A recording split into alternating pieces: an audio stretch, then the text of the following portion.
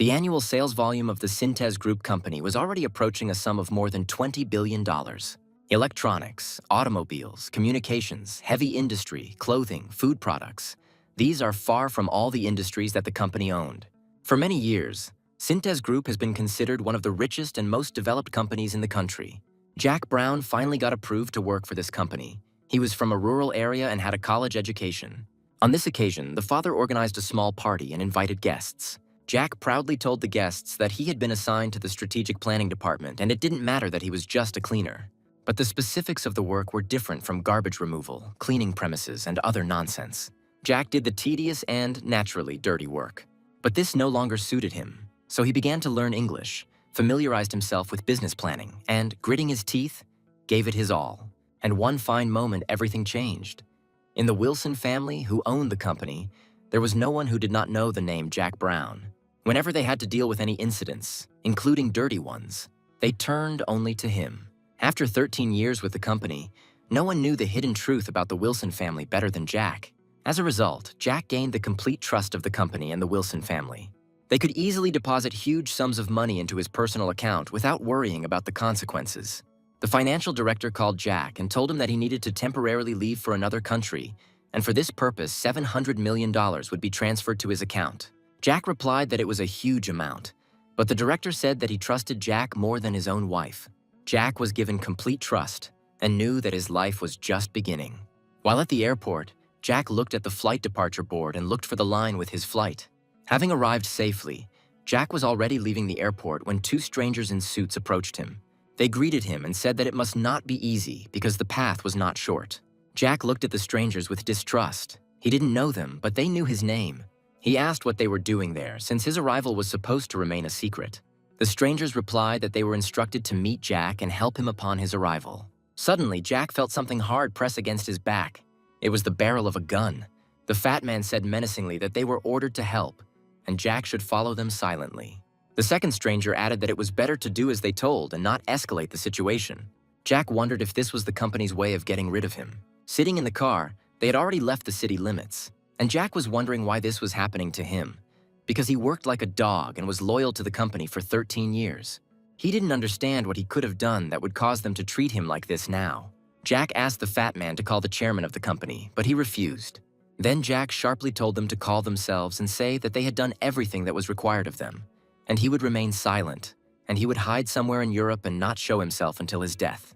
The second one, who was driving, said that Jack shouldn't talk nonsense and should think about his parents and wife. Jack was alarmed by this statement. He did not understand what his wife and his parents had to do with it. The fat man explained that the chairman had told Jack not to worry about his family. They would receive good financial assistance, and his wife would be sent to America, where she could live comfortably and without problems. Jack became even more worried. He was involved in the company's corrupt practices and did not believe that the family would receive any benefits. Besides, they would not even give them his severance pay. It is quite possible that the company will still file a claim for damages, have its property confiscated, and be left penniless. The car stopped in a forest clearing near a lake, and he was told to get out of the car. Jack walked to the shore of a lake whose name he didn't even know. But he felt only one thing, that this lake would become his grave. Jack heard the sound of a cocked gun from behind him and turned around. The fat man was already pointing the barrel of a pistol at him. The boy woke up from his own scream and opened his eyes in fear. 3 months had passed since Jack woke up in this body, but he was constantly haunted by a dream from his past life. A pleasant young woman sitting in the front seat of the car turned and asked if Lucas was okay. In this body, his name was Lucas, and he looked at the woman. It was his mother. She is an actress, although she only starred in one film. They say that after accepting the passionate courtship of Lucas's father, who was her fan, she disappeared from the screens. Brother Jimmy, playing on his phone, said that Lucas was sleeping and then suddenly jumped up. Mom asked Lucas if he had a nightmare, but he said he was just a little surprised and not to worry. Mom said that Lucas has suddenly become so grown up lately that she is confused. Jack understood her perfectly because he himself was confused by this whole situation. He looked out the window and thought that today was exactly 30 years before his death. 3 months had passed since he woke up as Lucas, the youngest grandson of Richard Wilson, the founder of Synthesis Group, about whom many legends circulated. Lucas was the 10-year-old grandson of the family that ordered his death at the lake 30 years ago, and why he returned in Lucas's body was something Jack couldn't answer. While working at Synthes Group, Jack did not recall meeting these people who were his parents because they were removed from the affairs of the family company. They couldn't even get close to the company office, and it all happened because of their wedding. Syntez Group chairman Richard Wilson was angry with his son, who decided to marry a celebrity against his will. But due to Martha's pregnancy, they had to legalize their relationship, and later they were completely expelled from the company. The other siblings were constantly fighting to get the biggest share of the company. But Lucas's parents avoided all of this and only wanted to protect their family. Finally, the car pulled up to the gates of Wilson's residence. Jack looked out the window. Who knew he would end up here again? The residence consisted of 3 huge estates covering an area of over 3,000 square kilometers. A huge castle with 3 above-ground floors and 2 underground floors, as well as parking for 50 cars. The guards greeted Henry and led him into the estate grounds. Sitting in the car, Jack looked at the green lawn and remembered how he got rid of weeds as his first job. While Richard Wilson was still alive, Jack visited this estate more often than at home, but later this place was taken over by Philip Wilson, Henry's elder brother. Today was the birthday of the head of the company and the family, Richard Wilson, and in connection with this, a large number of important people were invited. That is why Henry had to come to the estate with his family and congratulate his father. From all sides there were disapproving whispers and a sense of hostility towards the arriving family. Jack thought so. Everyone completely ignored their arrival. Having passed through this entire crowd, the family entered the main doors of the estate. Trying to show respect, Henry greeted loudly, but there was no response. They entered the living room, where the entire Wilson family was sitting at the table. These were Lucas's uncles and aunts. One of the relatives turned around with a displeased look and said that they had finally arrived. They all dreamed of getting a tasty piece of meat called Syntez Group, and each of them was the embodiment of greed, waiting for the death of their father. And then the red-haired woman, angry at their lateness, shouted that it was time to get rid of the habits of their wild youth and be on time. Jack looked at the woman and had the impression that he had seen her often. Henry apologized for being late and said that they were unable to arrive on time.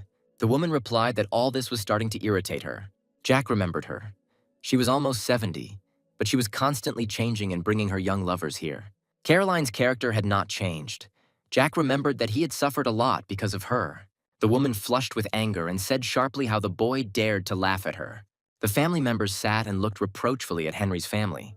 Jack tried to justify himself by saying that it wasn't a laugh, he was just coughing. Carolina couldn't stand it and jumped up from her chair screaming, "How dare this boy lie to her?" One of those present tried to calm Carolina down, saying that they had not gathered there to sort things out and have hysterics. She tried to object, but saw everyone turn towards the door. It was Richard Wilson, the head of the family and the Syntez Group company. Carolina immediately fell silent and bowed her head slightly. The rest of the relatives also obediently lowered their heads and were afraid to look him in the eyes. When Henry's family saw Richard, they did the same. Jack looked at Richard. Now it was his grandfather, the head of Synthesis Group and a living legend. Richard almost walked down the stairs, and everyone immediately stood up.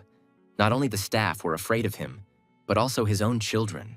Working for Syntez Group and the Wilson family, Jack had never had the chance to meet him in person, and now he saw who Richard Wilson was. To somehow break this awkward pause, Henry said that they had come too. Richard looked silently towards their family. He looked at Jimmy, his grandson, who was shyly hiding behind his mother's skirt. It was Jimmy who was the reason that Henry and Martha had to marry and that Richard Wilson could not completely resist. The next moment, Richard looked at Lucas, his youngest grandson. For a second, Jack forgot how to breathe. His throat went dry and his palms became clammy. Richard came very close to his grandson and Jack's legs began to shake. And suddenly Richard changed. He smiled and said that he was glad to see his grandchildren. He was disappointed that they rarely saw each other. He put his hand on Lucas's head, stroked it, and said that he had something for the baby. Jack looked at Richard and couldn't understand why the head of the family was so kind to him. The family members looked at their father with bewilderment and at Lucas with envy, because Richard was always harsh with them. Caroline struggled to contain her indignation. The boy's parents were also amazed, watching how the grandfather admired his grandson. A birthday cake was brought into the room. Richard Wilson turned 66 today. The birthday boy slowly leaned over and blew out the candles. All around, there were enthusiastic shouts and loud applause in honor of the head of the family. The chairman smiled and listened to congratulations and wishes addressed to him. Henry and Martha also joined in the congratulations and wished their father health and long life. The children present at the celebration also delighted their grandfather with their congratulations. Lucas's brother Jimmy remained silent and constrained, feeling awkward in the company of his rich aunt and uncle. Jack stood among the guests and closely watched the behavior of his relatives. Suddenly, he heard someone ask his mother to bring water, but he didn't pay much attention to it. Jack looked around and saw Martha carrying a tray of glasses and alcoholic drinks to the next table. She was very kind, and compared to Caroline, never made a fuss. At that moment, Caroline called out to her and told her to bring a glass of ice water. And from the opposite side, Marta was already being shouted at by a relative, a plump woman, who told her to immediately put away the dirty dishes. The third relative rudely scolded her for moving slowly. Jack felt a lingering sense of anger inside him. His family was openly forcing his mother to work when there were already a dozen service personnel present. But Martha did not argue. She collected the dirty dishes and took them into the house. His heart sank at what he saw, but he couldn't do anything. Because for everyone present, Jack was just a child, and his 10-year-old grandson Lucas. Mom noticed Lucas standing nearby, walked up to him and knelt down. She carefully buttoned his jacket and looked at her son. Then, gently stroking his cheek, she said that her son was the most handsome. Jack looked at Martha, who was now his mother, and realized that being in this body was incredibly unusual. But the warmth she gave Lucas helped Jack adapt quickly. Suddenly, she quickly jumped up, hearing comments about unwashed dishes, and began to collect plates from the tables. Jack clenched his fists and gritted his teeth. He promised that one day he would make sure his mother received proper treatment. He noticed how coldly his grandfather behaved towards his parents, and all his relatives and friends tried to be like him, hence the general hostility towards their family. Richard Wilson was thanking the guests for their visit when he noticed Lucas standing nearby. He leaned toward his grandson again and said that he wanted to show Lucas the gift he had promised. Jack broke out in a cold sweat, hoping his grandfather wouldn't ask if Lucas remembered what they were talking about, because Jack didn't know the answer to that question. Entering the children's room, Jack saw what Lucas wanted to see. It was a toy horse, it was brand new, and probably very expensive. Richard smiled at his grandson and asked if he liked the gift. Jack tried to understand where this excessive care and kindness came from. Maybe he was tormented by conscience for driving his father out of the company, or for once not recognizing his mother as his son's wife. But since he found himself in this body, he would definitely test how far Richard Wilson's kindness would last. Jack smiled at his grandfather and said that he liked the real horse better than the plastic one. Richard thought it was a joke and decided to play along, saying that a real car was also cooler than a toy one. Jack decided to go even further and said that he would like a real boat that sails on the sea and not a small boat for the bathroom. The smile instantly disappeared from Richard's face, and at that moment Jack thought that it seemed he had gone too far. The grandfather looked at his grandson and asked what he meant by the word real. Jack had to answer as a child would, without hesitation, and he said, "The real thing is what Grandpa made." After all, Grandpa creates real ships and cars, no, that's what Lucas likes. Having given such an answer, Jack was worried about how the chairman took these words and whether he passed the test. "But," Richard replied, "to have real machines and ships, you need to work very hard, experience many things, and go through many difficulties." Jack thought to himself, he was used. He did the dirtiest and hardest work, and then he died. So Jack would not be afraid of these difficulties. But suddenly the chairman said that if he finished this school year with excellent marks in all subjects, then for his birthday, his grandfather would buy Lucas a real horse. Jack had a university degree under his belt, so naturally, getting excellent grades in elementary school would be a piece of cake. Richard looked at Lucas and said he didn't seem confident he could handle it. Jack replied that he would try very hard to get such a gift. Jack decided that he would change everything, but not all at once and little by little. In the clearing where the festive reception was taking place, the grandfather's assistant approached the boys and said that they had been ordered to be taken to the children's playroom. Jack looked at his assistant and his heart began to beat wildly. He recognized him. He would recognize him from 1,000 other faces. This was the same man who organized Jack's murder. It was he who called him into his office, offered him money, and ordered him to secretly leave the country. On the way to the nursery, Jack couldn't calm down, but he knew he needed to pull himself together. After all, now he is not Jack Brown, but Lucas Wilson. Entering the playroom, Bobby was the first to notice the toy horse and, pushing aside everyone in the passage, ran towards it. Having climbed onto it, the boy said that he was the first to see it, the first to sit on it, and therefore he would be the only one riding.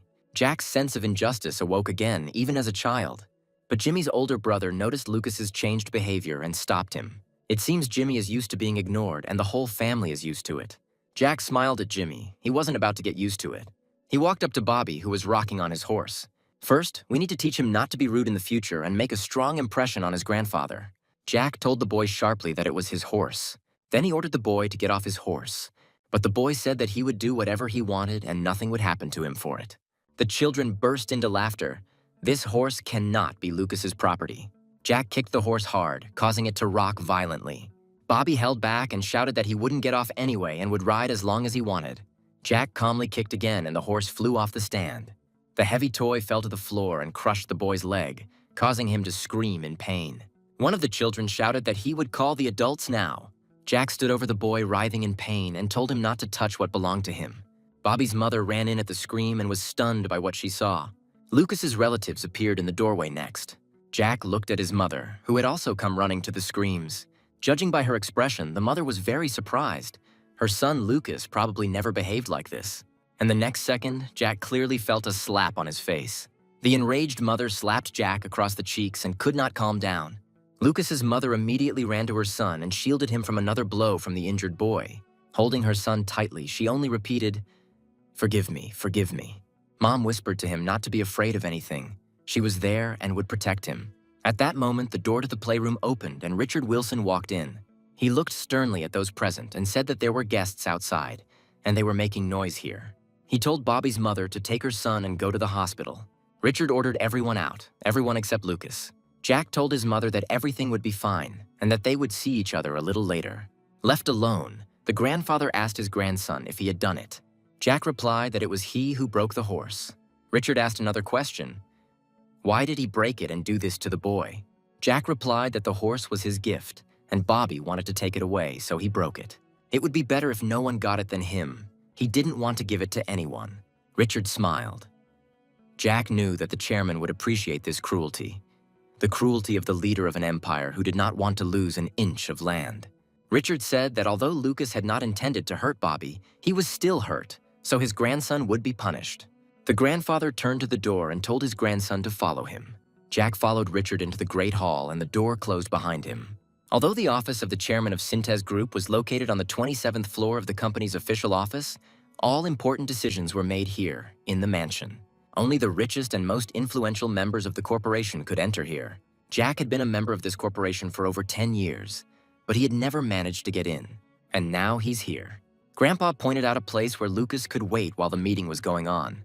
Jack noticed that in the place where his father Henry should be sitting, Kevin, his uncle's eldest son, was now sitting. But he was only 20 years old.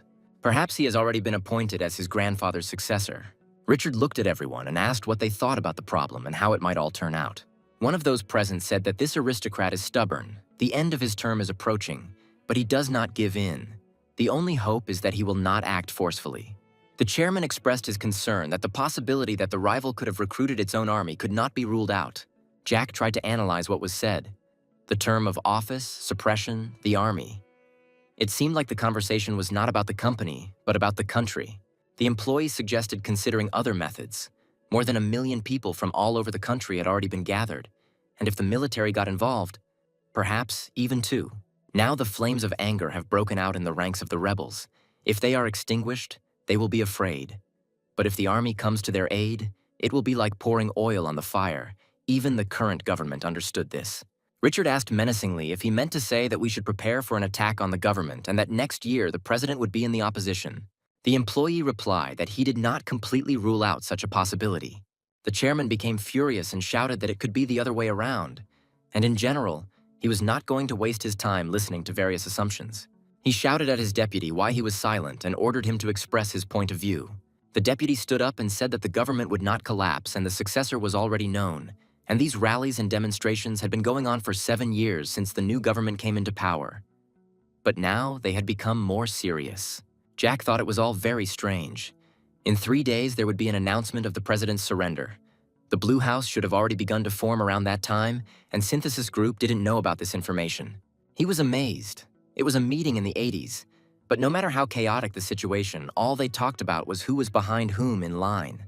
Jack expected to see the development of an effective strategy to respond to the changes taking place, as well as any predictions about how society and the world as a whole will develop in the future. Or, at the very least, hear relevant information that ordinary office workers wouldn't have thought of. And in the end, they continued arguing until the very end about who was behind whom. The chairman announced that the meeting was over and told everyone to gather information and listen carefully. The employees stood up from the table, bowed respectfully, and left the office. Richard turned to his grandson and said that Lucas could stand up. But Jack sat on his knees for so long that his legs went numb and he couldn't get up. The chairman said it was great that Lucas had sat in an awkward position for so long without showing any pain or discomfort. Richard added that not every adult could show such patience and perseverance, but Lucas overcame these difficulties. Jack realized that the chairman liked his behavior, and he replied that he was so engrossed in listening that he didn't notice how time flew by, so his legs didn't feel tired. Richard said he had noticed significant changes in Lucas's behavior recently and asked what it was about. Jack decided that he would no longer remain silent and endure. He would now say everything he wanted to say. He plucked up his courage and said that he had to endure it only because his father and mother did nothing. Jack added that he was very angry now and was not going to hold back any longer. He decided to add a little acting and decided that a few tears would be just right. And the next second, the grandfather knelt down in front of his grandson and hugged him tightly. Jack managed to evoke the chairman's sympathy, a reaction he could never have imagined. He decided that now was the time to shock Richard again. Jack quietly asked the chairman to let Grandpa befriend all three of them. Richard said he didn't quite understand what was going on and who the three people his grandson was asking him to befriend were. Jack replied that he meant exactly what his grandfather had said earlier at the meeting. He added that if it is known who will be the next president, then why not become friends with all three candidates? Jack continued to say that they were all so influential that any one of them could easily take this post. The chairman said that it was a good idea because the more friends, the better. He laughed out loud and added that they had a great conversation. Jack was delighted with himself and smiled back at the chairman. Richard suggested that Lucas play somewhere while his grandfather worked. Then he turned to his grandson and said that if he saw Kevin, he should tell him to come into the office. Jack said he would call Kevin and walked out into the corridor, satisfied. Left alone, the chairman called someone and told them to take care of all three and treat them like VIPs. Richard added that they should remember to say that they hoped for a successful resolution to this situation. After hanging up the phone, the chairman remembered the conversation with his grandson and could not believe that his 10-year-old grandson was saying such serious things. At that moment, Kevin looked into the office and asked the chairman if he could come in. Richard replied that now he is not the chairman for him, but simply a grandfather. Richard said that Kevin was not only listening at the meeting today, but he might also have been thinking. He clarified that now he is asking this not as a chairman, but as a grandfather, so he can answer without fear. Kevin said the protesters are at their peak right now, and he thinks if the president sends in the military, it will become much quieter and calmer. This means that the current government will continue to govern, and a friend and successor of the current government will become the next president. Richard expected this answer and said that Kevin should join him in line. Kevin looked at his grandfather in bewilderment. He didn't fully understand what kind of game the chairman was starting. Richard said that was all, returned to his desk and told Kevin to leave. He sat down in a chair and closed his eyes. Solving problems and making decisions, both business and political, took too much energy. Jack stood around the corner and watched Kevin, who had come out of the chairman's office and was now standing in the hallway. It would be good if he was the eldest grandson. Returning home, Martha asked Heinrich what they had talked about with their father. Henry replied that the chairman advised him to focus on educating his sons well.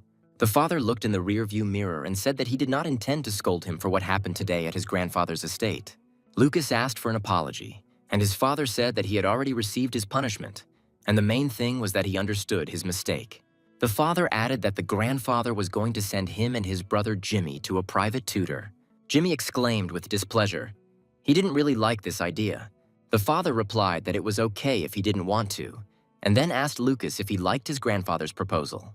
Jack thought that the teacher should learn from him, but since the chairman had decided so, he would not resist. He replied to his father that he agreed to have a personal teacher, and his father said that he would prepare everything for this. Jimmy leaned over to Jack and said Lucas had been great today for making that idiot Bobby cry. Then he turned away and stared out the window, dreaming about something. It seemed like he had a lot of things accumulated in him too. There was a politician on TV reporting that we are now in an era in which deep-rooted conflicts and antagonisms between people have resulted in a national crisis. And the announcement of the declaration adopted by the president on June 29, 1987, became the official declaration of the government. Another channel also broadcast news, where another politician continued to say that a new era of races for supreme power was beginning. Jack listened, drank juice from a straw, and wondered what Richard Wilson should do now. Jack was returning from school and noticed a very familiar car at the entrance of their house. On the premises, he met a gardener who told him that his grandfather had come to visit them. And suddenly Jack heard conversations in the house. The conversation was taking place in raised tones. Marta sat opposite Richard and repeated once again that neither she nor Heinrich had asked for a share in the Synthes Group company. Richard was angry. He personally came with such a proposal, and now he is getting a refusal. And Marta continued to say that she understood the chairman's intentions to raise Lucas so that he could succeed in the Synthes Group company. But he's only 10 years old, and she would like him to decide for himself what to do when he grows up. Richard said that didn't she understand what it meant to give up her share of the company? Besides, he was going to take them back as children, but she was refusing the last chance that Richard was giving them. Martha apologized, but replied that she and Heinrich were trying to raise Lucas so that he could make his own decisions. At that moment, the door to the room opened, and Martha and Richard turned around. Lucas stood at the threshold. The chairman quickly stood up, walked over to his grandson, picked him up and said that he had returned from school early. Although his grandfather was no longer young, Jack felt that he was very strong. He looked at his mother, who usually remained silent in the presence of her grandfather, but now decided to boldly speak out about her son's problems. It was very unusual and at the same time touching. Jack asked his grandfather why he was angry, but he replied that his grandson only thought that because he raised his voice a little. But my mother said that everything was fine, and she and my grandfather were just talking. Well, of course, they consider him little and think that Lucas doesn't understand anything. Lucas asked his mom and grandpa not to fight over him.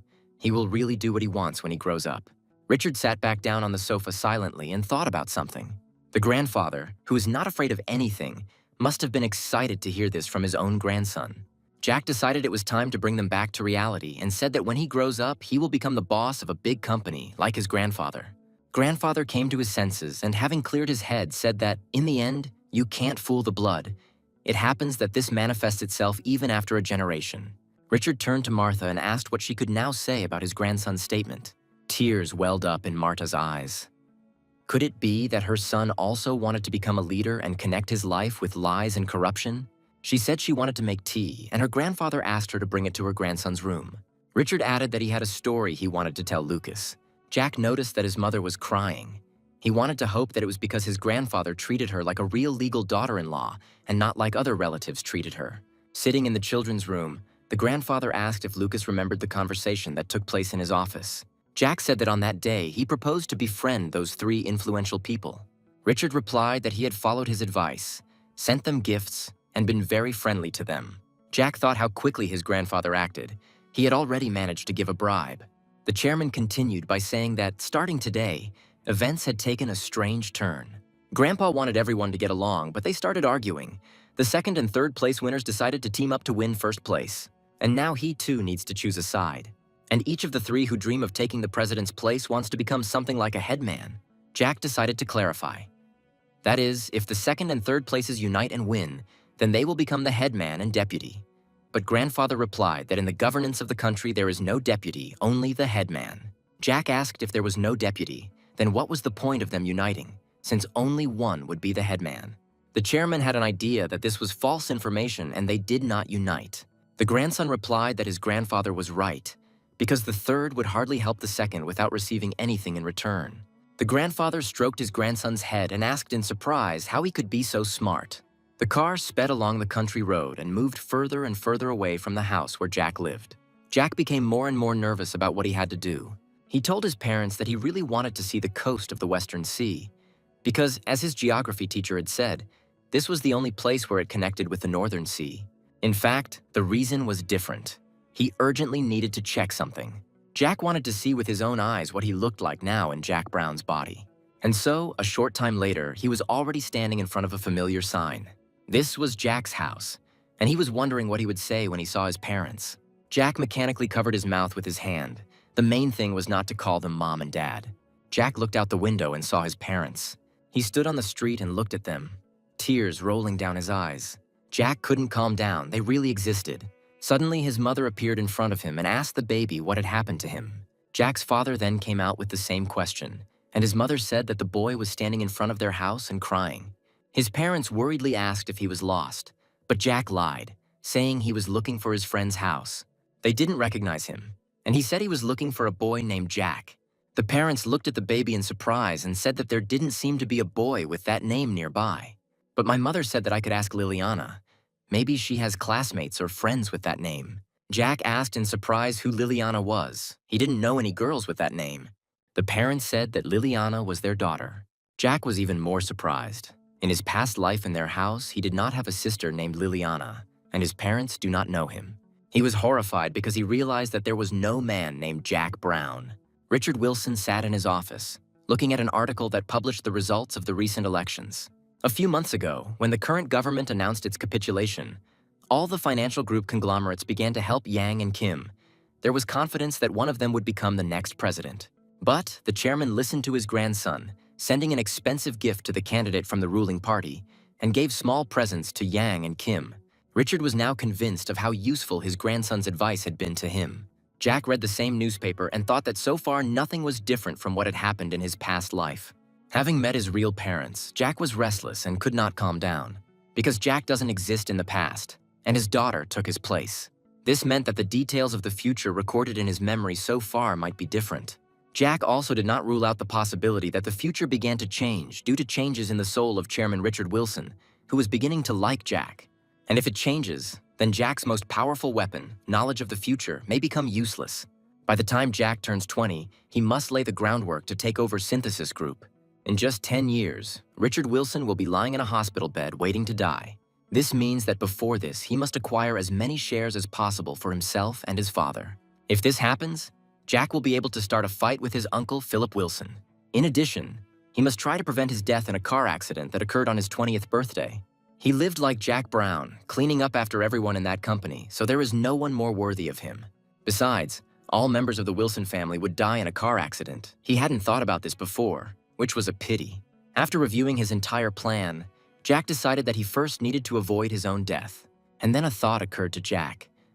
Would the future change much if he helped Richard Wilson live longer? Suddenly, Mom looked into the room and told Lucas that it was time for him to get ready. His grandfather was waiting for him. The only thing left to do now was to check the results of my actions and act very carefully. Lucas arrived at the Wilson estate and ran happily to meet his grandfather. Jack still couldn't get used to it, but he couldn't not do it either. Grandfather said that there would be no one here except them and told them to sit down at the table. Jack wasn't at all surprised that his grandfather wanted to be alone with his grandson. He looked at Richard and realized that he was incredibly happy that his bet on the presidential election had paid off. But Jack didn't show that he understood this. He only asked why his grandfather was in such a good mood. Richard replied that he was very glad to see Lucas and would buy him anything he wanted. Jack asked the chairman if his generosity was likely due to his grandfather finding out about his grades. But Richard replied that he had already forgotten about their agreement. Jack behaved in the way little boys usually boast and said that he got excellent marks in all subjects. The chairman was surprised by this, and the grandson added that he was the only one in the class who received 100 points. Grandpa laughed and said that it was too late now and he wouldn't be able to buy him a real horse right now. Jack chuckled to himself. He didn't need the horse. It was just a cover to get more. He answered his grandfather that everything was fine, because he didn't even know how to ride a horse yet, but when he learned, then he could buy it. Then Jack asked Richard a question. If not because of the promise, then why did he invite him to visit? The chairman replied that thanks to Lucas, Grandpa's company had become even bigger, which meant he would earn even more money. Then Jack asked if that meant his grandfather could give him even more than he promised. The chairman replied that not only more, but also better, but that there could be more and better horses. And Jack replied that if they bought a horse, it would be kept at Grandpa's ranch on the island, and Lucas would not be able to ride there every day. At that moment, there was a knock, and the servants entered the room. They delivered a delicious dinner for the grandfather and grandson. While they were setting the table, Grandpa said that the horse option was really not rational, and they would think about it while they ate. At dinner, Grandpa said that we could build another ranch. Then we could ride horses every day. That was exactly the answer Jack wanted to hear. Jack pretended to be a happy child and rushed to hug his grandfather for such a generous gift. The most important thing now is where this ranch will be located.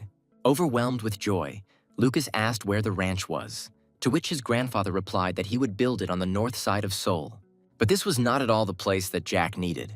He made a sad expression and said that they lived in a completely different area and it was far away.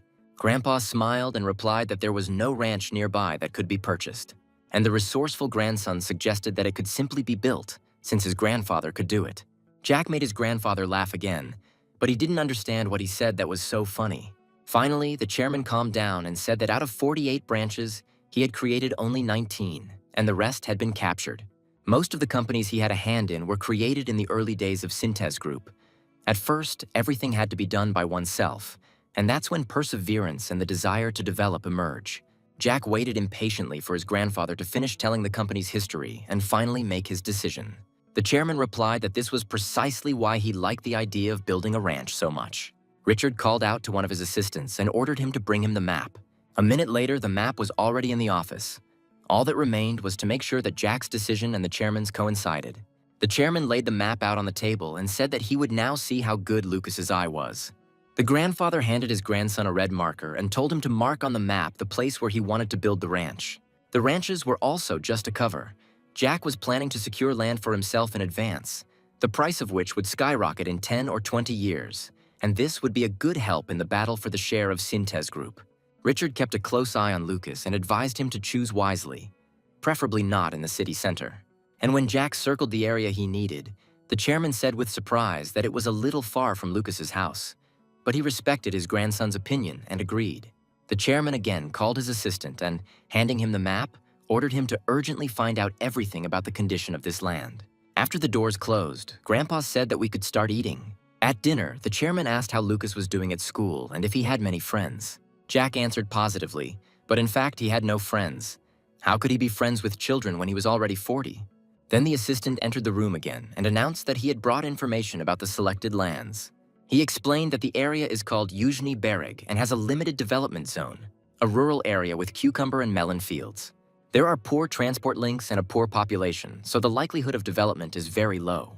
The president thought that this meant there was no competition there and that building a ranch would not be difficult. Jack watched the chairman tap his finger on the table and waited impatiently to see what decision Richard would ultimately make. Finally, Wilson gave orders to find out what land could be purchased there with an area of at least 150,000 square meters. Jack sighed quietly. He had managed to get the chairman to do what he had planned. When the assistant had gone away again, Richard turned to his grandson and said that if he were him, he would not buy this land. It was a meager mud hole. It will take a lot of effort and time for it to generate income, and perhaps this will not happen at all. Perhaps it is not worth buying this particular plot. To which Jack replied that no one knows the future, much less how the country's infrastructure will develop. Grandfather agreed that he did not rule out the possibility that in 20 or 30 years this land would have great value, which Lucas would see. Jack replied that he would try to preserve and increase these investments. But Jack wasn't going to wait that long. He knew that in just 2 years a new city would stand on this land. The chairman couldn't even imagine that he had just given Jack 150,000 square meters in the center of the future new city of Bundang. One of the following days, the president's daughter, Caroline, and her husband, Oliver, stood in his office, and he announced that he wanted to run for the National Assembly. Carolina said that he has good support in the middle class and could become an additional force for his father. Richard replied that he already had a deputy ready to come running at the first request, and his son-in-law should be content with what he now had. Caroline got angry and asked if her father meant that he felt sorry for using the money on his husband. The chairman reminded them that it was he who helped Oliver get a job in the Prosecutor General's office, and that Oliver now wanted to repay him by running for Parliament. Oliver felt awkward and began muttering apologies under his breath, but Katrina immediately shut him up and continued to put pressure on her father, saying that her husband did not deserve such treatment. He was from a family of the best lawyers in the country. Richard smiled maliciously and reminded that it was he, using his strength, power, and money, who made his father the chief prosecutor and Oliver his deputy. All these actions were done in order to turn them into loyal dogs and protect Synthesis Group. Oliver stood there red as a lobster. He already regretted that he had agreed to his wife's idea. The chairman told Oliver to get rid of this nonsense in his head and just continue living as he was living now, without knowing worries and hardships. Richard then reminded them that vain greed and avarice often lead to ruin. Carolina looked at her father with bewilderment. If he agreed, she had big plans for her husband's career and planned to earn a large income from it. And then the chairman turned to her and said that she owned a department store and still dared to remain dissatisfied. Carolina realized that her father had figured out her plan to push her husband into politics and gain power, and then get rid of her brothers and take over Syntez Group. She meekly lowered her head and asked her father for forgiveness. And the chairman told them to be content with what they had, and if the department store's management efficiency declined, he would take it over too. All this time, Jack was in the office. He sat quietly on the sofa in the corner of the office and saw everything that was happening. He knew very well the imperious character of Carolina, who was ready to step over heads to achieve her goal. It must have been very upsetting for her to watch her older brothers take over the estate one after another, while she herself was crossed off the list of heirs. Jack knew that if they didn't have the chairman's support, Then getting rid of them wouldn't be difficult. When Caroline and her husband left the office, Richard approached his grandson and asked if he was bored, to which Jack replied that he was reading a book. And then the chairman put some envelope in front of Jack. He explained that these were the land documents they had spoken about earlier.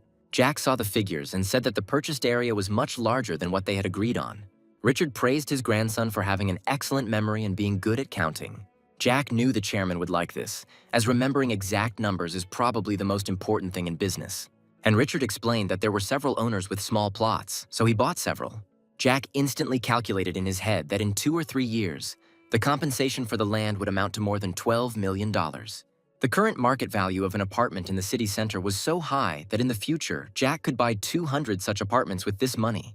The grandson ran up to his grandfather and, hugging him tightly, said that they would build the biggest ranch and buy many beautiful horses. Jack thought it was worth being a little nice since he was getting a $16 billion gift. The following year was truly incredible. A directly elected president took office.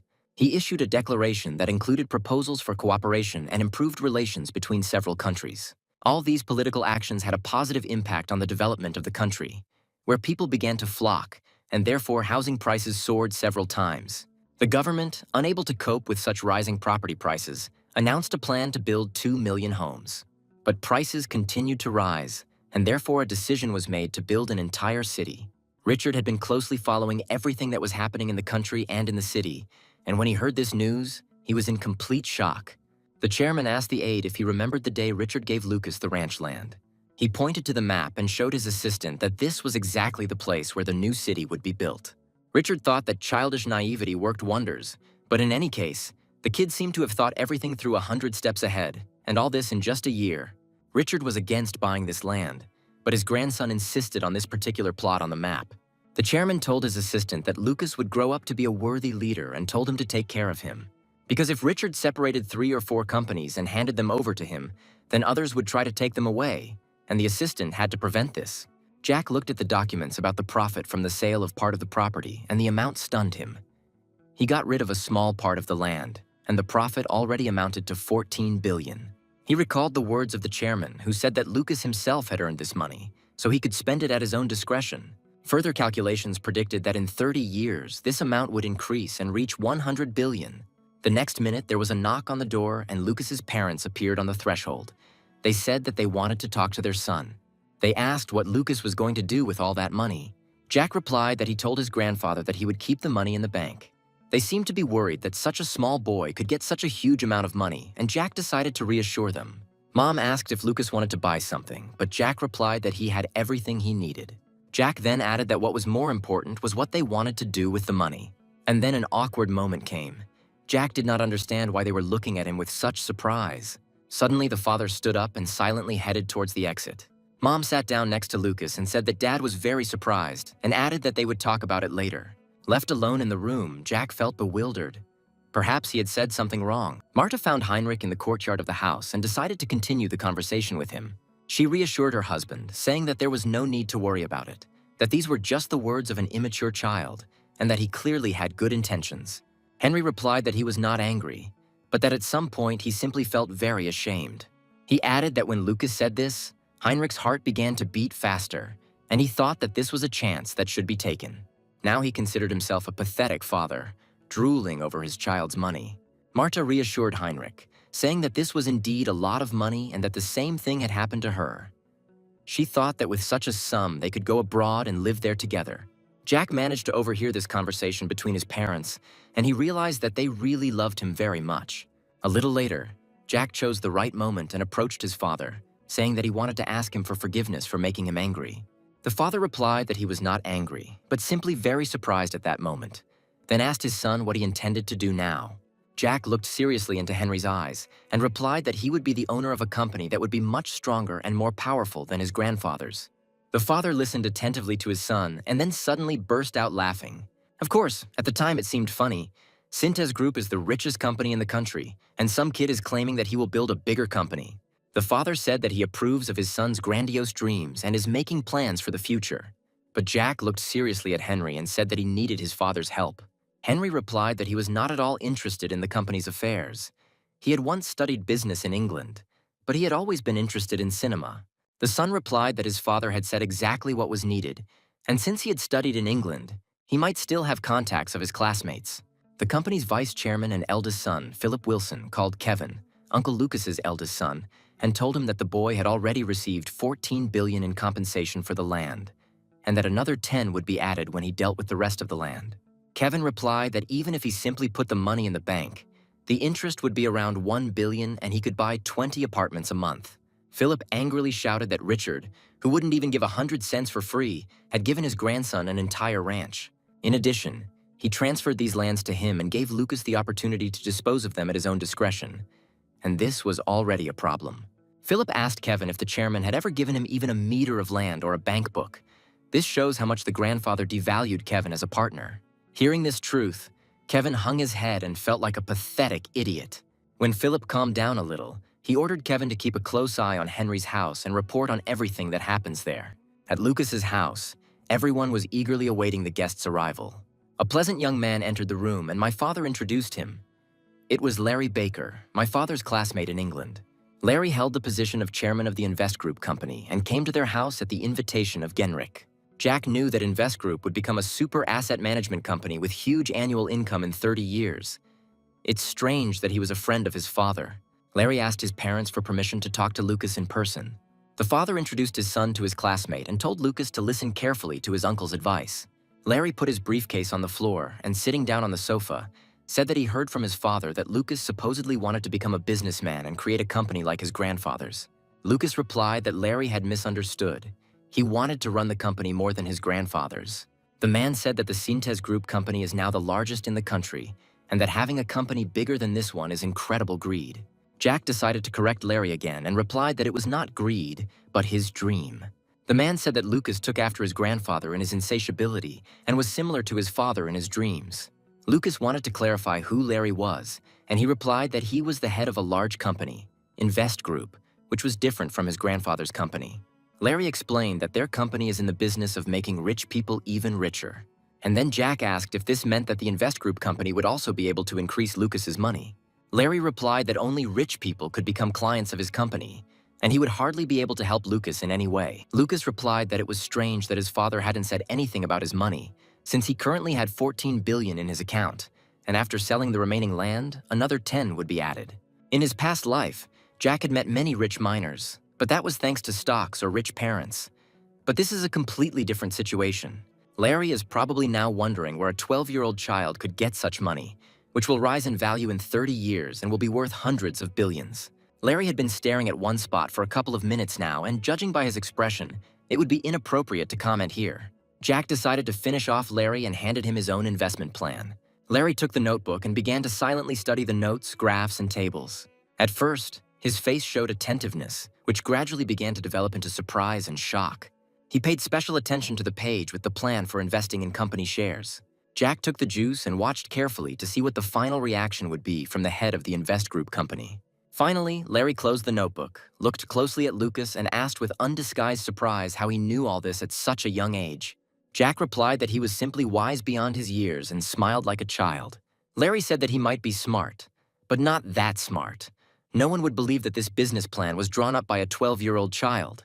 Larry asked a question that interested him regarding the fact that the plan included a clause about creating a company in America and then investing it back in Korea. Even experienced financiers could not have thought of such a thing. Jack replied that they were simply not Richard Wilson's grandchildren and did not have the same big dreams as Lucas. Jack said that he had been visiting his grandfather's house every week for 3 years now, and even stayed with him during school holidays to understand what they were talking about.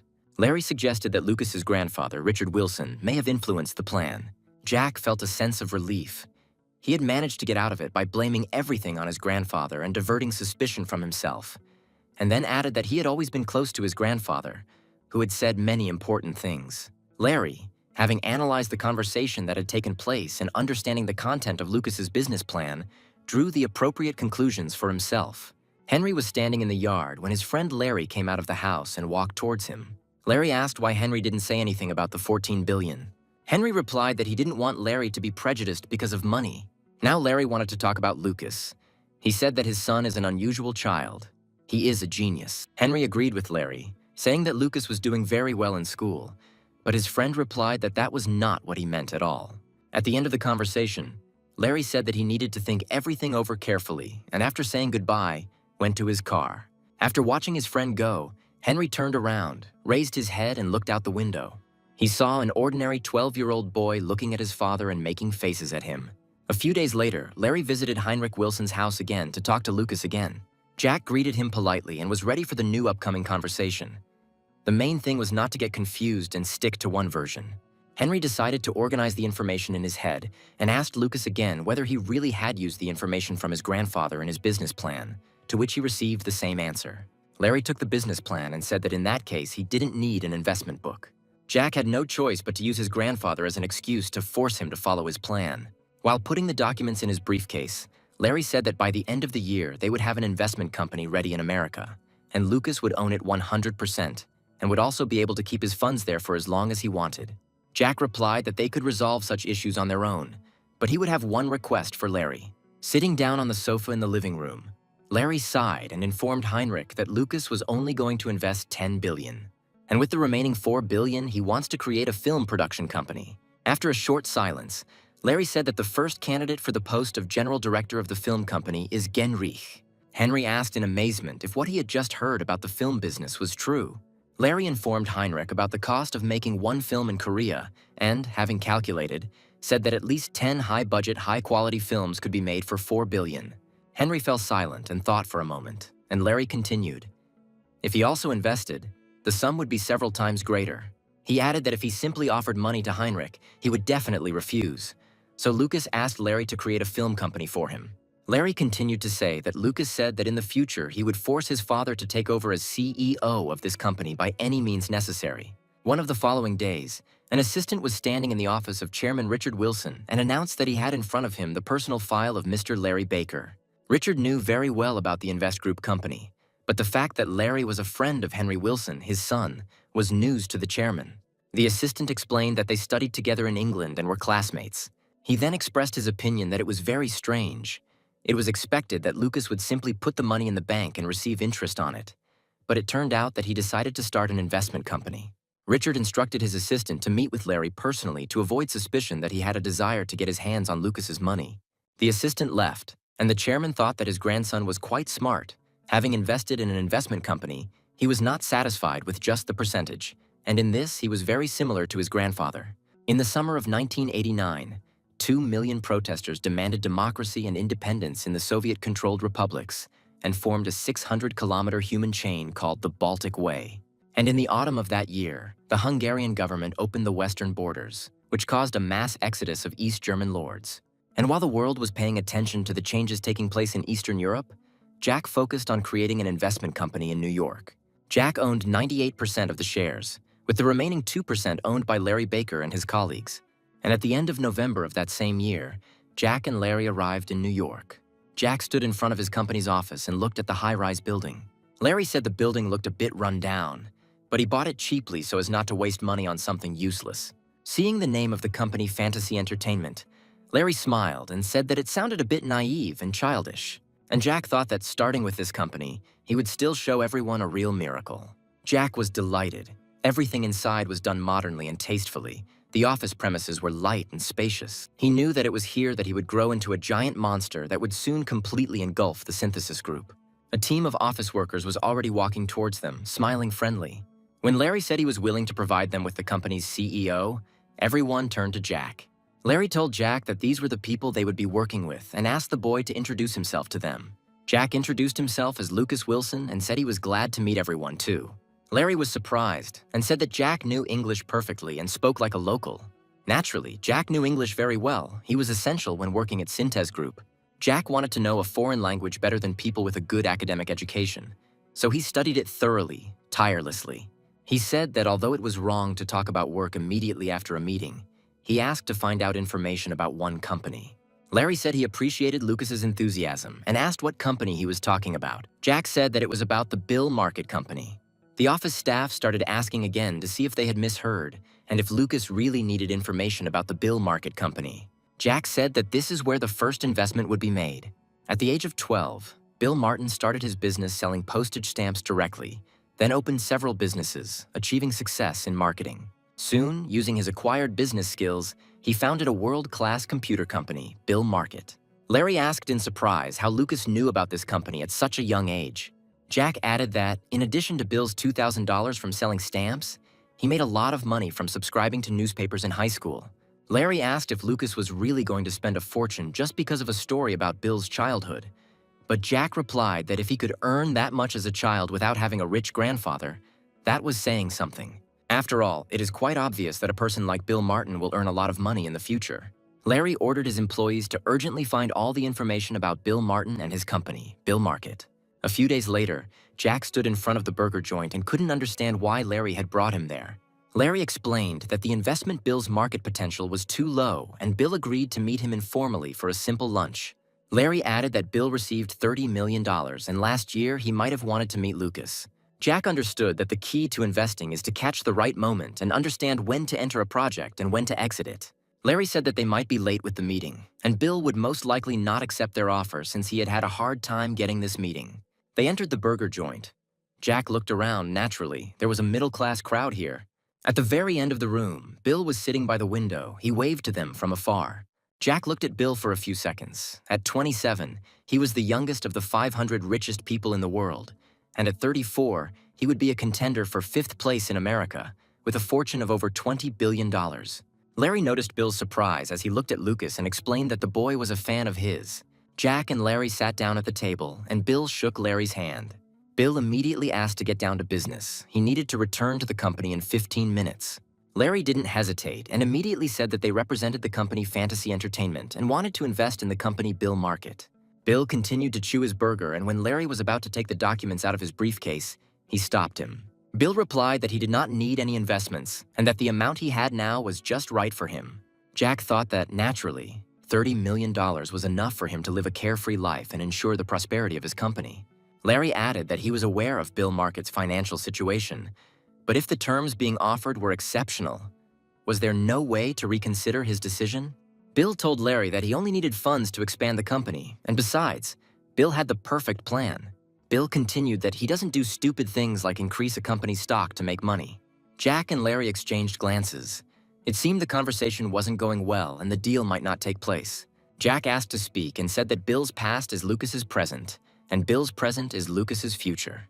Bill replied that the boy dreamed too much, then added that as a child, he was a little different from others. Jack replied that he, too, was not like all children his age and was even different from Bill. Bill stopped eating his burger, looked closely at Lucas, and asked what was so special about him.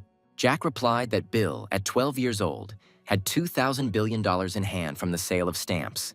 Lucas is now the same age and has $15 billion from the sale of land. Bill put down his burger and asked again about the amount of money Lucas had. Jack continued by saying that he didn't know where Bill spent his $2 billion, but he, Lucas, knew how he used his 15. Jack said that he was going to become a major shareholder in the Bill Market company. Bill asked Larry, surprised with such ambitions, if Lucas was his son. Larry's answer left Bill in complete shock. Larry replied that Lucas was his boss. Bill asked Lucas a direct question. How did he know that he sold stamps at the age of 12 and thus made money? At that moment, Jack thought that he had screwed up badly. Had Bill's childhood story really not been published yet? But he had to find a way out somehow. He looked slyly at Bill and said, if he hadn't found out everything about Bill, would he have taken action and invested such a huge sum? Then Bill asked the question, if Lucas was going to become a major shareholder and Bill was not currently accepting investments, then how did the guy think he would achieve this? He slyly added that regarding the composition of the board of directors, he has the most votes, so his opinion will be decisive.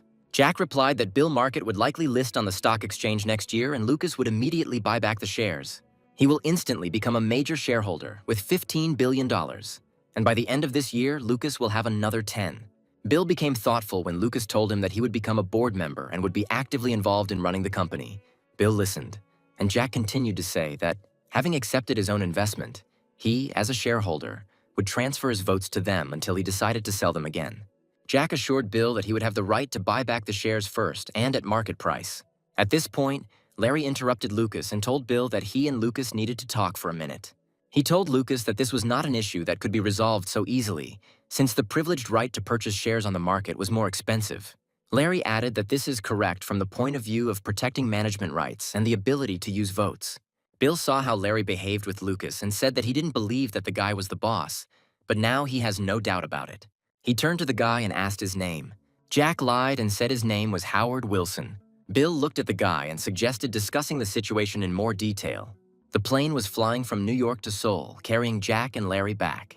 On the plane, Larry said he would be busy with investment negotiations, but Bill was refusing all $15 million, and something had to be done with the remaining funds.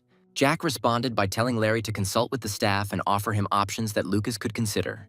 Larry said that he was very surprised by his conversation with Bill. It seemed to him that Lucas was just a smart child, but Larry's adult brain refuses to understand this. Jack replied that he was born again. He was from the future, which would come in 30 years, so the knowledge of a 40-year-old man remained in his head. Larry seemed offended and said that he shouldn't make such a stupid joke. He's not a fan of science fiction. Although, at about this age, you begin to understand where the past is, where the present is, and where the future is. Larry added that there is no need to doubt the intellectual level of a 40-year-old man who is engaged in economic activity. The chairman of Syntez Group sat and read the report of an assistant who said that Lucas went to New York with Larry Baker, and this trip looked more like a business trip than sightseeing and shopping.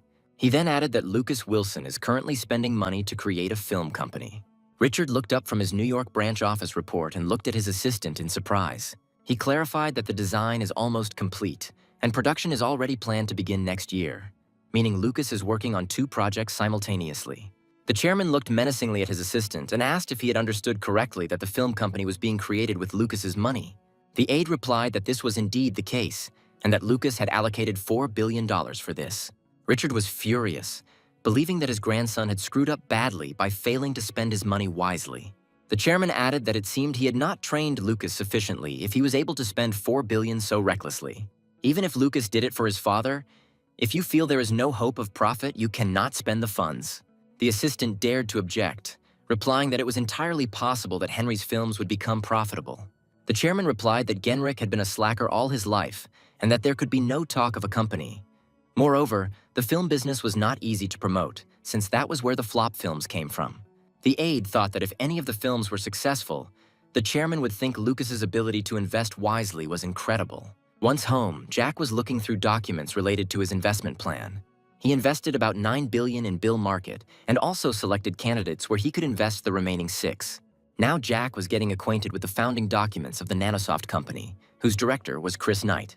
Larry said he doesn't know much about the computer industry, but they say it's a bit risky to invest in. Jack asked what the danger was, and Larry replied that the company was trying to release new computer systems, but the market reaction was not very favorable. This year, their 3rd version is coming out, and it's possible that it will fail. Furthermore, their client is preparing to develop their own operating system and may terminate the contract with Nanosoft. Jack said that drones will be released in 2 versions next year, or it doesn't really matter. The difference is only a year or 2. Larry thought for a moment and said that he would choose Nanosoft. Jack wondered how Larry planned to invest in an area he wasn't particularly familiar with. Jack said that he would do it. He was lucky, so everything would work out for them. A minute later, Jack turned to Larry and asked him to sell the remaining lands, to which Larry replied that they could wait a little until the price reached its peak. But Jack replied that he needed more funds for the company in New York, because having already invested the existing funds in 2 companies, Fantasy Entertainment needed additional capital for investments. Jack told Larry to use half of the remaining land after selling it and hold on to the rest for now. Larry replied that he would do everything as Lucas said and left the room. Jack understood that he was using only fragmentary information about the future, but in reality, he didn't really know anything. He had never been a stockbroker, but just an office worker. Jack couldn't remember exactly when or which company became a good place to invest, but there was one thing that would make his firm unbeatable for the next 30 years: movies. He was familiar with most of the Hollywood films that brought huge profits to film companies, and also film investors who have never suffered financial failure. This alone will make one call oneself the Hollywood Midas, who, according to legend, could turn everything into gold. A few days later, Larry was at Lucas's house again and said he had brought something interesting. He said he got it in New York and Lucas should take a look at it. The folder was titled Hollywood Production, Investments, and the Real State of Affairs. After looking over the documents, Jack said he wanted to show it to his father and convince him that he could really make money from it. And then Jack came across a project for a film that was almost ready for release. He thought that if his father's company were responsible for adapting and distributing the film domestically, they could put pressure on theater owners to push it through. Jack jumped up and asked Larry if this movie was really in the making. Larry looked and replied that that was true. The film was currently in production, but it was a small family film in which both the director and the actors were new. After reading a few more pages, Larry realized that the main role was played by a child, the same age as Lucas. Laying the documents on the table, Larry said that it was better to exclude this idea from the options. In response to Lucas's questioning look, Larry replied that Warrior was originally supposed to cost $11 million, but the budget had grown and the film had been handed over to the Wolf Company, where it was under review. Larry added that he doesn't really know much about it, but since the film's production is stalled at the initial stage, he doesn't think anything good will come out of it. Jack shouted that he wanted to invest in this film without fail, as quickly as possible and as much as possible. Larry sternly replied that investing and filmmaking were two different things. If stocks fell in price, you simply suffered small losses, but if the film didn't do well at the box office, it was just money wasted. In filmmaking, there was no deadline to meet. Larry said sharply that this time he was categorically against this idea. It was not an investment, but a gamble. Jack continued to insist on his own. He asked to try such investments once, and in the future he would keep silent about investments. He saw Larry's look. His reaction was completely understandable to Jack, but he had to seize this chance. Jack didn't want to miss the opportunity to establish himself in Hollywood as an investment company. Even if something went wrong, it was his money, and he promised his parents he could use it as he wanted. He told Larry that he didn't see a problem even if all of Fantasy Entertainment's money disappeared, because the richest man in the country was his grandfather. It was obvious that Larry was angry, but he remained silent. In the end, he said he would do as Lucas wanted. Jack told him to get the rights to distribute the film and adapt it in Korea. Larry replied that it wouldn't be difficult, since they were the only investors who had decided to invest. He added that he would try to organize everything as quickly as possible. Larry headed for the exit, but Lucas stopped him and invited him to have dinner with his family. Larry refused, saying that he was not in the mood to sit at the same table with them right now. At that moment, Jack thought that he had made Larry very angry, but his anger would disappear as soon as he saw the box office receipts for the film. And then the day came when Jack held in his hands the necessary founding documents for a film called Home Alone. As soon as Nanosoft released a new operating system, their stock price immediately rose. Larry, who had been angry with Lucas before, now smiled in surprise and said that the $8 million invested in the film would pay off within a few years. This film made 6 times its budget, and that's just in America. Larry understood that Lucas was now the richest kid in the world. Lucas told Larry that he was already moving to middle school and that the semester was starting in March. At that moment, my father entered the room, and it was clear that he was very unhappy. Henry said that he was busy and asked to explain the matter as quickly as possible. Larry asked him if this unrest was really because the film created by Genrik still couldn't find a time for distribution. The father replied that all the cinemas were cleared out before the new year, and that last year the film was a hit during the Christmas season, and this year it would premiere in Korea. Larry smiled. Was this movie really that good, that all the movie theaters were cleared out and waiting for Home Alone to appear? The father added that this family film is just what is needed during the New Year's season. It is already breaking all box office records for comedies, so there is no room for his film at the box office. My father sadly said that once Home Alone starts playing in all the cinemas, no one will even remember his film. Larry and Lucas looked at each other and listened to how this film had some rich investor, but now everything was in such disarray and he didn't know who he was. Henry said he needed to meet with that guy so he would know the dates and could adjust. Larry put his hand on Heinrich's shoulder and said that first he should bow to him, because he knew who the distributor of this film was. Henry jumped up and screamed. He demanded that they immediately tell him the name of this man. Jack called out to his father and told him to start by releasing his film during the holidays. The father looked at his son in surprise, and Larry said that from now on, Heinrich should listen carefully to Lucas and do what he says. Then there will definitely be no failure. Larry took some document out of his briefcase and handed it to Heinrich. Heinrich tried to understand the contents of the document, and Larry said that he only needed to sign it, and Heinrich would become the owner of the film Home Alone. His son explained to him the conditions, which stated that only those cinemas that would show Genrik's film would receive the right to distribute the film. Henry didn't fully understand what kind of plan Larry and Lucas had come up with. He took the documents, and leaving the room, said that he would talk in more detail later. First, he needed to sort this out. When Henry came out, Larry laughed openly, calling him a fool because he didn't even ask where they got it from. Jack asked Larry to prepare a list of films to be shot this year. He wanted to invest another $200 million. Larry replied that maybe once was enough, Maybe it was just a lucky chance that they ended up making a profit. Jack asked Larry what percentage of the profits fantasy entertainment employees received. Larry replied that it was 22%.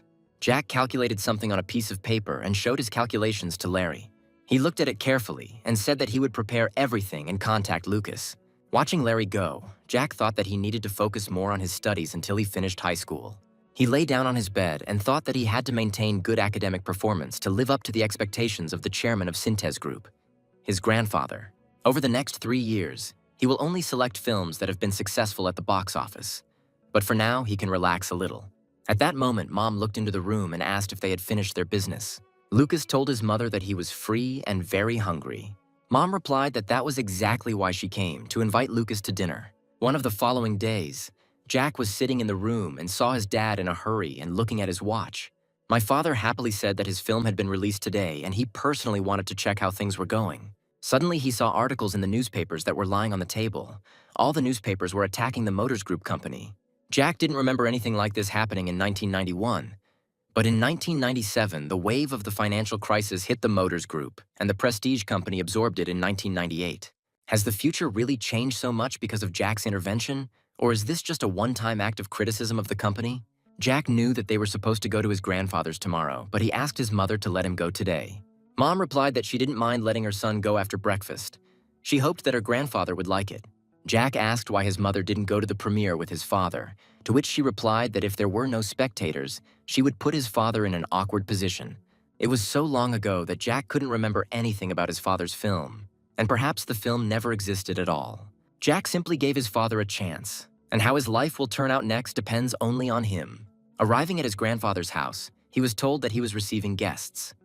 Jack said that he would wait for him in the living room. Jack, remembering the articles in today's newspapers and comparing them with his grandfather's morning meeting, wondered if they were connected. Jack really wanted to know what kind of discussions were currently taking place in the office of the chairman of Synthes Group. There was, in fact, a lot to listen to.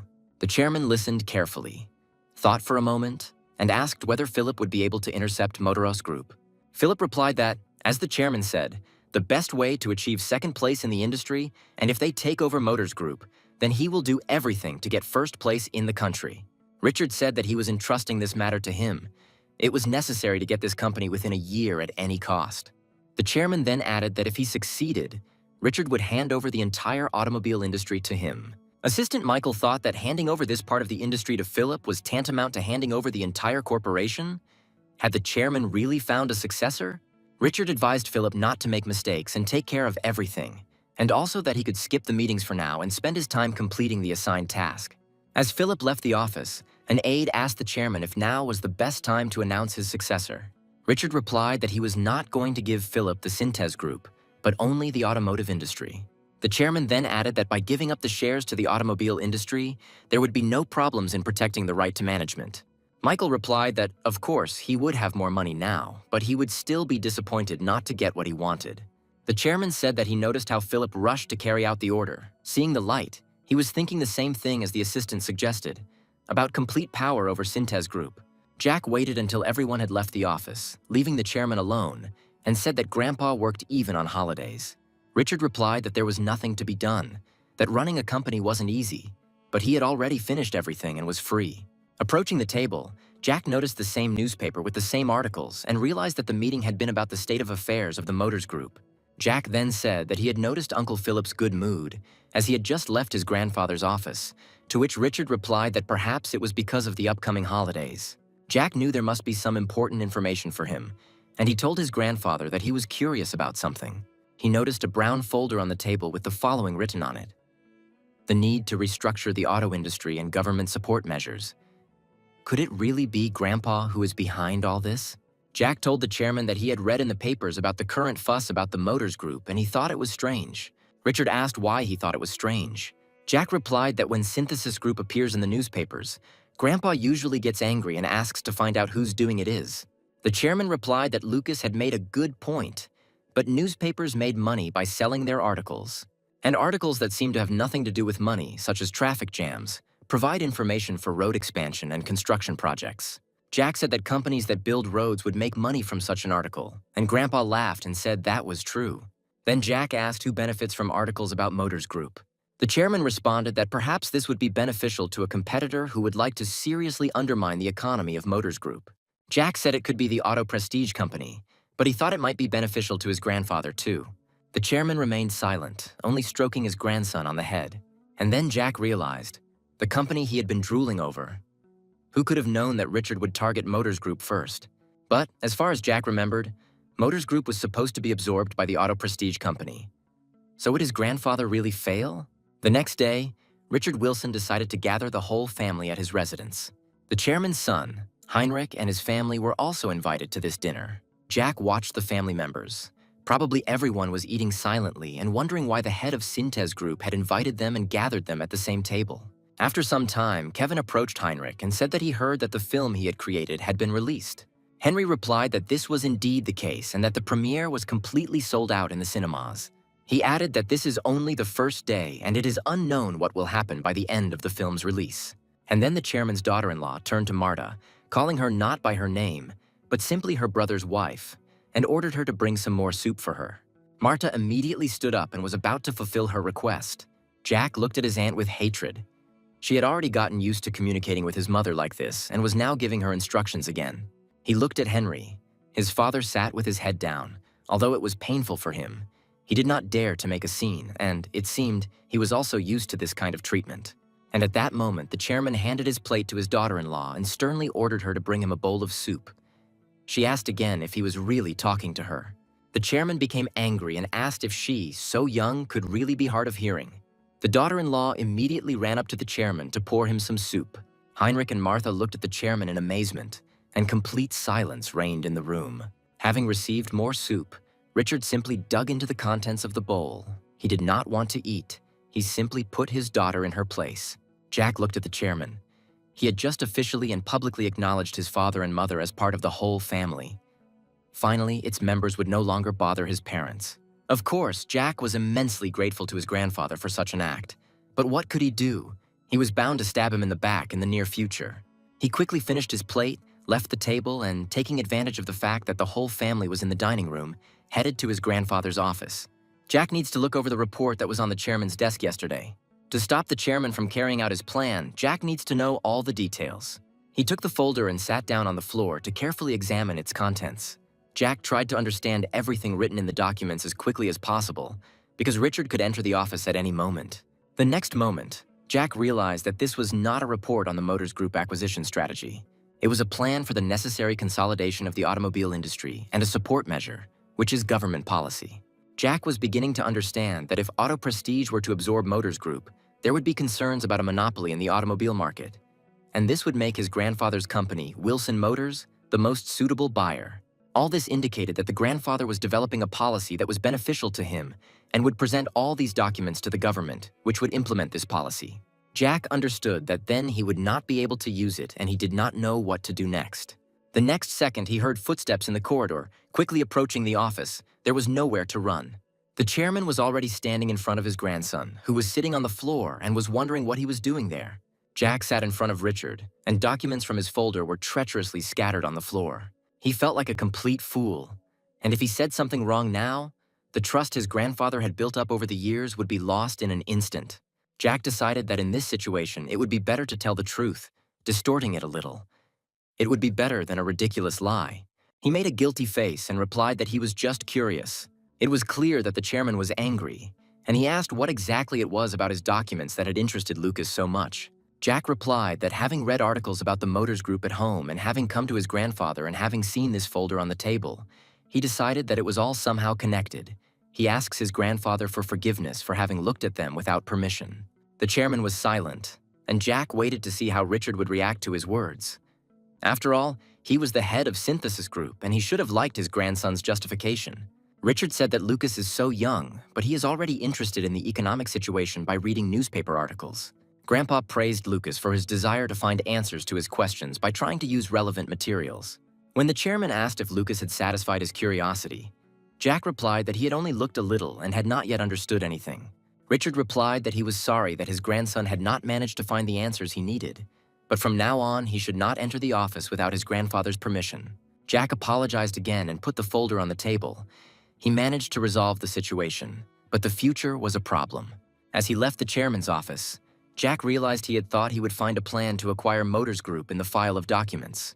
But it turned out that this is not the case. We need to find another way to change this situation.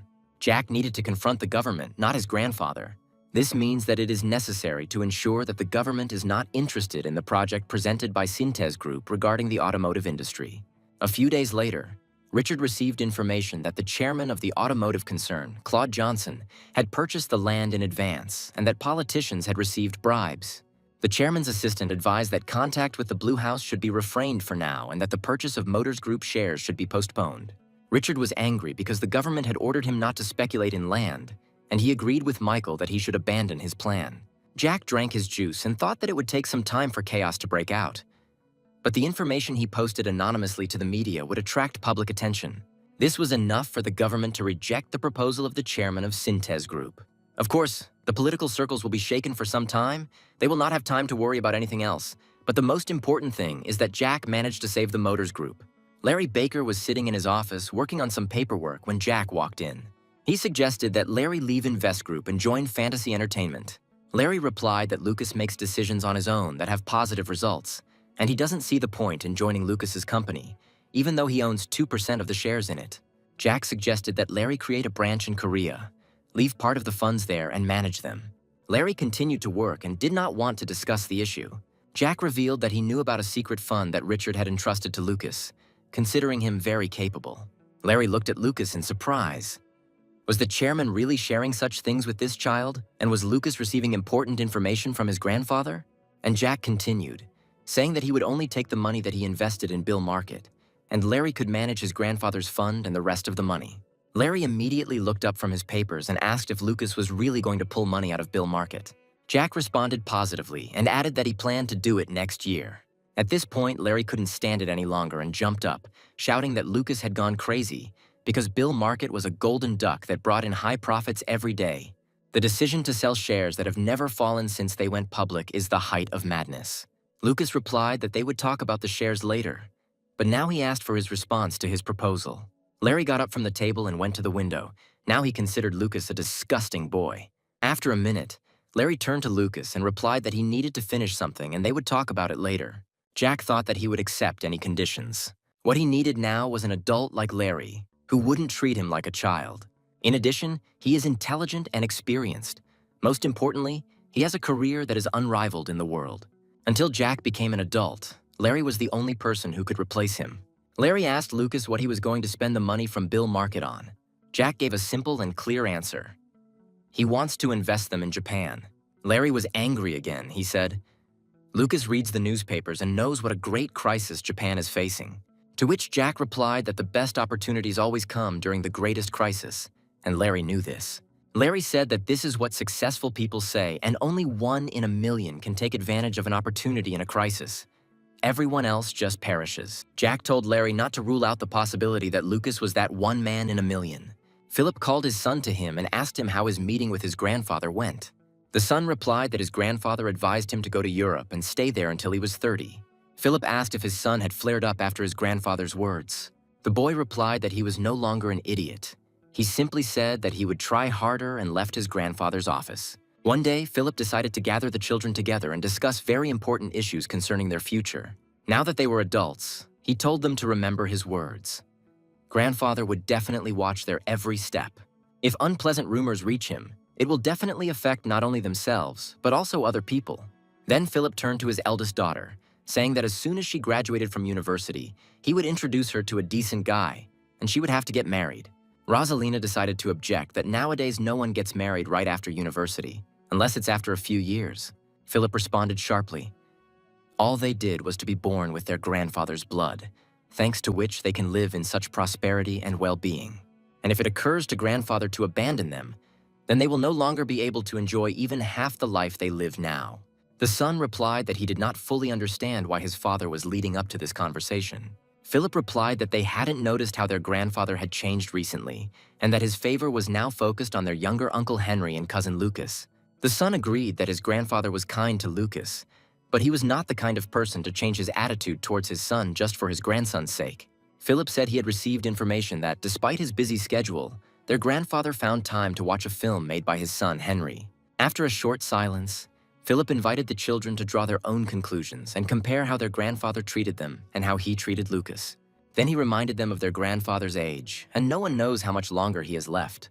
Philip told the children to visit the chairman's house more often and not to create problems for him, and when Sintez's group fell into his hands, they would be able to behave as they pleased.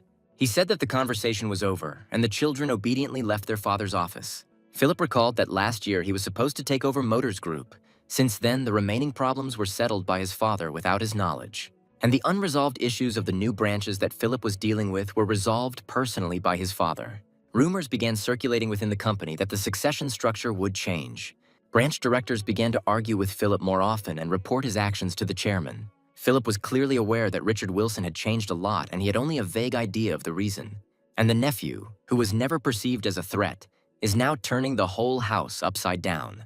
Philip understood that in such a situation, even if the children worked hard, they would not be able to become owners of Sintez Group. Fantasy Entertainment established a company in Korea, and Larry Baker was appointed as the representative of both companies. Jack didn't feel much change in their relationship, but Larry stopped objecting immediately when Jack expressed his opinion. He began to listen more, and when Jack expressed an opinion that differed from Larry's, Larry would object reasonably based on the data. Larry sat opposite Jack and advised him not to buy part of the Bill Market shares, but all of them. Jack replied that they had made a profit 100 times greater than their investment, which was quite enough and there was no reason to be greedy. Larry took some documents out of his briefcase and, placing them on the table, said that this was information about a company that could be invested in, but he wasn't entirely sure. As Jack started looking through the documents, he said that they had made quite a bit of profit last year and that it was a large and well-established company. Larry explained that they are engaged in the development of IT technologies, and as this field grows, so does the company. Jack, having seen the name of the company, Power Group, had already identified a company for investment, but out of respect for Larry, asked to prepare a list. Larry replied that he would do everything. He couldn't even imagine that they would choose the same company.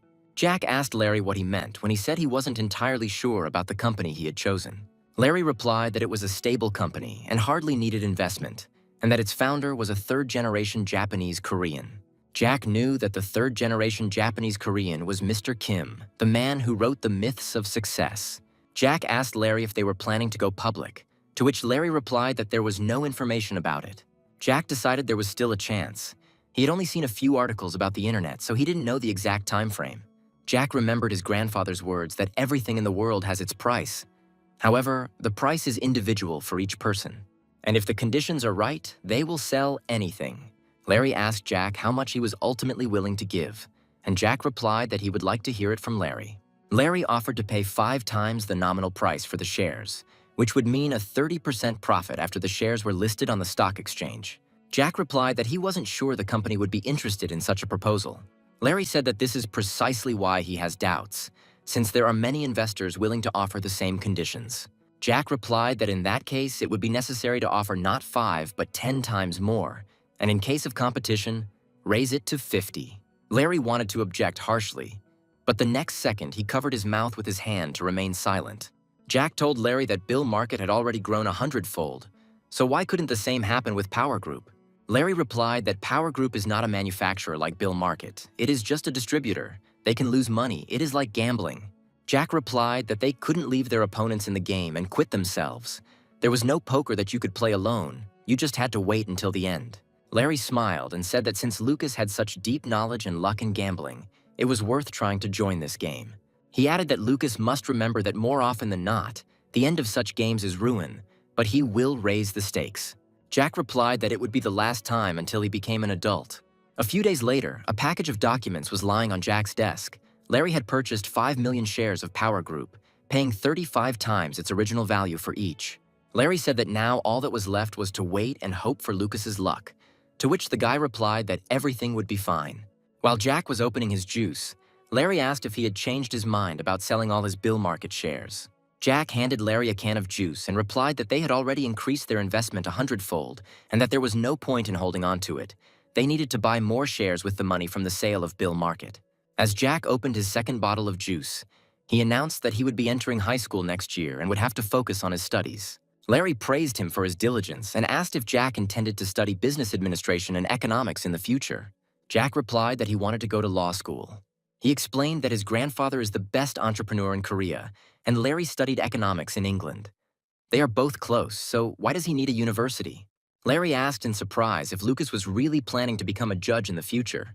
Jack replied that he simply wanted to show that Wilson was a third-generation academic success story, as previously, students from wealthy families at the prestigious university were not good enough to get into law school. Jack was sitting in his grandfather's living room drinking tea when the chairman asked if Lucas had chosen the school he would attend for high school.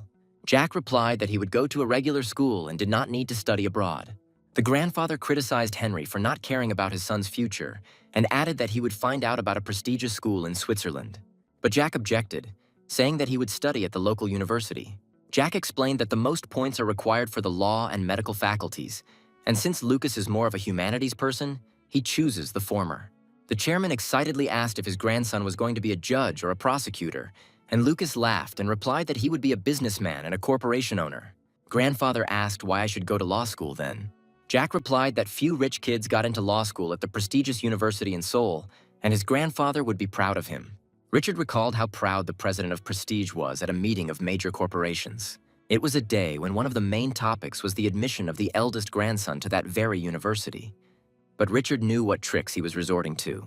According to rumors, not only the Secretariat, but also a dozen correspondents from the university and the Ministry of Economy were mobilized for the admission. The faculty that required the lowest number of points was chosen. It was either the Faculty of Philosophy or History. If this had been an honest admission, his grandson would not have been able to score points even for these faculties. But law school is a completely different matter. All that was left was to recognize a person's intellectual abilities. And now Lucas wants to prove that he is one of those capable people, just so that his grandfather can be proud of his grandson. There were many people who brought Richard wealth, but no one brought him happiness. And now the youngest of the Wilsons makes him happy. The chairman said that if Lucas gets into this university's most prestigious department, he will buy his grandson everything he wants. Jack thought that Richard should remember his promise, because he didn't want some foreign car. He wanted the power of the chairman of Synthes Group. In 1994, Power Group's shares went public, and the price per share was the highest on the stock exchange. Mr. Kim, the company's president, announced that he was going to carry out a takeover of one of the companies, but was currently busy choosing a suitable one. By this time, Jack's investment of $230 million had turned into $850, bringing in a profit of $620 million. The game paid off because Jack managed to get out of the game in time before the Power Group financial bubble burst, and he devoted all 3 years to his studies. He occasionally invested in Hollywood films as a hobby. Lucas's brother Jimmy graduated from high school without any major incidents, and since he did not have enough grades to enter a decent university, he was sent to America to study. Jimmy didn't receive the attention he deserved from his family, and there were no expectations placed on him. And now all attention was focused on Lucas, the Wilsons' only senior. Some people watched his grades with curiosity. Only his parents and grandfather looked at him with hope. The chairman was bragging to someone on the phone that his youngest grandson ranked 39th in the country in the natural sciences and 10th in the humanities. The official results had not yet been announced at the university, but the grandfather had already received a note with his grandson's scores. Richard scrolled through his phone's address book, wondering who else he could brag to about his grandson's successes. The chairman invited the head of the PR group into his office, showed him the note, and ordered him to quietly leak this information to the media. The manager inquired about the purpose of this assignment, to which Richard replied that everyone thinks that managers use money and power to ensure that their children study in prestigious institutions. And now photographers and reporters will know that Wilson Jr. achieved everything on his own, without the financial support of the chairman of Synthes Group. And this idea worked out. There was always a large number of reporters in Henry's house, who constantly followed the life and successes of Lucas. Throughout the year, Jack prepared individually with teachers for each subject. The money spent on teachers would be enough to pay these journalists salaries for 10 years to come.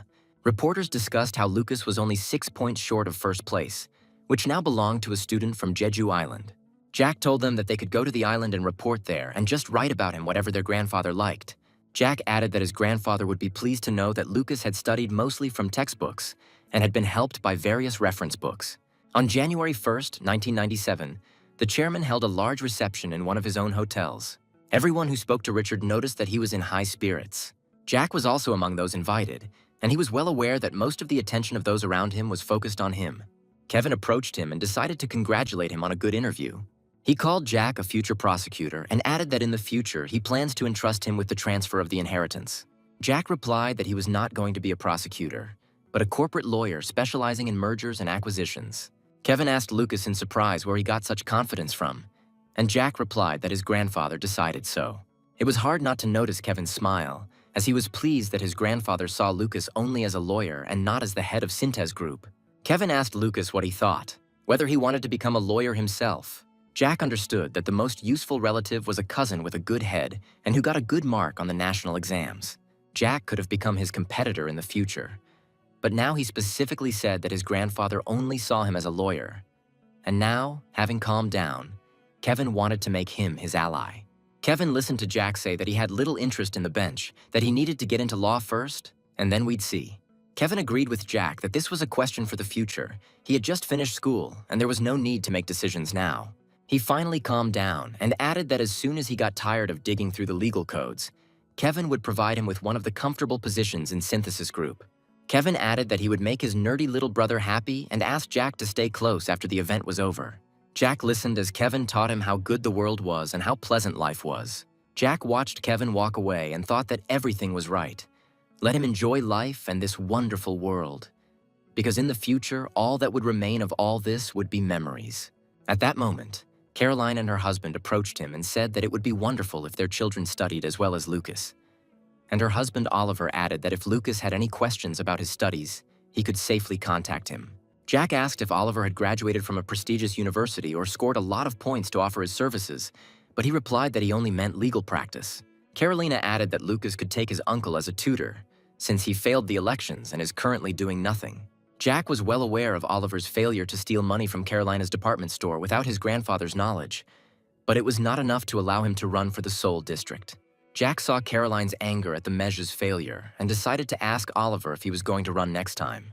He replied that he was not allowed to stop at a second-term congressman and that he had to get into the National Assembly and into the cabinet of ministers. Jack replied that Oliver should definitely try next year, and besides, his grandfather was in a good mood for it. He added that if they want it and don't mind, Lucas will help them and finance the election process. Oliver exclaimed joyfully, and Caroline, clapping her hands, said that Lucas was very kind and smart. Jack said that even if his grandfather refused to finance them, he would do it himself because Oliver was now his teacher. But Oliver asked where Lucas was going to finance it. Lucas reminded him that he had sold the ranch given to him by his grandfather and put the money in the bank, where a lot of interest had accrued on the untouched savings. It was beneficial for Jack to have Oliver in the National Assembly, because then he would be able to lure congressmen to his side. Jack, as he had promised Kevin, stayed with him after the event and was now sitting next to him in the car. When he asked where they were going, Kevin replied that his uncle wanted to have a drink with him.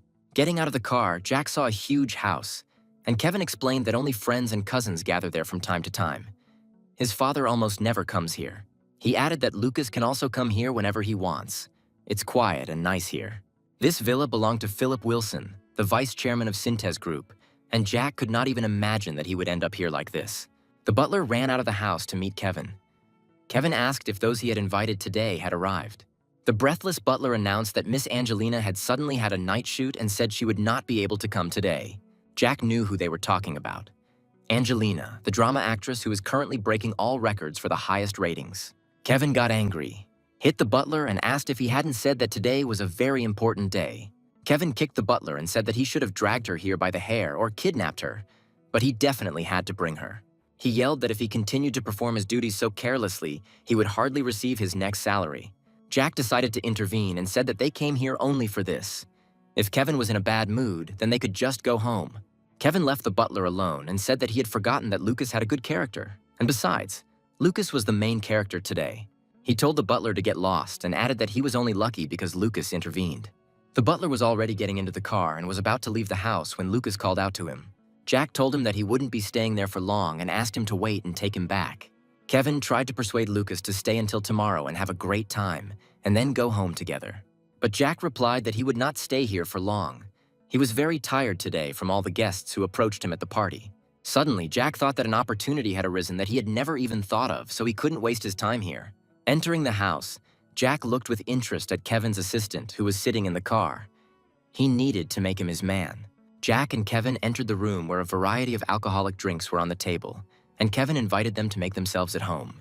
Kevin took the bottle, opened it, and said that they would start with light drinks, beer. Jack took a full glass of beer and drank it in one gulp. Then, without pouring it into a glass, he took the whole bottle. Kevin chuckled and said that Lucas was a great drinker and probably knew some drinking etiquette. Jack, pouring beer into Kevin's glass, decided to ask him for advice.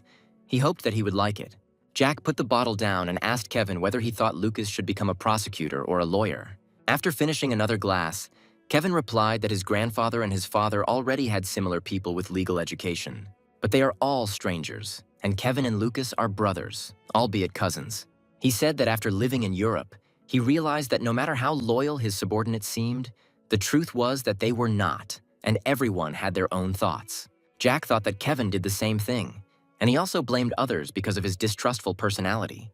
Kevin continued, he understood perfectly well that there was a deep gap between those who give and those who receive money, which was difficult to bridge, but connections were a different matter. My relationship with my brother is not a take or give relationship, but rather a shared use of finances. Jack drank beer and thought that the real Lucas might have believed this nonsense, but not Jack. Kevin wasn't going to share anything with anyone and even sent his younger brother Martin to jail. Kevin decided to answer Lucas's question. What he would rather become. He said that he doesn't care whether his brother becomes a judge or a prosecutor. He added that Lucas simply needs to be around all the time, and then he will make him the second person in the Syntez Group company. Kevin said that Lucas is the only one among the brothers who acts like a human being. The rest are useless. They won't be able to run the company even when they grow up. He saw great potential in Lucas, and that's why he invited him to join him. Jack wondered if Kevin really trusted him so much that he dreamed of making him his right hand, or if this was just a test. At that moment, two pleasantly beautiful girls appeared in the doorway laughing. One of them cheerfully told Kevin that they hadn't seen each other for a long time. Jack often saw the faces of these famous girls in dramas and various music programs.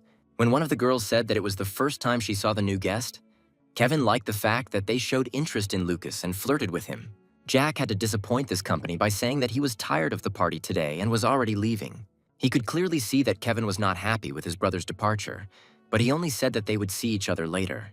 Jack walked out onto the porch of the house and sighed with relief. He tried alcohol for the first time in Lucas's body and immediately got drunk. But now, having breathed some fresh air, he felt better. Jack walked up to the car and saw Kevin's assistant dozing. He quietly knocked on the closed window to wake him up. Getting into the car, he apologized for keeping him waiting for so long, and the assistant replied that Lucas could have sat in the back. It was more comfortable there. Jack replied that he was not his boss or his superior, so the seat in the back was uncomfortable for him. The car left the territory of Philip Wilson's country house and was now racing along the highway in the direction of Lucas's house. Jack decided to start a conversation and asked if the assistant really worked in the strategic office of the Syntez Group company. The man looked at the road, but asked with surprise how Lucas knew about this. Jack replied that he often communicates with his grandfather, the company's chairman, and knows that the strategy department is divided into two parts.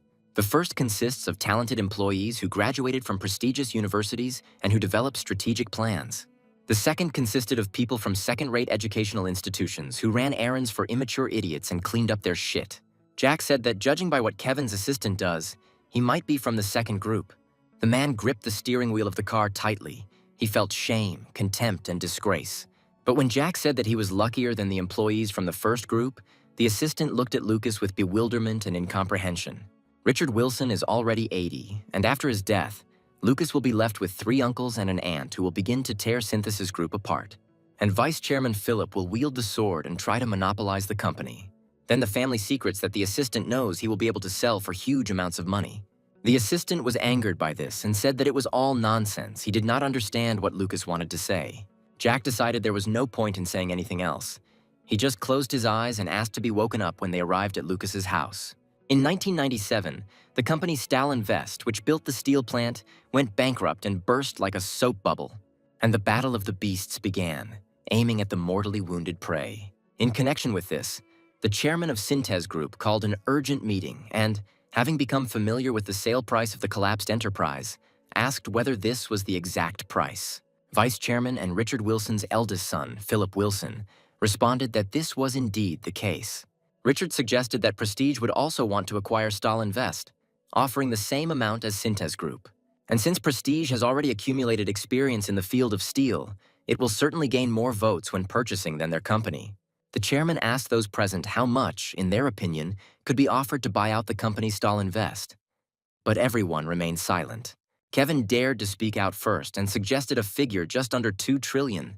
Seeing the chairman's questioning look, he explained that this was the maximum amount that Syntez Group could offer. Richard said that then Prestige would win, to which Kevin replied that this was not something worth taking out a loan for and turning the purchase of the company into a money fight. The chairman decided to object and said that the sale of Stalinvest was taking place at an open auction, since Kevin was going to fight, if not with money. Kevin considered it necessary to emphasize the fact that, in the event of the acquisition of Stalinvest, the Syntez Group company will undergo an increase in operational efficiency and the development of a new industry. The chairman ordered that this issue be looked into and a corresponding report prepared, one that would impress the judges upon taking possession of the acquired company. Richard appointed Vice Chairman Philip to be responsible for this process and gave him 1 week to do it. The chairman then asked those present if there were any other suggestions other than what Kevin had put forward. And suddenly he heard a sum that was slightly, but still higher than the sale price of the company's Stalinvest. Richard looked closely at the head of one of his companies and asked him to justify the stated amount. Barry Barton responded that it made no difference to the creditors who acquired the company and that the government would give its approval in any case. Richard said that if Barry offered such an amount, then where could he get the missing part to what Kevin offered? To which he replied that they could mortgage their lands intended for the construction of residential buildings. The chairman replied that it was impossible to build and sell apartments on mortgaged land, except that he was going to return the amount received from the mortgage. Barton replied that he could work it out during the construction process and that the chairman should not worry about it. Richard assumed that if Barry acted illegally, he would take full responsibility and the chairman would have nothing to do with it. He chuckled and said that it seemed that Barry had privatized a lot of his money if he spoke so confidently about it. Soon the chairman had information about the amount that Prestige was offering for the purchase of Stalinvest. It was more than Kevin's amount, but less than the amount offered by Barton. Philip stood in front of his father and asked if he was really going to spend the amount Barry Barton had mentioned. He warned the chairman that the management of their company's fund would be disrupted for some time. Richard looked at his grandson and asked what Lucas thought. Was there really no other way than money? Jack really wanted to know what was going on in this insidious man's head, and he asked for a hint. The chairman said that when a person sells a tree, he wants it to go to someone who has taken good care of it and grown it, not to someone who will cut it up and sell it as firewood. Philip interrupted their conversation and asked if the chairman really assumed that the Prestige company was buying Stalinvest for subsequent resale. Richard replied that no matter what the chairman of Prestige wanted to do, the one who grew and sold the tree should take care of it. He looked at his grandson and asked if that was enough of a hint for him. Jack replied that, upon taking over, Prestige would build and sell apartments on Stalinvest's land, and then sell the steel plant's equipment to foreign countries. In this scenario, Stalinvest will disappear completely, and if Syntez Group acquires this company and joins the Steel Group, it will do everything possible to revive and preserve Stalinvest. Grandfather smiled and replied that perhaps he had given too easy a hint. Jack will consider whether this will work because Prestige has strong enough connections that even if their goal is resale, there will be many people who will support Prestige's decision. Jack looked at the chairman and asked how much his grandfather planned to finance to acquire the Stalinvest company. Upon hearing the amount the chairman named, Philip was horrified and said that it was unthinkably more than they had planned and what Prestige could offer. Richard replied that he would give more if he had that amount of money. It is necessary to correctly scatter the bait for the fish so that the fishing would be successful. And then a brilliant idea came to Jack. He needed to involve the media. By using the press and radio, pressure can be put on judges by declaring that metallurgy, which is an important industry in the country, must be saved and preserved. Jack remembered the chairman's words, telling Lucas to keep his eyes open and look closely at what his grandfather was doing, and how to use the civil servants he has cultivated over the past few decades. The chairman checked with Lucas about tomorrow's entrance ceremony and said that he had already contacted the director and the dean of the university. He gave Lucas some helpful advice. Occasionally have a drink with helpful people and make sure they can help him later if needed. The chairman then added that a man was waiting outside for Lucas who would be responsible for his receipts from now on. The grandson thanked his grandfather and went outside. Jack saw a car parked near the porch and a tall, dark-haired young man who, upon seeing Lucas, bowed politely. He handed over his business card and introduced himself as Thomas Grieg, assistant to the head of the Strategic Group Department. Thomas walked up to the car, opened the rear passenger door, and said he would take Lucas home. A few minutes into the ride, Jack asked Thomas if Philip Wilson had hired him. Thomas replied that he was working on orders from the personal assistant of the chairman of Syntez Group. Jack knew this man. He was his grandfather's close assistant who served him until the very end. When Jack asked Thomas who he would be sending the reports to, the head of the strategy department or his grandfather, he was surprised. Jack continued. He said that wasn't Thomas supposed to report Lucas's every move, since it was a known fact. Thomas replied that he would personally inform his grandfather's close assistant, and then asked if there was anything Thomas should be careful about. Jack replied that Thomas should report everything as it is. Now it is his job, and he needs to follow the orders of the leader. One of the following days, Jack invited Larry and declared that they would also participate in the takeover of the Stahl Invest company. But Larry replied that it was beyond their capabilities.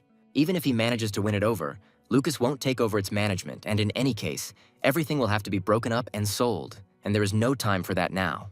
Jack replied that he had not said that he wanted to take over Stahl Invest, but that he was simply stoking the takeover battle a little. Larry replied that he didn't know what Lucas was planning, but that this was a standoff between Synthes Group and Stahl Invest and they shouldn't interfere. And Jack replied that he would just help his grandfather a little and that Synthes Group would definitely get Stahl Invest. Larry said that if the shareholder wants it that way, the hired boss has no choice but to obey. Information leaked to the media that Fantasy Entertainment had also entered the race to acquire Stahl Invest. And in connection with this, Larry, as CEO, gave an interview on television. He stated that many companies appear and disappear. Stahl Invest is just one of them. There is no obligation to keep it forever. Larry reported that they had determined the exact price of Stahl Invest and were confident of acquiring it. Journalists asked what they planned to do with the company if they won the auction.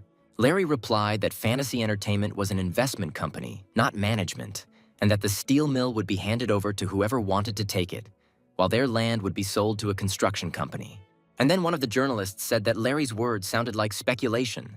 Larry replied that he wouldn't call it speculation. What is important is that the bank, which is Stahl Invest's creditor, must itself select the bidder who offers the highest price. After watching Larry's interview, Philip didn't understand why Fantasy Entertainment got involved in this race and invited him to join them. Upon entering the office, Larry openly expressed his displeasure at being disturbed while he was busy. Philip got furious and shouted, "Don't they know who they are trying to put a spoke in the wheel of?" Larry calmly advised Philip to watch the interview again and calm down.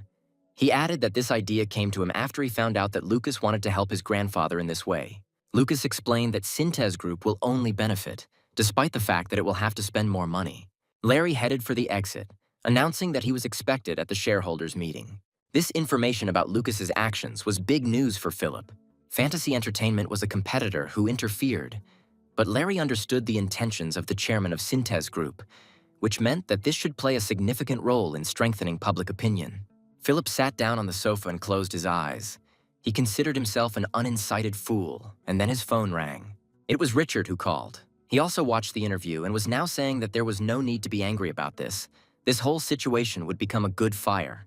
Philip replied that he had just spoken to Larry and that his intentions were just that, firewood. He added that it was a collaboration that Lucas had created to help the chairman win the bid. Richard asked in surprise if his grandson Lucas had really come up with this to help his grandfather. While the idiot descendants are busy taking the chairman's money, his grandson creates an investment company to help his grandfather. Philip said that he is currently working on having articles critical of Fantasy Entertainment appear in the media tomorrow. He added that he would send his people to the discussion programs of each television company and be sure to mention the prestige company there. This company has already seized enough steel mills, and the seizure of Stahl Invest will be seen as a desire for its land. Their hidden goal will be to build apartments there for sale. The rating will decrease. Their offer will be rejected. Richard replied that prestige had been difficult to compete with from the start, but Lucas and Larry had opened the doors and given Synthes Group a chance. One of the following days, Jack was already approaching the doors of the university, where the welcoming ceremony for first-year students was taking place. Jack entered a large, spacious hall and saw a large number of students and tables set with a variety of food and drinks. But as soon as he appeared on the threshold, all eyes immediately turned in his direction. Jack walked into the hall and sat down on the edge of the table. He wondered how Lucas would feel now, being here, whether he was comfortable with all the attention from those around him. A few minutes later, professors and teachers came onto the stage, greeted the new students, and invited them to get acquainted. One of the boys stood up and said that he came from the village. The second one replied that he was going to defend the law for the sake of the country's future. One of the teachers said that it was very good that most of the students were from the provinces, and that this was not a world where children from rich families monopolized prestigious universities. At some point, it was Jack's turn, and the guy sitting next to him handed him the microphone. Most of the students turned towards him. They were very interested in listening to this student's speech. Jack stood up and asked permission to take a little longer than the other students. The rector responded positively, saying that everyone can speak at their own discretion. Jack said that most of the people here know who he is. His name is Lucas, and he was born into a wealthy family, and he is proud to be here now. Some smiled, some looked with prejudice, but everyone understood one thing. There was no way to get in here, even with a large sum of money. Jack continued. He said that he understood that making friends with the teachers and students would not be so easy, but if he gave each of those present small gifts, would it not be considered a bribe? The rector replied that a bribe must have some price, and that the students could currently give him their warm relationships in return. Jack asked if giving expensive gifts to teachers would be considered a bribe. One of the teachers laughed and replied, "It's a pity, but this is already a bribe." At that moment, Jack's assistants wheeled carts with many boxes into the hall. Jack learned this talent of buying favor with gifts from his grandfather. One by one, the students received gifts and opened the boxes. They were the latest model laptops. Jack put the microphone down. Everyone was busy with the gifts and didn't listen to the specs of the laptops. A few days earlier, Jack had been sitting in the chairman's office, surprised by his grandson's decision to give expensive gifts to the university students. Jack replied that he had done the math and that he would pay a little over $2,000 for 200 laptops. He told his grandfather that this was the only way to win the favor of the students and win them over to his side. Jack said that this would also be an advertisement. The chairman asked his grandson to explain how distributing laptops to students could be connected to advertising. Jack responded that if expensive laptops were available to more than just office workers or faculty, it would raise the university's prestige in the eyes of the public. Richard sipped his tea and listened as Lucas proposed launching a special event with discounts for students and filming an advert against the backdrop of the university. Noticing his grandfather's silence, Jack said that if he was sorry to spend money on all this, then he himself was able to pay all the expenses. Richard replied that he was simply wondering why there were only 200 laptops when 400 freshmen were enrolled. Jack replied that only half of the students were at the welcome party, and he was going to give gifts only to them. He saw the question in his grandfather's eyes and explained that those who were present and those who were not cannot be the same. The reward will make it clear that only those who follow him can receive it. Richard laughed and said a proverb. A carrot is much more effective than a stick at making a horse walk. The first-year students looked at their gifts, completely forgetting about food and drinks. At that moment, Thomas approached Jack and handed him a note. Jack unfolded a piece of paper. It was a list of those who had refused his gift. Jack thought that either these students were stupid or they wanted something more. In any case, he needed to take a closer look at them. From that day on, the atmosphere at the university changed dramatically. Not only first-year students, but also seniors greeted him.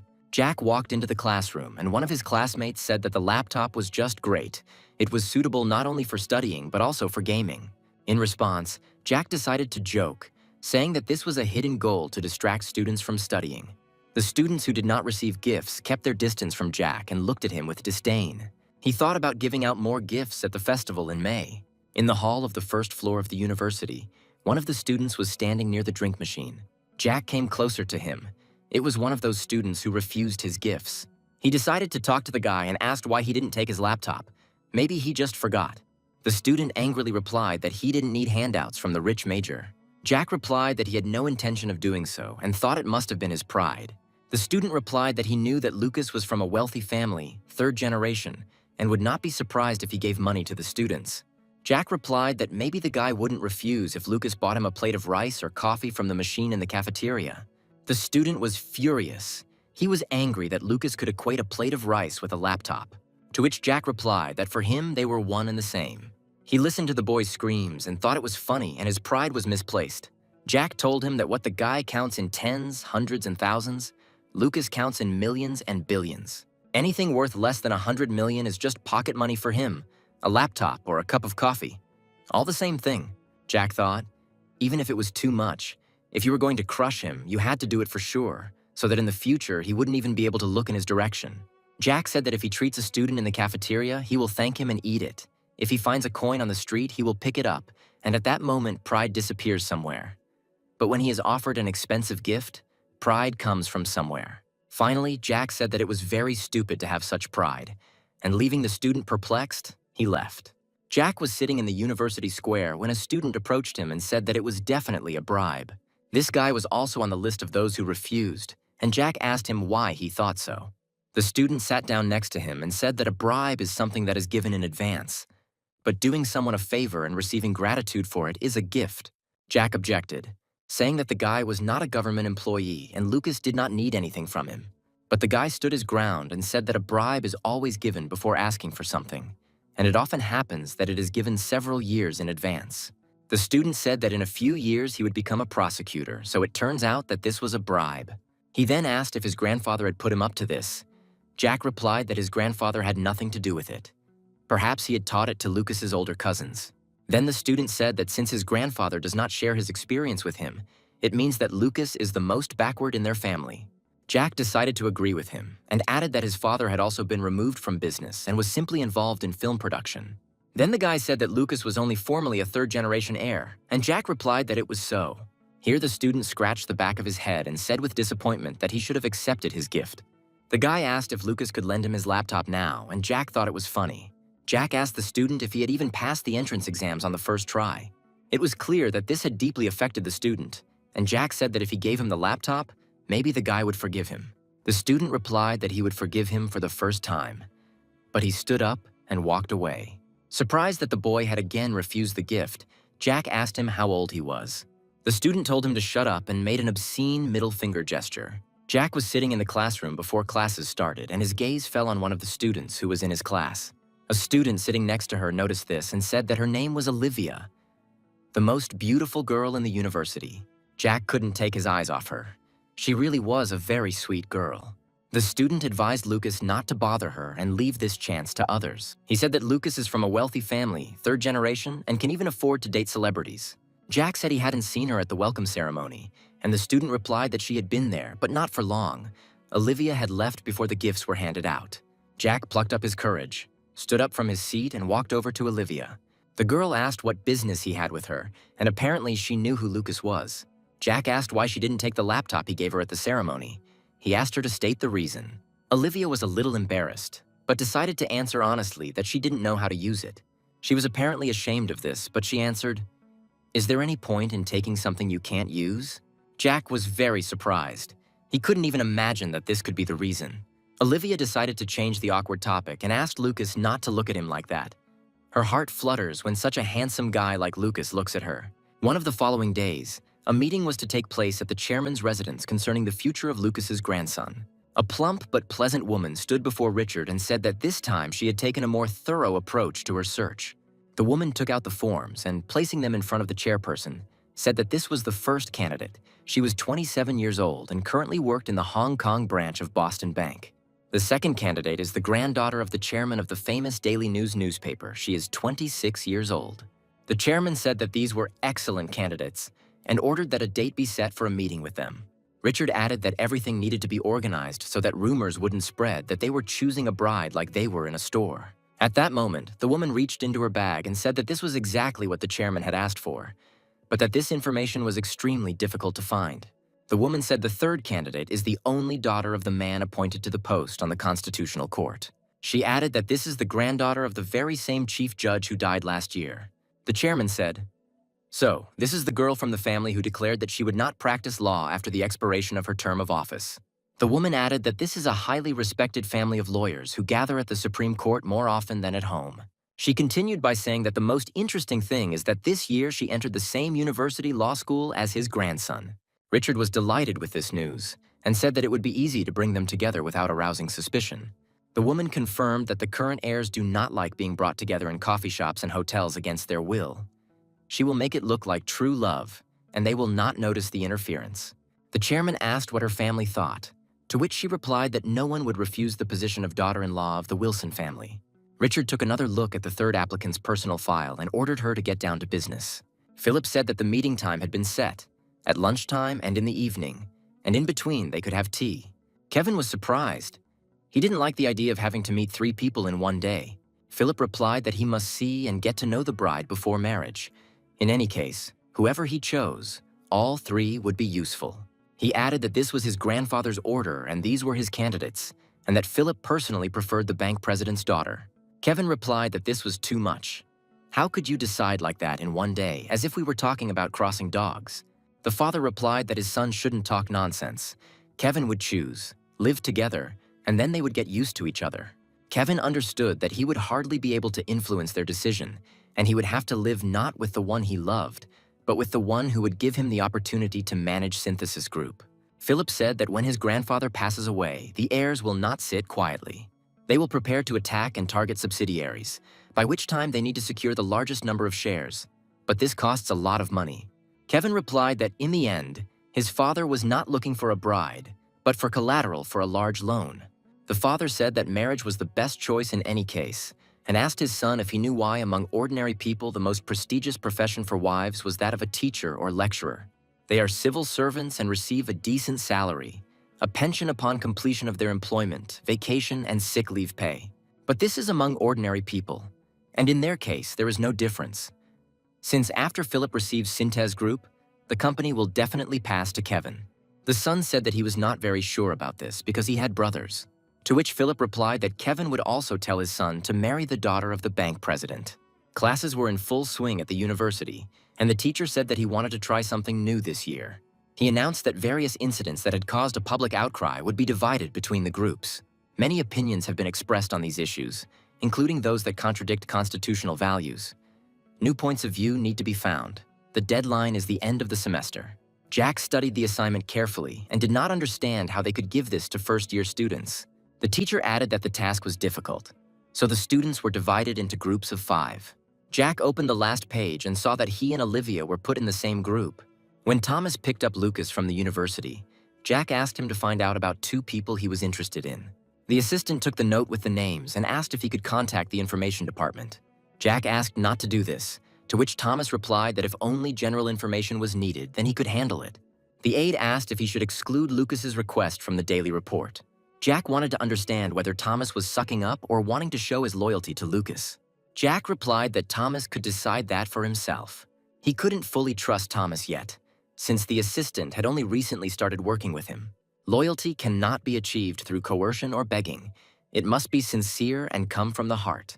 The results of the auction were broadcast live on television, with Synthesis Group, Prestige, and Fantasy Entertainment participating in the bid to purchase Stahl Invest.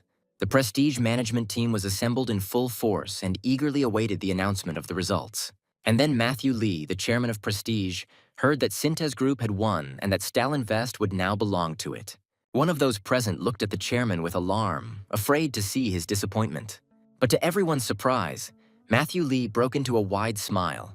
Some of those who were in the know began to say that what they had planned had worked out and congratulated the chairman. Finally, Matthew said that Stahl Invest was a good acquisition target and, thanks to Synthesis Group's victory, they are now experiencing a serious financial crisis, having spent all their funds on acquiring it. One of the subordinates said that Synthesis Group did not lose anything in any case. They wanted to get the steel company. But Chairman Lee was tormented by the question. What kind of fantasy entertainment was it that made them look like villains in the eyes of those around them? The second said that it was all for the best, because it gave the judges a reason to exclude the Prestige company. The chairman was given information about fantasy entertainment. At first glance, nothing special, investing in film and pouring money into Japan. But the identity of the main investor is kept secret. Matthew ordered that they find out who this secret investor was, and his subordinates replied that they would do it as quickly as possible. Matthew Lee looked around at everyone present and said the game was about to begin. He took a folder out of his desk and said that if someone hadn't reported corruption in 1991, Synthesis Group would have absorbed Motors Group. Matthew opened the folder and said that Richard Wilson even had developed this plan called The Need for Restructuring the Automotive Industry and a Government Support Plan. Matthew imagined Richard tearing his hair out as he watched Prestige swallow up his coveted Motors Group.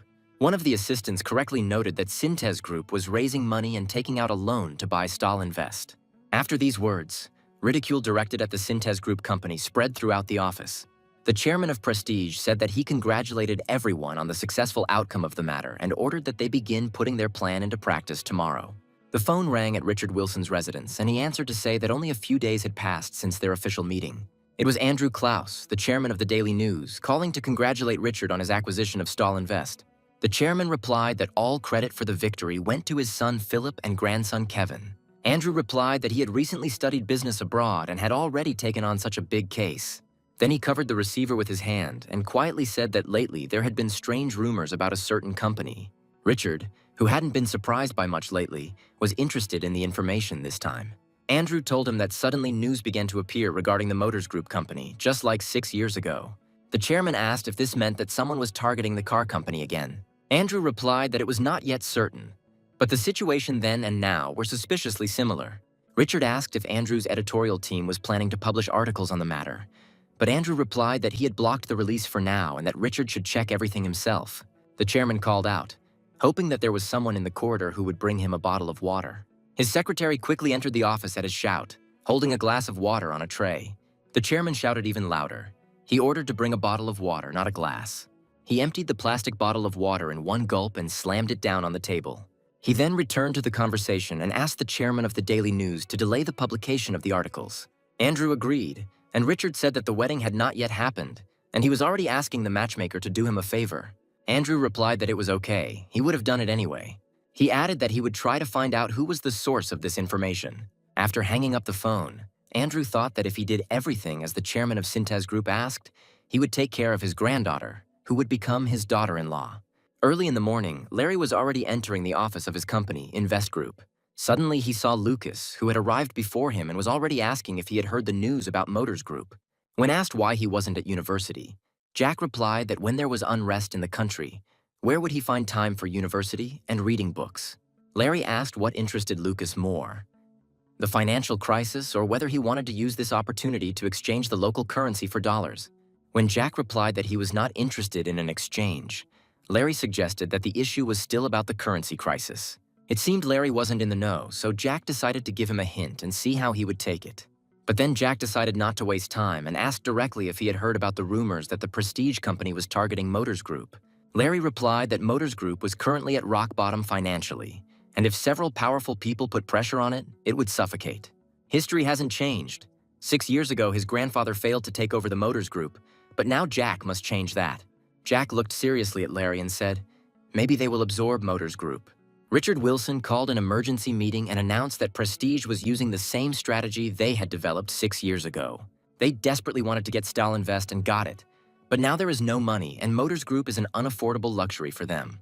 The chairman crumpled the document and said that all this was part of the Prestige company's plan. Having calmed down a bit, he said that since this had happened, nothing could be done. He asked for suggestions on what would happen to Syntez Group if Prestige absorbed Motors Group.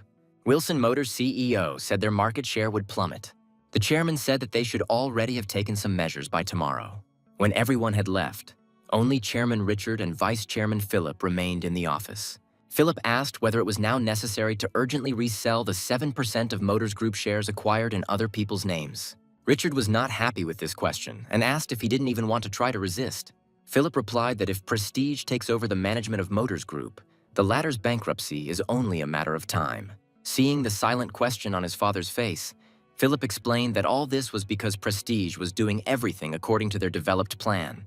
Richard replied that if the corruption incident had not happened 6 years ago, they would have absorbed Motors Group. And then the chairman suggested that his son would like to use these shares to cause a bit of a stir, since one can't just sit back and do nothing. Richard looked at Philip intently and said that there was one person who could take matters into his own hands. Larry Baker. The chairman ordered that all the shares be given to him and that Larry be made their representative. The next day, Jack and Larry met again in the office, and Larry said that his grandfather seemed really angry. Jack assumed it was all because of Prestige. Larry said that the chairman has 7% of the shares of the company Motoraz Group, and he wants to sell them in order to slightly improve the financial situation of Syntez Group. He added that their company, Fantasy Entertainment, had some of the fund's money, and the chairman had told Larry to buy shares with it and start defending the rights of the main shareholder. Jack hoped that Larry had said no, because there was no reason to buy stocks that would fail. Larry asked if Lucas really wanted to take over Motors Group, and Jack said yes. Larry explained that the acquisition of Motors Group as a parent company means the acquisition of Prestige. And if he manages to get Motors Group, what does Lucas plan to do next? Jack asked him the same question.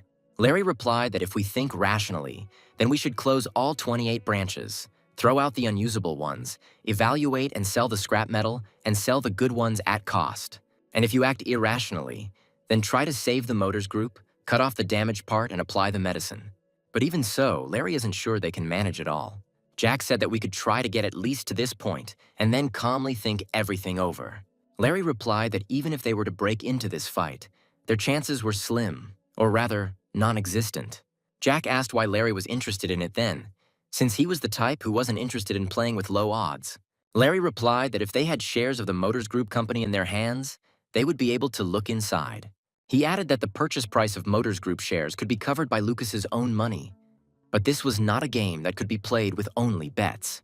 It takes power to direct judges, creditors, and politicians, and it is unlikely that anyone other than Syntez Group can stand up to Prestige. Jack looked at Larry and realized that he agreed to Lucas's proposal. 28 subsidiaries, 50,000 employees. This is a huge stake, where the winner takes all. This is a war where money will be spilled instead of blood, and tens of thousands of people will lose their livelihood. Grandpa asked why Lucas wasn't in class, to which Jack replied that his goal was to get in, not graduate. He added that up until this point he had only been learning, but now it was time to play a little. Grandpa said that Lucas didn't have full attendance, and he had to give the university some money so that they would turn a blind eye to it for a while. Jack was already thinking about taking an academic leave after the first semester. Grandpa asked what Lucas was constantly doing at Larry's Invest Group office, and Jack thought Thomas was doing a great job of giving Grandpa his daily reports. He replied that he was learning a lot from Larry and was currently studying the situation at Motors Group. Jack said that no matter how you look at it, they would soon go bankrupt, and Grandpa asked why Lucas thought that. Jack replied that the financial sector had changed and that Motors Group's sales had declined due to good sales at another company. Naturally, the liquidity of the assets dried up, which is why Prestige began to strangle them. And if Motors Group goes bankrupt, someone will quickly snatch it up. Grandpa said that Lucas's answer was worth 80 points, and if he guessed who exactly wanted to grab her, he would get 100. Jack replied that there had been many times when the situation had only worsened and the winner had failed, and it was difficult to be sure that Prestige would take over until the Motors Group was in his hands. The chairman replied that Lucas himself knows that the current situation is alarming. There is a currency crisis, and it may be that there will simply be no one to buy Motors Group. He added that they also need to take care of themselves. Several concerns have already collapsed. Everyone is short of money, and if they have it, they are saving it.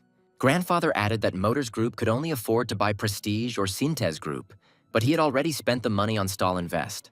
Jack asked if the chairman thought anyone else might be hiding their financial abilities, and he was referring specifically to himself. Richard looked at Lucas in surprise and turned pale. Having come to his senses, the chairman ordered Lucas to repeat what he had said a minute ago. Jack looked at his grandfather intently and said seriously that he could take over Prestige.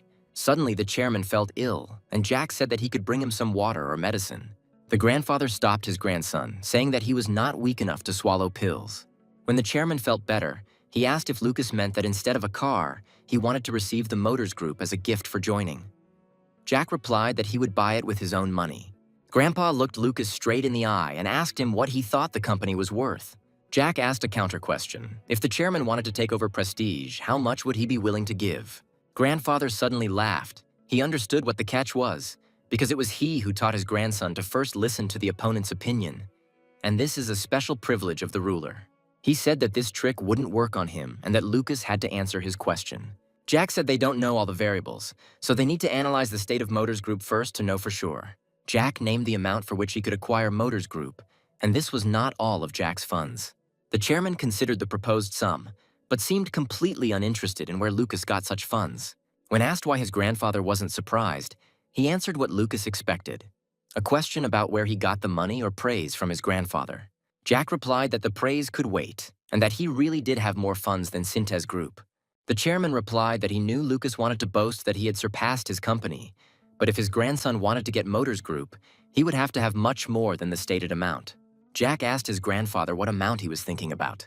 The chairman replied that he had no intention of acquiring Motors Group. He had not learned anything about it, and therefore could not name the amount. Jack asked if his grandfather could help him, and the chairman asked why Lucas wanted to buy Motors Group and whether it would help Syntez Group if the deal was pulled off. Jack looked at Richard and tried to understand what he was thinking about and how he was thinking, like a grandfather who loves his grandson or like a chairman who gives priority to Synthesis Group. A few minutes later, the chairman said, "Let's say the grandson becomes the owner of Motors Group, and then the grandfather's company, Wilson Motors and Motors Group, will go through a merger procedure, combining these two companies into one." Jack thought that Richard was thinking in the right direction, since the acquisition of Motors Group was only a step towards the takeover of Wilson Motors. The chairman said he would like to hear Lucas's opinion on the proposal. Jack asked why Grandpa thought Lucas was planning such a merger. And the chairman replied that it was unlikely that he would be able to save Motors Group on his own. Prestige would crush him within a year, or perhaps Lucas would be able to manage it properly. Jack replied that his grandfather shouldn't worry about managing things. He had someone to trust with it. The chairman said that in that case, either cancel the merger or find a solution that would suit everyone. If the conditions are not suitable, there is always the possibility of adjusting them. So he asked Lucas what he thought the merger percentage was and how much the chairman should put on the scale. Jack answered briefly, 20%. The chairman started to get angry, and Jack said that given market share, brand value, development of new cars, technologies, and so on, Wilson Motors is now at a level of no more than 20% of the Motors Group.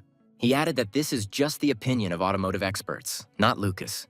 Richard replied that he was well aware of this, but reminded Lucas that there was also hidden value. Wilson Motors' stock price was twice the value because the shares of Synthes Group's subsidiaries were owned by Wilson Motors.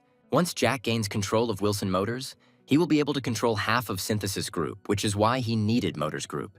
Jack clarified that the chairman wanted to put this hidden value on the scales as well. He replied that everything depended on Lucas. Jack revealed many secrets, one of which was to take over the Motors Group.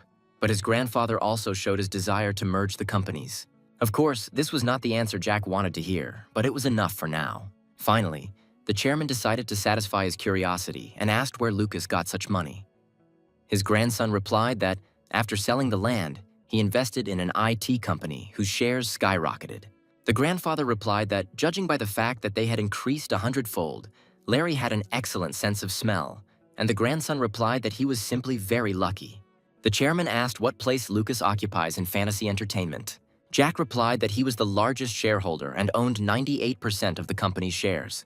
And without giving the chairman a chance to ask another question, he immediately replied that Larry had 2% and was the company's CEO. Richard looked at his grandson in surprise. He had no more questions. The chairman reminded his grandson that a certain amount of Synthes Group was in Lucas's company. Jack replied that the money his grandfather had entrusted to him earlier had also brought in considerable profit, and his grandson intended to return it with interest from the investment in exchange for the 7% of Motors Group shares. Grandpa agreed, but Jack changed tactics and said he had hoped Grandpa would simply give them as an admissions gift. The chairman replied that if the grandson wanted an island worth $100 billion as a gift, he would get it. If he asks for a private jet, he will have it, but he can't just give money. Jack asked if it was because then he could have everything he wanted for himself. Richard replied that was exactly why. The chairman said that if Lucas's subordinates work well, they should be rewarded, but not with money, but say, with a good drink. This way, the employee can be tricked into thinking that he is paying for the drinks with his hard-earned money. Jack said it meant giving them hope that if they did a good job, they would get paid for their drinks. Jack had been through something similar once before. He was praised for his good work and allowed to spend millions on booze. Then he thought many times that it would be better if he was paid in money. The chairman advised Lucas not to reveal himself to anyone until he received Motors Group, to hide carefully so that only Larry would be in sight. Jack replied that that was exactly what he intended to do. The chairman asked how much money he would have left after Lucas took over Motors Group. Jack tactfully avoided the question, saying that it was wrong to openly go into someone else's wallet, but if his grandfather needed money, Lucas could lend it to him. The chairman rose abruptly from his chair. His face instantly changed. Jack thought he had gone too far and clenched his teeth. The next second, he became his old self again, put his hand on his grandson's shoulder and said that his grandson had grown up completely and had given the correct answer. Before the next meeting at the Wilson residence, the chairman told Philip to gather some smart guys to carefully study the accounting books of the Motors Group. Philip reported that Prestige would definitely send its own representative to the extraordinary shareholders meeting, and Synthes Group would also take measures to counter this. At the meeting, the chairman gave orders to collect data on Motors Group, as was done 6 years ago. Those present reminded that they do not have the funds if the chairman decided to acquire this company. Richard replied that they would simply prevent Prestige from doing so. One of those present asked if they prevent Prestige from doing this, then who will get Motors Group? The chairman became angry and shouted that they were not here to guess, but to focus on his assignment, and the deadline was a week. When everyone had left, the chairman told Philip to arrange a meeting with the chairman of the Motors Group. Richard had something to tell him. Philip replied that he would contact Mark Twinton immediately and asked where to arrange a meeting. The chairman replied that he would come to him himself. Philip was suspicious that the chairman, who had never acted for the sake of others, was going to personally visit Chairman Twinton, and he was interested in what they would talk about. While in his office, Larry asked Lucas if the conversation with the chairman had gone well. Jack opened a can of juice and said that Grandpa would give him his full support, and Larry could take over the shares and meet with the officials. Lucas replied that it sounded like Lucas wouldn't be involved. Jack said that this was true, because in the eyes of others, he was still a child and could not be trusted. He added that many eyes are always on their family. There are also many enemies within the family. Larry agreed with Lucas. If he showed up, anyone with a brain would think it was his grandfather's money. Jack said that they had little time and they had to finish everything before the final bankruptcy of Motors Group. He noticed that Larry was more excited than usual. Jack was also uneasy. The trillions of dollars he had earned were enough to live like an emperor. But the nightmare that he had every night paralyzed him. Jack did all this not only because of nightmares, he used to dream about life, in pursuit of which he dreamed of money that would never run out. And in this body he craves more for life, in which he furiously wins every hour. By destroying his enemies and building his own empire, Jack wanted to see the end of it all. Even if this end will be just futility, Jack came to his senses when Larry asked why he was so quiet. He replied that he simply remembered his grandfather's words. He asked them to give him his money from Fantasy Entertainment after they received the shares of Motors Group. Larry replied that it was possible to give not everything, but only half. Jack apologized to Larry and said that he promised to give him everything because his grandfather would do his best to help, so there was no choice. Larry asked if the chairman knew that Lucas was the majority shareholder in Fantasy Entertainment, and Jack replied that he had told him. Larry was surprised that despite this, the chairman asked to give him all his money because this would be an excellent opportunity to legally inherit a certain amount. Jack replied that if his grandfather had been the man who had given away the secret fund in this way, Synthesis Group would have long since been in the hands of Philip Wilson, his eldest son. And inside this whole family snake pit, Jack must stay alive. Upon learning of the slow progress of the plan, Matthew Lee, the chairman of the Prestige Company, was angry that his subordinates were so calm. He shouted that it was just a witness subpoena and that it was difficult to obtain. One of those present replied that it was not difficult for an ordinary person, but he was a valuable witness. Matthew didn't seem to hear them, asking why the press was putting so little pressure on it, since Lee had told them to press it as if it were a celebrity drug scandal. The assistant replied that it seemed as if someone was helping with the protection of the Motors Group company. Every newspaper had published an article, but it looked weak and half-hearted. The second confirmed this, saying that everyone knows how much influence the Daily News editorial board has. Matthew became even more angry and was surprised that there was not a single article about it in their newspapers. The chairman sat down in his chair and suggested that the rumors about the reunification of Synthes Group and Daily News through the wedding of their children might be true. Those present expressed the opinion that if they absorb Motors Group, Synthes Group will suffer severe damage. Matthew knew that Richard Wilson was capable of a lot, and now it turns out that he can easily sell his own grandson to stop media propaganda. In April 1997, as Prestige's president claimed, Motors Group became the subject of a government-led bankruptcy deferment agreement to prevent insolvent companies from going bankrupt. To this end, Motors Group provided a memorandum of resignation from management, an agreement on wages and staff reductions, and an agreement to close the fund's management. During the 2-month grace period, the company began embezzling hidden funds for bribery. All of this was secretly controlled by 3 people, one of them being the chairman of Motors Group, Mark Twinton. Second was Larry Baker of Fantasy Entertainment. Well, and of course, the chairman of Synthes Group, Richard Wilson. Early in the morning, Richard invited Larry to his place to discuss current events. The chairman said that he had heard a lot about him, since it was he who had increased his grandson's capital 100-fold. Larry realized that Lucas hadn't told his grandfather everything. Firstly, not 100 times, but more.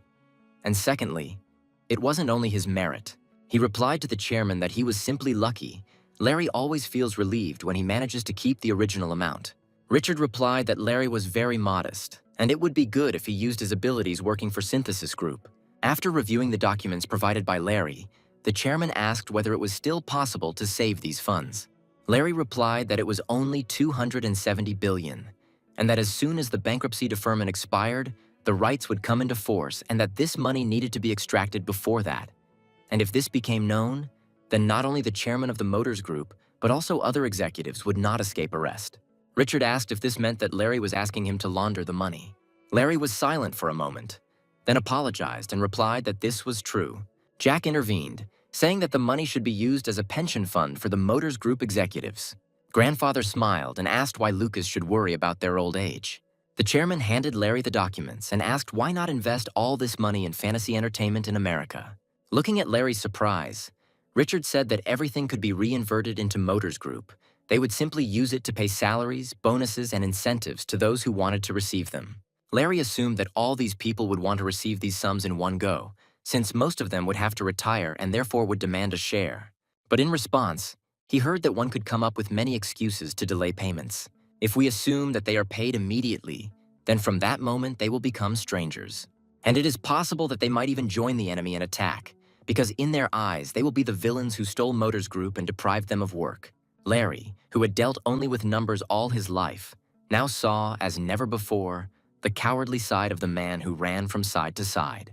And the chairman continued that money is a carrot and a stick. Once you manage to tame people, you need to feed them little by little with money.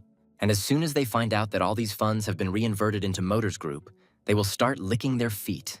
Jack understood that Larry had to learn his grandfather's true face because they would see each other more often in the future. And Jack decided to ask his grandfather a question, because they weren't actually going to give the money back.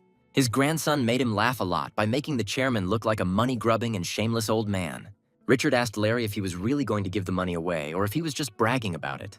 Larry replied that if there was such an opportunity, he would never give them up. The chairman replied that this was correct. There was no person in the world who would give away money that could be kept for himself with impunity.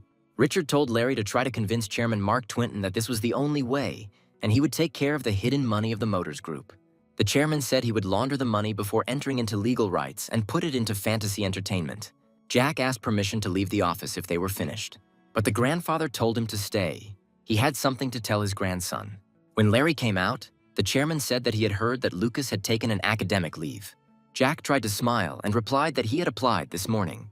To his grandfather's questioning look, he replied that a big deal was coming up and there was no time to go to university now.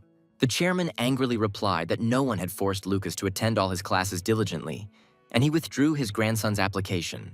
Jack tried to object, but his grandfather sternly told Lucas to do as the chairman said.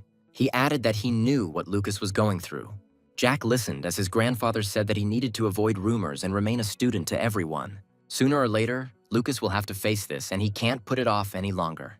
The chairman continued that the time would come when student status would play a negative role, but not now. Jack asked why he was saying that, since he wasn't the one holding the handle of the knife. Grandfather replied that Syntez Group is not a supermarket, and even his knife cannot reach everywhere. If the majority of presidents vote for Vice Chairman Philip, Syntez Group will immediately split into two parts. Jack realized that his grandfather was right. After all, when the company's investigation begins, the executives will see Lucas as just a kid with a student ID, which will mean that Richard has passed away. At that moment, power will pass not to Lucas, but to his uncle Philip. Jack lowered his head guiltily and said that he would do everything as the chairman said. Jack thought that this was it. His grandfather's soul was definitely leaning towards him. Getting into the car, Jack told Thomas to follow him to Larry Baker's office at Invest Group. After some time, Thomas said that his suspicion that a suspicious car was constantly following them was confirmed. Thomas added that he noticed this a few days ago. Jack told me to tell him everything I knew and thought about it. Thomas replied that he hadn't seen any people and that perhaps they only needed their route. Jack remembered that Thomas said he worked in the guest room, so where did he get the experience to detect surveillance? Thomas said the group's commander warned that there had been a lot of surveillance lately and that it might just be reporters. Jack wondered if perhaps his uncle had assigned someone to watch over him. Thomas turned to Lucas and informed him that the car was still following them, and if he wasn't in too much of a hurry, Thomas would check it out. Jack chuckled and replied that he wouldn't mind going for a ride. Thomas told Lucas to buckle up and said they would speed up a little. The assistant pressed the gas pedal with all his might and the car immediately began to pick up speed. They were already racing along the highway, but the car behind them was not lagging behind.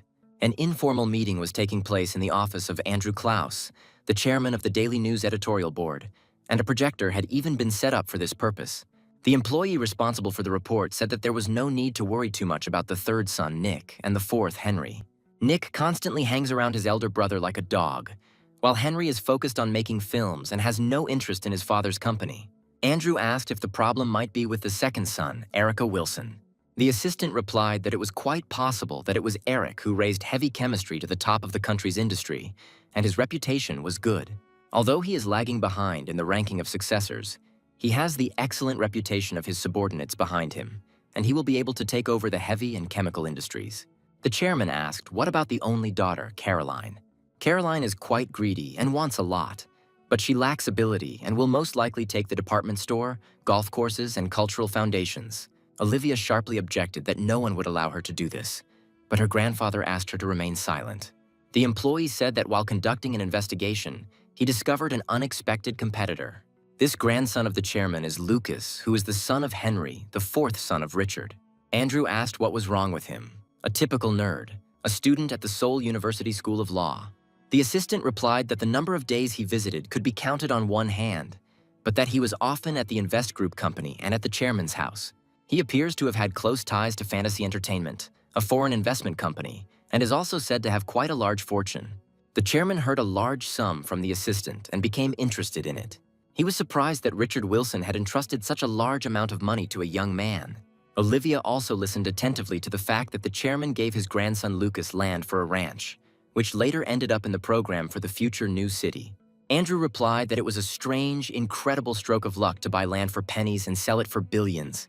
Lucas then entrusted this money to Fantasy Entertainment and appointed Larry Baker, a classmate of his father's with whom Heinrich studied abroad, as CEO. The chairman concluded that Lucas was simply an incredibly lucky child. The assistant replied that Lucas was the only one who could visit the chairman's office, and that during the holidays he lived in his residence, which meant there was a special attachment. Olivia said that according to Kevin, Philip's son, even he can't easily get in there. It's not just an office, but the control tower of Synthes Group. The chairman receives the rest of his grandchildren in the living room, and only allows Lucas to be in his office so they can be alone there. The assistant confirmed Olivia's words and said that even Vice Chairman Philip was in his father's office along with the chairman's personal assistant. Until now, only Assistant Michael was allowed to be alone with the chairman. Andrew turned to his granddaughter Olivia and told her to ask her fiancé Kevin to check on the position of her grandson Lucas in the Wilson family. Olivia said she would do as her grandfather said. Finally, Andrew said that there would be no other chance until Richard gave everything into Kevin's hands and that there was no time to relax. Jack asked Thomas if he was sure it was indeed surveillance. The assistant replied that this was indeed the case. It was the same car that was at the chairman's house, but still no one got out of the car. Jack thought that if they hired someone to follow him, it must be someone powerful from his family, most likely Uncle Philip. He looked closely at the cautious Thomas and wondered if the takeover of Synthes Group was really expected in the near future. Jack took an envelope from his inside jacket pocket and, handing it to Thomas, told him to use it as needed. The assistant opened the envelope and saw a thick wad of bills. Jack saw the surprised face and added that if there was no need, Thomas could spend them as he wished. He told his assistant that there are many people who do what they are told, many of them smart and educated. Thomas looked into his glass of coffee, and Jack asked when he came to Synthes Group if he had done anything on his own since then. When he didn't hear an answer, Jack said he wanted Thomas to choose what he wanted to do, choose his occupation and the people he needed. Jack threw the empty cup into the trash can and said it was time for them to go. The secretary entered the office and said that Mr. Larry had a visitor. Larry didn't immediately understand why she was so excited. The girl became embarrassed and replied that Matthew Lee, the chairman of the Prestige Company, wanted to see him. Jack and Larry exchanged quick glances. Neither of them expected that. Larry told her to ask Lee to wait a little. Jack said he would be next door in the conference room and asked Larry to turn on the microphone there so he could hear what they were talking about. Larry advised Jack to pull his hood tighter over his face so he could pass Matthew unnoticed. Stepping out into the corridor, Jack came face to face with the chairman of Prestige, but quickly lowered his head. Matthew couldn't help but turn around to watch the hooded man walk away. The chairman entered the office and Larry greeted him politely with a bow. Matthew extended his hand to Larry and said he was grateful to be greeted so warmly, asking if he was disturbing them. Larry replied that there was no place in Korea where the chairman would be treated as an uninvited guest. He said his office was a bit plain and pointed to a chair by the window. But Matthew sat down on the edge of the sofa and answered how a company that claims to be Motors Group could be simple. At first, Larry was speechless, and the chairman replied that there was no point in humiliating himself, since they were now sitting at the same table. Larry calmly asked if rumors really spread that quickly or if Prestige had strong informants. Matthew looked at Larry carefully, even if it was true. He hoped that he would try to hide it, but he was acting confident. The chairman turned to his assistant and ordered him to leave. Matthew turned to Larry and said that since he wasn't hiding anything, the conversation would go faster, and then asked what he wanted. Larry gave a simple and concise answer. Naturally, Motors Group. Matthew asked if he didn't have an investment company and its purpose was to invest and reap. He just wanted to know how much Larry wanted so they could avoid a useless fight. Larry clarified that Matthew wanted to pay him to get out of this fight. Matthew responded that a fight in which prices rise without reason is burdensome. Larry replied that the chairman had misunderstood everything, that his investors had enough money and wanted to have some fun. They are all car enthusiasts, so they are only interested in car manufacturers. Matthew turned purple with rage. Buying a company as a hobby. It seemed Larry had no intention of negotiating if he was talking such nonsense. He said out loud that if one small article appeared about the outflow of national wealth due to foreign capital, Larry would have nothing to defend himself with. He added that the sense of patriotism of Koreans is unparalleled. Larry replied that looking at the bidding price, all Koreans would understand who was more patriotic. Matthew frowned and asked what Larry wanted. Larry suggested that he plug all the gaps with state funds and compete only on the acquisition price. This would be beneficial for both sides. Whoever wins, the damage will be minimal. The chairman asked again, meaning that they could unite, agree on the terms of debt write-off, and compete only on the price of purchasing the company. Larry replied that this is exactly what he was proposing. To do it in a simplified manner, Matthew replied that he had never made his name the easy way. It was built through hard fights in the mud, stood up and walked out of the office. Jack waited until the chairman was out of sight and then opened the door to Larry's office. Seeing Lucas, Larry asked him if he thought the chairman would accept his proposal. Jack replied that Matthew was the kind of person who would hardly refuse an offer to team up to save money. After telling his assistants about the results of the negotiations, the chairman heard a clear opinion that Larry's proposal should be accepted, since Motors Group's debt was too large. Matthew began to calculate the costs they would incur if they did not agree to Larry's terms. One of those present reminded that if they merged, they would not suffer such great losses. A few minutes later, he asked if any of them knew how much money Fantasy Entertainment had. The assistant replied that they did not have such information, just as Fantasy Entertainment did not know how much money Prestige had. He added that they have plenty of capital. Fantasy Entertainment is quite influential and well known in Hollywood. There's not a single popular film in which Fantasy Entertainment has not invested.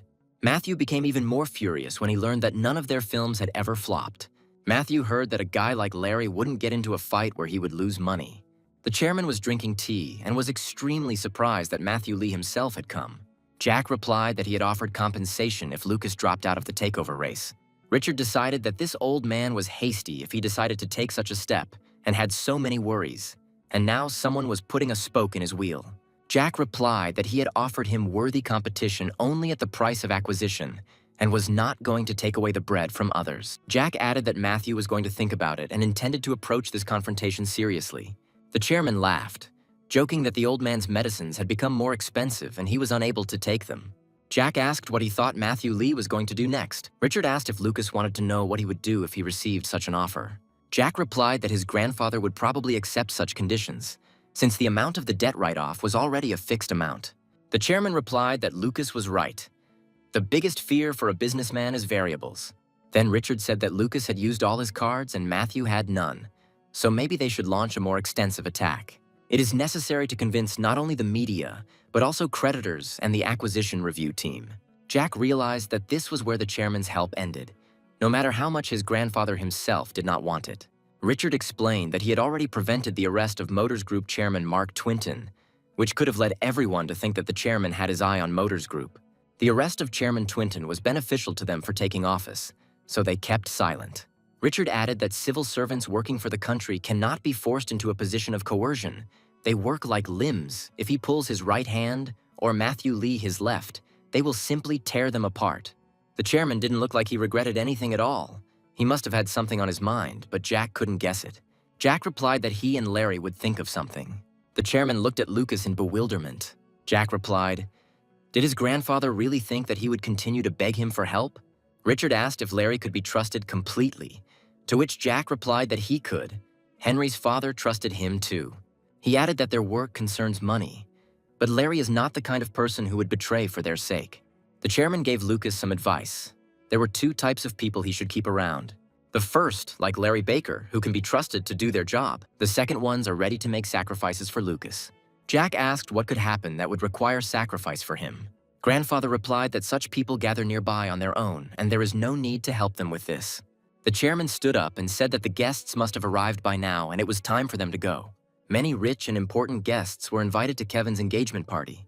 An expensive cake, custom-made from the best bakery in the city, was delivered for the event. Kevin and his bride tried to be friendly and kind when greeting guests. Jack, watching his brother, thought that their relationship looked tender from the outside. But as far as he knew, they had only met a couple of times.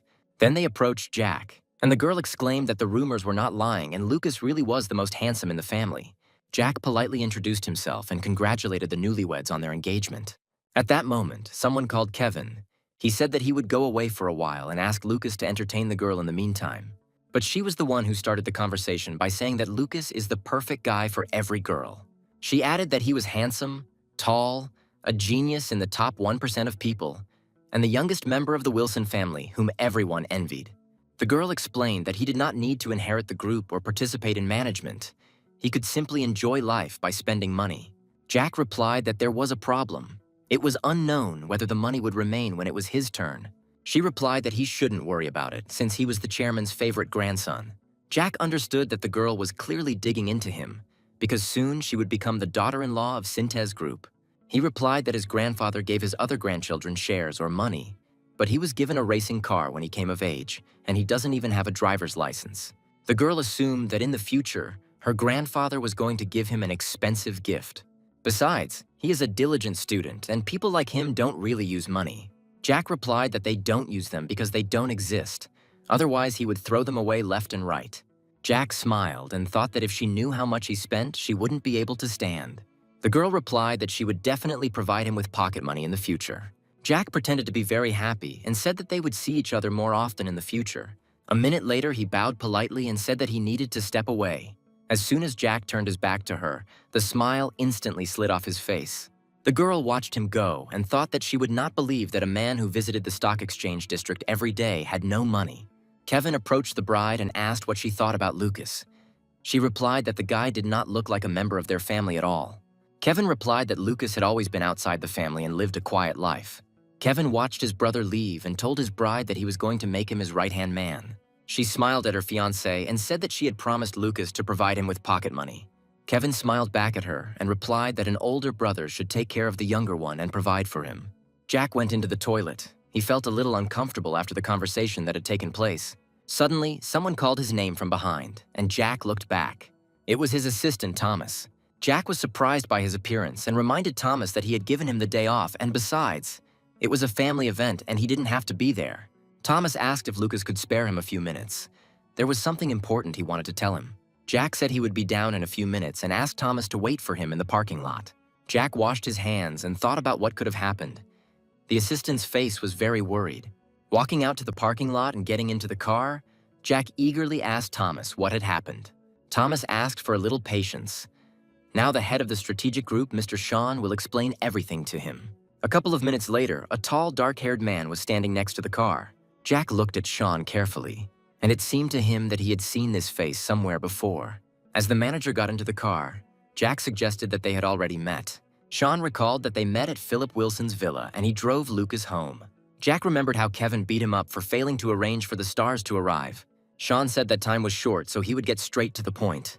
Jack heard that recently someone had started to keep an eye on everyone from the third generation, all the grandchildren. Sean added that they are not doing anything yet, but are simply monitoring the movements. Jack thought it might be Philip, but if he was spying on his own son, that was going too far. Sean continued that they didn't have enough manpower to determine who was doing the surveillance, and the strategy department wasn't very strong in counter-surveillance. Jack asked why Sean was telling him all this. Sean replied that, according to the regulations, they should submit an application to the head of the strategic department, who, in turn, would forward it to Michael, the chairman's personal assistant, after which the Sintez Group task force would begin to operate. Jack said that if they knew everything themselves, then why did Lucas need this information? Sean clenched his fists and said that he wanted to grab hold of the thread. Their clothes had no future. No one had worked for more than a year. Even Sean, after years of endurance, still doesn't see the light. Jack said that he didn't understand why they were asking him for help, since he was just a junior who had no say in the company and how he could become their thread. Sean reminded Lucas of their old conversation and said that back then, Lucas was the first to extend his hand to him. Sean thinks that Lucas is the only one who can help. He added that among the chairman's grandchildren, there is no one more meticulous in management, sincere and intelligent than Lucas. Jack asked for a few minutes. He needed to think. He could have checked his uncle's actions himself, but he saw no reason to refuse Sean's offer. Sean and Thomas waited silently to see what decision Lucas would make. Finally, Lucas replied that he would help them, but it should look like it wasn't him who offered his hand. But the strategic team begged him to be their cover, and he agreed. Sean replied that he understood everything. Jack explained that it wasn't them who grabbed the outstretched hand, and that made a big difference. Sean replied that he understood that this roof could disappear at any moment. Thomas added that if at some point this thread breaks, they will not hold a grudge against Lucas. Jack replied that he was not asking for their loyalty. The strategic team would do what Lucas needed, and he would pay them for it. Jack had never received loyalty from anyone before, but there is nothing more dangerous than the loyalty of a stupid and incompetent person. Jack told Thomas that from tomorrow on he would be driving a taxi, and he had to follow his tail carefully and slowly. And Sean told him to send all the strategic group reports to him first. Lucas would highlight what needed to be excluded from the report before submitting it to the top. Jack added that he would cover all expenses and that if they needed funds for personal needs, they could contact Lucas. He will make sure that the strategic group that now works for him does not need money at all. He got a lot today. I recognized a woman to be wary of, and also got extra eyes and ears. All the news channels reported that information had emerged about the well-known company Fantasy Entertainment, which intended to acquire Motors Group, and that the source of its funds was Japan. Larry heard that Fantasy Entertainment might be pursuing the goal of promoting Japanese cars in Korea. He suggested to Lucas that they organize a press conference, because if they offended anti-Japanese sentiments, they would definitely have no chance of winning. Jack replied that there had to be very good reasons for making such a serious statement. Larry reminded Lucas of the Power Group, a company that was rapidly growing and attracting attention in Japan, and it was easy to find out that Fantasy Entertainment had invested heavily in it. Jack responded that if such statements continued to appear, they would need to speak out together with Mark Twinton, chairman of the Motors Group. Larry objected, because that was their secret weapon. Jack replied that there was no point in holding it back, and it was time to use it. Jack didn't think the media would broadcast a custom-written piece of news without checking it, and the Prestige company is really good at this type of fighting. Larry denied the rumors about the influx of Japanese money. Fantasy Entertainment did invest in Japan, but it was a short-term investment that they abandoned as soon as they made a profit. Larry stated that they are now planning to invest this money in the restoration of Motors Group. Some critics said they couldn't understand why Fantasy Entertainment, an investment company, would want to own a car company. The journalists suggested that Fantasy Entertainment was taking such a risk because it was acting as an agent for the Japanese automobile industry. Larry angrily shouted out where this information came from and who was the first to talk about it. Attacks were heard from the audience. The reporters wanted to hear a refutation of the fact that Fantasy Entertainment had no connection with the Japanese automobile industry. Jack stood in the corner of the conference room and saw that Larry was not at all used to this, but the next statement saved him. Mark Twinton, who was sitting next to Larry, said he was well aware of the movements of the Japanese auto industry. As the chairman of Motors Group, he does not hide the fact that his company collaborated with a Japanese technology company. Mark added that he was making an official statement that Japan had nothing to do with this acquisition. He is also supporting Fantasy Entertainment in their acquisition of Motors Group, and he is not alone. The entire Motors Group union has pledged a voluntary wage freeze until Fantasy Entertainment takes over the company. Twinton added that Fantasy Entertainment's CEO, Larry Baker, had promised them favorable terms. He promised to separate ownership and management, normalize operations without a single layoff, and invest in the company. The chairman of Motors Group added that corporations are companies that pursue only profit. But there is a human factor. These are jobs that ensure people's livelihoods. The Prestige company, under the pretext of restructuring, is throwing more than half of its employees out onto the street. Jack listened carefully to Twinton's speech. This was exactly the message he needed. By acquiring Motors Group, Prestige will gain control over 70% of the domestic auto market. Pursuing only profit, the people are relegated to last place. The chairman stated that the public and authorities should not allow rumors about Japanese capital to obscure the essence of the matter, given that so much state money has been invested in Motors Group. Therefore, the Motors Group company must grow to the size of a conglomerate and be reborn as a national company. Returning from the press conference, Jack asked Larry if Twinton's statement had affected the price of Prestige shares. Larry replied that it remained unchanged. He pointed to a stock chart and added that opinions were split down the middle. Jack was worried that this might mean that Motors Group would be taken over by Prestige. Larry was angry. He understood that businessmen were cruel and scary, but how could they control state television and newspapers? Jack replied that it wasn't how scary businessmen were, but that the media knew the taste of money. He added that this is what his grandfather says. If something unfavorable happens, he immediately deals with it first with the media. Jack reflected that if he had known it would turn out this way, He would not have interfered several years ago when he tried to take over the Motors Group. He told Larry that it had been a hard day and suggested they have a drink. Larry laughed and said that Lucas probably didn't even know how to drink. In his past life, Jack had to drink so much that if he had saved the money he spent on alcohol, he would have been able to buy several apartments. He replied to Larry that today they would test Lucas's tolerance to alcohol. Jack took out his bank card and, saying that it had no limit, asked Larry to take him to the most expensive place. He took the credit card and, seeing that it belonged to the Daily News Company, asked Lucas in surprise where he got it from. Jack replied that Wilson's future daughter-in-law, the granddaughter of Andrew Klaus, chairman of the Daily News, had given it to him and told him to use it as pocket money.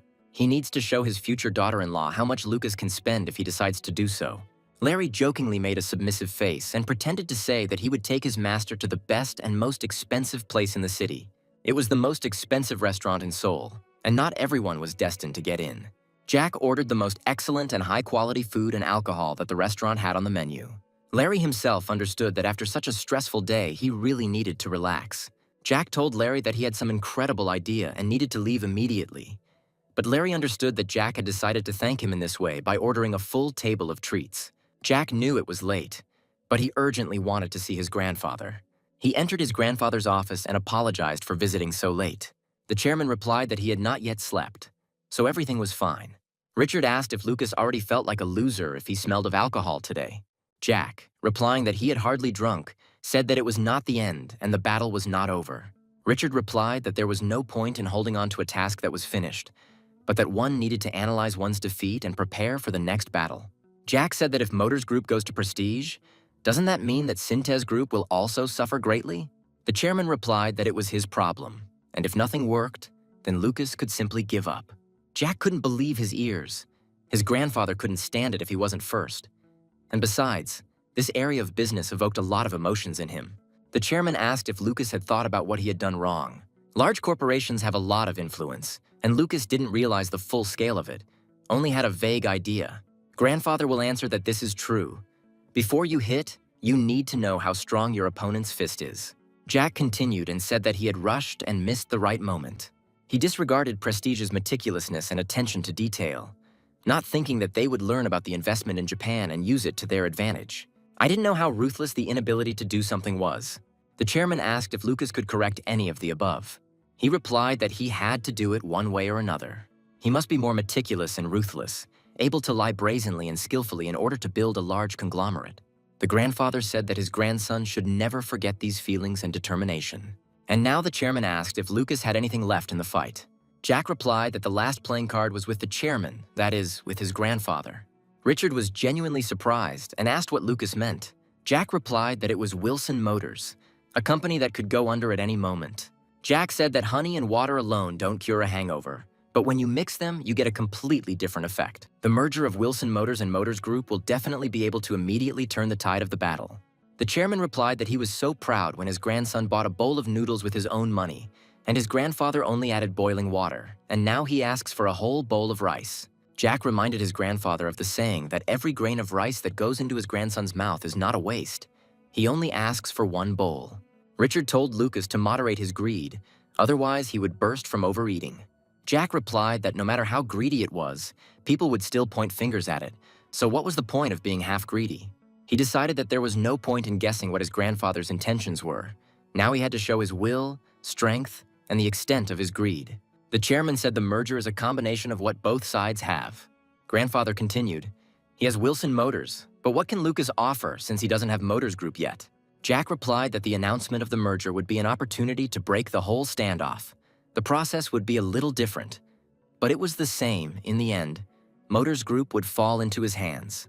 Richard responded that the merger he had once talked about was simply a test to identify potential opportunities, and that it was not something he wanted to make a reality.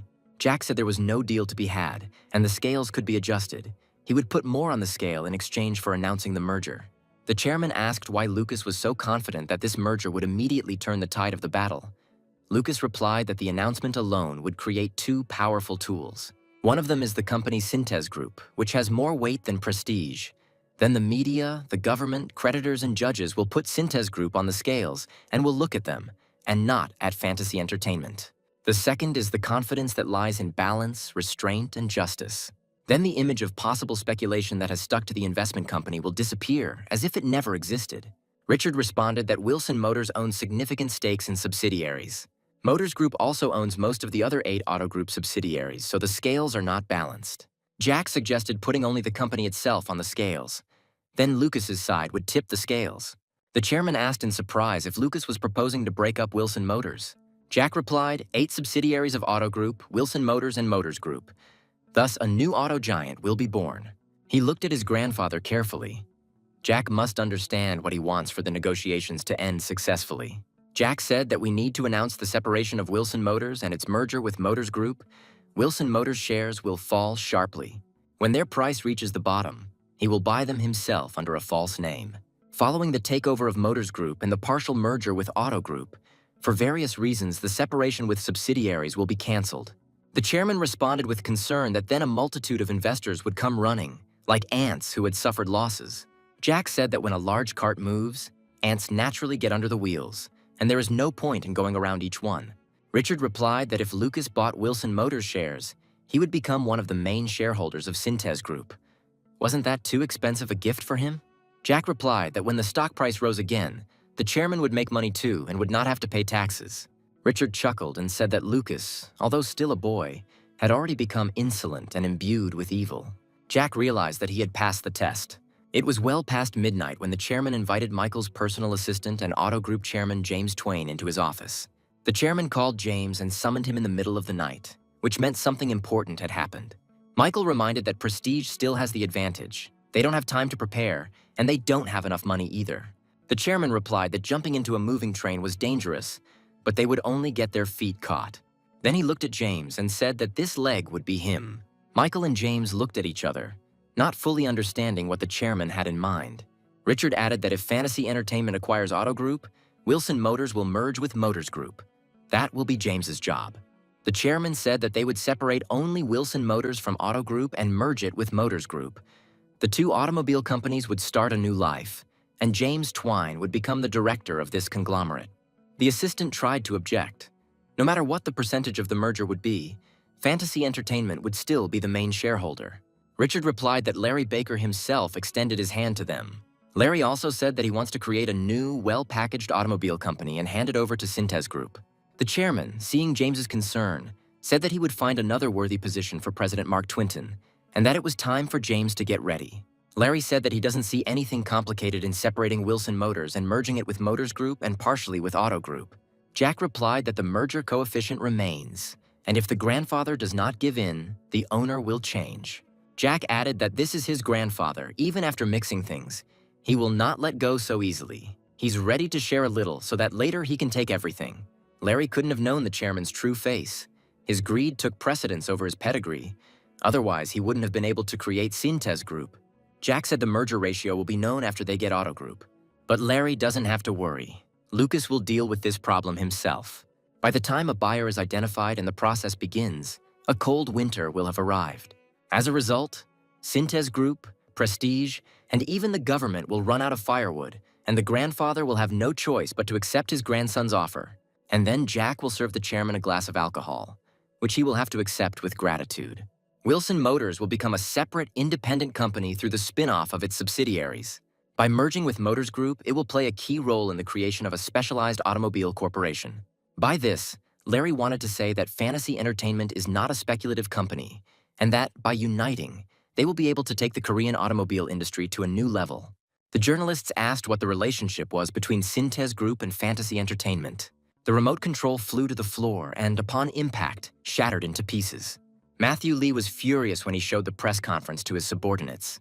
He jumped up and screamed, "Didn't anyone know? Wasn't Larry Baker being watched?" The assistant replied that there had been no strange activity until last night, to which Matthew shouted that only a blind person could have failed to notice. It took a lot of phone calls and meetings for the 3 of them to come to an agreement, as if all this had gone unnoticed. The chairman said that it was time to stop these surprise attacks on their part and ordered them to express their opinions on how Prestige could fix this. But the assistants remained silent. Either they did not know what to answer the chairman, or they were afraid of his anger. Matthew said that they were not only blind, but also deaf, and gave them 2 hours to come up with all possible solutions. The chairman ordered them to mobilize all their cousins and relatives, to use all their brains to solve the problem. In the morning, Philip burst into the chairman's office and shouted that this could not be done. Richard invited his son to sit down and offered him some tea. Philip resolutely asked how his father could give up the automotive industry and what he was missing. The chairman calmly replied that he had nothing to regret. He had summed up all the shortcomings that the company had, thrown them in there together, and shaken them off. Philip was angry. How could his father not tell him about this important aspect in the organization of the Synthes Group subsidiaries? So why should he learn about it from TV? He continued to shout, "Is he really worthy of this?" He is even ashamed to show his business card, which says that he is the vice chairman of Synthes Group. The president of Avto Group personally brought him the documents. It was he who announced the merger of Motors Group and Avto Group. While Philip was screaming and saying that he felt like a rag doll, the chairman calmly finished his tea. Then Richard said that if Philip had said everything, then maybe he could move on to the main point, because that's not what he came here for. The son wanted to continue his furious speech, but his father stopped him. He also flared up. Was Philip really ashamed of his business card? And what kind of comparisons with a ragdoll were they? If his son is so ashamed of his position as vice president at Synthes Group, then he can leave it. And this calling card, which Philip is so ashamed of, any man in the country would fight for it like crazy. The son should be proud to be a descendant of the company, and to have received this business card through luck, he does not understand its value at all. The chairman added that if he were not his son, he would not have been able to obtain even the executive director's business card. Philip stood in front of his father with his head down. He understood that he had said so much that it could affect his future career. The chairman said that the son was overdoing it and was truly behaving like a rag doll if he dared to make such a statement. He added that he understood his anger at learning about it from the media, since the press found out about it immediately. And since the chairman has made such a decision, the son should think about what additional preparations need to be made and what real benefits Synthes Group can receive after the merger. After all, it is Philip, as vice chairman, who should do this, and not take out his anger on his father.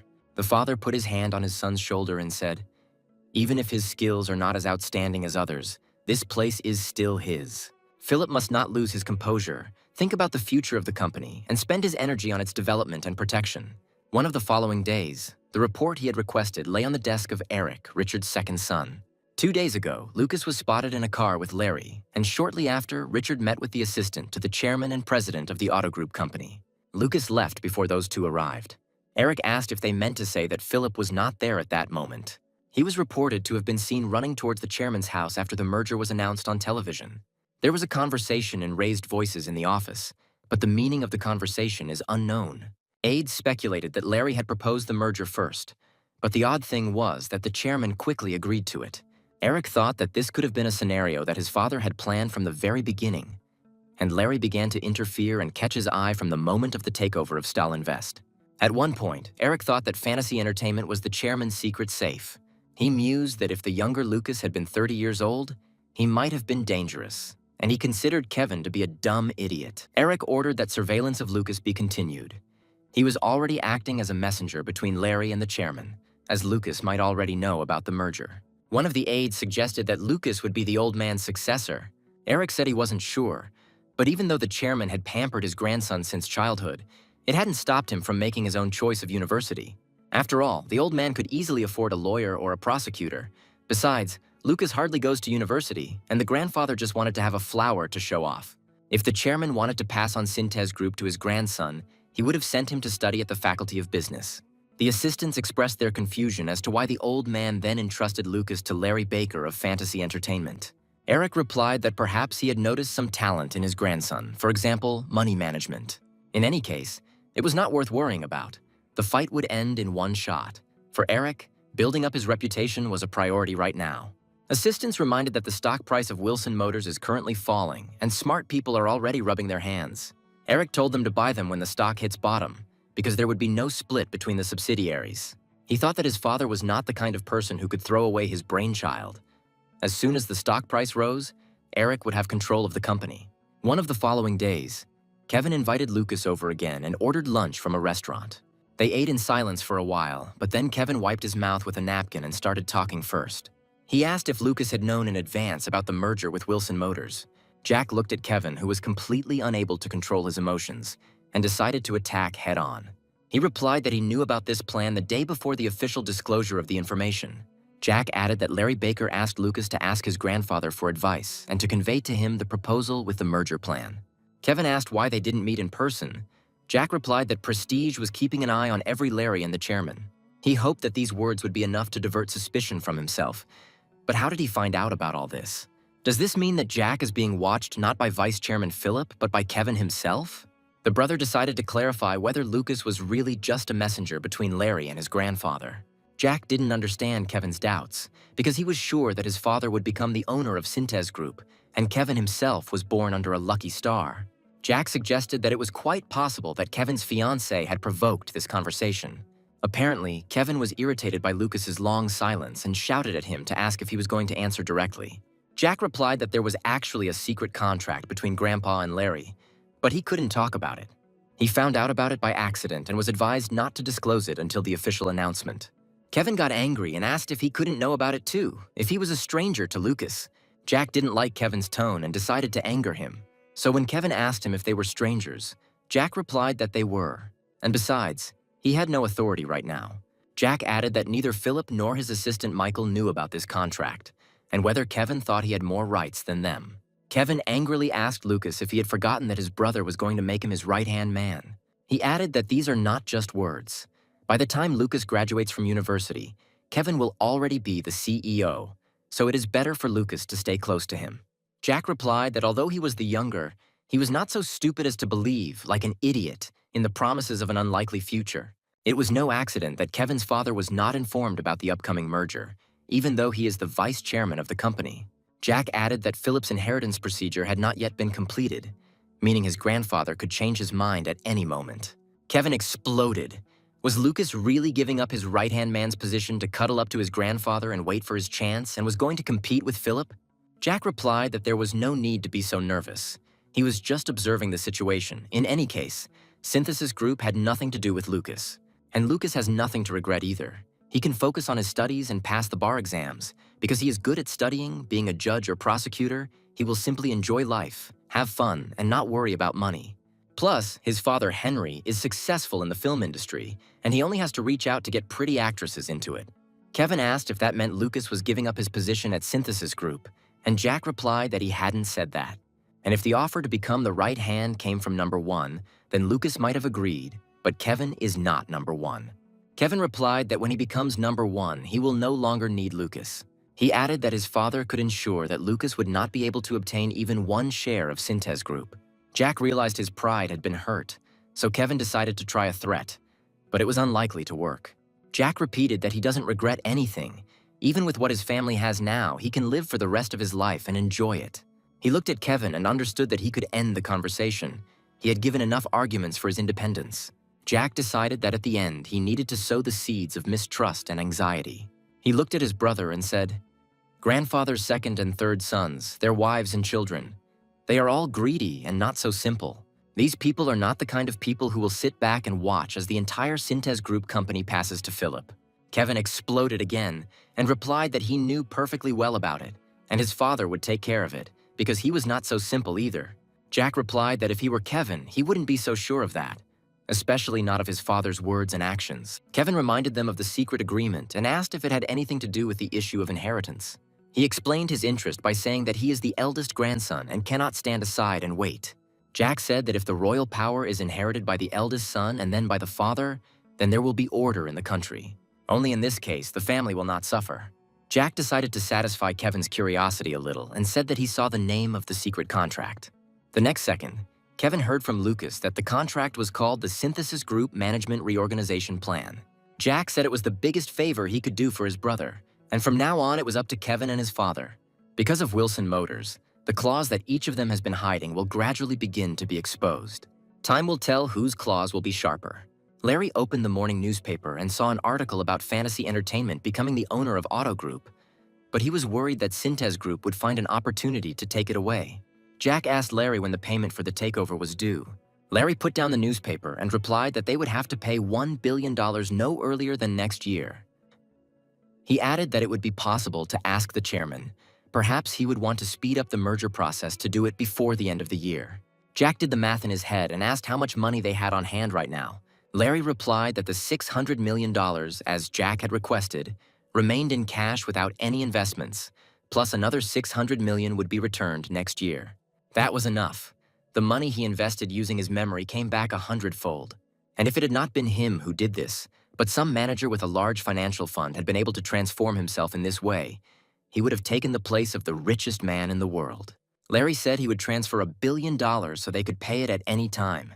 Jack replied that it wasn't worth doing that yet, since the upcoming payment wouldn't be until the end of the year anyway.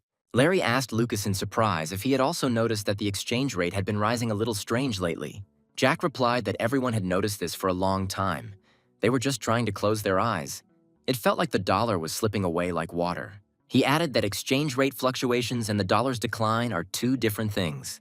Then Jack said that a box of bread on a desert island would cost a lot more than at the bakery around the corner.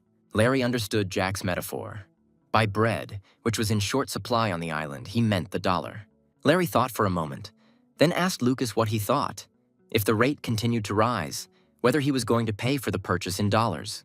Jack said he had an idea to reduce the price by offering to pay for Auto Group in dollars. Larry laughed. He understood.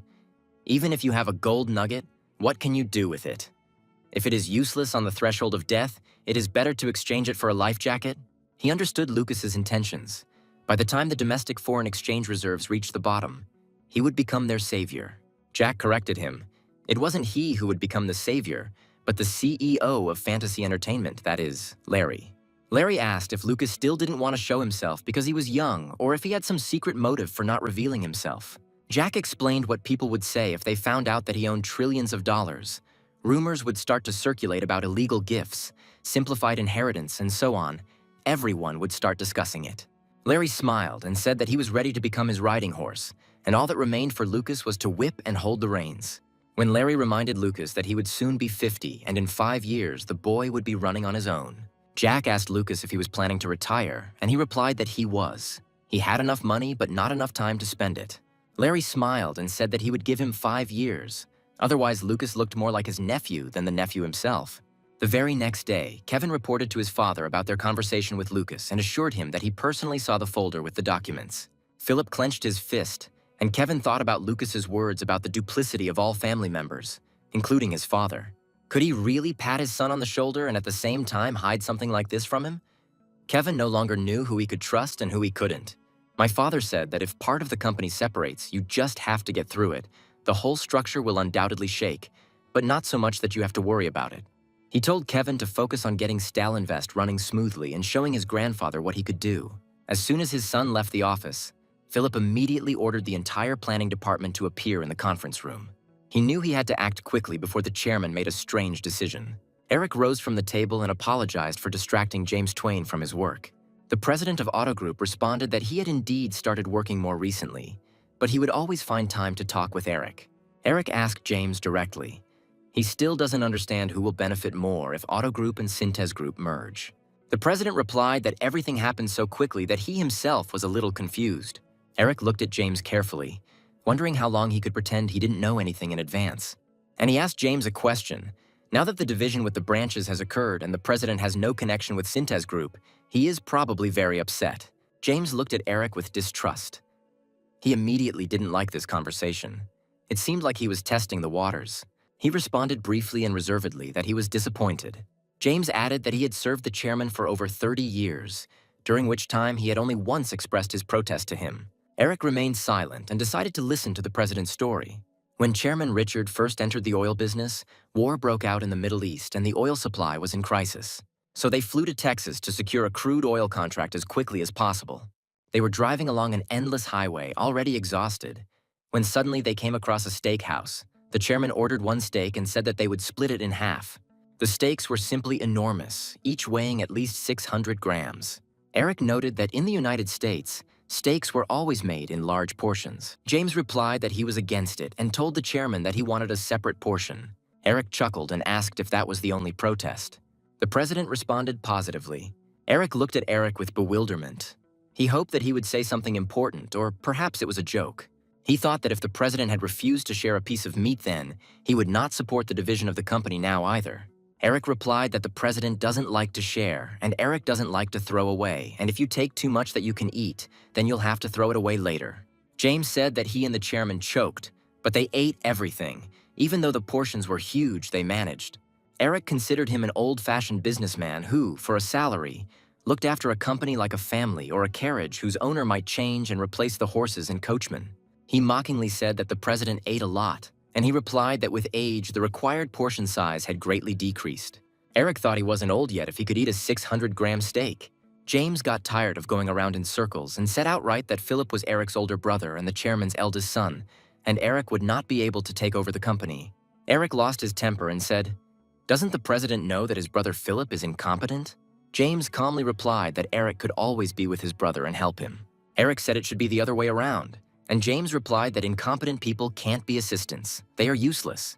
Eric began to put pressure on the president and said that he would create several branches and hand them over to his brother for management. James replied that he was simply an employee of Syntez Group, but he would not get involved or support plans that would discredit the company. He did not want to see the redistribution of land. Eric decided that he couldn't just let things go and that he had to do everything he could to achieve his goals. He continued to press, saying that he would make these lands more fertile, clear all the unevenness, and make a wide and spacious plain.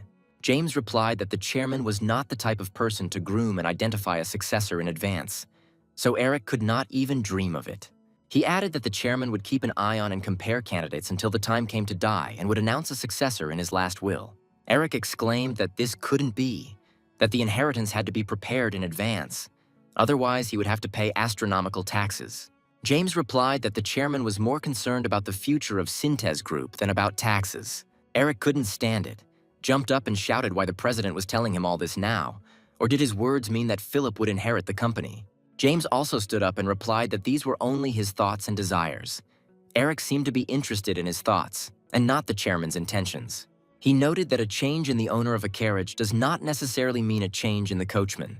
With these words, James headed for the exit, and Eric thought that the opinions of people like the president played a big role in his father's decision. Eric said afterward that he would keep in mind that the confrontation had not even begun yet. One of the following days, Eric decided to visit the office of his younger brother Heinrich. Henry was extremely surprised, because during the 10 years of the film company's existence, Eric never visited his brother or showed any interest in his affairs. Eric said he heard that his brother had made a lot of money during this time. Genrich replied that these were just rumors. It was difficult to earn anything at the bottom. It wasn't even enough to cover the budget of one company department. Eric replied that he would send someone tomorrow to expand the office because he needed to live up to his position. But Heinrich replied that he still needed to pay off his debt. Eric was aware of the success of his brother's company and was very surprised to learn about the debt. Heinrich replied that he did not use a private loan, and as far as Eric knew, he received the startup capital from his son Lucas. He must return them to his son, otherwise it would be awkward to take money from a small child and not give it back. Eric replied that Heinrich earned a good income and would be able to repay the debt, then invited his brother to sit down. Henry sat down in a chair and said that he would like to finish the conversation quickly and asked why Eric came to him. Eric asked a direct question whether Genrich was going to continue down this path and whether film production was his last bet. Henry looked at his brother and asked if he wanted to tell Henry not to even stick his nose into his father's company. Eric replied that his brother was understanding and reminded him of the existence of his son Lucas. He added that he would really hate to lose his younger brother and nephew. Henry asked why there was such interest in him since his younger brother Nick also existed. Eric waved his hands and replied that Nick had not been his brother for a long time. He was only his brother in name in the company. He noticed Henry's thoughtful look and asked if he had been hiding his greed until now. Henry adjusted his glasses and replied that it wasn't greed. It was just that he hadn't been fulfilling his role as a father enough up until now, and now he would take care of that. Eric looked at his brother and realized that they were talking about his son Lucas. Heinrich said that his son dreams of becoming an entrepreneur like his grandfather, and he surprised his brother with this statement. Then Heinrich explained that Lucas was not so petty as to want to get several subsidiaries of his grandfather's company. He would achieve everything on his own. When he added that he would do everything to help his son with this, Eric asked what this had to do with Syntez Group. Henry replied that the blood of the chairman also flows in him, and if they give him something, he does not refuse. And if they do not give it to him, he takes his fair share himself. Eric was silent and thought about the words his brother had just said. Heinrich assumed that Eric had come here for a reason. Something must have happened to his older brother, apparently. The company's shares had been shaken up a lot because of Wilson Motors. Eric told Heinrich to stay back and support Eric, and if he won, he would give his brother a fair share, enough for Lucas to achieve his dream. Henry asked what would happen if the other brother won. Eric replied that then Henry would have to fight him to prove to his son that he was the father. As he was leaving the office, Eric noticed a movie poster on the door and asked his brother about it. My brother replied that it was Titanic and the company would release it early next year. But in the meantime, they were looking for cinemas. Eric replied that if the tickets didn't sell, he would buy them all. It was already late evening when uninvited guests appeared at Henry's house. In front of him sat his older sister Caroline and her husband Oliver. They came to ask him for money. Henry replied that today was a very strange day. First Eric's visit, now his sister. Could it be that something had happened in the family and he didn't know? And now the department store owner is asking the film company owner for money at a time when her weekly revenue can be compared to the profit from one film. Carolina replied that her father had invested all the money in Stall Invest and limited the department store's budget, and was also asking for daily income and expense reports. Henry asked if his sister had done anything wrong to their father. She blamed Oliver for everything, saying he had asked to be challenged for mayor of Seoul in the elections next year. The father blocked all funding and forbade the use of money from the department store. Henry was very surprised, although he knew that this was definitely his sister's idea. Carolina said that she heard that Henry had hit the jackpot this year with some film and received a lot of money. Genrik asked her how much money she thought a film could make in Korea, given the low ticket prices. If you calculate the amount of tickets sold, subtract from it the money for the cinema, distributors, and production costs, then how much is left in their opinion?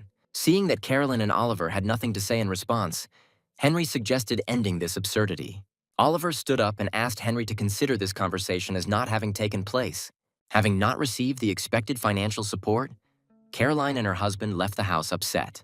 Suddenly, they saw Lucas returning home. Lucas was surprised at what his aunt and her husband were doing there at such a late hour. The father was sitting on the sofa and drinking tea. He told his son that they needed to talk. Jack apologized for returning late and promised not to make his father worry in the future. Henry replied that he was not such an old-fashioned father as to control his grown son. They sat down to drink tea, and the father said that his brother Eric had come to see him during the day, and that his sister Caroline and her husband had just come. Jack tried to catch his father's mood and understand what the upcoming conversation might be about. Henry said that Lucas was definitely his son, but he was nothing like him. He prided himself on his artistic and aesthetic sense, but Lucas doesn't even listen to regular pop songs. He thinks counting money is boring, but Lucas is born with a wonderful sense of investing. How can the differences be so obvious? Jack was worried why his father started this conversation. Did he really realize that he was not his son? Dad said that he actually already knew everything from Larry Baker. This statement made Jack even more nervous. The father said he knew his son's fortune was enormous and that Lucas owned Auto Group and therefore effectively owned an investment company that controlled Hollywood. Jack knew that his father and Larry were best friends who had become close in their youth, and their friendship was based on trust. And it's strange that Larry didn't tell Henry his son's secrets for 10 years. Father laughed and said that Lucas had the same face he had when Larry told him everything about him. Jack apologized for not telling his father about it himself, but Henry replied that he was even grateful to Lucas for it.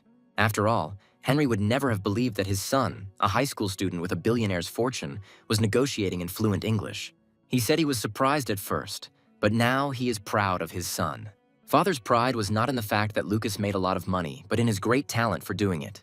And then my father asked a direct question: does Lucas want to take over Synthes Group?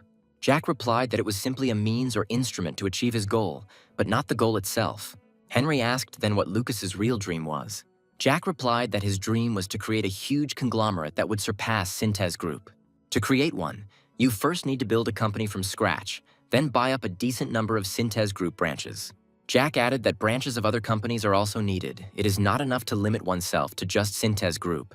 Heinrich replied that Lucas was talking about Synthes Group as if it were some kind of stall or local store. Jack said he didn't say he wanted his grandfather's company. He wanted people to see him as more than just someone lucky enough to be born into the Wilson family. Then he looked thoughtfully at the ceiling and said that for now, it was all just a dream. The father replied that since it was just a dream, he no longer had to worry about his son. He thought about whether he could somehow help his son achieve his dream, and if necessary, he was even ready to defend his rights as one of the chairman's sons.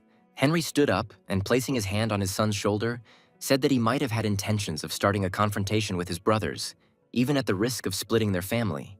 A sudden thought struck Jack. This was a completely new card that he hadn't even thought of. As he headed out, his father said he hated arguments and contentious negotiations and was glad Lucas didn't need his help. Jack jumped up and shouted after his father that everything was completely wrong, asked him to continue the conversation, but his father went to bed. Approaching his grandfather's house, Jack looked towards the parking lot, which was completely filled with cars that had arrived. Jack realized that the chairman had called a big emergency meeting. The chairman gave instructions that all foreign currency coming into the company should not be spent. It was also necessary to sort out foreign payments, which must be made, since banks are reluctant to share their dollar reserves. Due to the increase in the exchange rate, export earnings from the exchange rate difference increased and conversion into local currency was suspended. At this point, the chairman's assistant, Michael, approached him and said that at his request he had called the prime minister, but he was ignoring the calls.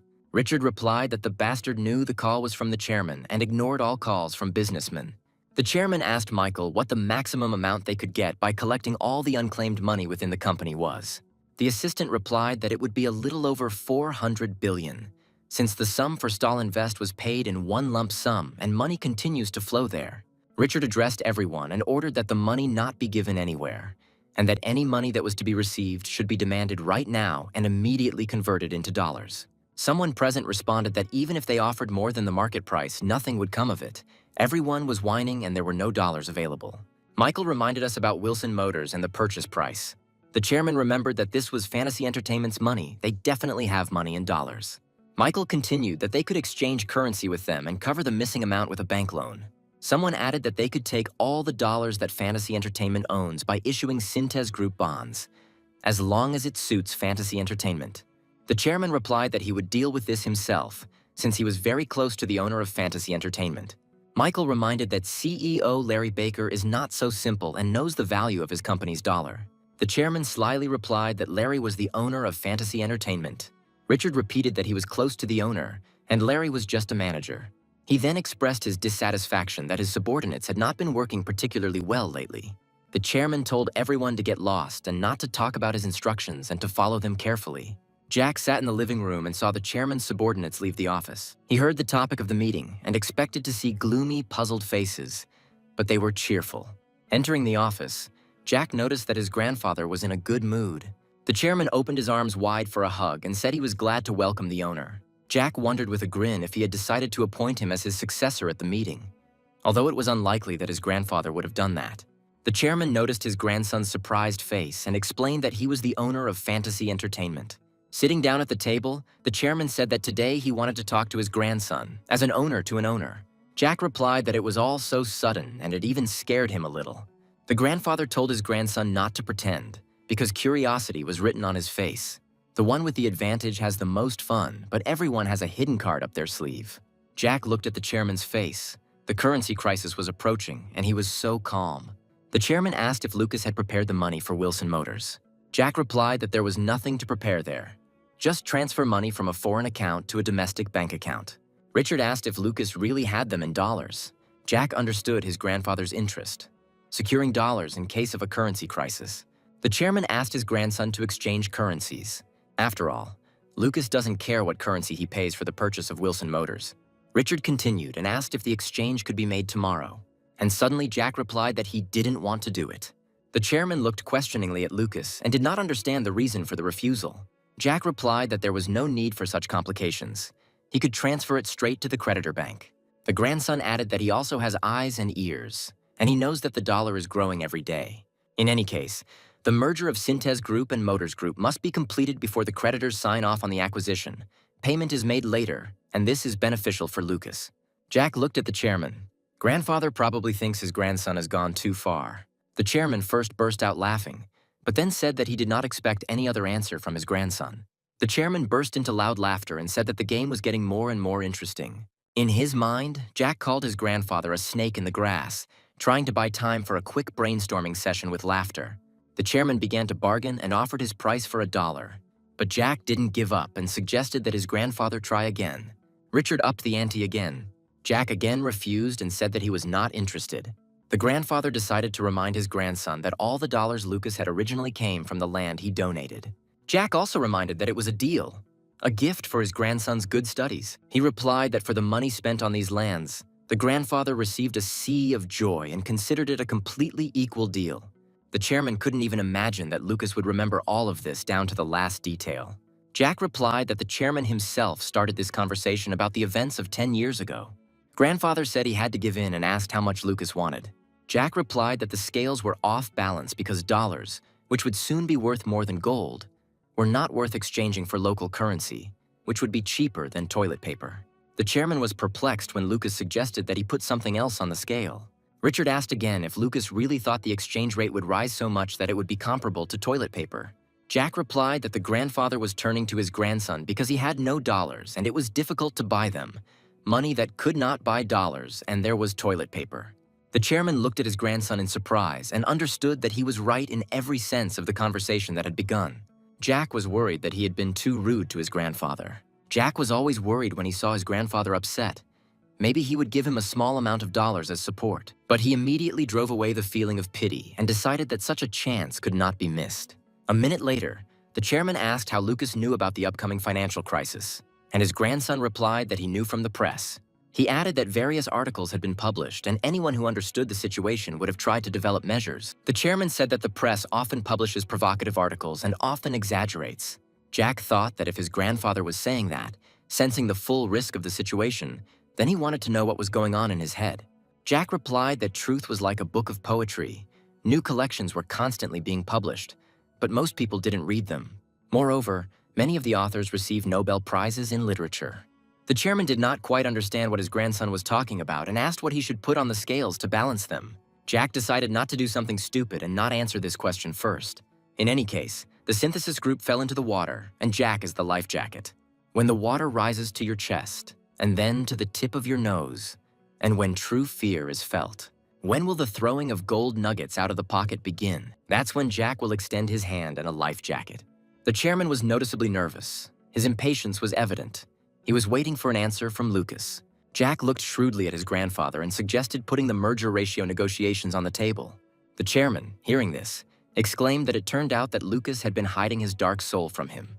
Jack's goal was to ensure that when merging a portion of the shares of Synthes Group and Motors Group, the merger ratio would be favorable to him. He replied to the chairman that this was not a dark soul, but a reasonable request that he wanted to bring to the negotiating table. Richard said Lucas was a greedy little fellow. He moved very smoothly, as if he had been greased with sesame oil. Jack replied that business is an enterprise that fulfills the desires of others, satisfying one's own greed. Greed will be criticized anyway, so it doesn't matter how greedy a person is. And suddenly the chairman said that Lucas was a real respectful grandson. Jack replied that that was true. He had brought his grandfather a lot of joy, making him happy with his grades in childhood, had grown up and even saved up a lot of money. And the chairman said that from the moment he united the branches of Synthes Group into one company and took over management, no one opposed him. Everyone bowed their heads, and Richard only received what was due to him, and there was no one who would dare to take it all away. Jack wondered if this old man, over 70, was really feeling the fire of rivalry, especially with his grandson. The chairman shouted that he never took what he had to share. He said that it was probably time to rekindle this fire, then we would see who would win. In response to his grandfather, Jack exclaimed that he was his grandson by blood. The chairman grinned maliciously and replied that it was even more interesting this way. A confrontation between grandfather and grandson. Jack was afraid that from now on he wouldn't be able to get anything from his grandfather unless he was in a good mood. Richard said he would be the first to make one of his offers to this impudent owner with a bunch of dollars. He himself will determine the merger ratio of the companies, and his grandson will have no choice but to accept this offer. Who knows? Maybe he will give Lucas much more than he expected, because a grandfather never skimps on his grandson. Jack didn't know what his grandfather was planning, or whether it would affect the achievement of his goals and plans that he had in mind. The chairman asked again if Lucas was ready to accept his proposal. Jack responded mockingly that how could a respectable grandson deprive his beloved grandfather of yet another joy? The chairman said that his grandson was not one to give up without a fight and seemed to reject the offer. Jack reminded him and asked what the second sentence would be. Richard replied that it was not really an offer, but more like a threat, and when he gets to that threat, Lucas will regret not accepting the first offer. Jack wondered what kind of threat this could be, because no one had ever threatened him before, at least in this life. And suddenly the chairman said that there would be no merger between Synthes Group and Avto Group. Tomorrow morning, Chairman James Twain will hold a press conference in which he will say that Fantasy Entertainment, the company that acquired Auto Group, made unreasonable demands so the merger will not take place. Jack looked at his grandfather with hatred and said that his statement was somehow weakly drawn to the level of a threat. Richard shouted out whether Lucas meant to say that he wouldn't care if the chairman stood in the way of the acquisition. Jack found it a little funny. Did his grandfather really think he could stop him from getting Auto Group by trying to stop him? He replied that the situation would undoubtedly change, since the merger was the first condition of the acquisition. Jack agreed with the chairman that there was now an emergency situation. Richard said there are some things that remain and will remain the same, and not just in this situation. And this is influence. He can call creditors, banks, the Blue House, the National Assembly, and there will be no decision to take possession. Until the chairman of Prestige contacted him and offered to have a drink, the chairman suggested that Lucas reconsider the rates. Does the grandson still think that he can take over the company without a merger? Jack replied that the country's available foreign exchange reserves were only $2 billion, and Korea was asking friendly countries to borrow money. Richard asked if Lucas meant by this that his influence had diminished because of the currency crisis. Jack said his grandfather's influence had not diminished, but simply disappeared. The chairman looked at Lucas in bewilderment. Jack explained that they themselves were having a hard time right now, as there was a chance they would have to answer the chairman's calls. He suggested that his grandfather take the current situation more seriously. And the fact that the chairman's influence no longer works doesn't matter to Jack. On the contrary, it's even better, because then no one will put forward bets, and fantasy entertainment will be the only one. Jack suggested that creditors would lean toward fantasy entertainment even if he decided to defer payment for the acquisition. The chairman of Prestige must be clutching his heart right now. He was planning to buy the company for local currency and could have been left without any money at all if that had happened. If the grandfather hopes that the situation will change soon, but this will not happen. Jack said the chairman himself knew the country could not avoid a financial crisis. And there's no point in hoping that a country-sized economy will not collapse so easily. All this is causing concern among everyone. The chairman asked if Lucas meant that Syntez Group would need fantasy entertainment dollars. Jack replied that the country's foreign exchange reserves were $2 billion, and he had half of that. And the moment this money arrives in Korea, all the banks and corporations will start lining up in front of fantasy entertainment. The chairman asked if he wanted to meet with him. As the owner of fantasy entertainment, he would have to take a ticket with the order of the queue. And Jack replied that Grandpa's ticket would be number 1. The chairman fell silent and thought. Jack realized that now the grandfather was listening to his grandson's words. A minute later, Jack, seeing his grandfather's silence, said that he was bored and needed to quickly complete the deal to acquire Auto Group. He still had a lot to do. The chairman got angry and said that it could be more important than this. Jack replied that they still needed to shake the dollars in their hands, find a company to put in the basket and negotiate a price. For the first time during the conversation, the chairman looked at his grandson with bewilderment. Jack considered his grandfather a phenomenal and legendary figure, and he could not imagine that he could surpass him even for a short time. And then Richard couldn't resist asking how many hell dollars he had. Jack replied that he wouldn't show his grandfather his wallet, but he could easily buy Trans Motors. Now Richard was truly stunned. Jack explained that he was planning to merge Auto Group and Trans Motors, and if he added Wilson Motors, he would have a company on par with Prestige. And at the entrance to the company, Jack will place a Wilson Motors sign. This will be another gift of respect to his grandfather from a respectful grandson. Jack told his grandfather that he would wait for a second proposal from him. He could hold a meeting, but there was little time left because the waiting list could grow.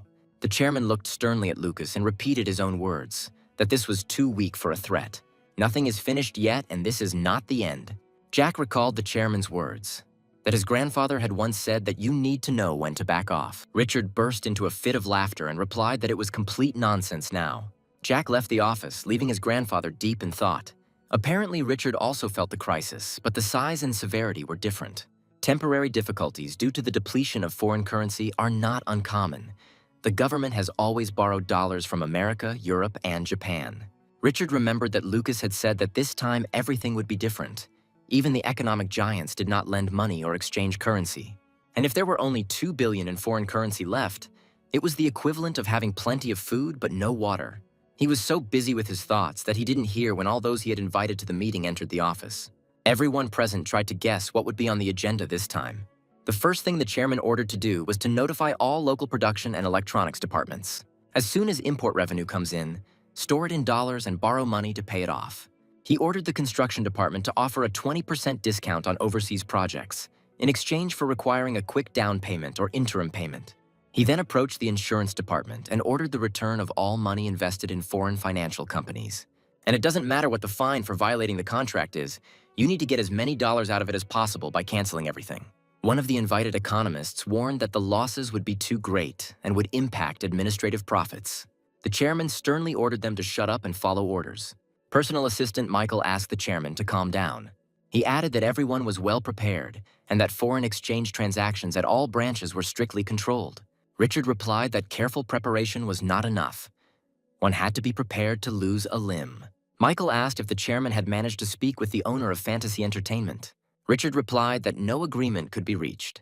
He then added that he made money during the Korean War, and even that didn't scare him. The chairman answered honestly that he was scared now.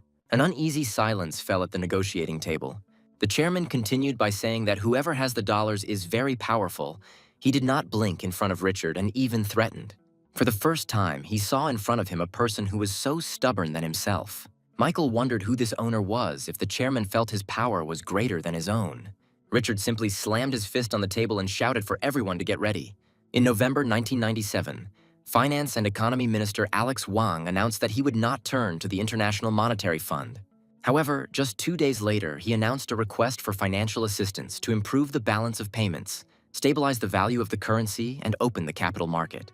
The following day, the president's official statement requesting such assistance was published. The stock index fell, as did the country's national credit rating. Some banks were ordered to suspend operations, and Baccara Group was among them and went bankrupt. Larry was indignant because according to the agreement, they had to pay for the takeover after the merger was completed. He was against payment being made in dollars and categorically stated that he would pay in local currency. Larry hung up, folded his arms across his chest, closed his eyes and said that there was chaos everywhere. A minute later, Larry asked Lucas what about the chairman and whether he had given his answer to his grandson's proposal. Jack replied that his grandfather was not going to give in to his grandson and was still just as stubborn. Larry said that then Wilson would not be such a famous rich man. Lucas, when he grows up, will do the same, because he already wants to get more than his grandfather. Reading the newspaper, Jack replied that if the exchange rate rose, he would have 5 trillion in local currency instead of 3. Larry chuckled and asked how a 20-year-old guy would feel with that amount of money. Jack advised Larry not to get too excited. He, too, would like to take the money and gamble with it somewhere in Europe. Larry replied that Lucas could easily afford it. Then Jack asked Larry who he thought would be better, the chairman of a Korean conglomerate or a rich European aristocrat. Larry replied that both were boring. Jack replied that the time would come when Lucas would become a Korean conglomerate and ensure that Larry would feel like a European aristocrat in retirement. Synthes Group was in full swing, with employees constantly reporting to the chairman what other sources they could get dollars from. One of these subordinates stood in Richard's office and listened to him explain how he needed these $2 million. Michael asked if the chairman could tell him the name of the owner of Fantasy Entertainment so he could try to talk to him and agree on cooperation. Richard replied that he would take care of it himself and ordered his assistant to visit the opposition camp. O ordered that several packages of vitamins be delivered to them and that if they gave them $2 billion, the Federation of Korean Industries would actively cooperate with the next administration. After the assistant left, Richard opened the folder lying on the desk and began looking through the documents. He saw the numbers. The maximum share that could be allocated in Wilson Motors was almost 18%. He needs to give up that percentage to get a favorable exchange rate, not to get $1 billion. Moreover, Lucas promised to give them away after the merger, but this is unlikely to happen. After all, Lucas puts everything that falls into his hands into his pocket.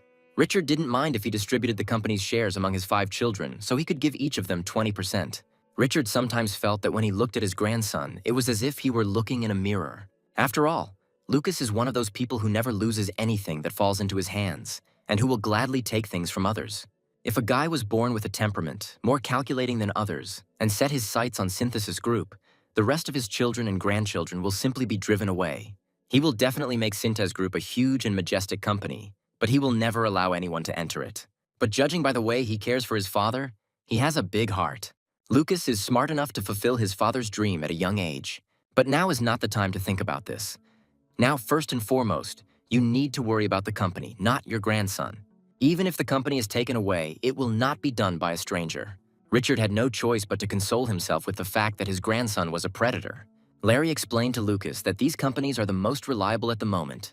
If they overcome this crisis, there will be no problems. Jack looked at the list and asked, from a financial accounting perspective, which of the options were the best. Larry replied that those at the top of the list have good profitability and technology. But Lucas looks at more than just those parameters. Jack replied that only Synthes Group and Prestige could overcome this crisis on their own. Larry said that Contour Group also needs a little government support to survive. Jack stood up and replied that time would tell and put everything in its place. He walked out into the underground parking lot and headed towards his car. Sitting in the back seat of the car, Jack told Thomas to go to the chairman's house. He thought about Larry's opinion. Contour Group really was a reliable company. It was her reliability that made Jack want to buy her. Until now, this world was divided into predators and herbivores, in which everyone coexisted and no one hid. But an era has arrived where predators bare their fangs and mercilessly tear herbivores to pieces. And if Jack has decided to become the king of this place, there is nothing left to do but resort to rough actions. Thomas said he found out who tailed their car, and it was Daily News. Jack was surprised and asked if the Wilson family was planning to intermarry with them.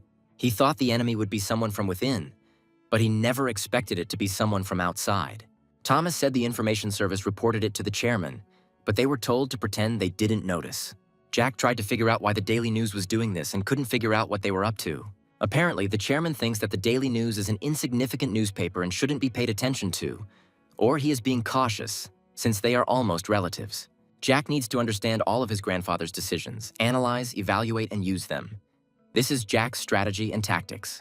Finally, the car stopped at the porch of Richard Wilson's residence.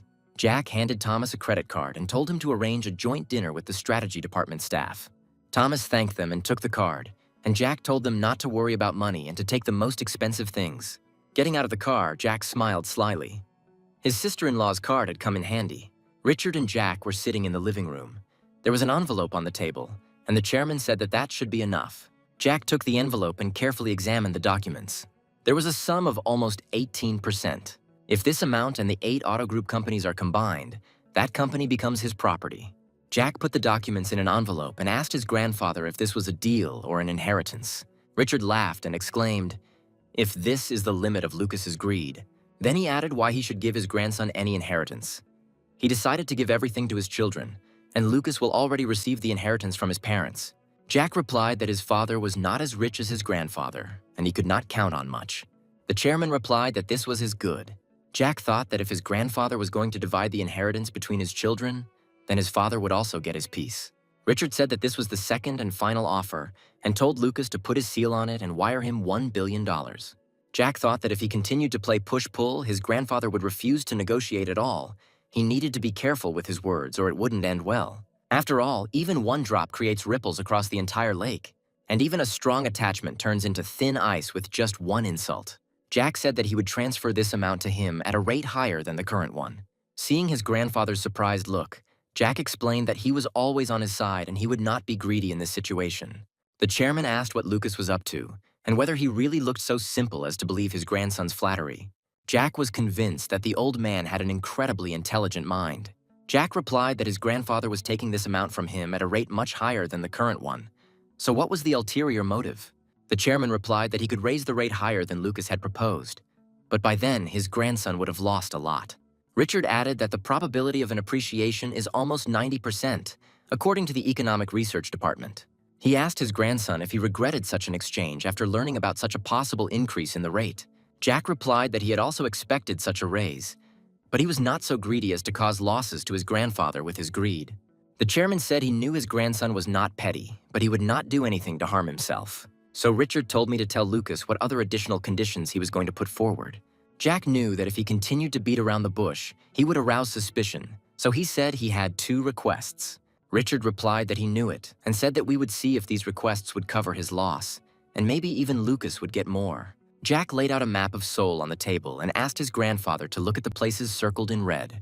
The chairman took the card and, still not understanding what they meant, asked Lucas for clarification. Jack explained that this was Seoul's state land and he wanted to buy it cheap. Richard asked if this was known to him, that his grandson had asked his grandfather to influence the mayor of the city. Jack replied that it wasn't quite so. There were 6 months left before the current mayor's term ended, and they should try to ask the next mayor about it. The chairman replied that if the grandson meant his uncle, he would categorically not allow this.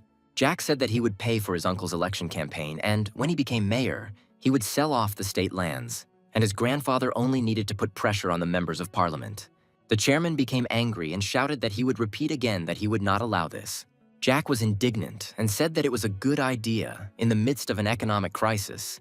If the city sold land not intended for business to raise funds, no one would object. The chairman angrily replied that he didn't want to listen to this nonsense anymore. Jack asked his grandfather to tell him why he was so categorically against Lucas's proposal. The chairman replied that he was against it because Oliver was not a blood member of their family. He continued, saying that all of Oliver's ambitions were his wife Caroline's idea, and that he was merely a puppet in her hands. Jack thought that his grandfather realized that his daughter Caroline was using political power to hide her disadvantageous position as the daughter of a conglomerate. Grandfather knew that with the help of this power, Carolina could demand her share of Syntez Group, and maybe even more. Even without looking through a microscope, one could see the illegal actions that were taking place in the company. And then the chairman was surprised when he heard from his grandson the proposal to make Oliver a puppet of Syntez Group. Jack said that by the time Oliver got to the mayor's chair, he would have a lot of dirt stuck to him, and if you used it correctly, you could make him your puppet. The chairman replied that all this dirt would come from Syntez Group, and then the company would also suffer. Jack replied that he would throw his dirt and dust on his uncle and then grab him tightly by the collar, so that his grandfather would have nothing to worry about. Jack continued, saying that he would also provide the money himself, and that his grandfather could also use it if necessary. The chairman replied that if Lucas himself was going to provide the funds for this event, then why did he ask his grandfather's permission and not act independently? And Jack said that if Grandpa made one call to the leader of the opposition party, Uncle wouldn't even be nominated for the elections. He asked the chairman to take just 2 steps to allow his uncle to remain in office for 8 years. During this time, they would have time to take everything they needed. The chairman asked with interest what his second step would be. Jack replied that the second step for his grandfather would be to block government subsidies to Contour Group. Richard looked at Lucas with bewilderment. He did not fully understand how the Contour Group company could be tied to the planned scheme. Jack replied that the government was not planning to give up state land to build a parking lot. Something else would obviously be needed, and that would require a small construction company.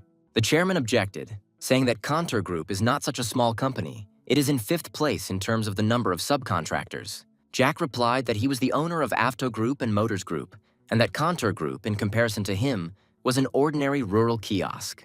Richard said he could see that his grandson was serious about running his own company. After all, the grandson is not asking to give him Wilson Construction, but is thinking about taking over Contour Group himself. Jack replied that one would think that if he had asked, then his grandfather would have given him the company, to which Richard replied that who knows, maybe he would have given it to him.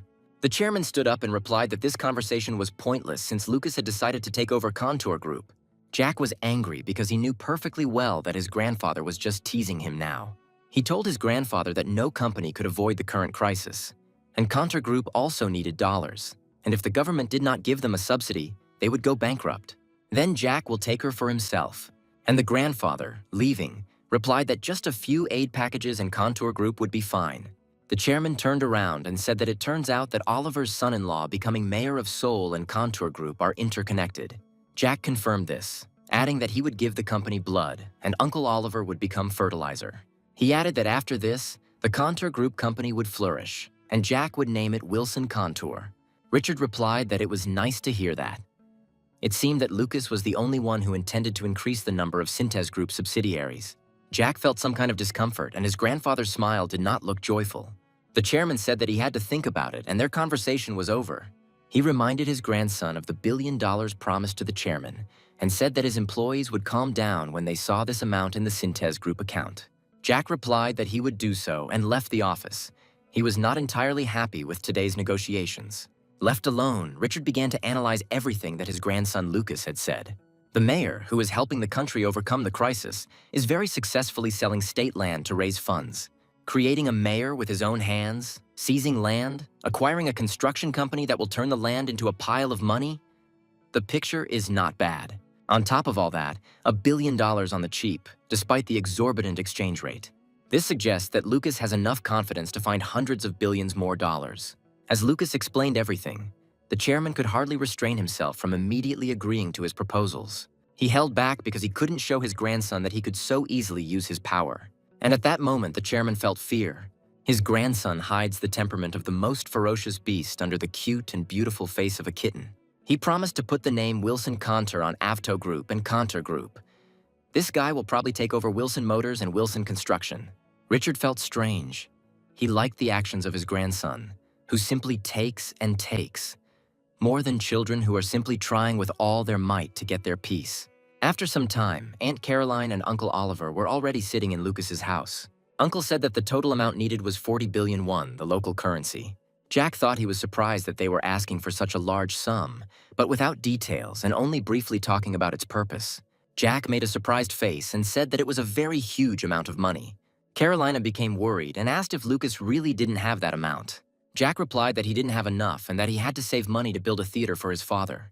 Caroline exclaimed that she could raise 15 billion won, and Lucas only had to add 25. Jack replied that in that case he could help.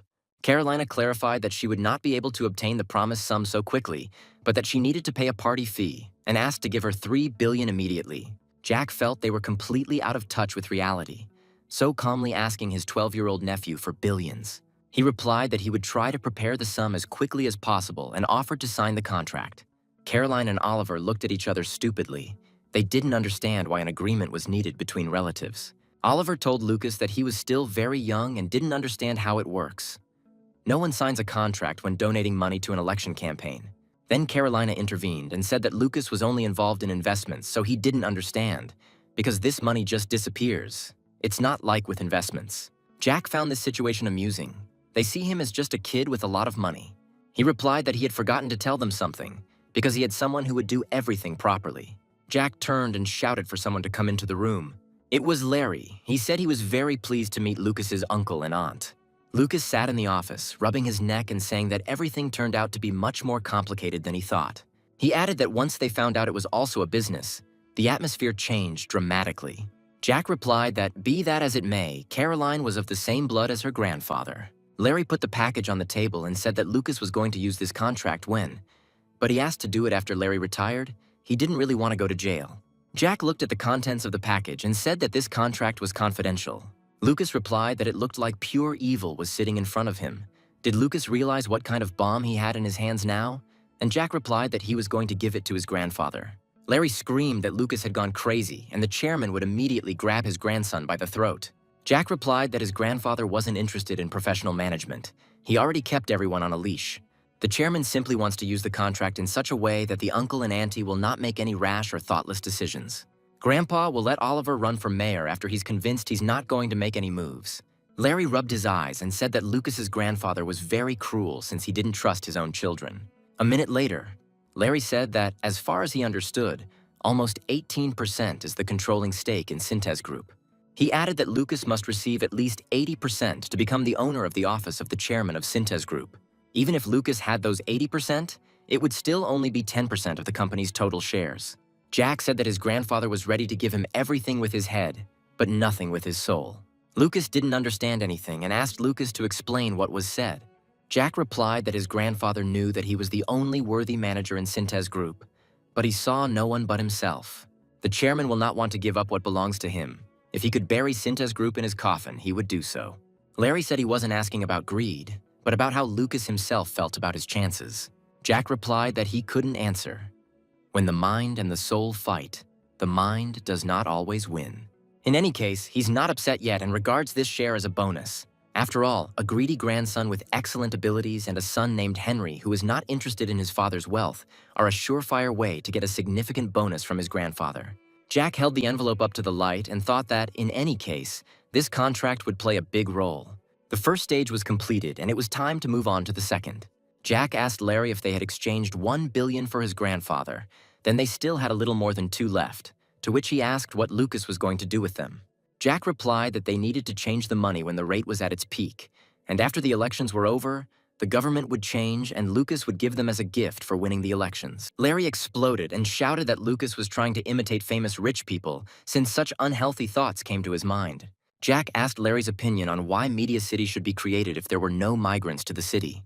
He continued that they would create companies that would be suitable for Media City status, such as broadcasting. Larry objected and said that there was no point in it. Jack continued, "Now everyone uses public television, but there is also cable. After all, the broadcasting project isn't bad at all from the government's perspective. Building new infrastructure will not only help create employment, but also revitalize the economy." Larry stood his ground, arguing that giving away those $2+ billion was crazy.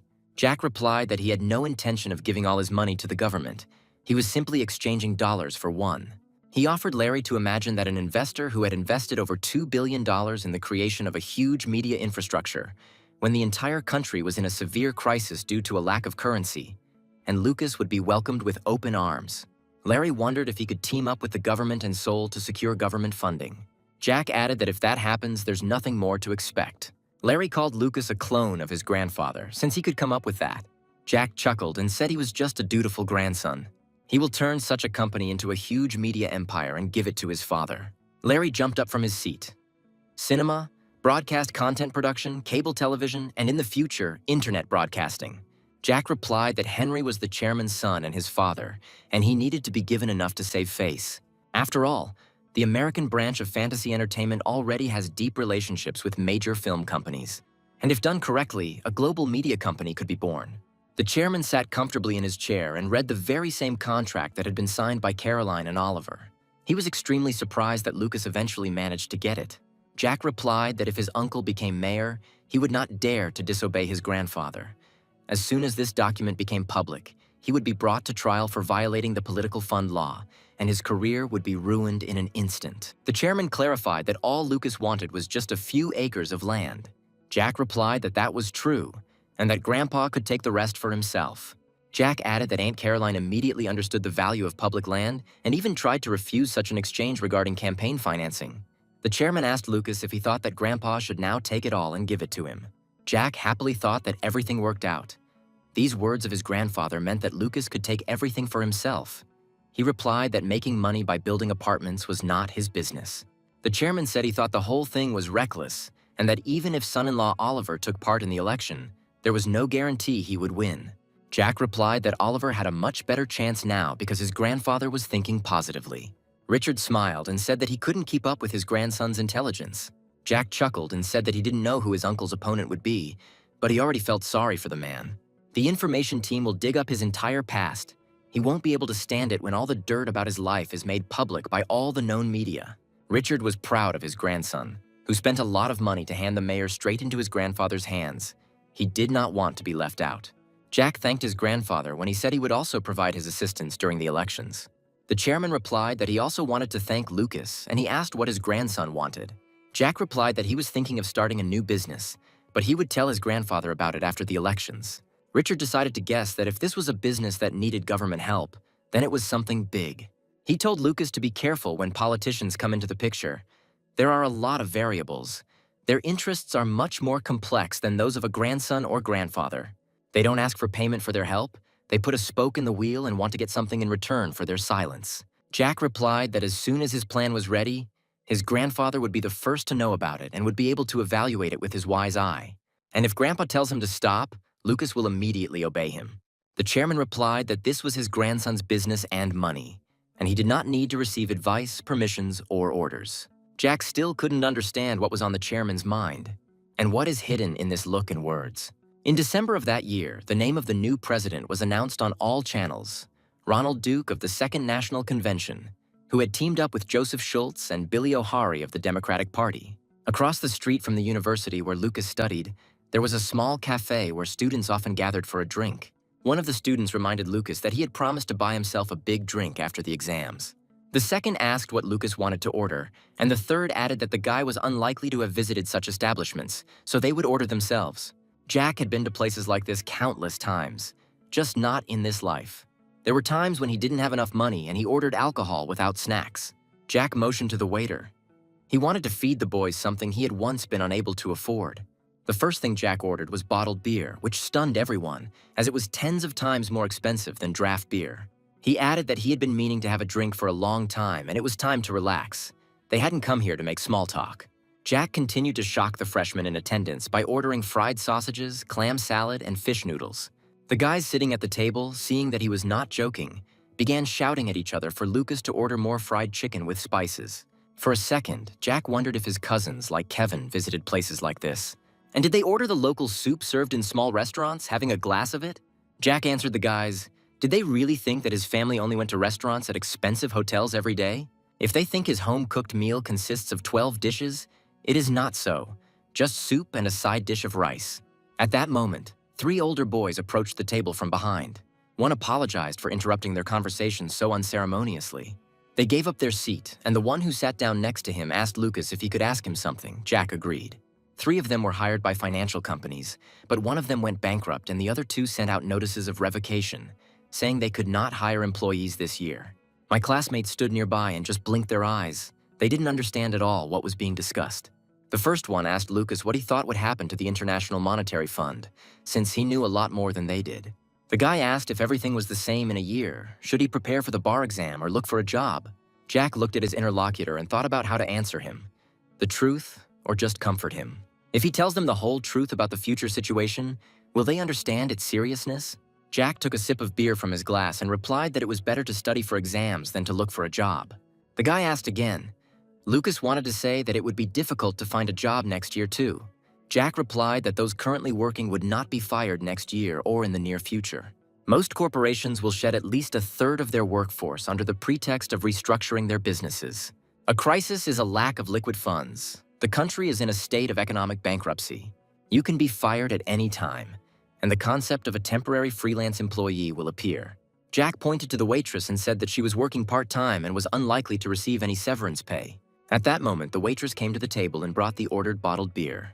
As he opened the bottle, Jack added that this isn't just used by small businesses. Large corporations are also switching to this system. It'll take a long time for the economy to return to normal, and if they're going to find a job instead of studying for exams, they'd be better off joining the army to avoid a heavy downpour. Jack understood that those who had barely finished their first year were not yet capable of understanding this. But from next year onwards, a real icy wind will blow, and people will understand what Jack meant when he said to avoid a big downpour. The guy thanked him and said that thanks to Lucas, he came to his senses. Jack looked at the guy. The fourth year was very different from the first years. The guy apologized for ruining the atmosphere and offered to have a drink. He raised his glass and shouted to someone in the room that they still had enough time to escape the downpour and take shelter. At that moment, someone slowly approached the table where the company with Lucas was sitting and said that they hadn't seen each other for a long time. It was a girl. Her face seemed very familiar, but Jack couldn't remember her name. And then a fourth-year guy asked Olivia where she was from. Jack heard her name and remembered that Olivia was the most beautiful girl in the university. The girl said that she would only drink half a glass. She still wanted to have time to return to the library. Jack sat opposite, drinking beer and silently looking at Olivia. The fourth-year student noticed that the girl was not like the other students. She was studying on vacation, and where did she find the time to sit here like this? Olivia replied that they didn't have time to sit around here, since preparing for the management exam takes about 2 years. The guy sitting next to her asked what she was talking about. The girl replied that such busy students had definitely gathered there to chat with Lucas and find out how long the crisis would last and what state the businesses were in. Jack had thought Olivia was a model student who was just studying for the job of judge.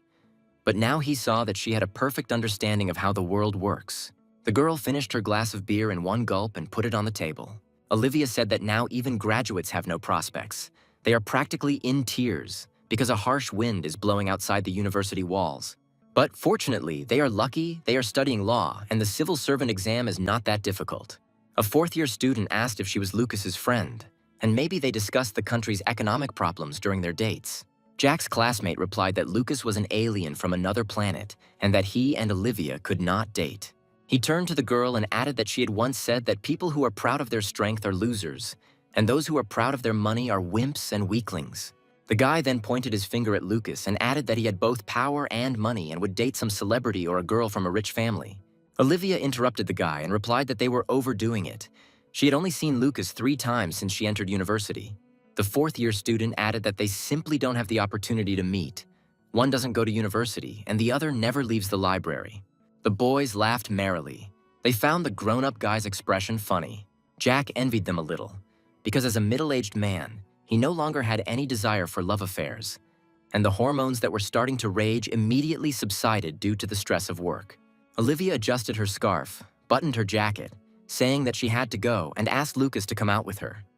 She wanted to tell him something. Going outside without a jacket, he wanted to quickly find out why the girl called him. She said she was ashamed to say it now, but asked Lucas to think carefully before giving an answer.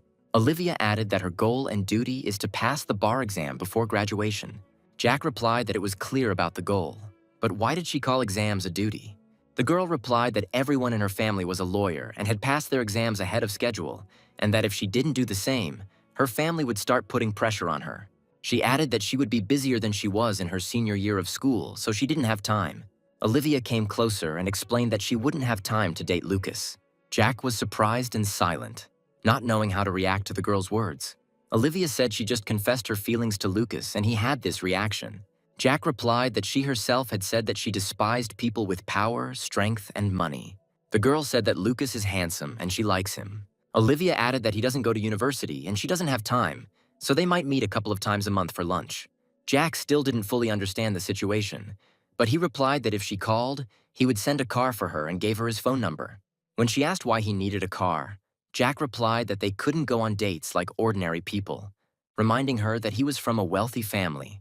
Jack headed towards the cafe and the girl asked him to keep it a secret. Let everyone think that they were just doing a group assignment. When the guys asked what they were talking about, Jack told them that they were talking about a group assignment that he was shirking. At that moment, Olivia ran into the cafe and shouted loudly that from today on, she and Lucas were dating. Everyone was shocked, but Jack was the most surprised. Not understanding Olivia's actions, a very serious and unpleasant conversation was taking place at the chairman's residence, in which Caroline and Oliver were present. Richard reproachfully listed that she owned a department store, a resort, and a golf course, unlike others. The chairman said that it is not for nothing that they say that a daughter who gets married becomes a stranger. Carolina replied that this is precisely why she is in politics, because she wants to make up for the lack of power. Oliver intervened here and added that the chairman had nothing to worry about. He would build his political career without regard for the company. Richard chuckled at the idea that a guy who was tangled up in his wife's skirt and couldn't even move was going to build a political career. Carolina replied that she was not so much afraid of the opposition party as she was of her father. At that moment, several company employees entered the chairman's office. The chairman told Caroline and Oliver that from now on these people would be helping them with the elections. He added that since they had decided to take such a step, they must certainly win. Oliver stood up, bowed respectfully and thanked the chairman, saying that he would definitely win and thank him. One of the employees approached Oliver and placed 2 folders in front of him. The chairman said one of them was a list of those who could be used for the position of deputy mayor, and the other was a list of heads of organizations related to Seoul. Special people were selected to take up positions in the Department of Urban Infrastructure, the Industrial Management Association, and the Housing and Construction Department. Carolina tried to object to her father, but he didn't even listen to her. The chairman added that he had prepared a couple of lines for Oliver that he could use as promises during the election campaign. Oliver wondered if the public promise was coming not from the mayoral candidate, but from the synthesis group, and whether that meant the chairman's people would take over Seoul. He felt that they were going to make a puppet out of him. Oliver told the chairman that he already had people to take care of and his party would recommend someone. Richard replied that he would make it so that there would be no need to take care of anyone. Or Oliver had changed his mind and wanted to work in the company office. Oliver gritted his teeth and clenched his fists, but he realized it was best to obey now. He will be able to counterattack only when he has power. One of the following days, Jack and Larry headed to the Auto Group office for a scheduled meeting. They were met in the office by a friendly man. It was Neil Houston, the chairman of the company's admissions committee. Larry shook his hand, introduced himself, and thanked Neil for taking the time to see them despite his busy schedule. Neil replied that he had to somehow thank the man who had saved the shaky economy of Auto Group. Jack looked at the chairman. He was impressed by Neil's career. From the file his grandfather gave him, Jack learned that Neil was a graduate of the military academy and worked for the Central Intelligence Bureau. At that moment, Neil looked at Jack and asked Larry who this young guy was. Larry replied that Lucas was his employee and there were no secrets between them. Neil replied that everything was fine and he had nothing to hide from them and allowed Jack to stay. He said the chairman of Synthes Group had already told him that Larry was planning to transfer Fantasy Entertainment's $2 billion from its New York headquarters to Korea. Larry replied that that was what they were going to do, to which Neil asked if there would be any conditions. Jack watched Neil carefully. He was not at all surprised by the announced amount and was calm. Larry placed a folder in front of Neil that had a plan for the creation of a unified broadcasting system and media group written on it. Neil asked why Larry decided to do this, since construction and finance don't really go together. Larry replied that the business plan was not only about construction, but would be a separate enterprise. Neil said, let's say they invested and make a huge profit, but then they'll return that money to the US. Jack knew that this was an obvious order. Auto Group would not be able to avoid it. After stabilization, it would be divided and sold, and the profits would go to the USA. But Jack replied that it was the other way around. Their company is engaged in the transfer of money earned in the USA to Korea. Until now, Fantasy Entertainment has made profits by investing in Hollywood films, IT companies, the Japanese Bank Power Group, and with the money earned, they acquired Auto Group. Jack added that somehow this turns out to be an export. Neil was surprised that Lucas compared it to exporting and said that the guy was playing with words. Jack countered by saying that exporting was any activity that generated foreign currency profit. Even though they weren't selling their own goods, they were still earning foreign currency. Neil replied that perhaps that was the case now, but that it was a calculation for the future. Larry replied that if they were only thinking about making money, they would not have to bear the costs associated with the exchange rate difference due to double conversion. Larry added that it was very difficult to double the profit from the plan he was proposing, and asked to look at the documents again. Neil, looking over the plan, replied that it would be quite good to create a mecca of the Korean media industry. He put the folder down and asked if Larry was really going to invest all $2 billion in it. He replied that he was going to invest not only in the media industry, they planned to invest in various fields and become managing managers in Korea. Neil inquired about the IT industry, since, judging by their huge profits from investments in this area, Larry is a clear-headed person. Larry was confused for a second, and there was a reason for that. After all, Jack was in charge of all the IT investments, and he himself decided to answer Neil. He said that the government, in order to revive the economy, has focused all its efforts on supporting companies related to the IT industry. And if you remove the American investment company label from fantasy entertainment, it would perfectly suit the government's current goals of creating a media network. Neil responded enthusiastically that he knew the youth would understand this better and that he completely agreed with Lucas. Jack knew that government officials and politicians needed to be told only what they wanted to hear, and Neil heard about a bright future for IT. And Neil asked if they were currently considering investing in the IT industry. Jack replied that their company wasn't thinking about it yet. Larry and Neil looked at Lucas questioningly and asked for clarification. Jack replied that the IT industry must develop thanks to fresh ideas and new technologies. If private capital intervenes, ideas and technologies will be leveled out. Neil then asked whether the business should be made a government entity. Jack replied that the government should plant this flower bed and watch how young entrepreneurs are born. If you maintain your IT infrastructure, it will bear good fruit.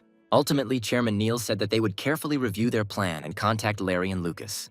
But now Neil would like to know more about their $2 billion investment plan so that it can be considered at the government level.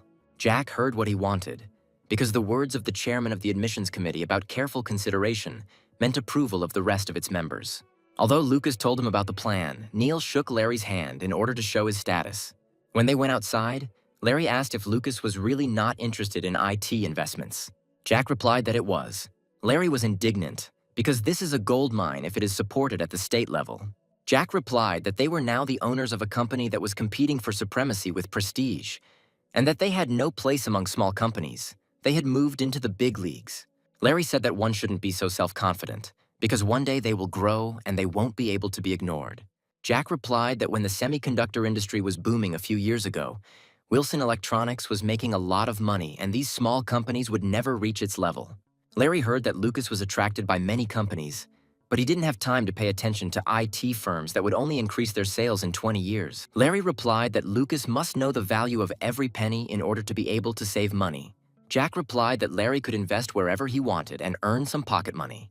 Larry responded sharply that Lucas was mistaken in thinking that, having encountered an influential figure and received several $100 billion, he had already become the chairman of a conglomerate.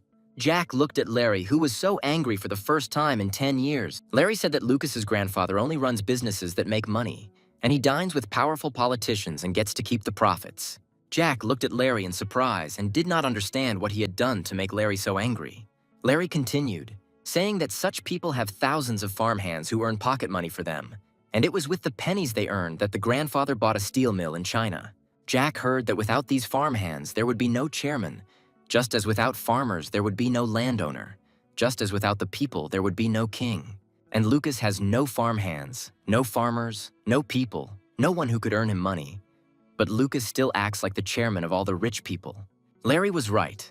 Jack would never have thought that for the first time in 10 years he would behave not like a farmhand, but like a rich man, becoming so arrogant. Jack bowed to Larry, saying that he had been too narrow-minded and asked for forgiveness.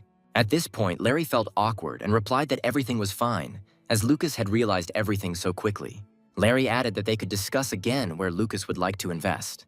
Jack replied that Larry could decide that himself, to which he replied that he could decide on a direction, but Lucas had a better developed intuition.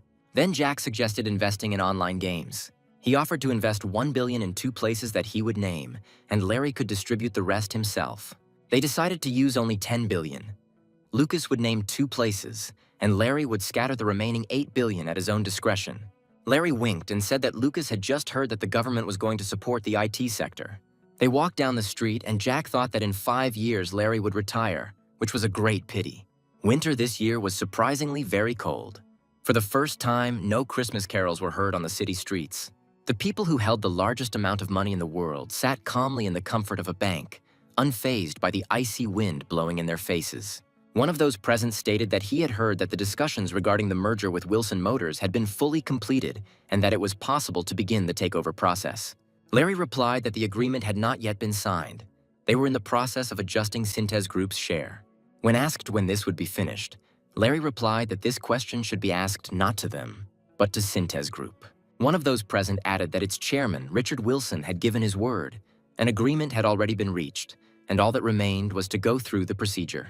And then Jack said that that was not all. Larry was asked who the young man was sitting next to him. He replied that he had been called from the head office in the US and that he would be responsible for this merger and acquisition. A tense silence reigned in the office. Jack, realizing that they were probably interested in his position or status, handed them his business cards. Jack said his name is Howard Jin. He is a second-generation Korean, so he uses an English name.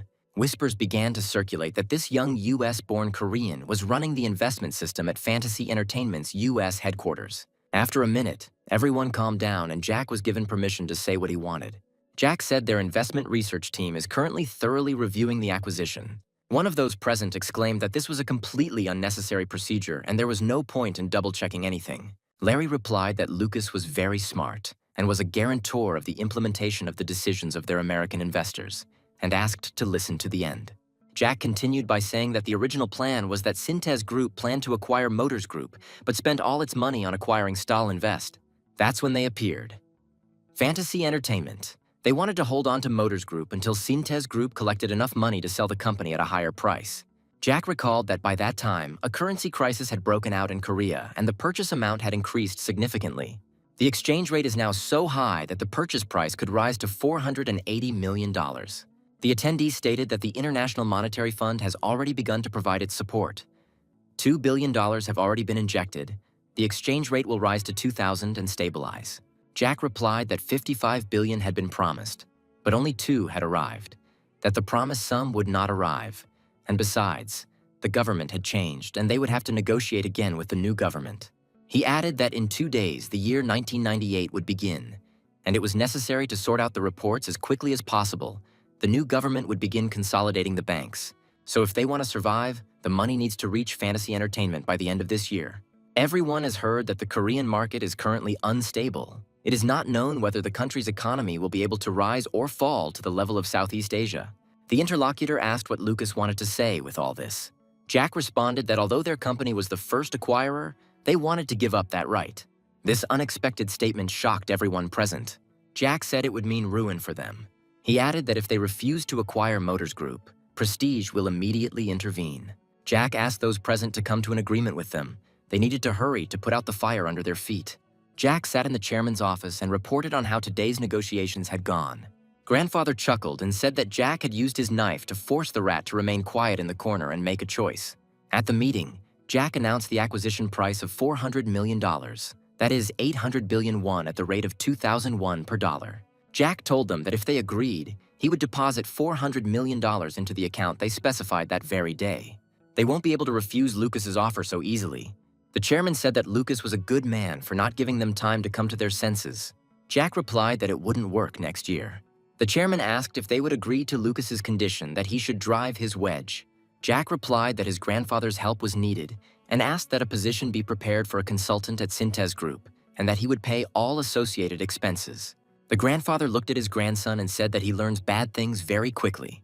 The chairman pointed to an envelope lying on the table and asked Lucas to look at its contents.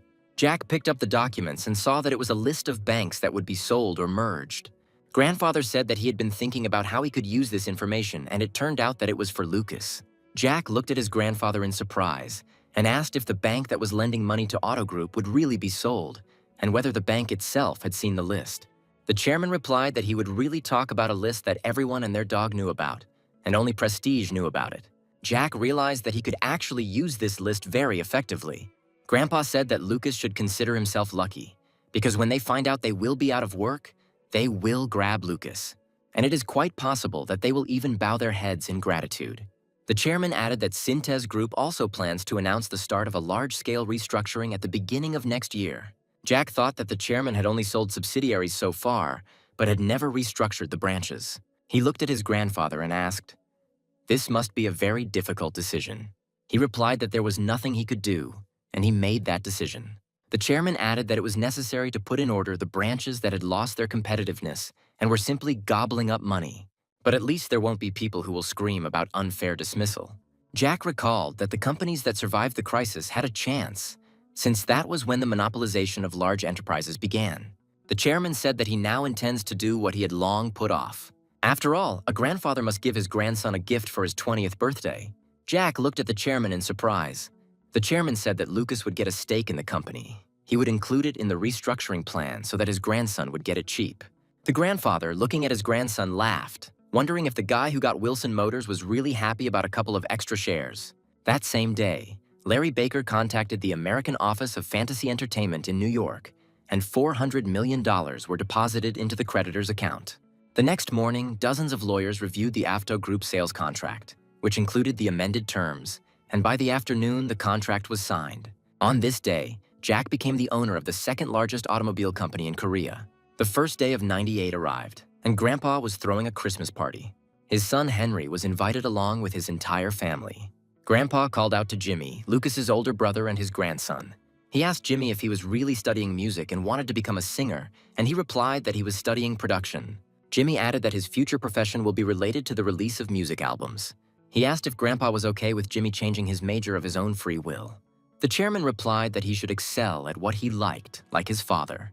He then turned to his son Heinrich and said that he had heard that he was the president of the largest film company in Korea. Henry replied that he was still far from that, to which Richard replied that if his son had grown the company from a small one to one of the largest in 10 years, that said a lot. Heinrich replied that next year his company would become one of the largest. The chairman advised Jimmy not to fool around like his father, but to finish his studies quickly and become the best in his field in 10 years. Jimmy bowed to his grandfather and promised that he would definitely become the best. The first news to appear in the media this year was the sale of 2 banks, both of which were listed as targets for foreign sale.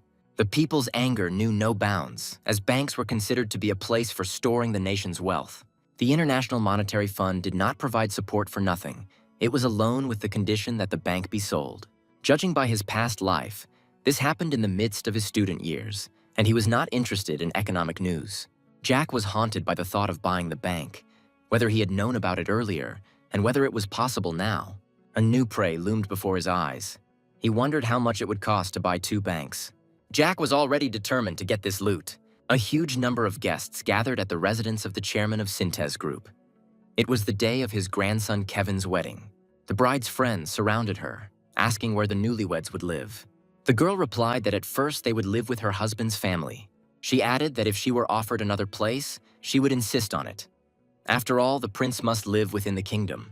Her friends listened to her and told her that she wouldn't have to wash, cook, or clean. The main thing that was required of her was to smile sweetly at lunches and dinners together. At the same moment, a conversation was going on outside between Kevin and his friends. One of the friends said that Kevin would continue to hang out with them, since his marriage was just a formality. Kevin replied that he was the last of them to get married, and their marital status did not prevent them from spending time together. He added that now his fun is over. His grandfather wants Kevin to take the company seriously. Kevin said they might ignore their wives, but not their old men, everything in moderation. The next moment, Kevin called one of the guys over and asked if the supporting actress had been at the party yesterday. The guy replied that she was. Then Kevin told the guy to put her on a plane in 2 days. The guy will have to book a hotel room for her, which Kevin will tell him to do. As he was leaving, Kevin said that the honeymoon was 10 days long and he wasn't going to spend it with a wife he barely knew and wanted to have a good time. The chairman entered the hall, and greetings and congratulations addressed to him were heard from all sides. Daily News editorial president Andrew Klaus approached him and greeted the matchmaker, saying that the hall was perfect for a wedding ceremony. Richard replied that Andrew need not worry about his granddaughter. She would be happy in his house. The chairman suggested moving to another place since they had something to talk about. When they were brought tea, the chairman said that since Andrew had become a member of his family, he should stop. Andrew smiled and said he didn't understand what they were talking about. Richard reiterated that for the sake of their children, they needed to leave everything behind and stop. The chairman said that he understood the matchmaker's anxiety perfectly well, because his beloved granddaughter was moving into her husband's house, and he wanted to know everything about her relatives. The friendliness disappeared from the chairman's face, and he said menacingly that enough was enough. Andrew tried to object, but the chairman told him to shut up and listen. Richard said that Kevin may not be very smart, and although he is already 30, he likes to play like a little boy. He said that he didn't know what exactly Andrew had planned. Perhaps he was planning to take control of such a slob of a husband. Andrew tried to say something again, muttering that it wasn't what Richard thought. The chairman continued by saying that it didn't matter what mistakes Kevin made because he was his grandson. He forbade Andrew to invite Kevin to his place. As his son-in-law, he will not have contact with his wife's relatives. And if he wants to meet his granddaughter, then let him call her directly. Richard looked into Andrew's eyes and said that today was the last day he would see his wife's relatives, and that all questions would be business-related, meaning advertising-related. He added that if Andrew disobeyed him, Syntez Group's money would easily break daily news. As he left the office, Richard advised Andrew not to take his words lightly. Left alone, Andrew wondered if the ban meant that the chairman thought of Kevin as his successor. In any case, both he and the chairman don't have much time left. A bright future awaits the young people, both Kevin and his granddaughter Jessica. Andrew knew it was normal to be concerned that Syntez Group would fall into the wrong hands, but time was not on the chairman's side. Late in the evening, the chairman invited his son Heinrich into his office. He asked his son if his business was really progressing without problems. Henry replied that this industry was the least affected by the currency crisis. Richard asked if it was probably not easy to attract foreign investors, and Henry replied that it was not easy for anyone these days. Then the father asked if his son needed his help. Henry replied that he was not so young as to follow his father's words, and he added that if the father wants to say something, then let him say it directly. The chairman replied that he wanted to transfer the Wilson Medical Foundation and Development Center to Heinrich. Henry realized that hospitals like the one run by the Wilson Medical Foundation could be counted on one hand. The Development Center, however, cannot be called a full-fledged enterprise, although it is an independent legal entity. However, it does provide internships for graduates, train new managers, and conduct development training. Richard asked why his son had such a face, or if it wasn't enough for him. Henry replied that he hadn't expected it, but since they were giving it to him, he could take it. But Lucas was worrying him. Here he could not stand it any longer, jumped up and shouted that all this was not enough. The chairman asked where such greed came from, since Heinrich didn't even look in the direction of the company. Henry replied that he was also a father and must do his duty. Richard said that his son should ask Lucas what the cost of this hospital and center is, what it provides. He is sure that his grandson will accept it all with open hands. He added that Heinrich should save what they were giving him now and then pass it on to his son. In addition, the chairman would take care of his grandson separately. It would not be for free, but it would be much cheaper. Henry was shocked that his grandfather wanted to get money from his grandson. The chairman replied that Lucas would understand everything. He was much smarter than his father. Richard added that many here have eyes and ears, but only Henry knows about it so far. Henry stood up, thanked his father, and bowed respectfully. Sitting on the plane, Jessica asked Kevin why they were flying together or if it was a private charter flight. Kevin replied that it was a regular flight. He had just bought all the seats, and only 6 employees accompanying them were flying in business class. Jessica thought that this was the life of the rich, because neither her grandfather nor her father could afford it. Then she took out some folder from her bag and handed it to Kevin. Kevin opened the folder and was in complete shock. It looked like these were dossiers on all members of his family. Kevin understood that creating such detailed reports required time without breaks for sleep and food. Jessica said the people he would be most interested in are his uncle Eric Wilson and his brother Lucas. It was clear from the report that Eric frequently meets with branch managers, as well as Lucas, who is the president of Fantasy Entertainment. Kevin got mad and called Jessica a fucking bitch. He tore up the papers sharply and said that he suspected her of spying on his younger brother, but she was spying on his entire family. He was furious and shouted at her, how dare she pretend to be the boss? She had really ruined his mood now. He jumped up from his seat and scraps of paper scattered across the floor. He looked angrily at his wife and asked how she dared to spy on the elders of his family. She should live in silence and be grateful that the woman from the cheap newspaper was taken into her family. All that is required of her is to give birth to a boy who will become Kevin's successor. If she does anything like that again, she will spend the rest of her life in a small room. Kevin shouted, and an assistant secretary instantly appeared in the passage. The guy shouted at him that he would be living separately upon arrival and ordered him to find another hotel for him, and also to keep an eye on his wife. Kevin let her just go shopping and not do anything stupid.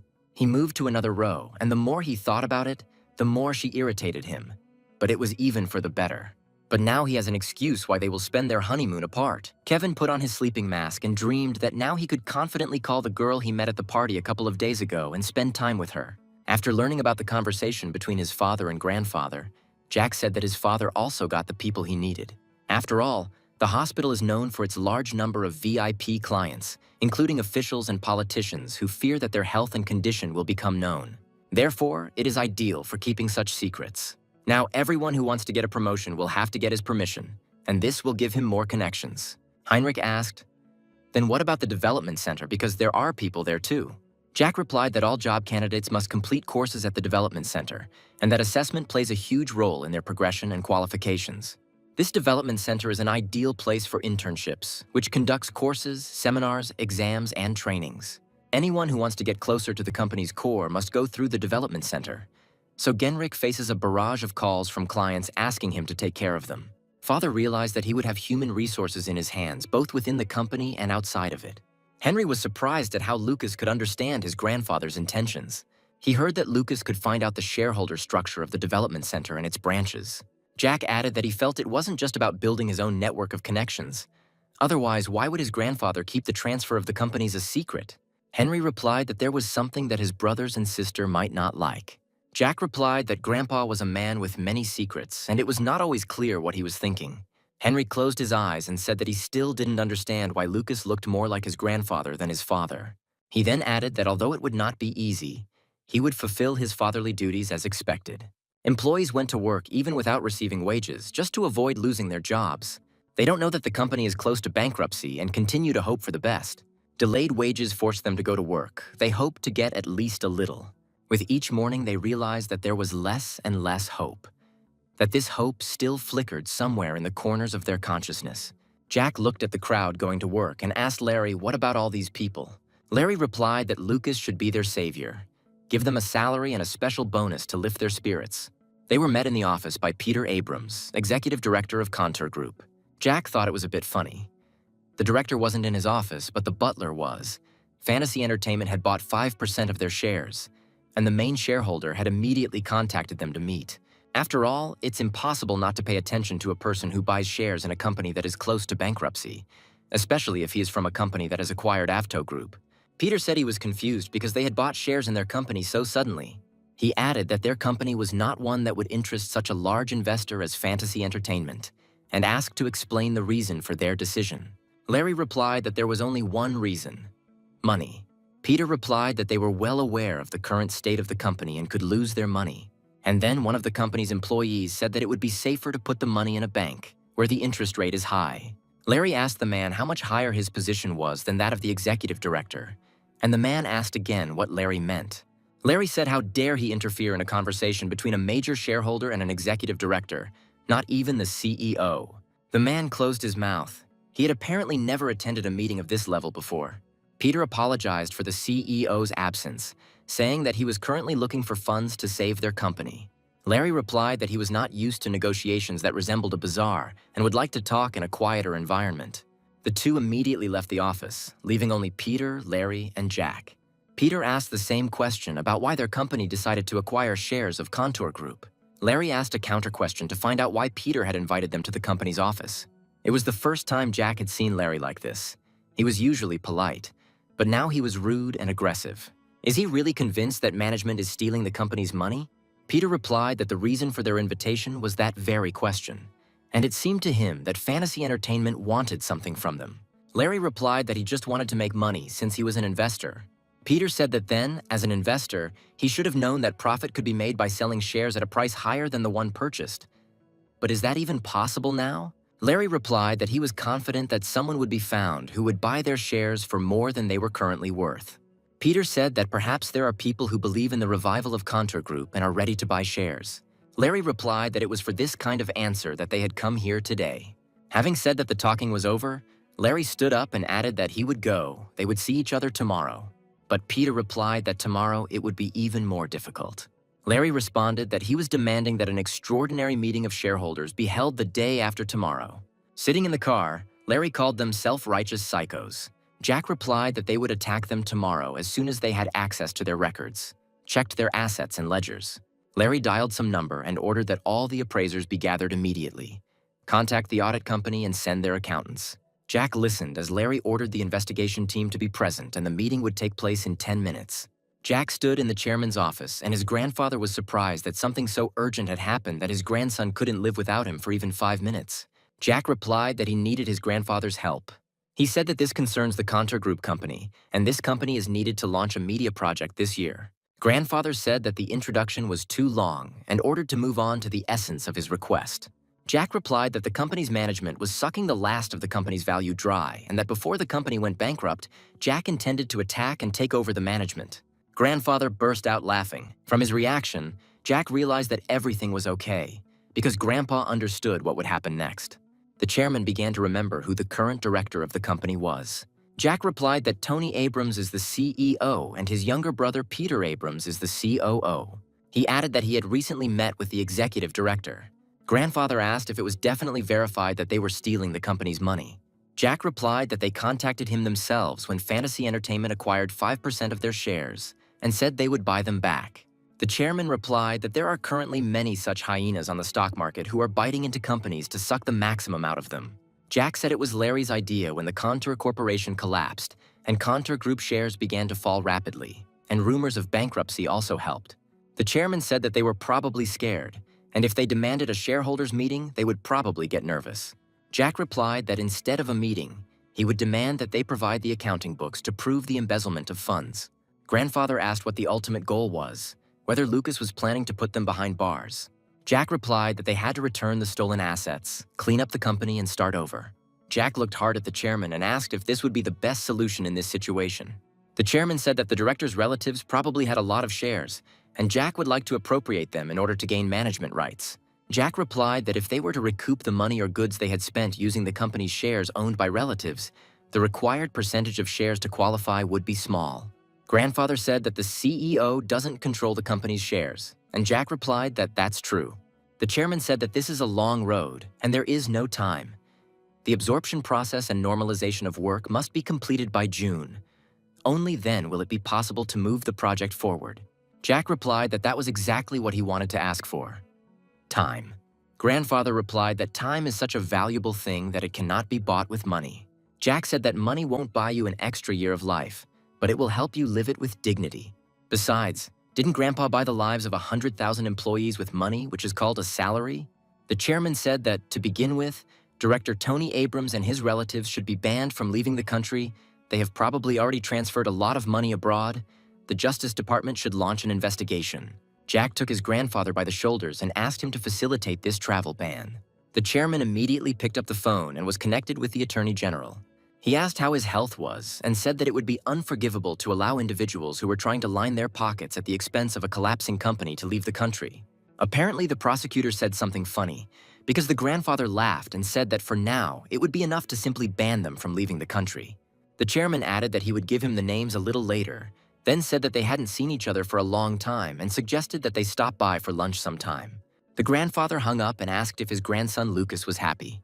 Jack almost started stuttering with joy. He only said that his grandfather was a wizard. The chairman advised Lucas to find at least one piece of compelling evidence in the documents, and then file a lawsuit against management for embezzlement. Grandfather asked what the purpose of acquiring the Contour Group company was. Jack replied that he wanted to launch a media project. The chairman advised to concentrate on this and think about the rest later. He added that if Lucas wants to work with Larry after the June elections, then Contour Group needs to be stabilized and strengthened within 6 months. The chairman said that if the prosecutor's office begins an investigation, it will take years to return the money. He added that during this time, Contour Group will finally go bankrupt and be torn apart by creditors. Then the company will fall into Lucas's hands in 2 years at best. Jack asked if the chairman meant that they needed to prepare a way to escape. Grandfather said that it is so. The investigation and the prosecutor's office should only be used for intimidation. They need to be faced with a choice, either prison and poverty in 2 years, or put everything up for sale now so as not to go hungry and leave for another country. Jack understood the power of the chairman, who could use the connections and authority of the prosecutor's office to start or stop an investigation at will. How frivolous he was when he thought that he could buy everything with money. Jack asked what would happen if he gave in, But the prosecutor's office and the tax office continued to put pressure on them. The chairman replied that everything would depend on Lucas from now on. Jack thanked his grandfather, to which he replied that you can't put thanks in your pocket. Jack asked what his grandfather wanted. The chairman replied that when Lucas received Contour Group, he would put people into management positions, the list of whom she would give him. Jack wondered if these positions were filled by his grandfather's people. Then whose company would Contour Group become? The chairman explained that Lucas didn't have any people anyway, or that he did have someone in mind. Jack replied that many people had already left the Contour Corporation, and that almost all the managers at Contour Group wanted to advance to director positions. It would be good to freshen up the atmosphere. He asked if Grandpa would mind if Lucas thought about the idea. The chairman responded that, of course, he was against it. Because when it came to heads of construction companies, there had to be those who had risen from the construction site to the top. These are the ones who can handle the laborers and survive a sandstorm. Those who are willing to evict people and demolish a house, drink with the workers but remain sober. Jack knew that people in construction companies were rude, but he thought they changed as they rose to management. The chairman said that if Lucas thinks that his grandfather is giving him a cup of poison, then it is not so, it is medicine. He asked if Lucas might be worried that in the future, Synthes Group would take over Contour Group, which would be full of his people. Jack replied that, as he had said earlier, Contour Group would be transferred to Synthes Group. The chairman said he would never believe that a greedy man like Lucas would give up the company so easily. He paused, then added that Lucas only had money, no time, no strength, no people. The chairman said that if his grandson refuses, then both Contour Group and the media project will disappear. In his heart, Jack knew that his grandfather was right, and that such worries on his part were a luxury since he had no choice. He had to trust in the consistency his grandfather had given him so far, but Jack didn't like him forcing his people on him. And then Jack replied that there would be no accounting audit, and Larry Baker would take over as director. The chairman stood up and replied that the builders had no equal in terms of embezzling money. They can do this with their eyes closed. Will Larry be able to notice the substitution of expensive wood for cheap? Builders can cheat with the weight of metal and steal food from the cafeteria. Will Lucas Laurie, who has spent his entire life pressing calculator buttons, be able to defend himself against such opponents? Jack remained silent. His grandfather's arguments were too plausible to be contradicted. The chairman asked if Lucas fully understood everything he was telling him now. Has it dawned on him that the biggest breeding grounds for corruption in Korea are construction companies? Jack asked if Grandpa meant that the essence of things could only be seen by diving into dirty water. The chairman replied that if Lucas wanted to control the board of construction companies, he needed to learn how to handle the farmhands. Only then would they earn the money they needed. He added that when it comes to spending money from an unknown source, there is nothing better than keeping it in construction companies. Jack thought that if he could get his hands on Contour Group, instead of diving into dirty waters, he would open a window into the lubrication fund. The chairman said that tomorrow he would send people from his audit. Larry's people would not be able to cope with these cunning types. They will be the ones to dig up all the necessary papers that Larry and Lucas might have missed. Jack thought that if after all this help he couldn't absorb Contour Group, then it would all be due to his incompetence. He bowed to his grandfather and thanked him for his wise advice. The chairman replied that he would thank Lucas later, since he himself had said that all this was being done for the sake of Synthes Group. The grandfather added that his grandson should not even think of whining if his grandfather hit him in the back, and burst out laughing. Jack heard everything he needed to hear. The next morning, Larry, Jack, and a team of auditors entered the Contour Group office building. The receptionist was in a panic. The directors had not scheduled any meetings that day. The group approached the girl and asked her to call the director of Contour Group to them. A minute later, CEO Peter Abrams was running down the corridor towards them, shouting what they were doing there and what they were up to. Larry replied that if everyone present heard the true purpose of their visit, the director might find himself in an awkward position. The director suggested that we quickly go to the conference room. As soon as they entered the office, Peter immediately became indignant at why they were acting so persistently, since it was impossible to find a buyer overnight. Larry briefly replied that they would decide everything within a day. He sat down in the chair and said that he would exercise his rights as the largest shareholder. Peter didn't understand what law Larry was talking about, but one of the auditors explained that it was the law on external audits of limited liability companies, Article 14, as well as the storage and publication of accounting reports. Point 5, that is, shareholders and creditors can review the documentation at any time and request reports on costs and expenses. Larry ordered that all the documents and reports that the auditors are now requiring be brought here. He added that this is due to the fact that shareholders doubt the abilities of the company's management. They want to see with their own eyes how the company got to this state. The director stood in the doorway and did not move. apparently thinking that the problem would resolve itself. Jack repeated Larry's instructions to him and advised him to do it as quickly as possible if Peter did not want the situation to get worse. Instead of bringing the documents straight away, Peter rushed to the office of his brother Tony, the company's CEO. Tony asked how it happened, because Peter said the meeting went well. The brother replied that Larry returned after he announced his desire to resell the shares. Tony quickly called the accounting department and found out that Larry's people were already there. Peter was openly panicking, wondering if they had already occupied the accounting department. Tony was furious. He didn't expect such swift actions. Peter suggested that maybe it was just a ploy to boost the stock price. He explained that he saw Larry's expression and look yesterday. He won't do anything just like that. His goal is money. He is a broker. Tony wondered if maybe it was all just a show. Peter decided to calm his brother down and said that an external audit would not be of any use. He added that he would bring Larry. They would expose his plan and send him back. Tony yelled at his brother because yesterday he had said with his mouth that there was nothing special about the meeting. Peter replied that in any case, it was necessary to finish this before there was a fuss. Tony told Peter to quickly stop the lorry and bring it to the office.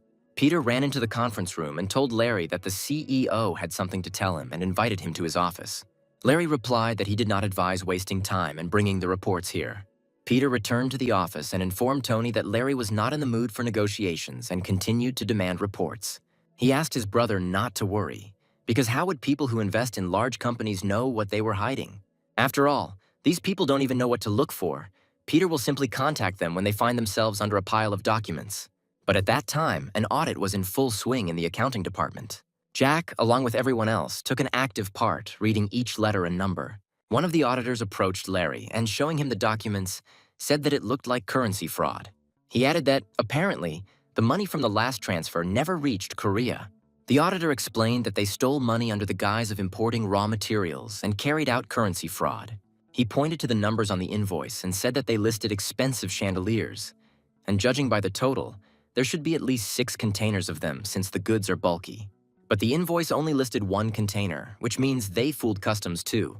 Larry asked if the auditor was absolutely sure of his assumptions.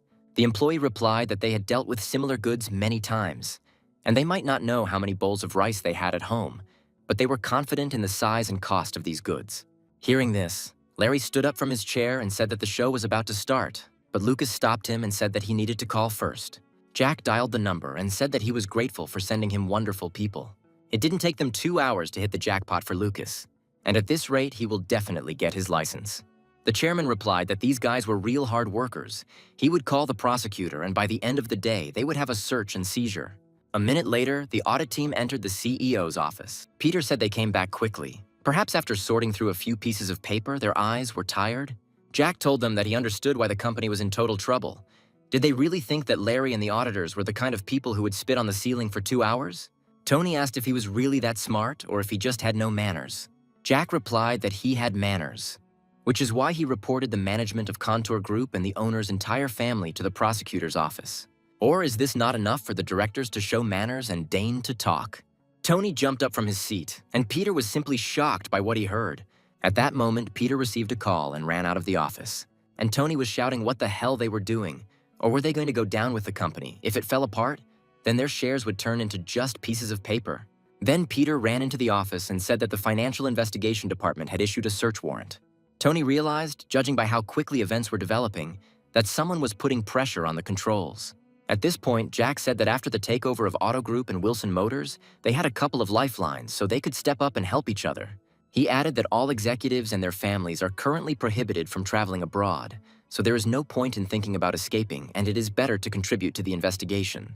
With these words, Jack headed towards the exit and said that they had nothing more to do here. Larry added that if they became scared in the interrogation room, they could always call him at any time. Later in the evening, the chairman held a meeting to appoint his people to the Contour Group company, but no one except him yet knew what issue they had gathered at the residence for that evening. The chairman asked those present who was the youngest here.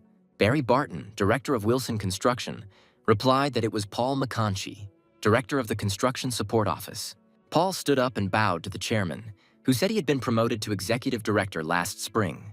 Richard replied that he would be promoted again in a year. The chairman's assistant replied that everyone present would soon transfer to another company, and their rank would rise a couple of notches higher than at Wilson Construction. Everyone looked in surprise, first at the assistant, then at the chairman. The fact that the position and salary would increase was not as important as moving to another company. Someone even said that moving to another branch or subsidiary is already a demotion. Michael responded that Director Artur Pelescu would take over as CEO. Director Carl Correns will be appointed Deputy President, and Executive Director Paul McConchie will become Director of Administration Headquarters. But everyone present was united by one question. Where exactly were they being transferred to, and whether the future company was comparable to Wilson Construction? Michael said that their new company is Contour Group. Artur Pelescu exclaimed, "Shouldn't it go bankrupt? Besides, it has nothing to do with Synthes Group." The chairman replied that he saw the employees' concerns and was ready to explain everything to them. Richard said that the Contour Group company would soon be taken over by Fantasy Entertainment, as they were already familiar with it. The chairman added that they are currently working on this and in a couple of months will become the largest shareholder of Contour Group. As for the bankruptcy rumors, they will get it before bankruptcy and bring it to the top. Richard told none of them to worry, but to just do as the chairman said. He added that they all already know what to do and must bring Contour Group back to normal as quickly as possible. Richard said that after Contour Group stabilizes, it will become a branch of Synthes Group. This will not be a merger, as it will reduce the number of jobs. Those present began to understand that Contour Group would become another construction company within Synthes Group. Barry Barton asked what the relationship was between Synthes Group and Fantasy Entertainment, and whether the chairman was the founder of this company. The chairman smiled and replied that it would be great if Fantasy Entertainment were his company. But they said that its owner was a real money bag. Assistant Michael also wanted to know the answer to the question about the owner of Fantasy Entertainment. Maybe he would hear it today. The chairman simply told everyone that the main shareholder was a person he trusted as much as he trusted them. Michael began to go over in his memory all the chairman's meetings and the circle of his acquaintances who visited his office. He began to suspect that the owner might be Lucas. The puzzle began to come together in Michael's head. The chairman was not the type to send his people to help a simple relative. This must be a person he trusts as much as the key figures of Synthes Group. This is precisely why Fantasy Entertainment was supported during the hunt for a domestic company. Perhaps the inheritance is intended not for the son, but for the grandson. While the investigative committee was on break, Jack and Larry decided to talk to Tony Abrams. Jack approached Tony and said that they would be given money, they would not have to flee the country, and they could return here at any time. Larry added that they could stay in Korea, but if they did not accept the terms, the money paid to their children as salaries would be returned to the company as an illegal gift. Tony was silent. Either he was thinking about what was said, or he wasn't listening at all. Jack couldn't stand it and shouted, "Didn't he approve of it and put the seal on it?" Jack advised Tony to remember everything. Jack shouted that the country was on the brink of destruction, and all he could think about was how to grab money to line his pockets and get out of here. Tony angrily asked how the prosecutor's office could do this to him. He shouted whether there could be anyone in Korea who was taller than him. Larry replied that now in the country, the king is the one who gives dollars. He added that Fantasy Entertainment currently has dollars in hand, so they are calmly negotiating with the government, promising to pay in dollars if they acquire Contour Group. Moreover, there is evidence that the company's management stole money and there are employee testimonies. Tony screamed, "So he is being charged." Larry replied that if they want to avoid this, they know who to grease the palms of. Tony knew who they were talking about and asked Lucas what he wanted. Jack offered to give him back all the stolen money. Then they would buy out the shares of the company owned by his family, and they would no longer have to worry about anything. Tony asked about the investigation. Jack replied that the investigation would be closed. Tony bowed his head and replied that he would cooperate and asked them to keep their word. Already sitting in the car, Larry said that, roughly speaking, it comes to 80 billion. Jack replied that even if it was half, there must be at least 150 billion. Larry said that 80 is just for last year, so that's how much has been stolen throughout his life. Jack replied that he needed to find everything and tell this old man to exchange the rest of his life for money. Larry said that even if everything went as planned, it made his blood boil that such a piece of trash would enjoy life on the money from selling shares. Jack replied that there was nothing to be done. He had to pay for all the shares to enter the company. That evening, Jack visited the chairman's house. Grandpa took a cup of hot tea and asked Lucas if Tony Abrams had given back everything he had stolen. Jack replied that he had only disclosed information on 80 billion. The inspectorate, with the support of the prosecutor's office, was reviewing all the documents for 10 years. And even more would be revealed. The chairman asked if Lucas was going to pay him once he got all the shares, since the sum would not be small. Jack replied that the theft had been discovered, so he would return the money for the shares on the condition that he avoid real prison time. Grandpa laughed and said it looked like Lucas was going to fleece Tony. Jack replied that he simply could not forgive the director. The chairman asked what had made Lucas so angry. Jack said that if he had taken care of the employees' overdue wages, he would have given him enough money. But the people had been without wages for more than 3 months. At this time, banks are reluctant to issue loans, but many were forced to take them out simply to cover living expenses. Jack wants Tony Abrams to feel the same way they do. The chairman asked how Lucas could know what the workers were feeling. Jack remembered that he too had once been a hired hand. He knew that if his already small salary was delayed for a month, the whole family would plunge into a hopeless debt hole. But he replied to the chairman that he simply could not forget the darkened faces of the employees when he first came to Contour Group. The grandfather advised his grandson to never forget this. He must feed the employees. There is nothing worse than hunger. Jack looked at the chairman. Was it really true that his grandfather was hiding this side of himself? Wasn't he the kind of man who thought that workers who died on a construction site were just expendable material? The chairman added that when people are hungry, they begin to betray. The offended employees of Contour Group betrayed the director when they did everything to find the money he spent. He said that there are 2 types of people who are capable of betrayal: those who are hungry and cannot bear it any longer, and those who cannot be satisfied no matter how much they eat. Jack replied that in the first case, the management was to blame for not feeding the workers. Grandfather added that in the second case, the one who did not look after the person sufficiently was to blame. The chairman said that Lucas must remember all this, and it is not sympathy, but vigilance. In February 1998, the inauguration of a new president took place in the Republic of Korea. Jack and Larry discussed issues regarding Contour Group and other important matters with investors. Larry stated that if creditors show a little understanding, then innocent Contour Group employees will not be thrown out onto the street. Investors asked what understanding was being discussed. Larry pushed the folder towards them, and they began to study it with interest. Larry continued, "As can be seen from the organizational structure, Fantasy Entertainment has a fairly close connection with Synthes Group." Larry added that this should be enough to dispel investors' doubts about how the construction company will be managed. The investors looked at each other, and one of them said that they recognized that this was an effective management scheme and asked to answer what Fantasy Entertainment wanted from them. Larry replied that he was asking them to extend the loan repayment terms for at least 1 year. He asked to write off debts and reduce interest on overdue payments, as well as to grant them the voting rights that banks in Contour Group hold. One of them said that shares are the only means of controlling the debtor's management process.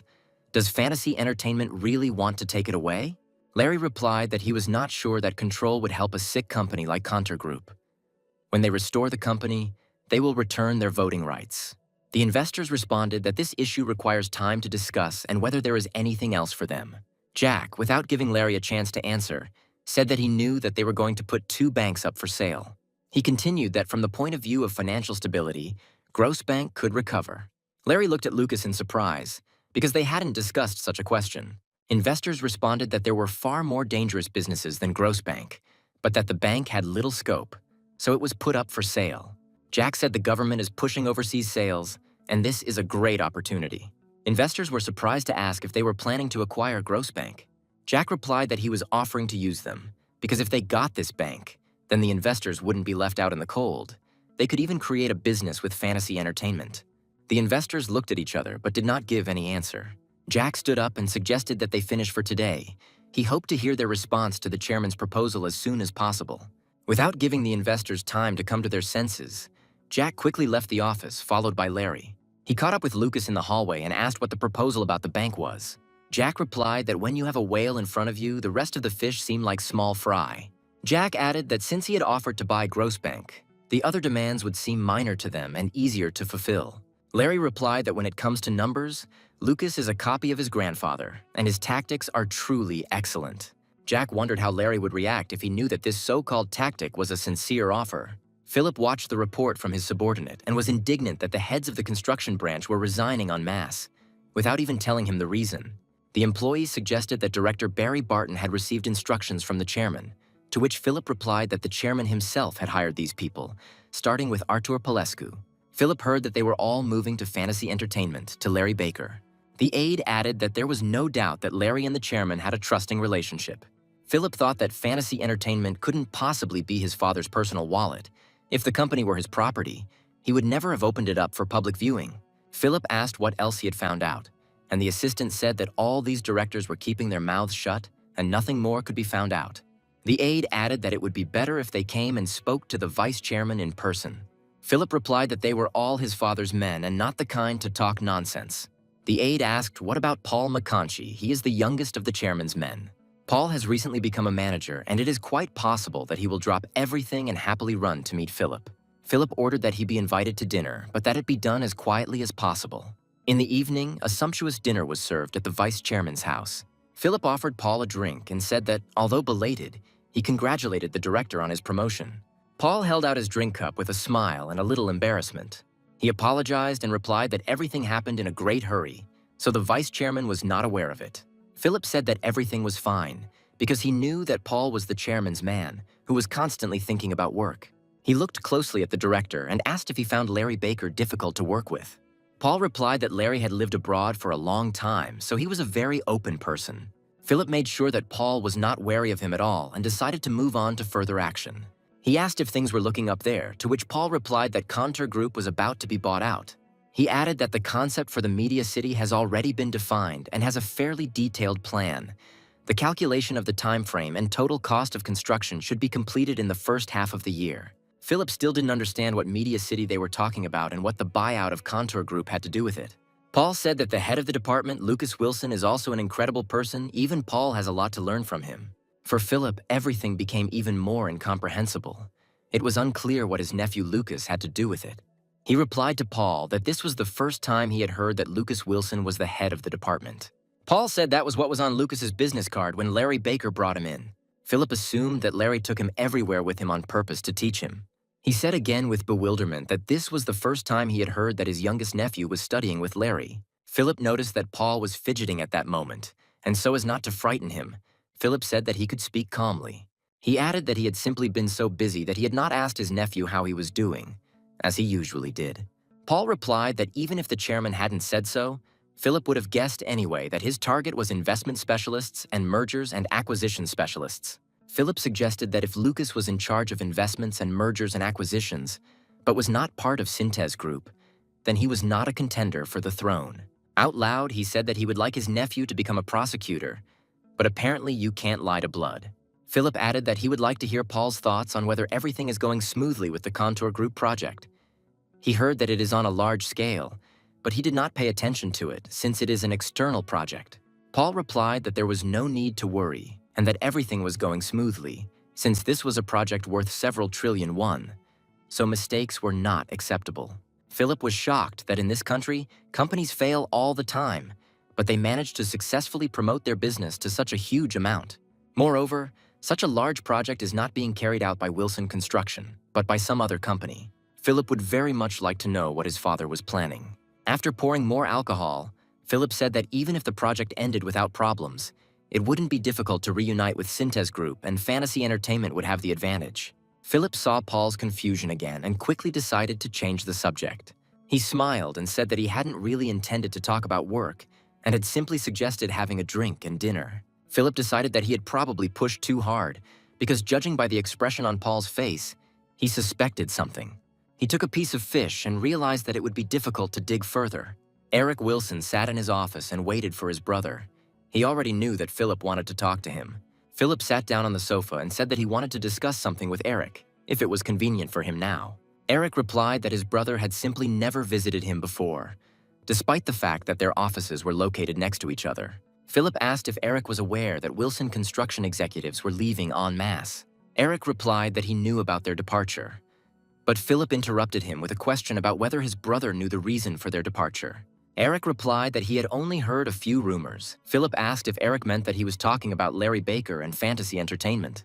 The brother replied that this was indeed the case. All the directors had transferred to work there. Philip asked if Eric might know what connects their father with Larry from Fantasy Entertainment. The brother asked why Philip was so worried about it. Philip asked him the same question. Eric replied that perhaps it was all because of Heinrich, since the chairman loved Lucas very much and therefore wanted Heinrich to look good, since it would be logical to leave him something as an inheritance as well. Philip clarified whether he was talking about Fantasy Entertainment. Eric heard that Larry and Heinrich were good friends, so his father invested some money in that company, teaching Heinrich to buy their shares.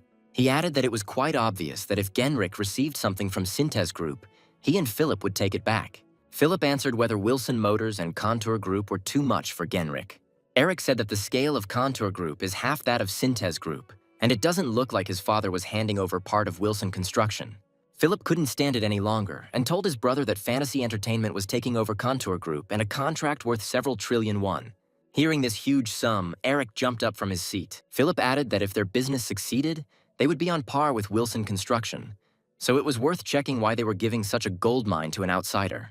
Eric asked if Philip had misunderstood something, like how a country that was running out of money could have a project worth several trillion won, and Contour Group was on the verge of bankruptcy. Philip also understood that this was not a very profitable undertaking. But what if their father was in charge of all this? He said that Heinrich had already received Wilson Motors, but that would not give them the opportunity to take on such an expensive project.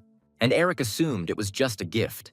He asked his brother what he was going to do and what he wanted from Eric. Philip suggested asking his father about everything to find out who was behind all this.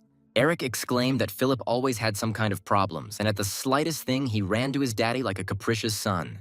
The brother replied that if he went alone, it would indeed look like whining. But this way they would come together to find out about the current state of the business and offer to help. Philip added that if they say they will do everything possible to acquire Contour Group and ensure the project's success, then this won't be whining, but a matter-of-fact conversation. Eric said that before, Heinrich was only satisfied with one thing, but perhaps he changed his mind and wants to leave something for Lucas. He added that Genrich is also a father, and if he's drooling over Sinta's group, he won't say so, but it would be nice to get a piece. Although Lucas seems a more likely person than Henry, and he never failed his grandfather's expectations. Philip replied that it wasn't Lucas because his father was raising him as a financial expert, and here we were talking about investments, mergers, and acquisitions. He added that Larry Baker teaches Lucas everything. Eric thought that no one else was suitable then. Their brother Nick had dropped out earlier, and Caroline had no reason to interfere. That evening, Philip and Eric stood before the chairman and asked if their father was connected with Fantasy Entertainment. He turned to his sons and replied that they didn't think they had the right to make such a fuss, calling themselves heirs. Here, the father reminded Philip how, several months earlier, he had offered to exchange Wilson Motors' profits for one, charging a commission for the exchange rate.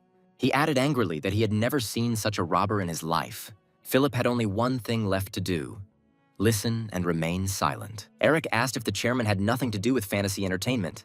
Then why was it so unfair? Father looked sternly at Eric and told him that just a few days ago he was in despair and thought that he would not be able to avoid his first bankruptcy, and he had to accept additional conditions. These words also shut Eric's mouth. His father reminded him that he had survived the crisis thanks to the shares he had given him, so it was not for him to speak about injustice. Philip said that perhaps his father needed some help, to which the chairman replied that before sticking his nose into his affairs, shouldn't he first think about why he did it? The father added that it was all like a Trojan horse in which soldiers hid to get into enemy territory. Philip exclaimed, "So that's why my father sent his people there." The chairman answered in the affirmative, because he had to give back what belonged to him. Hearing this plan, the brothers stood and were silent in amazement, but their father had not yet said anything about Contour Group or Lucas. "My father said that Fantasy Entertainment is now using him to absorb Contour Group and promote a big project. Fantasy Entertainment has grown a lot."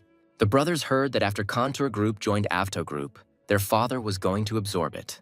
He has already lost Wilson Motors, so Contour Group and Avto Group will become interest for him. The chairman told his sons that perhaps they would have to take on the job. Philip said happily that he and his brother would keep this in mind. But Eric was thinking that his father still hadn't told them the most important thing and needed to explain. And he told the chairman that Contour Group and Avto Group would be restored, but the owner would not be Sintez Group. Seeing his father's surprised face, Eric continued, saying that since Wilson Motors had split off, why not give it to Heinrich after they took over Auto Group? The chairman looked questioningly at his son.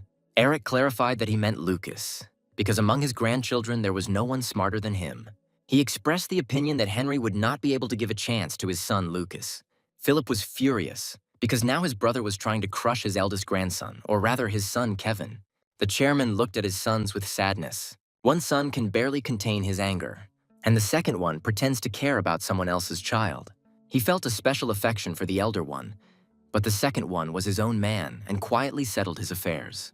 For both of them, taking the company away from their greenhorn nephew is like taking candy from a child. The chairman looked at Eric and asked when he learned to take advantage of his kindness. The son apologized and admitted that it was very impudent of him. It was just a shame to lose such a capable person as Lucas. The father had no intention of talking to them anymore, and if they had heard what they wanted, they could go. He told them to think about his words and how they could return what was stolen. The chairman added that at the end of the month, the creation of a second auto group company will be announced. Both should come and congratulate Larry Baker and not forget to support James Twain, the director of Auto Group. He told his sons to keep a close eye on Wilson Motors so that it did not fall into the wrong hands. After listening to their father's instructions, the brothers left the office. Richard threw his head back and closed his eyes. It was not easy to protect his grandson from the wolves, even at the cost of lies. Soon, the second ceremony of founding the Auto Group and inauguration of the chairman took place. James Twain stood at the podium and said that he had already put the company in danger once. He said that Auto Group is an eternally young company, challenging the impossible and striving to realize its plans. James added that from today onwards, the Auto Group company will proudly bear a new name and will be reborn. The company will be named Chrome Wilson and will never disappear. There was thunderous applause in the hall, but Larry Baker was the most pleased of all. The day was drawing to a close, and a banquet was being held at the chairman's residence to celebrate today's ceremony. During the day, the chairman was very tired and wanted to be in his office completely alone. And then Lucas appeared on the threshold. The grandfather was surprised and asked why his grandson was not present at the banquet. Jack showed the package and replied that, thanks to the chairman, he became the owner of Auto Group and did not want to celebrate without him. He put one of the bottles of alcohol he had brought on the table. The chairman saw the branded label on the bottle and asked why he had brought the branded alcohol of a bankrupt company. Jack replied that this was an alcohol with a 70-year history. It was unlikely that the company's founder thought that his alcohol would last so many years. Grandfather took the bottle in his hand and said that this alcohol will not disappear, even if the owner changes. The chairman smiled at his grandson and agreed to have one glass. He took the glass and, congratulating Lucas, said that he had done an excellent job. At 20 years old, his grandson had achieved what the chairman had only achieved at 40. Jack replied that none of this would have happened if his grandfather hadn't given him a ranch when he was 10 years old. The chairman said that there were quite a few children who received ranches at that age and were now 30 years old. But Lucas is the only one who multiplied the received amount by tens of thousands of times. Everything Lucas has is only thanks to his strength, and he can be proud of himself. The chairman finished his glass and said that the taste of this alcohol was no longer the same. Jack, taking a sip, asked his grandfather how things were going with the Contour Group company. The chairman replied that the bank had made some small concessions and that the staff had already received a certain amount. Jack added that the prosecutor's office also did an excellent job and also received a reward. He put down the glass and added that Tony Abrams was not going to hand over the proceeds from the stock sales, even though they had threatened to arrest his children and grandchildren. Looking at how Tony didn't want to back down even under threats, you understand how scary money is. But the chairman said the proceeds from the share sale were his last weapon, and he decided it was not yet time to take it up. But one day he will use it. Jack replied that Director Abrams had no chance. His entire family had been arrested and convicted, and the money from the shares must go towards paying fines, so he has no options. The chairman said Tony would make sure Lucas wouldn't touch the money. It would go into the state treasury. Jack didn't quite understand what his grandfather wanted to say. If the director does not return the money from the proceeds from the shares, then he and his family will not be able to avoid imprisonment. And if he resists, the money will go to the treasury, but he and his family will still not be able to avoid punishment. The chairman said that Lucas is now captivated by his emotions and has forgotten about the businessman's heart. Jack countered that he constantly thinks about money and that this helps him normalize the work of Contour Group. Grandfather replied that Lucas was angry because he felt unfairly they stole money and did not pay wages. Surely his family didn't do this just to live high on the hog. The chairman added that the director sees Lucas as a businessman and therefore expects him to make another offer. And then Abrams will be able to put a few cents in his pocket. If the director manages to hold out long enough, Lucas won't even get a single one. The chairman added that it is funny when a businessman criticizes others. What difference does it make how others live and what they think? After all, the main thing for a businessman is to put other people's money into his own pocket. The anger Jack felt towards Director Abrams was not without reason. It was connected with the fact that Jack saw himself in every employee of Contour Group. The grandfather suggested that his grandson consider offering to split the money from his pocket with Tony. The chairman was confident that Director Abrams would accept the proposal. So, the grandfather offered to leave the director some money so that his family could avoid prison. Grandfather replied that if the director gave up half the value of the company's shares, then it could be said that he repented. Then Abrams will only be able to count on a suspended sentence, and his family will avoid punishment. The chairman said that money should come first, and feelings of injustice and emotions would not play any role. Jack replied that he remembered his grandfather's words and would act like a real businessman. The next day, having received permission to meet with Tony Abrams, Jack arrived at the detention center. He sat down opposite the director and asked how he liked the food here. Tony replied that it was okay to eat, but that was the price you had to pay for looking down on fantasy entertainment. He acted relaxed, which meant, as Grandpa said, he thought he still had the sword. Jack said that visiting hours were limited and he would immediately convey Larry Baker's words to the director. If Tony gives up all the proceeds from the sale of shares, or gives up all the shares of the company?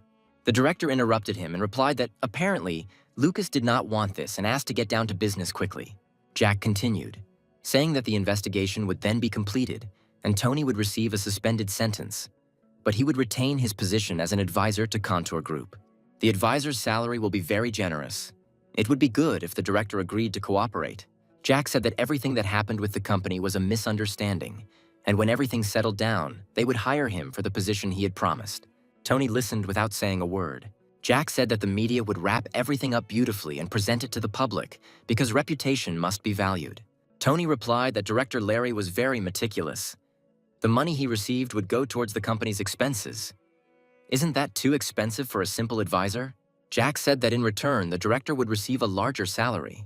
Tony stood up, extended his hand to Jack and asked him to take care of him. Jack shook his hand and said he would prepare a contract for the position of advisor. Larry was very surprised when he heard this. Jack said that this way they could get all the shares and Abrams would only get an advisor's salary. He added that the director agreed only so that his family would not go to prison and the money would not go into the state treasury. Larry asked how much Lucas was thinking of giving Abrams. Jack replied that Tony wanted 30% of the value of all shares within 10 years. Larry thought about it and replied that Tony would then receive a pretty good salary. Jack said that in the beginning, yes. Larry asked what in the beginning meant. Jack replied that he planned to cut his salary 2 months after he took office, so that he too would experience the horror of not getting what he was promised. He added that the country is going through turbulent times, and until Contour Group reaches a stable level, belts need to be tightened. That's exactly what Director Abrams told employees when he delayed payments. As soon as the plane gained altitude, Jack took out the book and continued reading.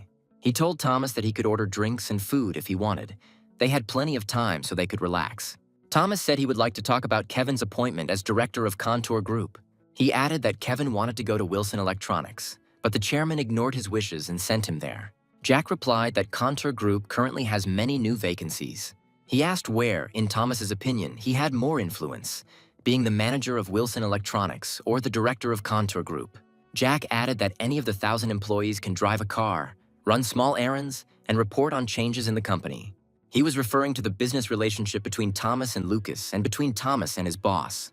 In order for a relationship to become trusting, you need to judge the situation correctly. It is necessary to understand why this or that event happened and what may change in the future. A business partner can always be replaced, but when the relationship is based on trust, there is no substitute for them. Thomas replied that he would remember it. Jack saw Thomas's slump and said he wasn't going to judge or reprimand him. Thomas replied that he still couldn't shake off the errand boy mentality and thanked Lucas for the warning. Jack looked towards Thomas and thought that he would really remember everything that was said. There are many people who make decisions, but only a few of them put them into practice.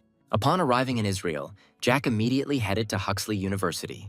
Entering Stuart Munn's office, he had difficulty finding a place among the piles of books and scientific collections.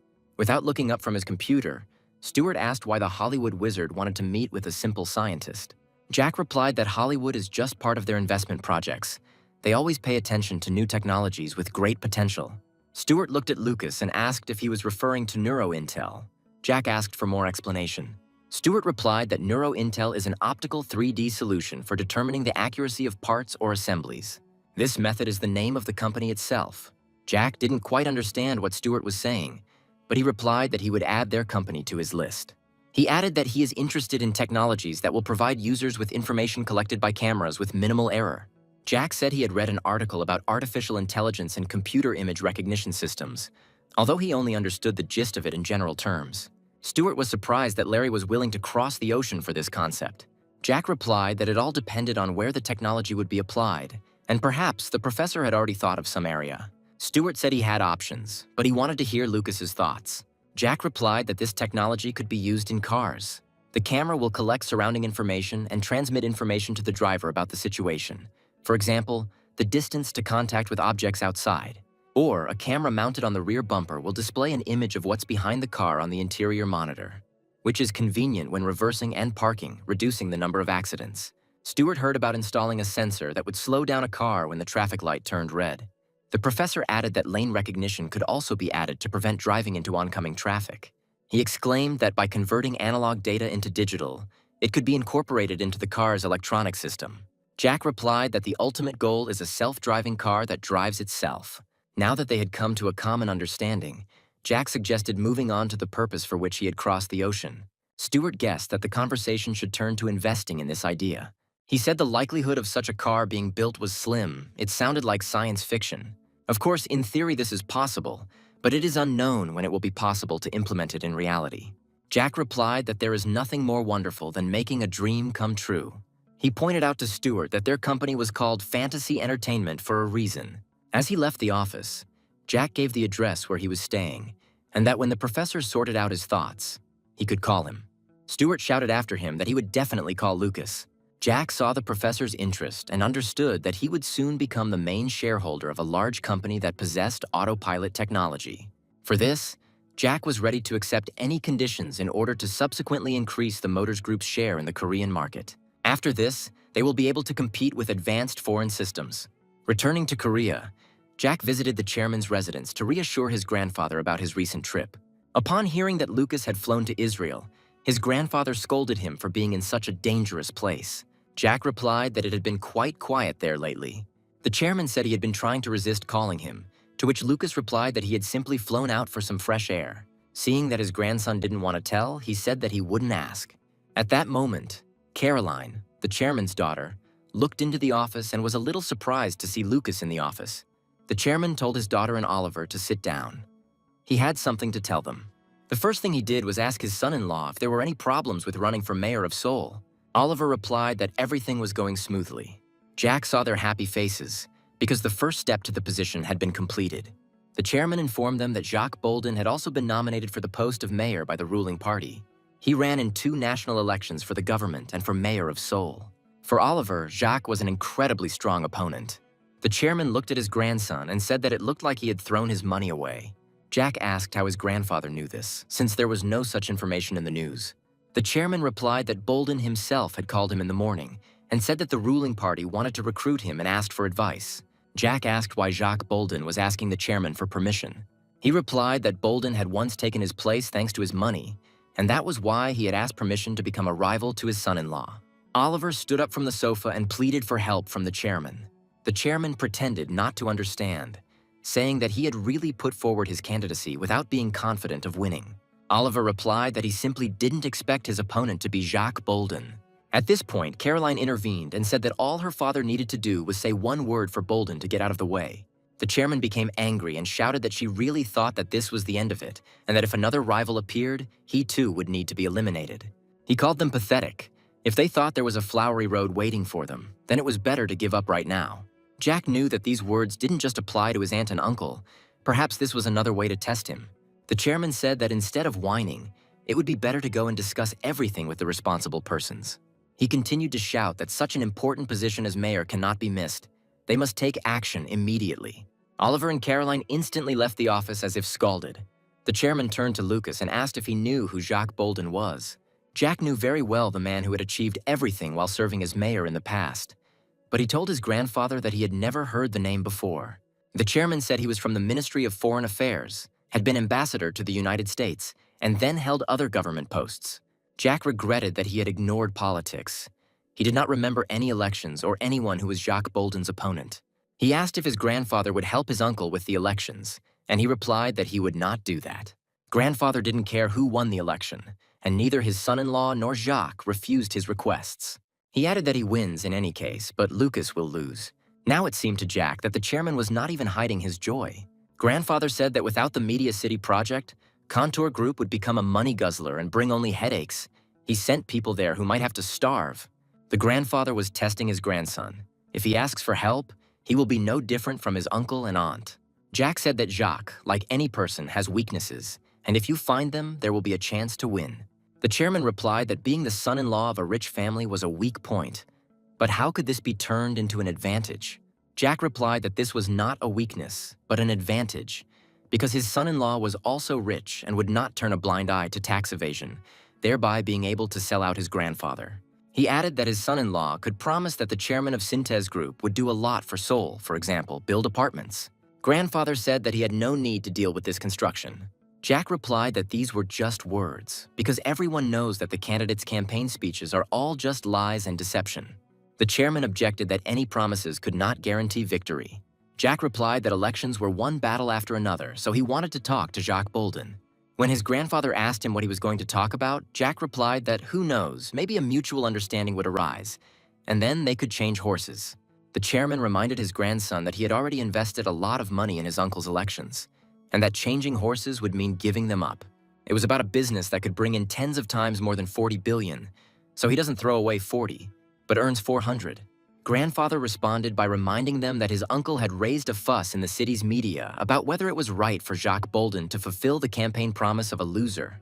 Jack replied that this was precisely why he was asking to arrange a meeting for him. A few days later, Jack had documents in front of him regarding Jacques Bolden's weak spot, which he asked Larry to get.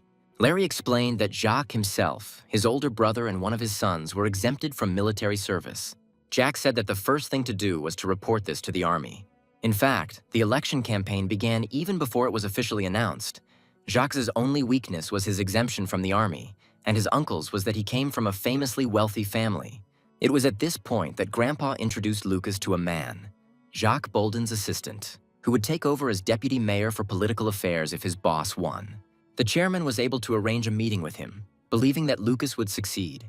Bolden's aide said he was told there would be someone hard to refuse. He added that he did not think it would be a person from the company that took over Avto Group. Jack thanked him for his time and replied that he would try to explain the purpose of the visit as briefly as possible. Sitting down at the table, Jack's assistant handed over his business card.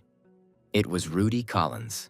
He added that he would immediately refuse anything that Jack did not want to discuss, especially a request to meet with the candidate. Jack, looking at Rudy, thought that either it was just his temperament or he was ignoring Jack because of his age. Only Jack knows how to serve his elders. Jack replied that he wanted to meet not the candidate, but him. He knew he would make this man listen. Jack said there would be no reason to meet with the candidate in the future. Rudy chuckled and asked if the foreign investor knew how to stir up a Korean politician. Jack replied that he had no complaints against Jacques Bolden. Rudy said the businessman insisted on meeting, although he had no complaints. After finishing his glass of alcohol, Rudy said that he was ready to listen to him and did not want to waste his time. Jack asked if there had ever been cases where a second person had inherited the first person's business. Rudy didn't quite understand what Lucas wanted to say, but he didn't show it.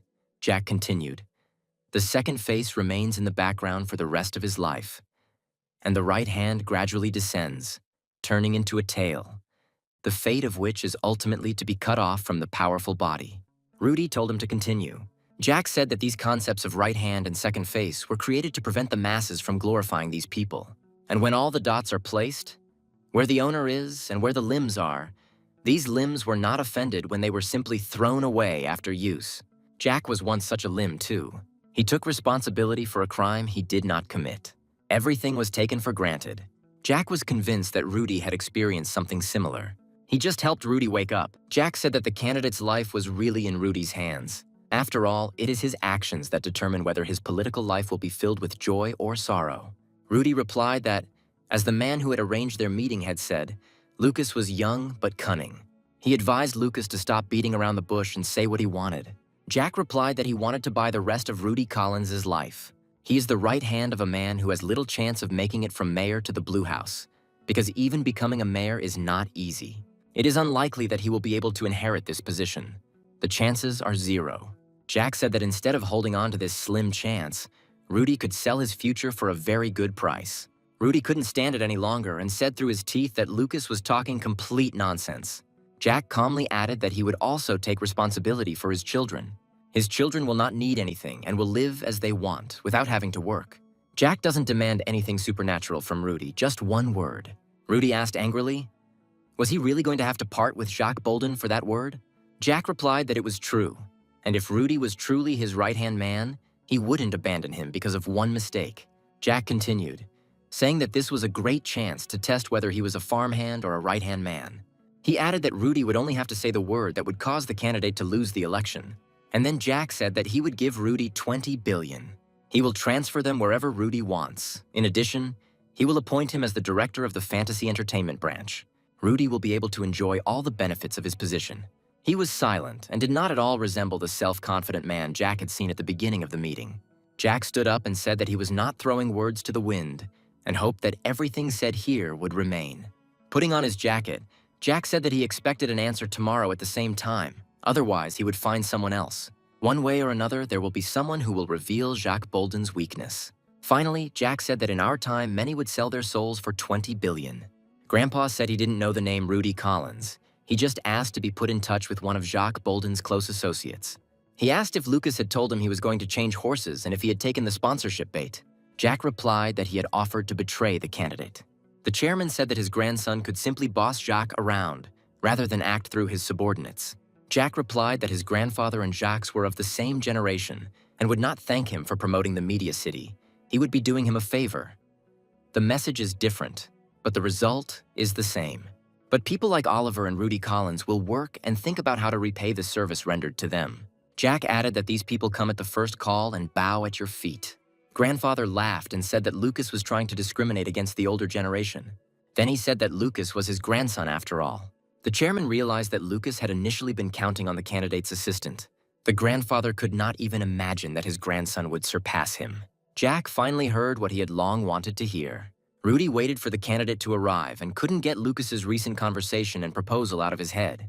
He thought about the position offered to him and the 20 billion. Just one word and all this can become his. At that moment, Jacques Bolden entered the office. As always, he was preoccupied with something. Jacques was indignant that the party leader called him to his office and pulled him when he felt sad. Jacques said he had been informed that MPS needed money for branches in the constituency. Rudy heard that some of the campaign funds would be donated to them. The assistant informed the candidate that he would have to leave for about a week due to family circumstances. Jacques objected that there was no question of that, since Rudy knew what an important time it was. He added that he himself had been living in the hotel for 2 weeks and did not really remember what his children looked like. Jacques ordered Rudy to organize a dinner with the sole constituency members. As he left the office, he asked what the approval ratings were for the past week. Rudy replied that Jacques was ahead. The gap would only widen, and the results could be even better. The candidate said it was a good job and left the office. Rudy assumed that Jacques would inquire about the reason for his desire to leave and ask what had happened to him. Until now, Rudy had only cared about the personal affairs of his superiors and not about his own family. He served Jacques for 10 years, and during this time, he never upset his boss. Rudy didn't want to jump to conclusions. Perhaps tomorrow, when everything had calmed down, he would ask about his problem. But a week passed, and Rudy still hadn't heard what he wanted to hear from the candidate. He crumpled the cigarette pack and dialed Lucas's number. That evening at the meeting, Rudy asked if it was true that Fantasy Entertainment was closely connected with Synthesis Group. Jack replied that they had already absorbed Wilson Motors. Rudy clarified his connection with the owner, who wants to make his son-in-law mayor of Seoul. Jack replied that it had nothing to do with him, and that Synthesis Group had no reason to create such a complicated plan. Rudy paused, then suggested they talk frankly. Rudy asked why they wanted to put the Wilson son-in-law in the mayor's chair of Seoul. Jack replied that it was a trade secret and he could not reveal it to an outsider. Rudy exploded, saying that he was thinking of becoming a traitor, and they called him an outsider, so whose side should he take? Jack repeated his offer. If candidate Jacques failed, then Rudy would get his money and become their man. Until then, Rudy must stick to the border strip and be in neutral territory. Rudy suggested that he would become human when the bridge he could use to return collapsed completely, and that was probably how it should be. Jack said that when relationships between friends break down, it can also be called betrayal. But a violation of a trusting relationship with an employer is not betrayal, but the end of a business relationship. Jack asked if Rudy and the candidate really had a trusting relationship, if he really served Jacques with all his heart. There can be no talk of loyalty when a boss treats a subordinate like a dog. Rudy paused again, then said frankly that he was simply very hungry for money. Jack replied that most people are the same, but more often than not, they are losers who cannot earn enough. Rudy said the only difference was that he would get a bigger sum. Jack replied that with the money, Rudy would be able to pursue his dream of becoming a member of the National Assembly, not someone else's hand. And Fantasy Entertainment will help with this. Rudy looked at Lucas. He really had such a dream. Jack added that there were 2 years left until the next elections. No matter which party Rudy wanted to run for, they had enough money and time for everything. Rudy was silent and Jack waited. A couple of minutes later, Rudy told them to transfer the money, contact him 2 days before the election of candidate Jacques, and invite journalists. A dejected Caroline sat across from Larry. 10 days remained until the elections, and Jacques Bolden's rating continued to rise. Larry said that there were still 10 days and they were already giving up. Carolina replied that they did not want to give up, but that there was nothing they could do about this trend either. And to turn the situation around, something big is needed. Larry recalled that the company allocated them $40 billion, and the chairman was holding the contract. He added that he did not know what the chairman could do if they did not win or simply gave up. Carolina replied that they had done everything they could on their own. Larry looked at Caroline intently and asked with a grin if she wanted him to turn everything upside down. A few days later, Larry booked a fancy table at a Seoul cafe and invited several reporters and journalists to dinner. There was a common envelope prepared for them on the table. Reporter Paul took the envelope and said that if you eat something like that, you can get indigestion. Larry replied that it was pocket money and there was no point in arguing if it was given by an elder. Paul sniffed the envelope and smiled. Larry said that in return, he asks that they stop slandering the fact that the future of Contour Group is covered in dark clouds. With these words, he offered everyone a drink. At that moment, they heard someone in the next booth of the cafe loudly raise a toast to the fact that the day after tomorrow, candidate Jacques Bolden would become mayor of Seoul. The reporters exchanged glances upon hearing the name of the candidate that had been on everyone's lips lately. Larry said that it looked like the candidate's allies were there. He drank slowly and sighed with relief. He had come after all, as he had promised. The reporters fell silent and began to listen attentively to the conversations in the neighboring booth. Larry pretended not to be interested and offered everyone a drink. One of the reporters politely asked President Larry to keep quiet.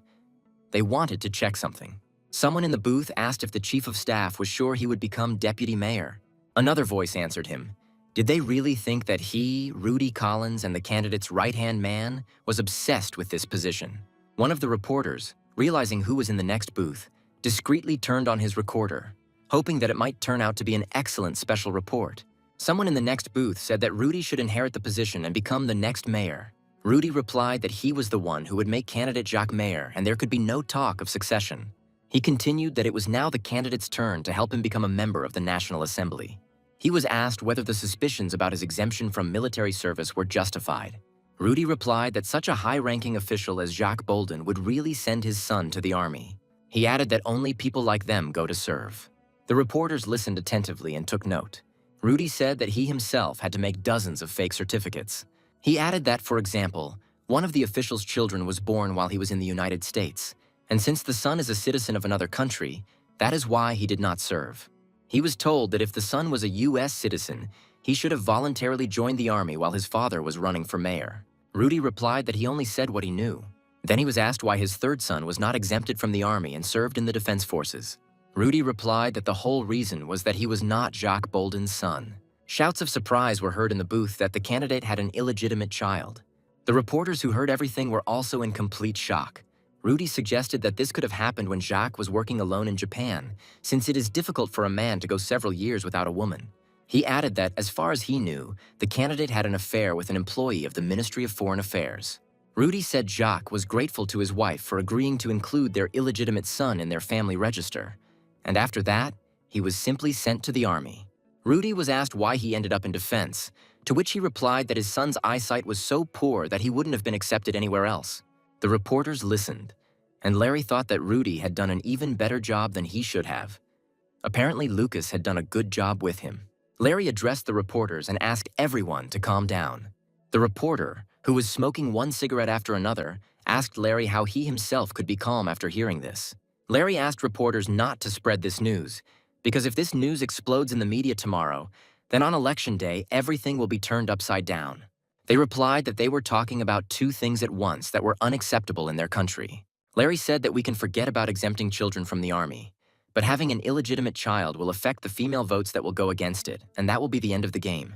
He added that based on his abilities, candidate Bolden was much better than candidate Oliver, who was the son-in-law of a wealthy family, and asked everyone to forget about it. But the reporter did not relent. He objected that they did not do that, and everything should be done to help voters make the right choice. Larry asked if they might want to do a special report for the prize if candidate Oliver wins instead of candidate Bolden. Larry continued that if the article came out, And the newspaper that did it first would definitely make the biggest contribution to the victory of candidate Oliver. So would Syntez Group ignore it?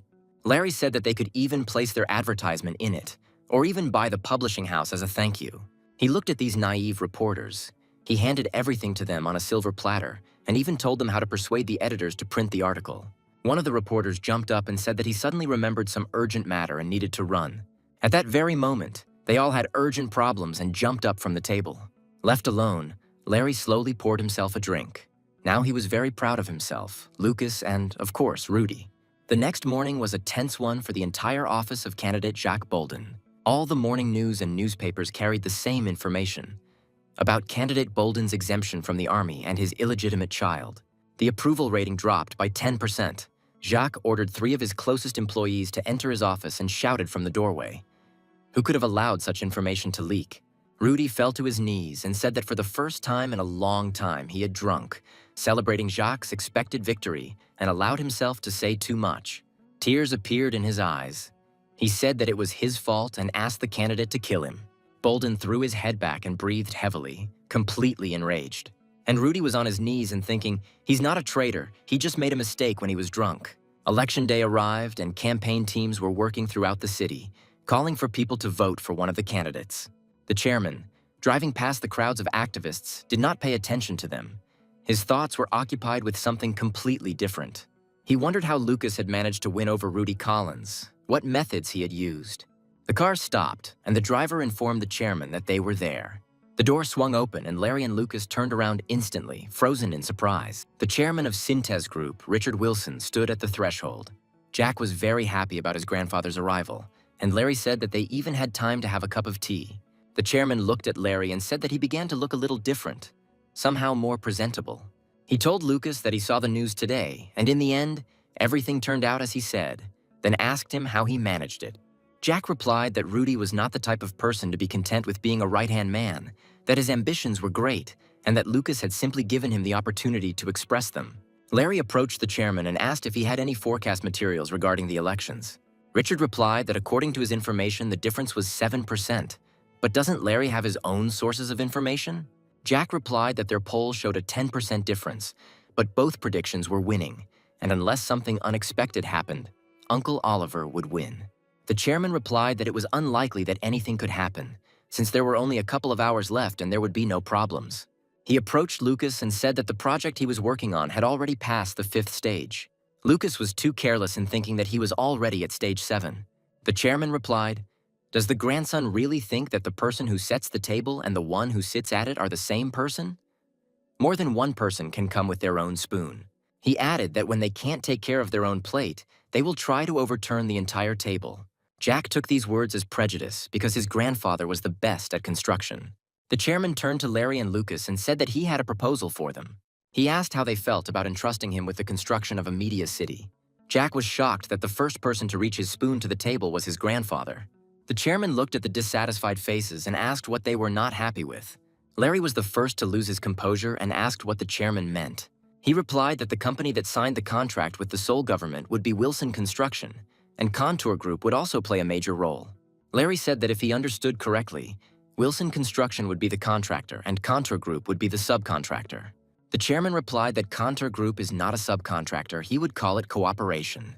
Larry thought, no matter how greedy the old man was, how could he try to steal from his grandson the chance that Lucas had spent tens of billions to create?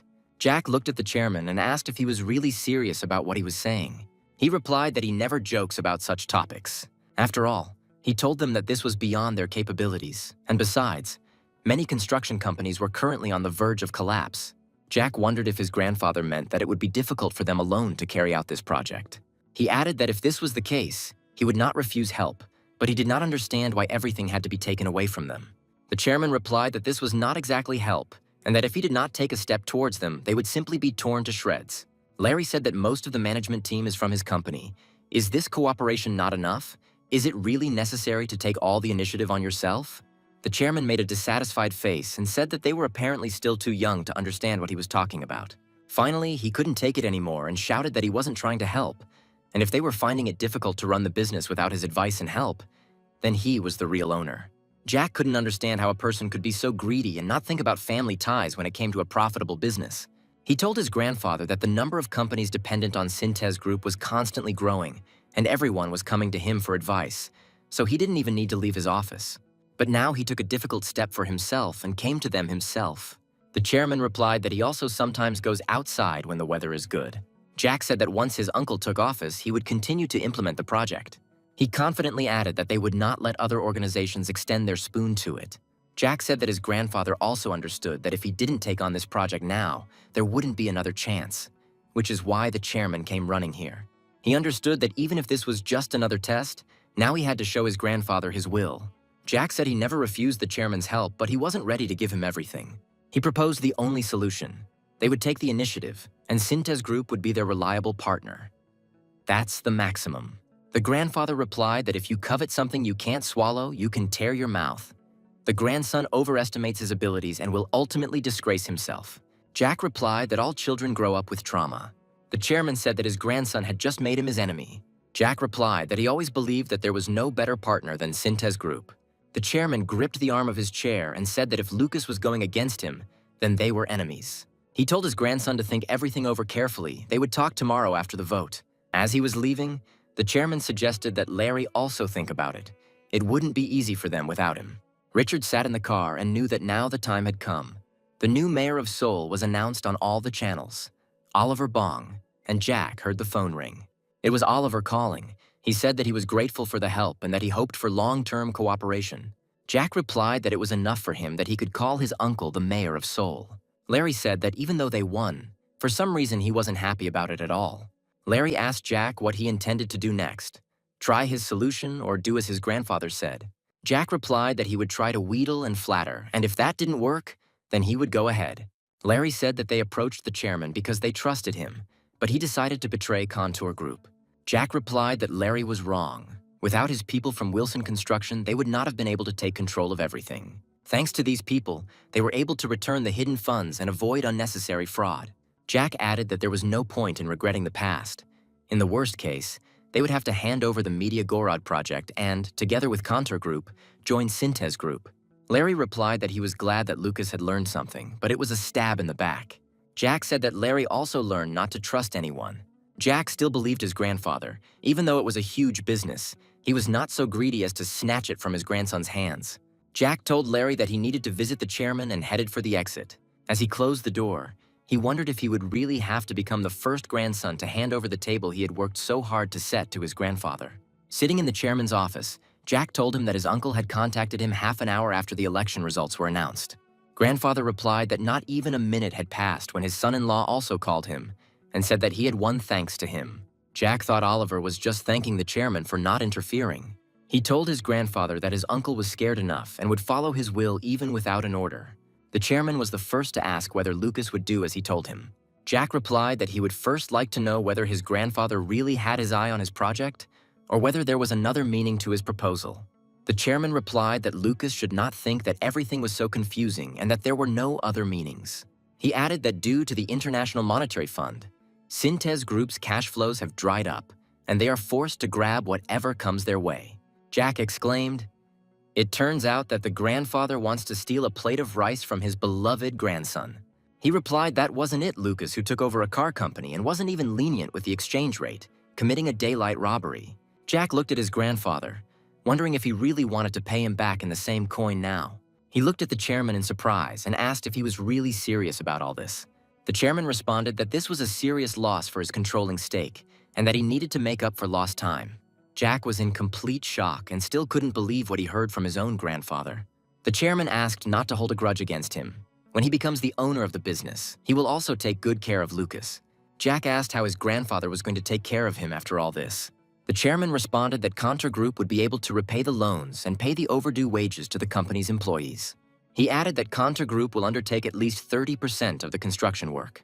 The overall scale was already clear. 30%, maybe it's not such a colossal amount of money, but it's not such a small amount. Jack thought that, judging by the appropriate percentage his grandfather had voiced, the management of Contour Group regularly reported to the chairman. He had no intention of kicking them out. They would be needed when Jack was again in control of Contour Group. Jack asked his grandfather if he could offer more, to which he replied that he wanted his grandson not to be so greedy. Jack understood that if he backed down, The entire media empire created by his father would collapse in an instant. The goal is not to make money. That's not the offer he needs. The chairman put pressure on Lucas, saying that he should think carefully before answering. Jack replied that nothing had changed since yesterday's conversation and he would not back down. The chairman, not accustomed to being refused, was extremely surprised by Lucas's answer. Jack added that he intended to try it himself, even if his decision was completely contrary to his grandfather's. The chairman became furious and shouted that Lucas would regret such a decision. Jack replied that he would not regret it. Even if he did not receive a penny of profit from this project, he would not blame anyone because thanks to his grandfather, he had already come very far. The chairman was silent. He felt anger, greed, and hatred at the same time. Jack added that if his grandfather stole everything from him, Lucas would not contact him for a week and would be offended. The chairman replied that it was too weak to be a threat. Jack had no intention of discussing it any further, stood up, bowed, and said that he had to go. As Jack left the office, he thought that he would have to work hard to destroy all the aunts and uncles. The chairman called out to Lucas and told him to come in the morning. He needed to get some fresh air before fighting. Larry looked at the report and asked if he really owned the majority of the company's shares. The directors replied that this was indeed the case, except for the chairman. Larry asked what about the investors' shares, whether they could stand up to the chairman. They responded that if Larry couldn't inherit the chairman's shares, then he wouldn't be able to obtain management rights either. Larry asked what would happen to the shares if he died. The directors were stunned by this question and were at a loss for an answer. Larry told them that they needed to think about his age. No one would be surprised even if the chairman died tomorrow, and there were no arrangements for succession and transfer of rights. One of them replied that 23% of the shares would go to his wife and about 15% each to the children. Larry asked if there was any kind of chairman's will. The directors said none of the company's lawyers had received any instructions, but the chairman's personal lawyer might have them. One said that there would be no will, but that was just his thought. Larry asked for clarification. The directors said that the inheritance tax on shares would be huge, but until now, the chairman had tried to avoid it. And if a will does exist, it only specifies personal property, land redistribution, and not company shares. Larry thought that with a normal inheritance of shares, he would have to pay a huge tax. That's why most magnates try to transfer management rights as a gift during their lifetime. The chairman is clearly not the kind of person who would want such a tax to be written off from his property in good faith. The director said that if there is no will and the inheritance is equal, the situation will become more complicated. Depending on how everything turns out, the owner of the chairman's office may change. Larry wondered what would happen if his wife took his side. The director asked if the chairman's son, Nick Wilson, wasn't his man, and if Larry had a wife and son on his side, there wouldn't be any problems with the chairman's position. Larry replied that this was something, but it would be better to sort out the succession rights before the chairman died. The director said there was another problem. When Wilson Motors was transferred, almost 18% of the shares were given away. He added that he heard that Larry was friends with director Genrick. Larry replied that Genrick loved movies and wasn't interested in family squabbles, so everything would be fine. He said that the directors could go. Everything needed to be thought through carefully. Left alone, Larry thought that he had to worry about his younger brother, whom he hadn't paid attention to before. He walked over to the window, lit a cigarette, and wondered how much longer the chairman had left to live. Everyone goes to the next world empty-handed. Why leave a piece of coal that will cause complete chaos in the family? He couldn't believe that he was now worried about his youngest son. He hoped that the children wouldn't interfere in family squabbles. Larry was most worried about his older brother not doing anything stupid. The next morning at dawn, the chairman's car was already racing along the country road. Jack looked at his grandfather, who was looking thoughtfully out the window. Finally, the chairman turned and asked Lucas if he was interested in where they were going. Jack replied that he was going crazy with curiosity. But his grandfather was so serious that he did not dare ask about it himself. The chairman replied that they were going to where the history of Syntez Group began. Jack realized they were going to Gunsan City. He knew the company's history and remembered it when he was preparing for an interview in his past life. In Gunsan, there was a rice warehouse abandoned by the Japanese after the liberation of Korea. Grandfather secretly hid the rice, which was the most valuable item in the warehouse, and resold it. This became the starting capital for the creation of Syntez Group. Jack asked in surprise if that rice warehouse was still standing. The chairman looked at Lucas in amazement and asked how he knew about this warehouse. Jack realized that he had said too much and had to somehow get out of it. He said that this warehouse was often mentioned in interviews with his grandfather. All the company employees know about it since his grandson does not know. The chairman laughed and replied that all his 10 grandchildren knew was how to spend his money, and only Lucas knew how it was earned. Grandfather said that during the war he was given to American soldiers, and after the war he was returned back. Now it is a historical museum. The chairman wanted to preserve it and therefore donated it to the state. Then the grandfather laughed again and said that he couldn't leave it on himself with the notes that he had once stolen. He added that minor thefts are criticized and punished, but for major ones you will get away with almost nothing. The chairman turned to Lucas and asked if he knew why this was happening. Jack replied that it was not so easy to touch a big shot because the truly big thieves were in power. The chairman added that this is indeed the case. If you give them a bribe of some of the stolen money, they will simply turn a blind eye to it. At that time, that's what he did. He shared with the right people, and with the rest, he built a factory and founded a company. At that time, the chairman didn't even have time to calculate how much money it brought in. He invested everything into expanding the company. The number of buildings increased, and Syntez Group grew. Grandfather sighed heavily and said that now was the time when he himself had to defend himself from thieves. Jack asked if that was the reason he parted ways with his brother and protected his company. The chairman replied that he stabbed Teddy's brother in the back to survive. Jack looked at his grandfather. Did he really think that it was okay to betray his brother for the sake of his own survival? The chairman said that at that time the military had seized power and was pressuring businessmen, and his brother was the director of the factory and knew nothing about running a company. Then Syntez Group became the target of the regime, and either he or his brother would have been destroyed by that government. If Richard had been captured, the company would have simply disappeared. The chairman had shown cruelty and sold out his brother. At that moment, the grandfather asked Lucas if he was willing to sell his family to protect what was his. Jack wondered what to answer. The truth or what he wanted to hear. When Jack came to, his body was in severe pain. His head was spinning and he could not understand what had happened. Gradually, reality began to return. He was in a hospital room and thought only about the fact that he was still alive. Suddenly, Jack heard a female voice nearby and turned his head. It was a nurse who said that she was glad that the guy had woken up and she would call the doctor. The doctor immediately came into the room and began performing manipulations to understand the patient's condition. Jack pushed the doctor's hand aside and asked how his grandfather was, whether he was alive and how badly he was hurt. From this conversation, the doctor realized that the elderly man who was brought in with Lucas was his grandfather. The doctor reassured Jack that he was fine and would wake up soon. Only 1 in 5 would need surgery. Jack's eyes widened in surprise at how many people were injured in this accident. He jumped up in bed and said that his grandfather was the chairman of Syntez Group, and they had to take all measures before the hospital became too noisy. The doctor replied that it would be worth calling the police first to find out the circumstances of the accident. Jack replied that when his grandfather woke up, he would start looking for him, and therefore he should be near him. The doctor said Lucas needed urgent examination to rule out any hidden injuries to his body. But Jack stood his ground. He insisted that he needed to see his grandfather. Jack said that all this might be a simple matter for the average person, but his grandfather's accident could cause fluctuations in the stock market of the entire country. With this, Jack suggested that the doctor avoid publicizing for now what happened to the chairman of Syntez Group. Having received permission from the doctor, Jack quickly found his grandfather's room and immediately went in to see him. The chairman asked him how Lucas was feeling and if he was in any pain. Jack replied that he just had scratches and asked about his grandfather's health. The grandfather said that according to the doctor, everything was fine with him too, and he was glad to see his grandson. Jack asked why he was in intensive care if everything was okay, and his grandfather replied that he wanted to spend a couple of days quietly.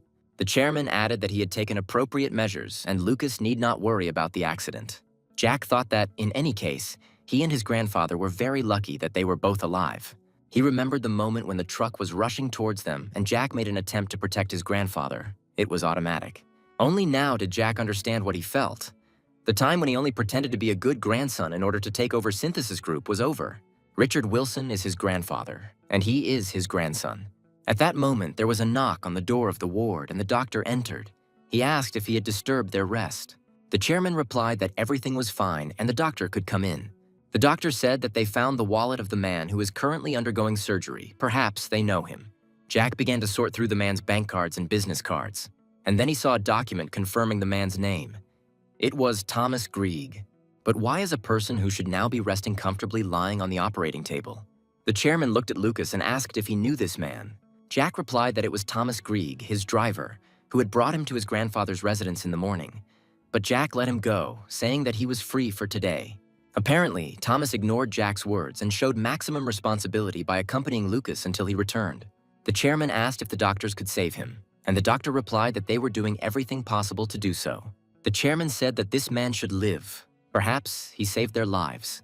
When the doctor left, the chairman said that Lucas was a good guy and had met someone like him. Jack thought the same thing about Thomas. He sacrificed his life for him, and it seemed unreal.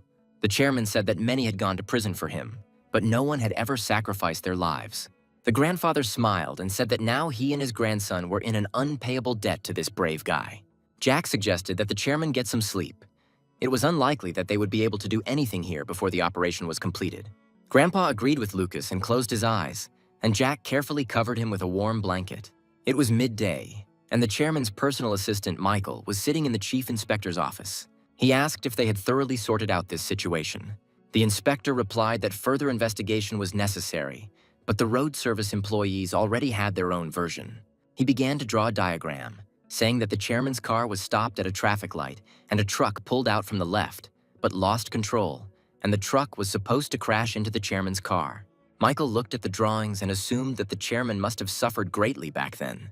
The inspector added that at that moment there was another passenger car parked behind the chairman's car, and judging by the tire tracks of the second car, it suddenly stepped on the gas and thereby blocked the truck's path, taking the entire impact on itself.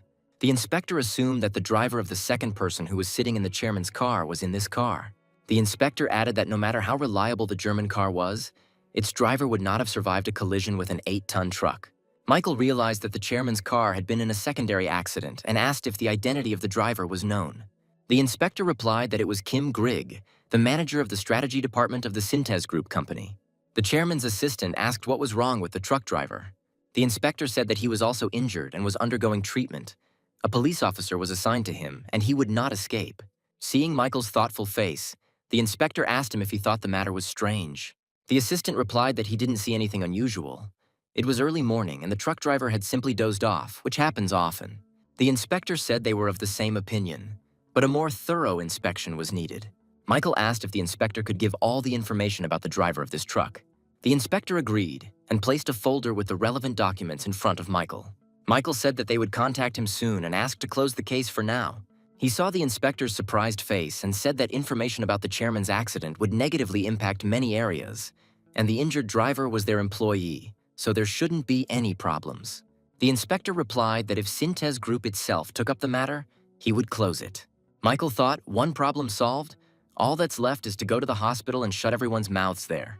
He reported to the chairman that the police would hush up the matter and reminded the hospital director not to disclose the details of the incident.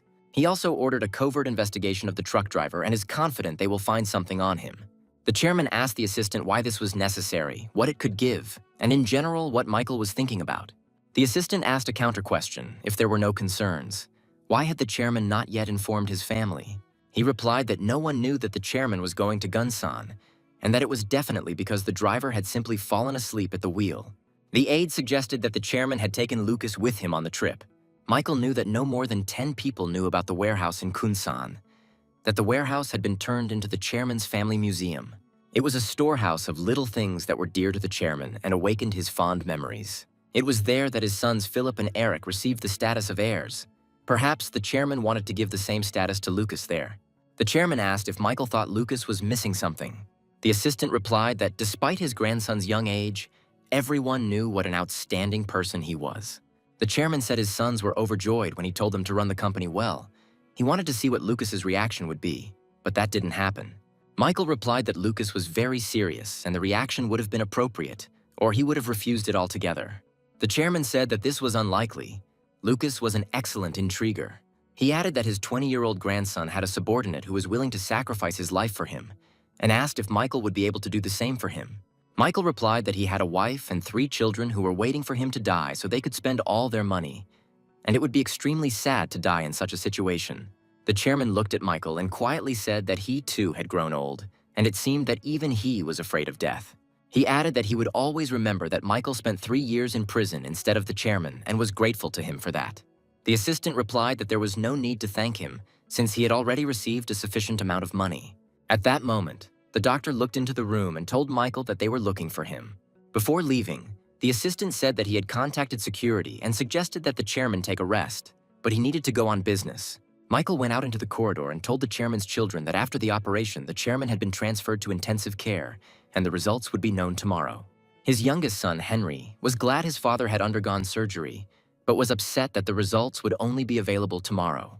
Philip said that his father could not stay here. He needed to be placed in a family clinic and the best doctors needed to be called. Michael replied that the chairman could not be transported yet. His condition needed to be monitored. Eric asked Michael what the doctors thought, to which the assistant replied that they couldn't guarantee anything either. Philip rudely asked if Michael knew about the incident, why he didn't tell them about it right away, but only half a day later. The assistant adjusted his glasses and replied that it was the chairman's order. He was simply following his instructions in case something happened to him. While in the ward, Michael suggested to the chairman that they should nevertheless inform the children about the incident. Richard realized that the assistant wanted to observe their reaction to this. Michael added that if this accident was not an accident, then one of them would move. The chairman said that Michael didn't seem to think it was a simple accident, to which the assistant replied that that was exactly why the chairman had asked to be transferred to intensive care. Michael said that he would tell Lucas everything, he was smart and would understand everything. Then Henry asked how his son was feeling. Michael replied that Lucas was recovering. Michael added that he needed to check the situation, and if anything happened, he would definitely let them know. When the assistant left, Philip told Eric that he had a couple of questions for him. Heinrich was indignant and said that they were really going to discuss anything at a time when their father was lying in intensive care. Eric patted his brother on the shoulder and said that it was not what he thought and that there was no point in thinking about all sorts of nonsense. With these words, Philip and Eric left the hospital, leaving Heinrich alone in the hospital corridor. Coming out into the hospital courtyard, Philip said that he too knew that the accident had occurred on the road to Gunsan. Eric asked his brother what he thought about it. Philip replied that due to his brother's interest in his thoughts, perhaps Eric himself wanted to express his assumptions. Eric said that his brother was showing an unhealthy curiosity about his opinion. Philip replied that he didn't care what Eric thought. Philip added that his brother didn't think that he was the cause of the accident, because if their father died without distributing the shares, then Philip would have the advantage, if we don't take Lucas into account. Eric replied that he was not sure of his advantage, since it would take 6 months to make changes to the shareholder structure. Philip shouted that he was the eldest son, and in the event of his father's death, his face would appear in the news and newspapers. Everyone was sure that he would become chairman, and the shareholders and branches were on his side. Eric turned to Philip and asked him directly if he really had done it. Philip replied that his brother already knew what he would answer, but Eric insisted that Philip not dodge the question. Philip replied that he would be sorry if his father never woke up, but for him the situation was not bad even now. Eric said that no matter how much of an idiot his brother was, he wouldn't have caused such a stupid accident. But why did Lucas end up like this? Philip looked at the hospital windows and replied that if he was interested, he could find out about it himself. Eric asked his brother to promise that he would not touch the child, to which Philip asked why his brother had started pretending to be so kind. Philip added that if Lucas became a threat, he would be the first to take action, not Eric. Jack was in his grandfather's room watching TV together when there was a knock on the door. 2 doctors entered the room and seemed to be sad about something. The chairman asked what had happened, whether Thomas Grieg's condition had worsened. One of the doctors replied that everything was fine. Thomas was recovering and would soon regain consciousness. The chairman asked what happened to their faces then, if everything was fine. The doctor replied that the results of his examination had come in and a small tumor had been discovered. Jack exclaimed, "What kind of tumor are they talking about? Do they mean to say that they discovered cancer in grandfather?" The second doctor said that, judging by the size, it was an early stage and could be removed surgically. The chairman continued to insist and wanted to know why they were so pale if the situation was fixable. The doctors replied that the tumor originated in the brain, which is a very complex and delicate area. Jack was never able to find out why the real Lucas Wilson died in the past. It was only known that he died in an accident, so he does everything to stay alive. But my grandfather's brain tumor is a completely different matter. In Jack's past life, the chairman of Synthes Group died at 78, that is, the following year, but died of illness. Jack wondered if this brain tumor was the disease. The doctor said that at this time the tumor is so small that they cannot yet determine whether it is malignant or not. The chairman replied that he had undergone a full examination last month and there was no tumor. The doctor said that if it was growing so quickly, it was most likely malignant and surgery to remove it would be necessary as soon as possible. The chairman ordered to prepare everything for the operation. He will tell them when it is ready. The second doctor replied that they were just a local government clinic. They didn't have the proper equipment, and it would be difficult to provide ideal care. Both doctors said they had no experience working with VIP clients and that the risk of error was very high. The chairman asked the doctors who was the best surgeon in Korea. He turned to Lucas and said that he must live long to see him get married. Then the grandfather turned to the doctors again and told them to contact his personal assistant Michael and resolve all issues. The chairman took Lucas by the hand and said that he was his treasure, that he brought good luck because his grandson had saved him so many times. Jack looked at his grandfather with surprise and love, and the chairman said that it was his assistant who saved them, and Lucas himself hugged his grandfather during the collision to protect him. He added that he was lucky that the accident allowed the disease to be detected before it became irreversible. Jack looked at his grandfather and said that he had a long life ahead of him and that the operation would go well. At that moment, Assistant Michael ran into the room. He learned about the results and was very excited. The chairman replied that everything was fine. It was just an operation, and it was good that it was discovered early. He ordered Michael to take all necessary measures. Michael replied that the doctors had recommended Professor Charles Muller and that he would meet with him personally to discuss the date of the operation. The chairman said Michael might tell the children that further surgery would be needed, which would likely surprise or frighten them. And knowing this information, one of them will make a mistake. Carolina sat down opposite Larry and asked if it wasn't too impolite for her to visit so late. Larry replied that everything was fine. He was working late anyway. He asked why she was without Oliver. Larry would like to congratulate him on his victory. Carolina replied that he was currently at a meeting to select candidates for the Seoul government. Larry decided to get straight to the point and asked what brought her out at such a late hour. Carolina said she was contacted and told that her father had been in an accident. Larry noticed that her face did not express the state that would correspond to the words spoken, and asked if everything was okay with him. Carolina replied that after the operation he was transferred to intensive care, and even if she had rushed to him as fast as she could, she would not have been able to see him. Larry was surprised. Her father was in intensive care in serious condition, and she didn't even bat an eyelid. Caroline looked at Larry and asked if she should make a fuss about it. Larry was in no hurry to answer. He wanted to fully understand what was in Caroline's soul and mind. She said that if her father died, she would be more worried than upset, since she did not have many shares in Synthes Group. Larry replied that he understood her. Caroline was born into the Wilson family, and she had to give up the emotions of ordinary life. He added that since she was so calm, he would answer her honestly that the chairman was eager to receive the Media City project and was asking her to give in to him. Caroline giggled and replied that she found it funny to watch Larry worry about it for no reason. She added that her father had no such thoughts. He was going to make Lucas his heir and would not take anything away from the child. Larry was surprised by what he heard and asked why Caroline decided so. She replied that her father had been in an accident with Lucas, and it was no accident that they were traveling somewhere together in the same car. Larry screamed. He had only just learned from her that Lucas had been in the same accident with the chairman and asked if he was seriously injured. Carolina responded sharply that Larry would be able to show his humanity and concern later. But now she did not have time for such conversations. Larry pulled himself together to listen to Caroline to the end. She smiled and asked if the chairman and Lucas did not wake up, then what would happen to him, to Larry? Larry couldn't resist and loudly asked what all this meant and how she could say such a thing. Carolina asked Larry to calm down and not get upset, because she came to him with a proposal. Larry tried his best to listen to Caroline, but he was overcome by thoughts about Lucas's condition. And Caroline, as if nothing had happened, declared that if her father died without naming an heir to the shares, then she and her brother Heinrich would receive 11% each, a total of 22. Larry listened as she counted the shares, saying that her older brothers already had a little more, but for a controlling stake they needed at least 15. Carolina reminded that Wilson Motors is now called Chrome Wilson and owns a controlling stake of 17%, which, if you add it all up, comes to almost 30. She looked meaningfully at Larry and added that 30% was a sufficient base to take the place of the company's chairman. Larry already understood where she was leading, but he still continued to listen to her in order to understand the ultimate purpose of her visit. Finally, she said that if Larry helped her become the captain of the ship, then she would give him at least 10 branches. And if he joined them to Chrome Wilson, then he would become the head of the corporation. Larry knew he would surprise her with his answer, but he said that she had miscalculated. Carolina thought she had figured it all out and asked in surprise what it meant. Larry replied that Henry was his close friend, although they were not related, and if he united with Caroline, Henry's share would become insignificant, but it should be the other way around.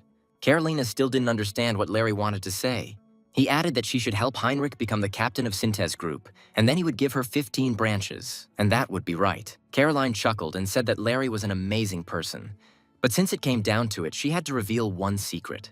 She added that when her father died, their mother would inherit most of the shares, and she would never give them to Henry.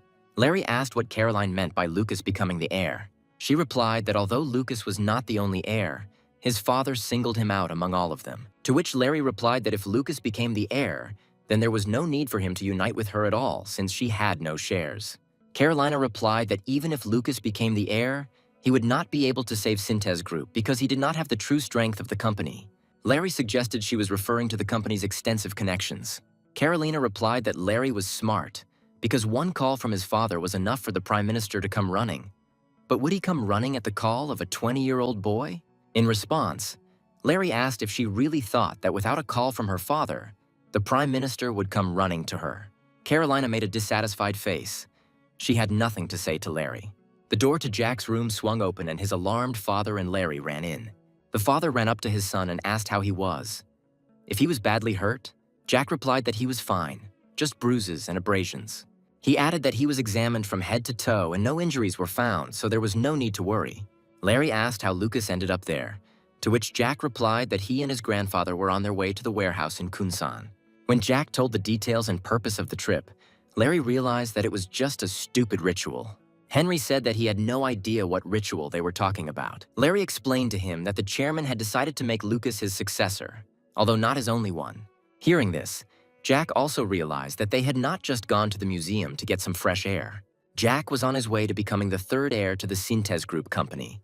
Larry looked at Lucas and said, "Is this really how a person who has received long-awaited news should look?" Jack asked Larry how he knew all this. Larry replied that he had met his Aunt Caroline before coming here. He thought she came to talk about Media City, but instead Larry heard from her about the accident. Larry turned to Heinrich and asked if he still didn't understand what had happened. Heinrich replied that he shouldn't expect much. He knew perfectly well about this simple ritual. His grandfather was supposed to tell the history of the company, and then add that he would continue all of this. Larry looked at Heinrich in surprise, not understanding how he knew this. Henry replied that his elder brother had told him about it, and that he had been terribly happy when he heard that he had become the heir. Larry asked why Heinrich said that Lucas shouldn't expect much. Didn't that mean he became the third successor and would get a third of the company? Heinrich said that the eldest and middle brothers inherited less than 10 shares, and 20 years had passed and nothing had changed. The father turned to his son and said that the chairman was terribly greedy and hated to give his own to others, even if they were his children. In some ways, Jack agreed with his father, but not 100%, because the grandfather that my father knew and the grandfather that Jack knew were different people. Although the father called the chairman greedy, he had a desire stronger than greed, the prosperity of the company. That's why Philip and Eric received only 10% each. Grandfather didn't expect prosperity under their leadership. Jack said that he was not destined to become the heir to the company. The accident was a sign, but he would be grateful if he received at least a small share of the shares. Larry looked at Lucas. He knew all his dark intentions, and he said such things without blinking an eye.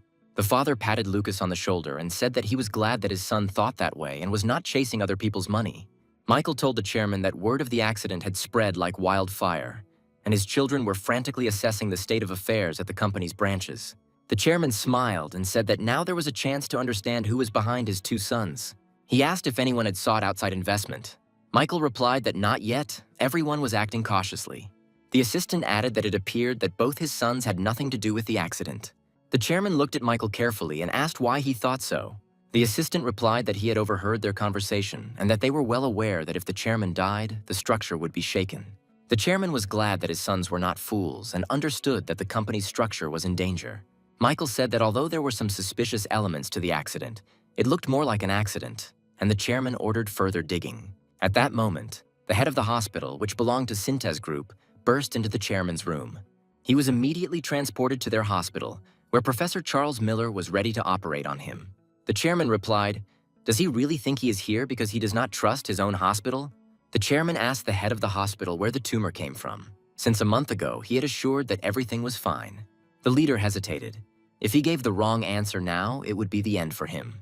And he said that a month ago, the tumor could not be identified because of its size. The head added that they were probably talking about a rapidly developing entity, and they couldn't say anything for sure without the tomography results. The chairman asked if the head could assure him that at the time of the examination, this tumor was not there. The head replied that all the results had been carefully checked dozens of times and everything was in order. The chairman told him to go. He wanted to rest a little. The chairman then told him to make sure that the operation took place in this hospital and hoped that the head understood what he was asked to do. The chairman asked Michael if he thought his hospital had hidden something from him during his examination, to which the aide replied that the doctors at this hospital had said the same thing. And yet, it seemed to the chairman that the concealment of the diagnosis and the accident were all happening according to someone's scenario. He lay down more comfortably and told Michael to assign someone to keep an eye on the committee chairman. The assistant replied that he had already taken all measures to find out who he had been in contact with recently. The chairman added that a board meeting would be held in a couple of months, at which he would be fired. Entering Thomas's room and seeing that he had come to, Jack bowed and thanked him. Thomas, completely traumatized, lay and silently looked at Lucas as he entered. Jack was a little scared and asked if Thomas had any problems with his speech. Thomas replied that everything was fine. He was just a little surprised by Lucas's arrival and words. Jack said that he had a few questions for Thomas and asked him to answer them without worrying or rushing. Thomas replied that he also wanted to talk, because his tongue had been itching for 10 days. Jack asked Thomas to remember and tell what happened on the day the accident happened. Thomas said he thought the chairman's car would be accompanied by a secretary, but he went alone. Although Lucas had allowed him to rest, Thomas thought it was a bit strange to leave work at dawn. Besides, Lucas changed the car and Thomas wanted to test it out because it was morning and the roads were clear. Jack said that the genie changed the car in time, although she was damaged, but Thomas survived. And then Thomas said that he was sure that the truck had not turned around on the road by accident. Jack was surprised and asked what Thomas meant. Thomas replied that he had noticed the truck in advance while assessing the situation on the road. The truck was standing and waiting for them. Hearing this, Jack could not say a word, but he also could not help but believe Thomas. Thomas added that at least that's what it seemed like to him at the time. But Jack didn't listen to him at that moment. If this accident was planned by someone, then who was the target? Did Grandpa really understand this and hide it from Lucas, saying that everything was fine? Jack told Thomas that he was not going to interrogate him or question his words. Jack just wanted to know why such a sacrifice was necessary, because Thomas could have died. Thomas replied that he made the lightning decision at that moment, thinking that it was a great chance to make a profitable deal. Jack asked what deal Thomas was talking about. Thomas reminded Lucas that when he and Sean first met Lucas, he offered to be his men. Jack replied that loyalty was not required from them. It was a simple deal. He gives them money, and in return, they do something for him. Thomas said that when he woke up from his coma, he thought about how much this deal was worth. What needed to be written in the contract field for it to be successful if the life of his boss was at stake? He added that now it was Lucas's turn to fill out his contract column. There had to be something worthy of exchange for his life. Jack asked Thomas what he wanted, a lump sum payment or a lifetime benefit. Thomas replied that he would receive a lump sum payment from the chairman. Jack said that he could also pay him a huge lump sum. Thomas replied that he had already decided and was ready to pay in installments. He added that he still doesn't know where to spend a large sum of money. He only knows that the pleasure from it quickly passes. And if he can continue working with Lucas, he can get more enjoyment out of the money. Jack asked if Thomas remembered the words that Lucas had once said to him. He himself answered that if Thomas did not have the skills, then he would not be able to stay with him. Thomas opened his eyes in surprise and was afraid to hear what he didn't want to hear. Jack said that he knew that nothing could compare to saving his life. He had money, and that was the only thing he could use to express his feelings. But moving forward together has a different meaning. Thomas pleaded, saying that he would continue to develop his skill to work alongside Lucas, and if that wasn't enough, he would simply resign as soon as Lucas said the word. Jack held up 3 fingers and said that no matter what mistake Thomas made, Lucas would give him 3 chances. But the 4th mistake will end their relationship once and for all. Thomas replied that he would try to make sure that he never needed these 3 chances. Jack told Thomas to take care of his health and return to Seoul. As soon as Jack left, the chairman's assistant, Michael, entered the room. Suddenly, the chairman himself followed Michael into the chamber. Thomas wanted to get out of bed, but the chairman stopped him with a gesture, saying that in the hospital, the one with the most injuries is the senior. Approaching Thomas's bed, the chairman gently squeezed his hand and said, "Thank you." He added that not everyone is ready to throw a young life into hell to save the life of an old person. Thomas asked the chairman not to worry. There were young people better than him. Then the chairman asked, "So Thomas did it for Lucas?" Thomas replied that he had sacrificed his life for Lucas, but everything worked out. Without letting go of Thomas's hand, the chairman said he was much more grateful for his grandson's rescue than for his own. The chairman sat down on a nearby chair and said that he wanted to reward Thomas generously for his actions, and he could ask for anything he wanted. The chairman warned that it was not worth mentioning things like housing or the cost of educating children. His family had already moved into expensive apartments, and the chairman had taken on all the costs of educating the children. Thomas heard that the chairman was ready to pay for school and all the clubs that his children wanted to attend. Richard thought to himself that now that the housing and education problems were sorted out, Thomas could show all his greed. Out loud, he said that he was just an old man and could only give thanks with money. Thomas looked at the chairman and replied that he didn't need money. He added that all people at his level worry about is housing and their children's education. And since he has nothing to worry about now, he couldn't wish for more. The chairman thought that if Thomas asked for billions, he would give it. But Thomas doesn't want to, refusing to take the chance to change his life. He said that there are many greedy people in the world, but he doesn't want anything from an old man who only has money. Thomas admitted that he doesn't really know what he wants. The chairman replied that he could not know what Thomas wanted. After thinking for a moment, he asked Thomas if he knew that a person is given 3 chances, and he had already missed 2. Thomas looked at the chairman in surprise, not understanding how he had missed 2 chances at once. The chairman explained that the first chance is to be born into a successful family. If you are rich, then half of your dream has already come true. He asked if Thomas's parents were rich, and he replied that they were not, which meant the first chance had already been missed. The chairman said the second chance was the university, where connections were already beginning to be established. And if you use these connections correctly in the future, you can change or adjust your future. Thomas didn't have such connections, so it turns out he only had 1 chance left. The chairman said that this last chance was now right in front of him. He added that he would give him such a sum that no rich man born to good parents had ever held in his hands. The chairman exchanged glances with Michael and said that Thomas had spoken from the heart when he said he had rushed to save Lucas, not him. Thomas replied that this was exactly the case because he was Lucas's man. With these words, Thomas wanted to say that he wanted to be as close to the leader as possible and not completely give his life into his hands. The chairman wanted to know why Thomas wanted to stay with his grandson, since he only had 1 life. Thomas replied that he also wanted to stand in front, since he had to remain invisible, like a shadow. He was embarrassed by his role, and when Lucas asked him what he wanted, Thomas replied that he wanted to not be embarrassed by his role, but to be proud of it. This answer angered the chairman, and he shouted, "How dare he? Did he really think of using his worthless body to then stick to his grandson like a leech and suck his blood forever?" Thomas nervously replied that he hadn't even thought about it. If the chairman felt that Lucas didn't need Thomas, then he would resign himself. The chairman told him to shut up because now Thomas was throwing away the 3rd chance with his own hands. He added that people like him were always like this, unable to distinguish between a pile of manure and soybean paste. Heading towards the exit, the chairman said that he would not take away from Thomas what he had already given, but as soon as he got stronger, he would be thrown out into the street. Turning around, he added that if he found out that Thomas was hanging around his grandson again, he would take his worthless life away from him. Jack had already fully recovered and even brought some spiced chicken from a nearby restaurant to please the chairman. The chairman said he had called him to ask if Lucas knew that a man had appeared who wanted to become his lapdog. Jack replied that perhaps Grandpa meant Thomas Grieg. The chairman said that he offered him a lot of money, but he refused, just to stay close to Lucas. Maybe his grandson himself allowed him to do this.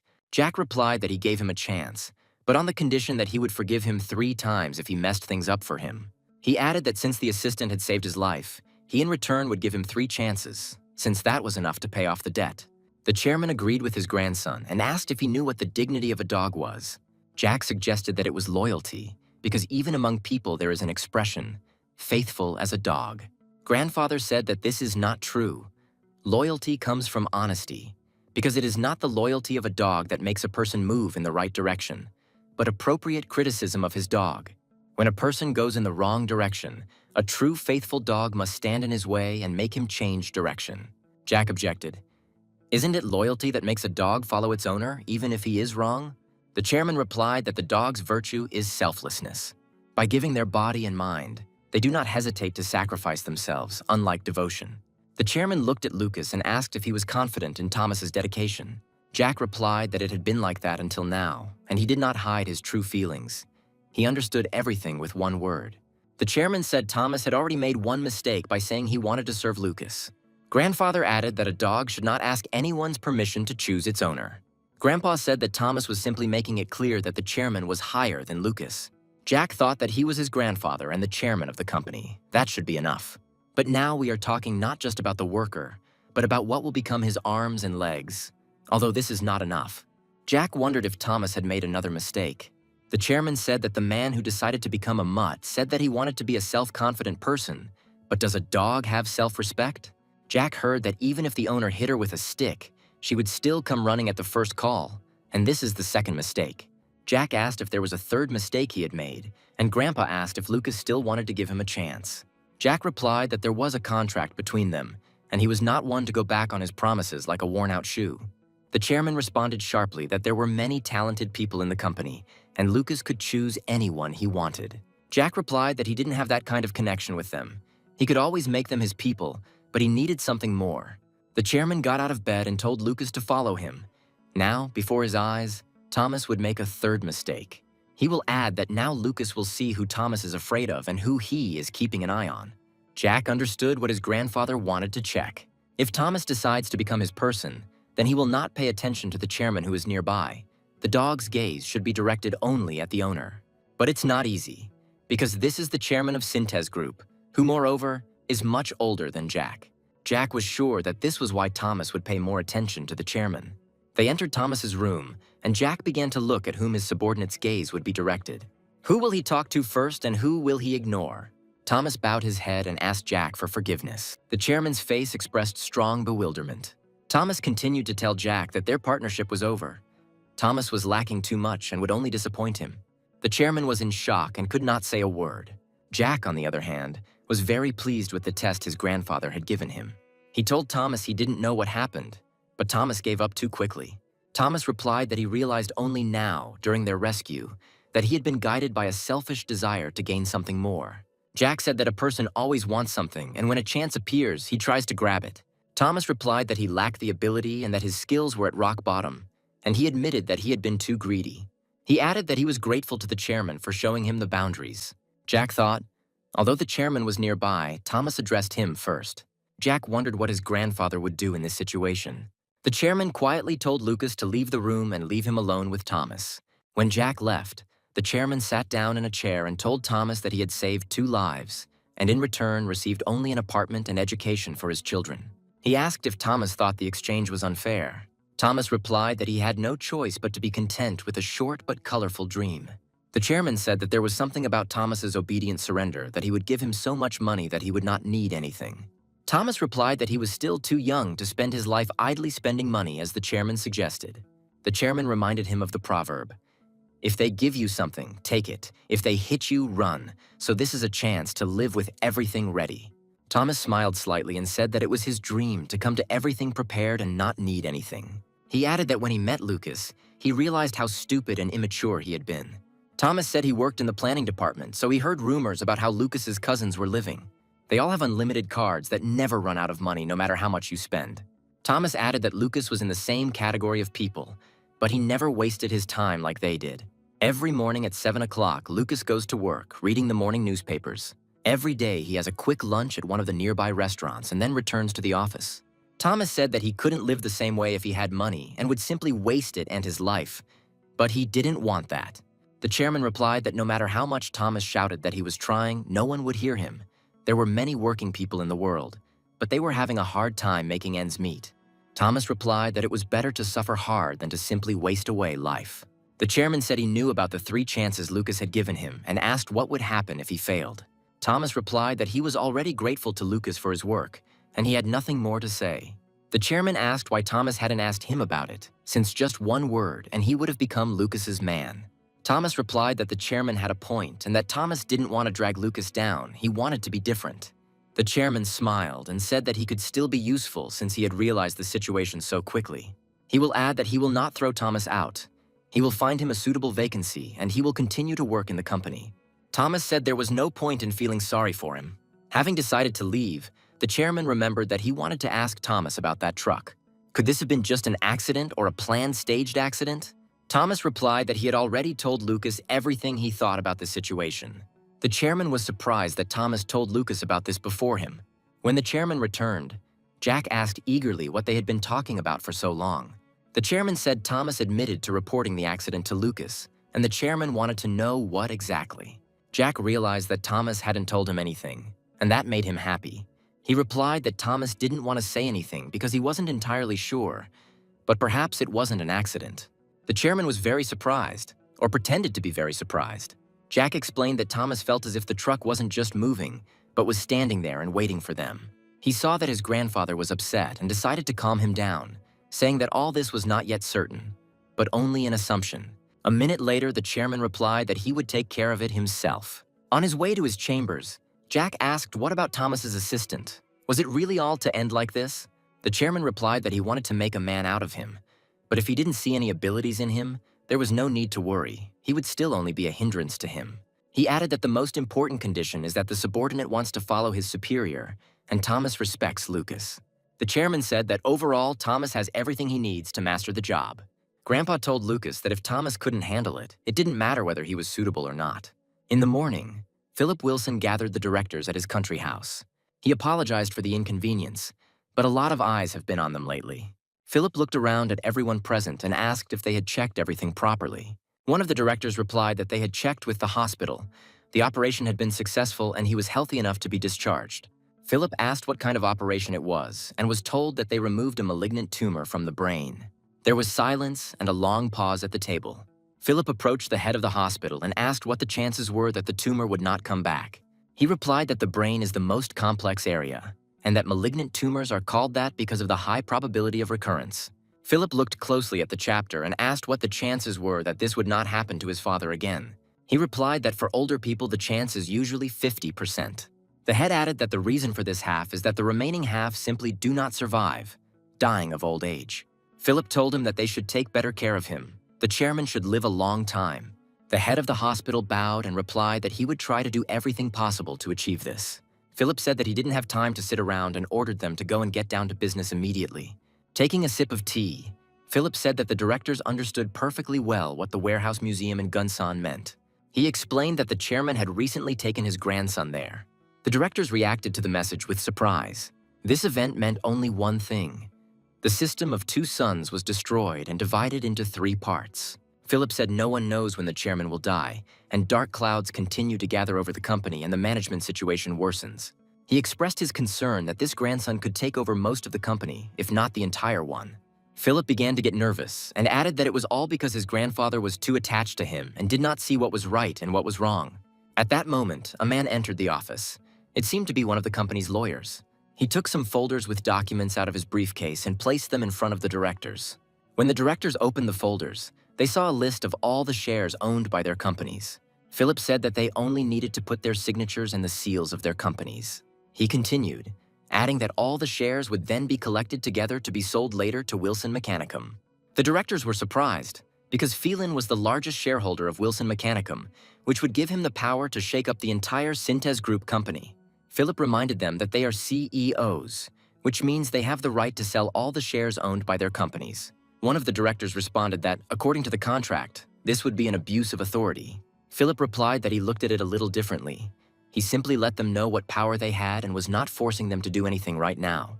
He added sharply that when a 20-year-old boy plays the role of chairman, this will lead to the split of Synthes Group and its complete destruction.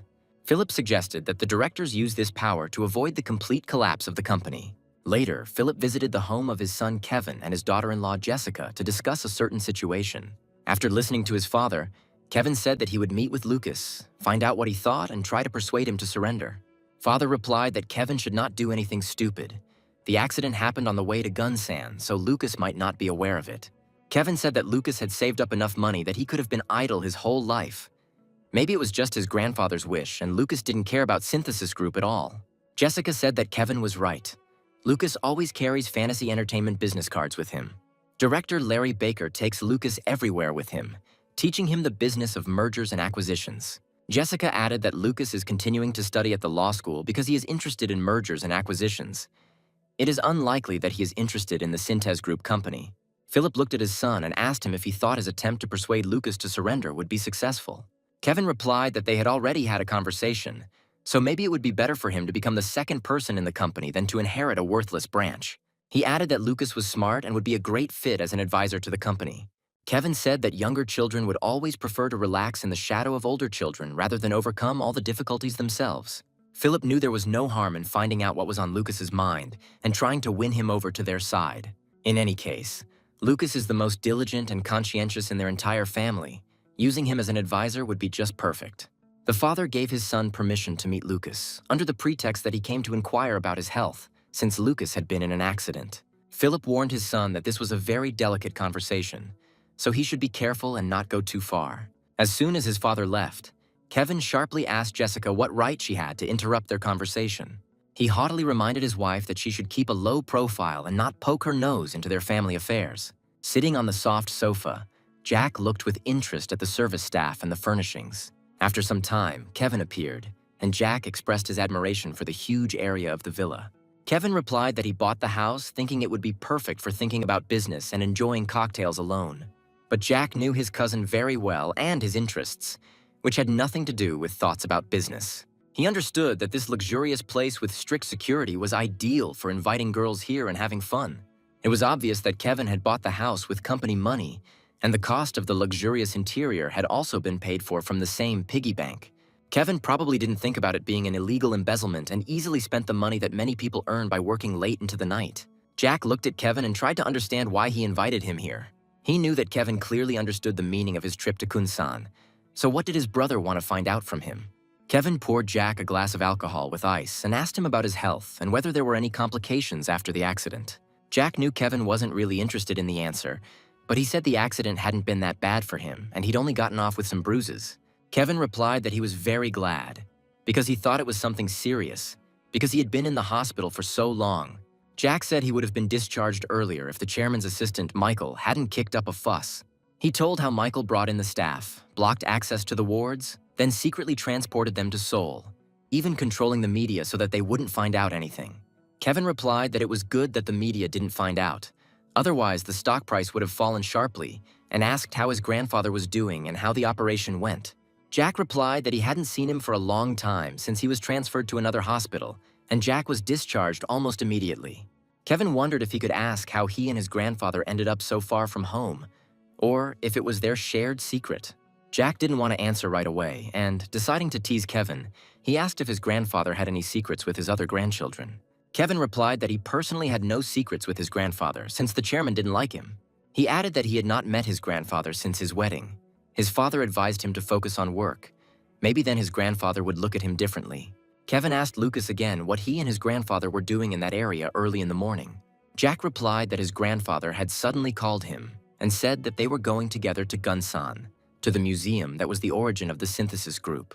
Kevin exclaimed that his grandfather had really taken him to that very warehouse, to which Jack replied that apparently, with age, his grandfather was increasingly overcome by memories. When his brother asked if there was anything special, Jack realized that Kevin was going crazy with curiosity about whether Lucas had been appointed successor or not. He asked what could be so special about some nearly abandoned warehouse in Gunsan.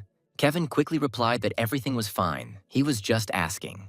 Jack asked if Kevin wanted to tell him something, as this was all feeling a bit awkward.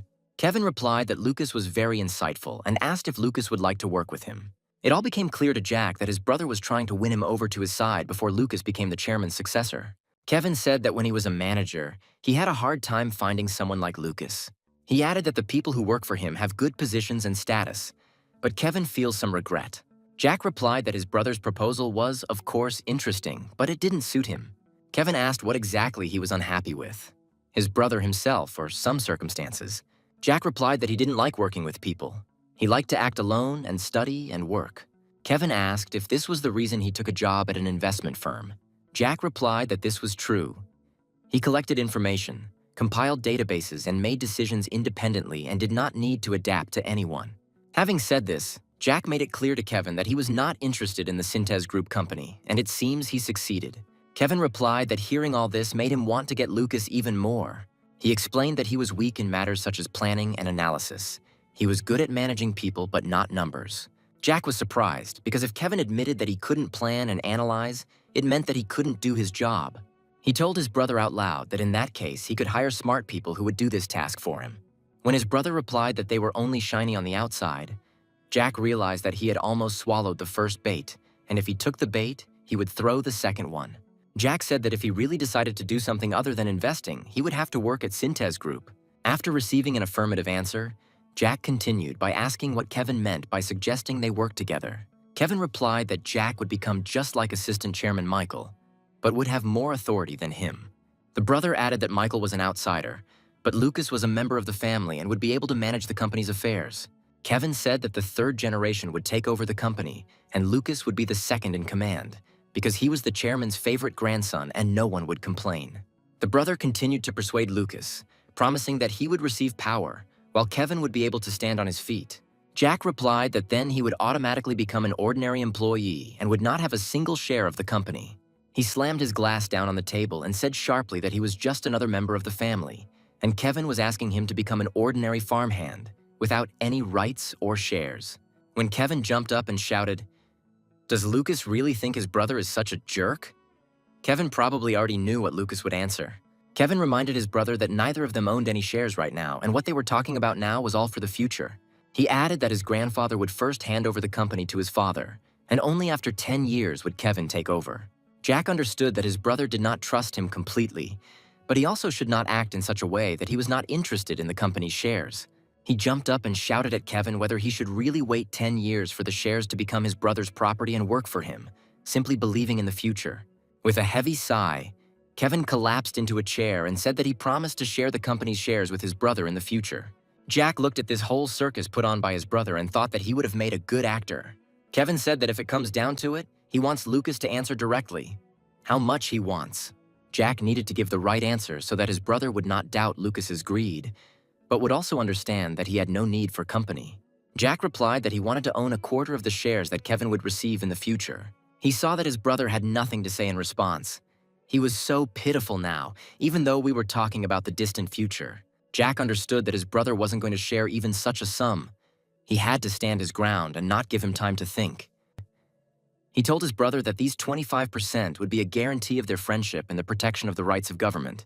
And then Jack suddenly added that when Kevin hands over control to his son, Lucas will not hesitate to give all these shares to his nephew. Kevin laughed, saying that it could be given even to an unconceived child, but Lucas would be better off leaving these shares to his future son. Jack thought that if his grandfather could hear them now, he would faint, watching his two grandsons discussing and dividing the company's shares. He told Kevin that they had gone too far with these promotions, since Lucas hadn't even agreed to work together yet. Kevin replied that Lucas could simply think of all this as a plan for the future, which he could remember at any moment. Jack decided to adjust the situation a little and thanked his brother for taking care of Lucas, and at the same time throw out a second bait. He told Kevin that they should support each other, and that if he were to work with his brother, it would only be as an ally. Jack drank his glass and decided that now was the time to cast the bait.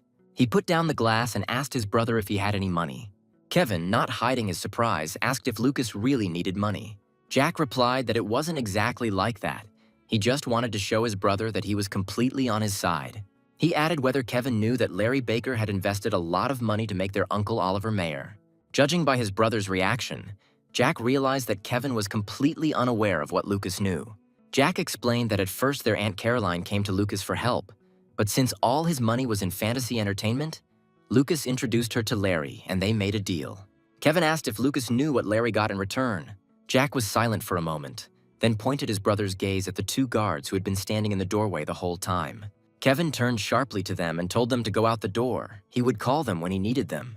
Left alone, Kevin asked what his uncle had promised him and whether it concerned Media City. Jack said that this is why Larry took over Contour Group and the directors moved to that company. He added that Larry has a good relationship with his grandfather, and they are both hiding some information. Kevin listened with his mouth open, absorbing every word Lucas said like a sponge. Jack said that they are both hiding the location of the future Media City, which is why it has not been announced yet. Kevin knew that once the location of such a large property became known, prices there would skyrocket. Jack added that advertising, permitting, and selecting subcontractors for construction are ideal options for hiding extra money. Finally, Kevin couldn't take it anymore and shouted out if Lucas knew where this place was. Jack paused, then replied that it was in the south of Korea, and the area was called Sanam. He said that most of the land is not national but municipal property. Kevin was so surprised that he could hardly say that it was just a wasteland. Jack replied that this was not entirely true, although the area was separated from civilization by only a narrow street, and real estate could be bought there for next to nothing. Kevin understood that when land and property prices rose there, it would impact the surrounding areas. Jack replied that their uncle was the mayor and he would not miss the chance to gain the support of this area and part of the surrounding area. Kevin instantly decided that he needed to urgently buy some land there using his pocket money. Jack replied that this was true, but advised his brother to use only part of the funds, since it was unknown exactly what part of the civilized region would be included in this project. Kevin had already started making plans that he would earn a lot in some places, nothing in others. But in the end, he would still make a profit, so he needed to buy as much as possible. Jack replied that the risks were high, to which his brother said that it was hard to miss when there were a lot of bullets, meaning money. At that moment, the doors opened and two young, beautiful girls entered the room. Jack immediately got up from the table and said that he needed to go urgently. He wanted to see a girl he hadn't seen for a long time. Eric sat opposite his brother Heinrich in his house and asked if Heinrich now understood what their father was thinking. Henry replied that his father was already old and that he had probably gone to Gunsan to give a gift to his beloved grandson. Eric replied that the cause was more important to the company than the result, and that Lucas was still young, so people would be drawn to Heinrich instead. Henry replied that Eric should already state the purpose of his visit, since he was not interested in his brother's opinion anyway. Without waiting for an answer, Heinrich said that if Lucas dreams of becoming the chairman of Sintez Group, would Eric really fight with his nephew? He added that if Eric went along with this, Henry would no longer be his younger brother. He would simply be his father's son. Eric replied that all this was just a vain dream, so Henry would have to intervene and stop his son. Henry replied that he was not going to be a father who would stop his son from dreaming and pursuing his goals. He added that Eric should work his way up to the chairman position by fighting with his older brother. Henry said that he would not allow Lucas to make unconditional concessions to him and give in to Eric's pressure. Eric understood that Henry was not very happy with the situation in which his son was drawn into a struggle for the inheritance, but he was not going to give it up either. He told his brother that he would talk to Lucas himself, and that would be the first step towards solving this problem. Henry replied that he would be present at this conversation, and Eric agreed. After some time, Lucas returned and shouted from the doorway that he was already home. Jack saw that his uncle Eric was visiting them and greeted him politely. Jack thought that both uncles were lined up, but he understood why they both wanted to talk to him. Eric invited Lucas to have a drink with them and his father. Jack handed him a glass. Eric immediately asked whether Lucas wanted to become the chairman of the company, and whether it would be impudent to skip a generation. Henry asked his brother to behave more politely, to which he replied that his son was not a brat like his other nephews, and that he would treat him as an equal. He added that he just wanted to hear about Lucas's plans as an independent adult. Jack said he was aware of the significance of the warehouse in Kunsan, but he understood that it was impossible at the moment. He added that if his uncle wanted to know about his plans, Lucas was ready to take everything his grandfather gave him and then resell it to the highest bidder. Eric was surprised by his nephew's answer, which means Lucas's goal is only money. Jack replied that his plans did not include the goal of receiving money for any goods. He added that it was difficult to talk about it until he got his hands on something. Jack hoped that this answer was enough for Eric to understand what Lucas meant. Uncle chuckled and said that Lucas was very careful and smart. Eric said it looked like Lucas wanted to put both uncles on the scales and see whose side would tip.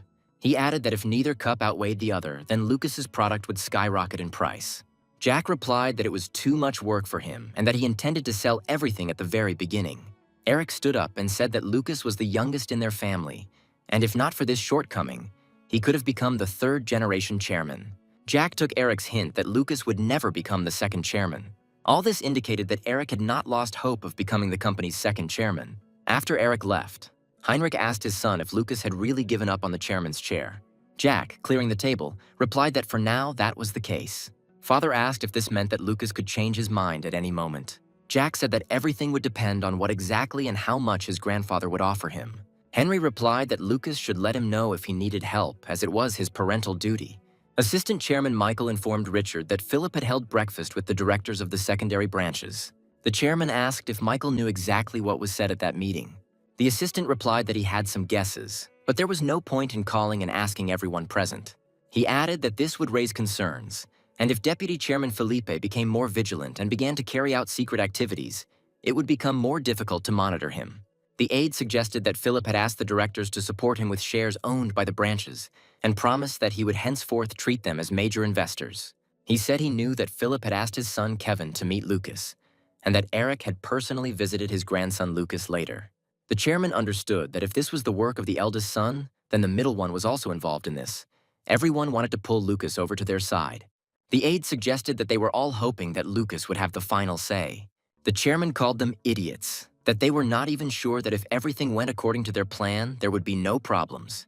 The chairman asked Michael what he thought, to which he replied that the chairman wanted to avoid the risk of splitting the entire group of companies and whether it would be possible to give the final vote to Lucas. The chairman said that one person should get that right, but as Michael said, Lucas could not be included in the list of candidates. The assistant replied that he only wanted to say that Lucas's age cannot be ignored or disregarded. The chairman said that the boy with the deciding vote would stir things up, and the other two would not be able to help but notice. He added that the question is who is stronger, the one who rocks the boat or the one who notices it. Michael wondered if Lucas had enough power to shake up the board, how much the chairman thought he would inherit. He asked if the chairman intended to make Lucas a balancing force in this situation. The chairman replied that they first needed to figure out how to increase the controlling stake, and then find a way to transfer the chairman's share. The assistant replied that he would prepare everything. The chairman asked what was known about the accident. Michael replied that he had assigned a man to the truck driver. He added that he was being constantly watched, and sooner or later, it would become known who was behind all this. Kevin's men came and reported that there was practically no land for sale in the Sanam area. They explained that someone had already bought everything up. They checked the property register, and it turned out that all the transactions took place last spring. Kevin clenched his fists and thought that this was definitely the work of Larry Baker and his Uncle Henry. Kevin asked, "What about the part of the civilized area adjacent to Sanam? Was it really all sold out there too?" The aides replied that there were almost no deals in that part of the area, and Kevin would be able to buy as much real estate and land there as he wanted. Kevin replied that as soon as he gave the appropriate instructions, they should immediately proceed with the deal. As soon as the assistants left, Kevin called another person and found out from him that he could get a loan from the bank without collateral of only up to 2 billion won. Kevin shouted into the phone asking why it was so low, and they told him it was due to special bank restrictions. He was told that if he took out a loan on behalf of 2 Synthes Group companies supplying materials, he could get much more, but there were conditions. The company's property as collateral. Kevin responded that they should do so and asked Wilson Construction for an advance of about 10 billion for materials for his company. He was told that such an operation would require the approval of CEO Barry Barton. Kevin shouted at them to ask Barry to make concessions. He should understand and help. He told me to tell Barry that he was going to buy the land and then use it as collateral to get a loan if there were any problems. Kevin would simply return the advance. Kevin hung up.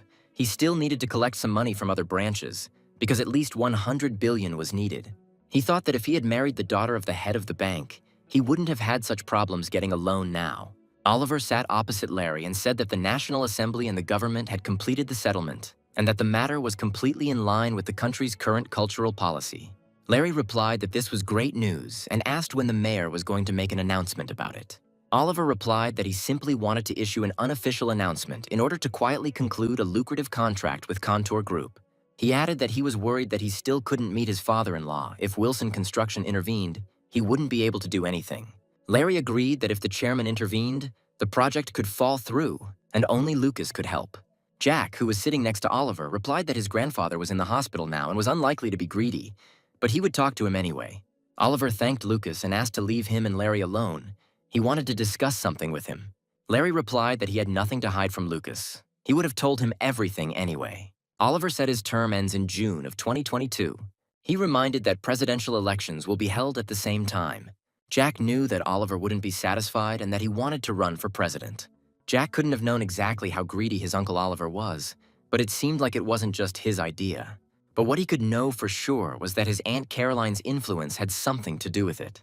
Oliver said he has been a prosecutor, a member of parliament and the mayor of Seoul, so if he becomes president, hardly anyone will say he lacks experience. Larry smiled faintly and told Oliver that he was indeed quite qualified. He added that if his position as mayor plays into his hands, the people are unlikely to accept the president, knowing his status as a man from a tycoon's family. Oliver replied that he had 4 years ahead of him. He just needed to do something good in exchange. And besides, he was a son-in-law, not the son of a rich family. Larry said they would leave this problem for later. Then he asked if Oliver had anything else to say, since he hadn't come here just for this news. Jack looked with a smile at Larry, who was pushing his uncle to squeeze out this unpleasant truth. Oliver said that since he was going to clear his image as a man from a tycoon's family, he wouldn't be able to ask Synthes Group for money during the presidential elections, and a captain was needed for the elections. Larry asked if Oliver thought Fantasy Entertainment should provide it for him. He replied that he was not asking to take responsibility for the entire election fund, but that the magnates could also become assistants. Oliver presented the advantage of Synthes Group if he gets into the government, so he plans to accept money from other tycoons, letting them know that he is not their enemy. Jack thought that these were his uncle's own thoughts, and he would only be able to aim his sword at Synthesis Group if he could identify his grandfather's weaknesses and, using his power, remove his sons and hand the company over to Caroline. Realizing that this was a great opportunity for him, Jack suggested that Oliver get rid of the image of the tycoon's family.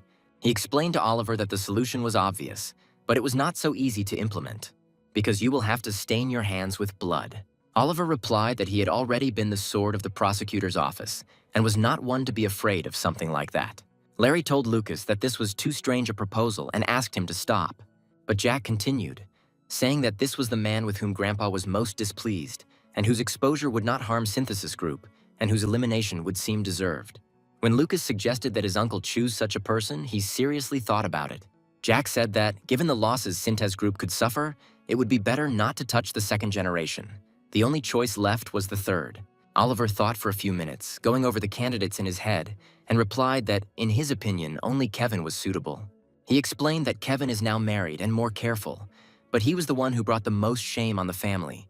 Scandals with celebrities, drunk driving, violence. Jack calmly replied that the one whose blood would be shed had been determined.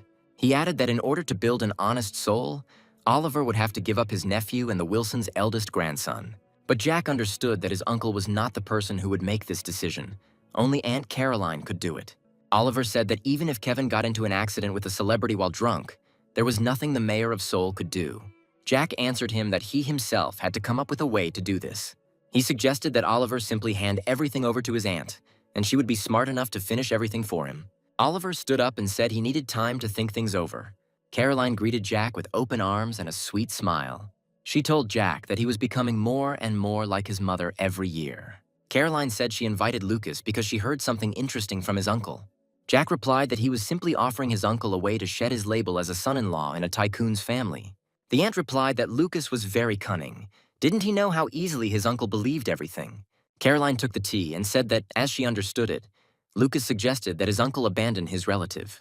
Jack replied that if his aunt could survive such a loss, then they could come up with a plan together. Caroline said she assumed Lucas really didn't like Kevin. Jack answered honestly that he didn't like it. He was always putting on airs and showing with his whole appearance how cool he was. He added that Kevin thinks he's better than everyone because he was born the first grandson and treats everyone as if they are below him. Caroline said that even if Kevin was scolded, her father would not be very angry. She would endure it. Jack replied that the people of this family did not care about the harsh law. They were only afraid of their grandfather's condemnation. He understood that his aunt thought that since Kevin was the eldest grandson, he would simply be scolded. But he is not sure that this time everything will be resolved so simply. Jack said that he would confide in his aunt and asked to tell his uncle that during the announcement of the construction of Media City, he added another district to the ad. Jack asked his uncle to say Sanam and part of Susek District instead of Sanam District. He added that he just had something on his mind. Carolina replied that Lucas wasn't trying to come up with a plan, he already had one.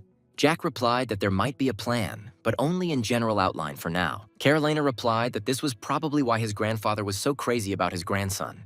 Jack replied, "It's just that he's the youngest." Caroline said that when she had power, Lucas could give her what he had and get half. None of her brothers would offer him that much. Jack asked what power she was talking about. Carolina said she was referring to the power his uncle would gain by becoming president. Jack responded that even if he became president, his uncle wouldn't be able to do anything with Synthesis Group. Aunt replied that he would have control over the tax office, intelligence, the prosecutor's office, the audit chamber, the trade commission, and much more. She added that they won't be able to do anything with the Synthesis Group company, but they can do anything with the people. Jack asked if by people she meant both uncles. Carolina replied that if you knock out all the dirt that has stuck to their hands, then only she will remain. And then the shareholders themselves will understand that there is not much choice. She added that Lucas, as a shareholder, could also side with her, in exchange for which she would give him half. Jack thought, one will make Lucas the second person. The second one is ready to buy it at a high price. The third one is ready to give him half. Jack said out loud that all this would happen in about 10 years, so they were in no hurry. He added, moreover, that just one whim of his grandfather and Lucas would forever remain his last child. Carolina replied that everything could happen sooner, before the chairman changed his mind. The chairman looked at Lucas and asked if he wouldn't give at least half. Jack replied that this was already going beyond all bounds. If he gave half, what would be left for him? He added that Wilson Construction could survive without this project, but Contour Group would go under without it. Finally, Jack told his grandfather that he would give him 30%. The chairman said that Lucas spoke as if he made his living in construction alone and suggested that he and Larry were up to something. He added that he meant Sanam and its surroundings, since they probably made good money there. Jack replied that there was no speculation with the land. It just so happened that at that time his uncle became the mayor of Seoul. To reassure his grandfather, Jack added that this was the first project since they took over the management of Contour Group, so he wouldn't want to get involved in a scandal. The chairman said he was willing to settle at 30%, but Lucas would be in his debt. Jack understood. Although in his grandfather's understanding, this was not a very profitable agreement, but rather a concession on his part, so Lucas remained in debt. Philip called his son and asked what Kevin had been doing lately, to which Kevin replied that he had been doing nothing.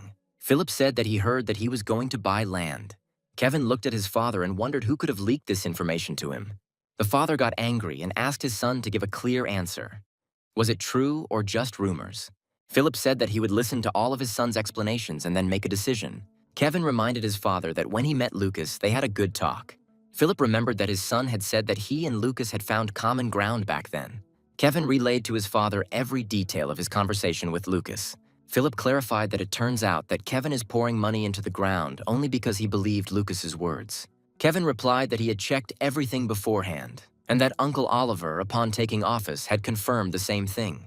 He added that, ultimately, the land development plan was confirmed by the authorities. Philip asked his daughter-in-law, and when she found out, she also began to prepare money to buy land.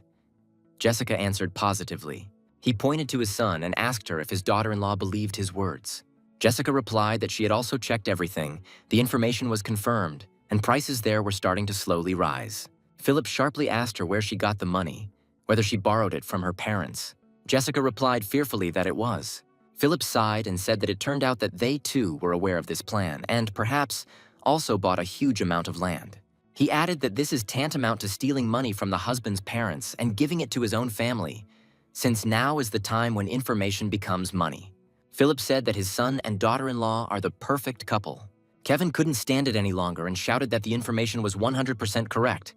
Isn't it a fresh idea to make money with information? He continued to yell at his father, not understanding what he was so unhappy about. The father couldn't take it anymore and hit his son in the face. He shouted at his son, reminding him of the money he used to buy the land. Philip continued by saying that if Kevin took out a loan against his property, he wouldn't care whether prices went up or not. But the son extracted money from the branches, having received a deposit from Wilson Construction. Does the son really think this was a sensible move? Kevin didn't understand the problem, because when prices rise, everything can be compensated by profits from sales. Philip said that he knew perfectly well what was on his son's mind, and that he was confident that he would be able to repay the debt. He added, "Does Kevin really think his grandfather doesn't know what Philip knows?" Father asked Kevin why the chairman didn't say a word, even though he was well aware of everything, but he just didn't interfere if the problem resolved itself. Philip said that what was lost cannot be returned. If Kevin screws up, then he should not dare crawl to him. He added that since his son started all this on his own, he should take full responsibility. Kevin told his father not to worry, because the ending would be great. As soon as the chairman was discharged from the hospital, he was immediately invited to a restaurant by the chairman of the prestige company, Matthew Lee. The chairman said he had undergone brain surgery and Matthew had never visited him, but he called immediately when the matter turned to money. Matthew replied that the chairman would outlive everyone, although it would be sad if he kicked the bucket right on the operating table. The chairman replied that if he had died first, Matthew would have been lonely living out his days, but at least this way it wouldn't be boring. Matthew asked about the accident and whether the real culprit had been caught. The chairman didn't answer, so Matthew said that if he were him, he would split it and give half. The chairman replied that he had many sons, they were his pride, and they were in the same boat. Then he added that if they were to divide, then when he went to the next world, his sons would start fighting and each would want to get everything. Therefore, in order for the father's heart to be at peace, it is necessary that they point knives at each other now. Matthew replied that it was their problem. He would not look down on the chairman from the other world. What difference did it make whether they would fight or not? They had a drink, and the chairman told Matthew not to pay attention to his son-in-law. It had nothing to do with them. He added that Matthew should pay attention to the government's plans. This time, it was time for business, and they would be able to make money without Oliver. The chairman suggested not to fuss and wait calmly. He would take care of everything. Matthew smiled and replied that he was paying today then. Matthew then said that there were rumors that after his mayoral post, Oliver was going to run for president of the country. The chairman exploded, asking what kind of presidential elections could there be if his son-in-law was just a puppet in the hands of his wife. Matthew replied that he didn't see any difference. It was the people who voted anyway, and if the media supported him, his dream could come true. The chairman replied that this would never happen. 4 years in the mayor's chair would end his political career. He looked closely at Matthew and asked why the chairman was interested in the affairs of someone else's family. Matthew laughed and replied that he was just asking just in case his son-in-law became president and started putting spokes in the wheels of his company. There was nothing he could do. The chairman thought that if Oliver became president, the prestige company would fade into the background, and the Synthesis Group would become the first company in Korea. Matthew said he had no idea his daughter was so greedy. The chairman replied that Caroline had grown up like that because she was his only daughter. Matthew replied that he still suggested that the chairman divide and distribute everything as quickly as possible. At this point, they decided to end the conversation and go their separate ways. Matthew said he would be late. He had another meeting. Finally, the chairman said that if he gave everything away, he would be left as a simple old man in an empty apartment. As soon as the chairman left, Matthew walked to the door that led to the next booth.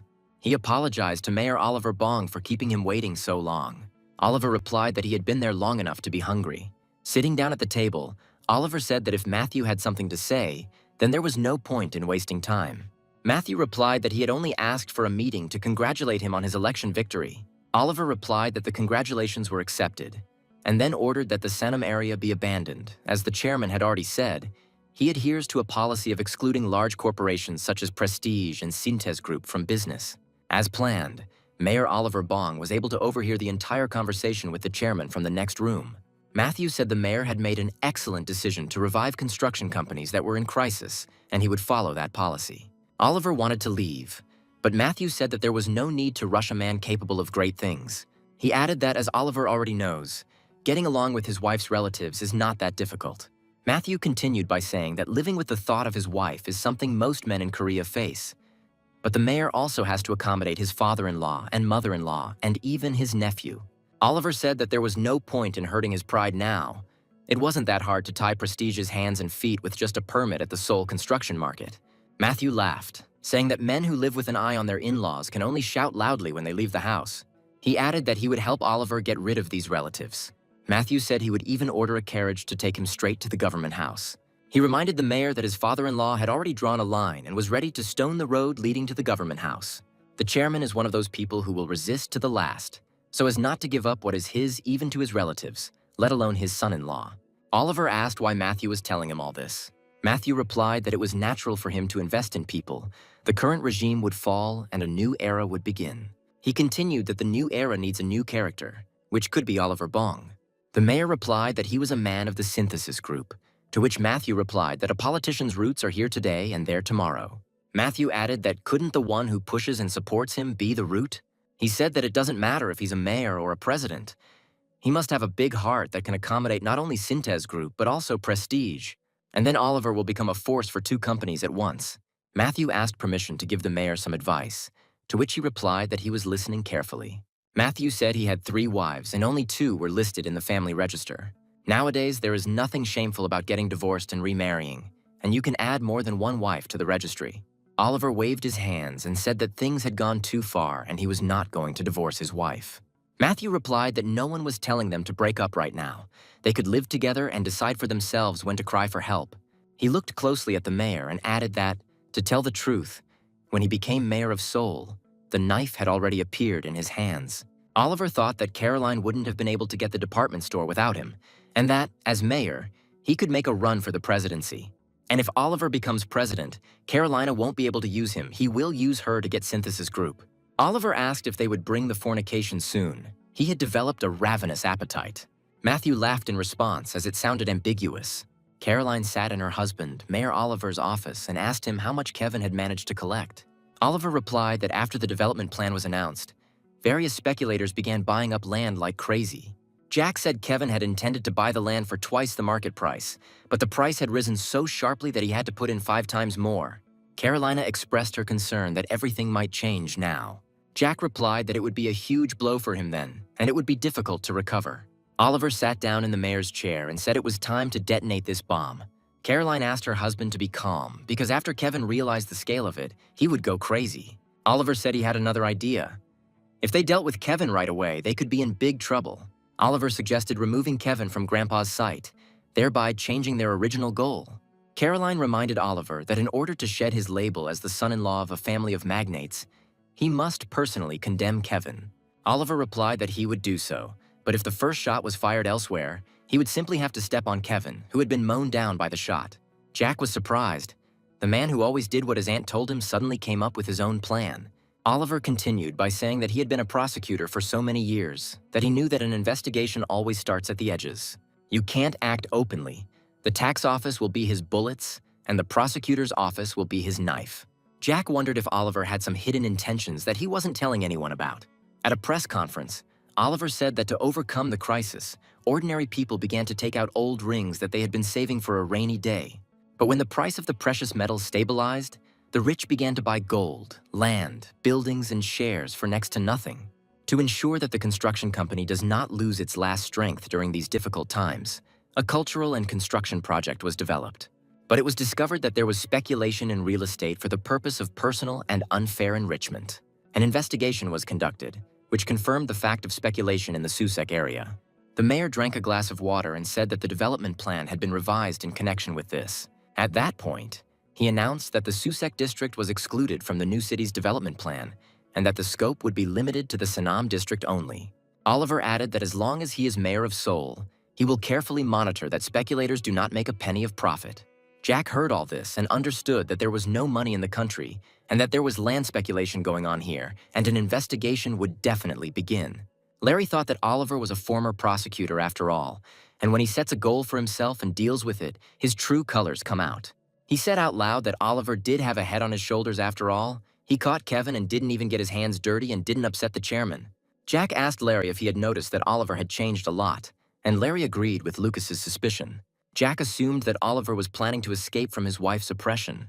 Larry replied that this position could change Oliver so much. That's why confidence is pouring out of him. He added that he even heard that Oliver had already moved out from his wife and was living in a hotel, having abandoned Caroline. Something told Jack that Kevin and Jessica would have a conflict before the Seoul mayor's family did. Jessica walked around the room, restless, because she had invested the $5 billion she received from her parents, but the value had fallen by half. But a much bigger problem was the money that the parents themselves invested. Even though they didn't know the exact amount, the atmosphere was as if someone had died. And then she was informed that the deputy chairman was looking for her. Jessica was scared. She imagined the conversation she was about to have. When she got to the hotel, she saw Kevin sitting in a chair with a hangover, and Philip said that she looked absolutely terrible. He looked at his daughter-in-law and said that she looked like she had been drinking too, and Jessica replied that she just didn't feel well. He asked if she was so ill that she even skipped breakfast. She knew that he himself understood the situation perfectly well, but he continued to put pressure on her. Philip looked at Jessica and said that now she would listen to everything he said and then pass it on to her parents. The girl replied that she would do everything as he said. Philip said she should stick to the tactic that she never bought the land. He then added that no matter how much land was purchased, she knew nothing about it.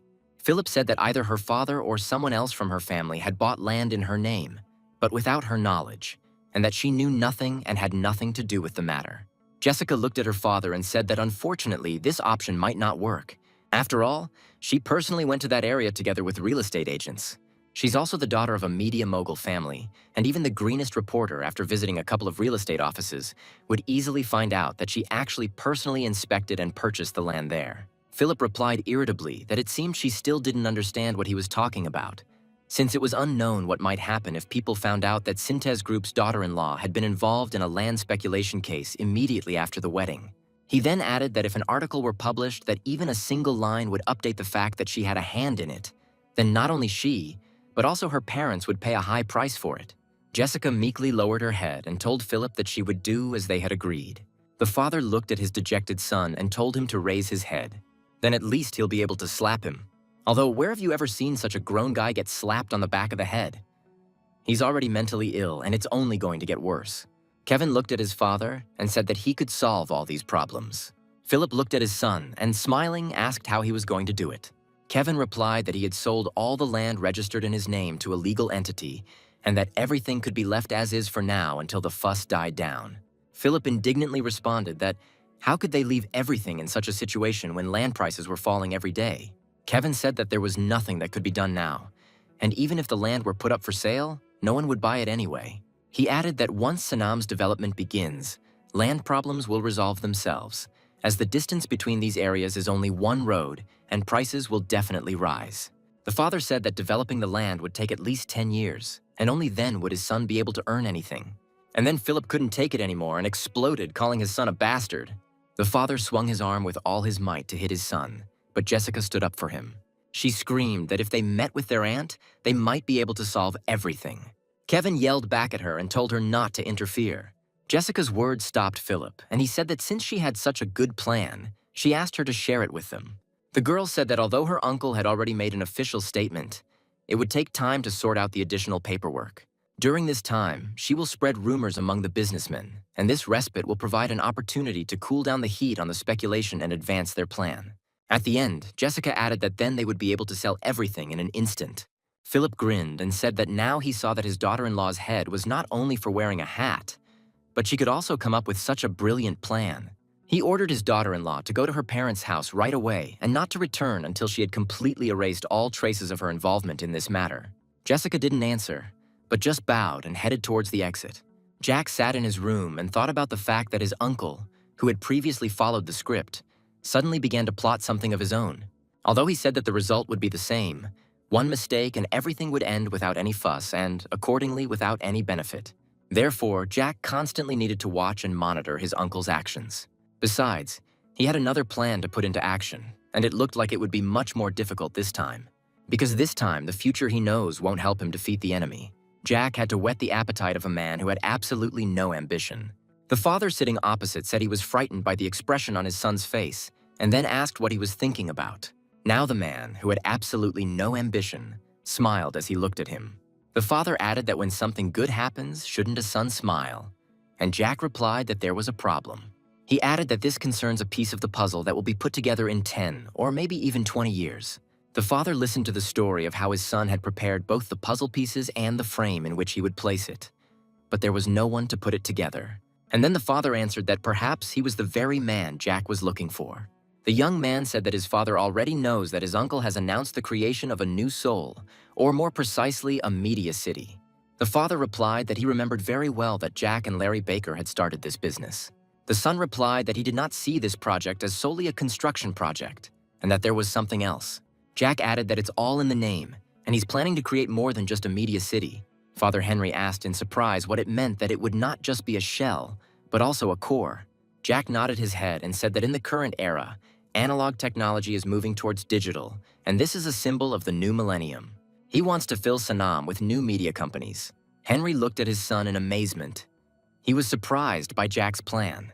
My father was silent for a moment and then said that there are many businesses related to media, such as film production, independent producers, and recording studios.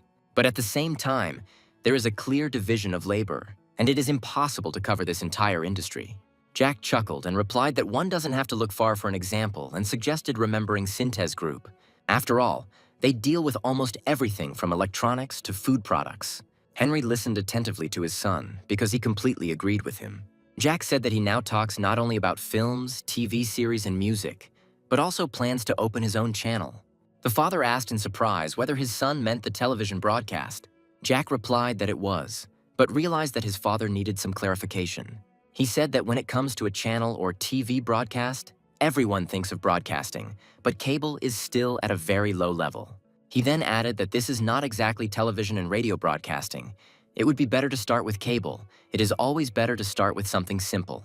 The father replied, "Does his son really think that the cable broadcasting business is so simple, since it's not even easy to apply for opening a business, and now most of these companies are losing money?" Jack said he agreed with his father, but he could start by acquiring a company that was losing money. He then added that we need to check to see if there is such a company up for sale. The NTK company immediately came to my father's mind. Despite the fact that this company's broadcast was free, it was incurring gigantic losses due to investments in foreign currency. Now that the company has entered the multiplex cinema business, it is on the brink of collapse due to the currency crisis. Jack said that cable channels will take over the airwaves not sometime in the distant future and cited America as an example. After all, it's not just the basic channels that are popular there, but also the paid ones, which not only rerun programs but also produce original series. The father thought for a moment and then said that they were not in the US, and most of the content came from 3 broadcasting companies. Jack nodded and said that this way they would be able to compete with unique programming and high-quality dramas. After all, even if a restaurant with delicious food is located in a secluded place, customers find it themselves. Ultimately, the key to a channel's success lies in quality content. Jack reminded his father that the market was just beginning to develop, and his father said that in theory that was true. Henry then said that there would be many people who would agree that Jack's plan was entirely feasible. But most of these people are scammers. It was clear to Jack that his father still didn't understand that his son was referring specifically to him. Henry shrugged and said that building a viable business was a tall order, and his son needed someone who could last for at least 10 years. And all those who declare profit from the very beginning are real scammers. Jack pretended to think about it, and then said that there was only one person he could trust. The father irritably replied, asking why his son was asking his opinion when he himself had someone in mind. Jack said that no matter how much he thought about it, he couldn't come up with a better candidate, and he simply came to clarify whether his father had any options of his own. Henry looked at his son in surprise and asked who this man was and if he knew him. At first, he thought about Larry, but then he remembered that he was already up to his ears in work. Jack said the man he was thinking of studied economics and management in England and also worked in the media industry for 10 years. Then he looked closely at his father and said that now this man is in charge of the street on which the largest number of cinemas is concentrated. Henry looked at Jack in surprise and then asked if he meant him. The next day, Philip visited the Syntez Group residence. Sitting in the living room, he was silent for a while, not knowing how to start this conversation. Richard Wilson also remained silent and waited patiently for Philip to state the reason for his visit. Finally, the vice president said that Kevin had borrowed some money from the branches. The father replied that he had already heard about this, and since his son had raised the topic, Kevin had probably lost the money. Philip lowered his head and asked for forgiveness for his son, who had made such a mistake. The president was silent for a moment, and then simply said that the apple doesn't fall far from the tree. After a short silence, Richard asked if Kevin was obsessed with making money and why he suddenly rushed into buying real estate. Philip looked at the president in surprise. It turned out that he knew everything about everything that was happening. The father said that if he remained silent, it did not mean that he did not know that the area would be included in the development plan. He then added that the country was in total chaos and this was Oliver's son-in-law's first case. So he was careful not to cause unnecessary gossip. So why the hell would Kevin go there? Philip replied that Kevin was the first to receive information about the development of the site, and the president asked who told him about it, Oliver or Caroline. Philip thought that it really could have been Caroline, that she had influenced Kevin to buy the property. And then her husband Oliver took it and cold-bloodedly stabbed her in the back.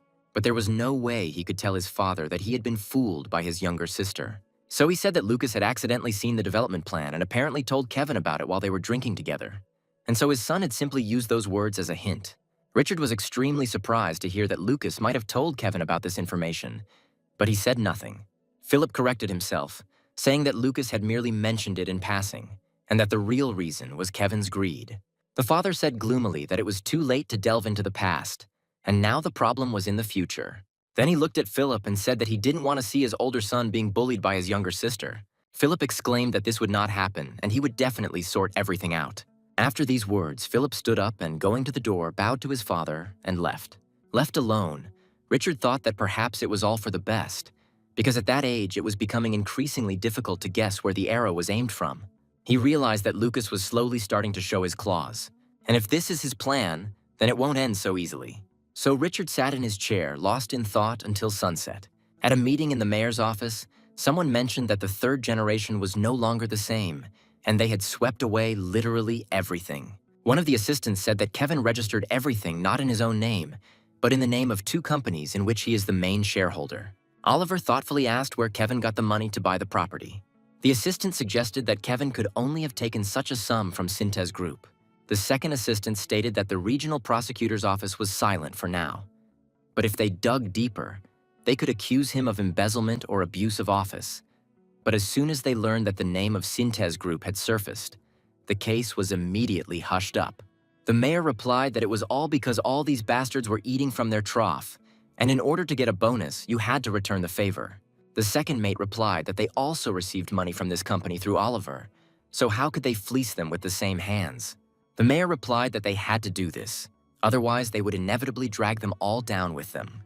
He then added that his father-in-law is not one of those people who shouts about handing out bribes here and there, and they should draw the line and stop taking this money. Oliver stood up and said that this time they needed to get both of them, Kevin and the one covering him, and they had to do it. The assistant replied that an investigation into Kevin would soon begin, and that would be the end of him. The mayor said he reminds everyone that when he picks up the microphone, all media and broadcasters become his mouthpiece. He then added that the prosecutor's office is now on the side of the ruling party, so he will join the opposition and demand a thorough investigation. It is possible that his nephew will hire a lawyer to avoid responsibility, not for embezzlement, but for purchasing land for commercial purposes. And now their goal is to eliminate the ruling party and the prosecutor's office, which are engaged in concealing information and incompetent investigations. Oliver added that this would form the basis for the prosecutor's office to support him when his term as mayor ends and he launches a bid for the presidency. Aides began vying with each other to ask whether the mayor was really planning to run for president. Oliver confirmed his words and said that the first step to the presidency is to step on his wife's family and remove their guys from the prosecutor's office. At the next conference, the mayor stated that he knew nothing about his family's involvement in this unpleasant incident. In front of the watchful eyes of reporters, he bowed and apologized. Oliver then stated that he had announced an update to the plan a few days earlier to prevent excessive real estate speculation.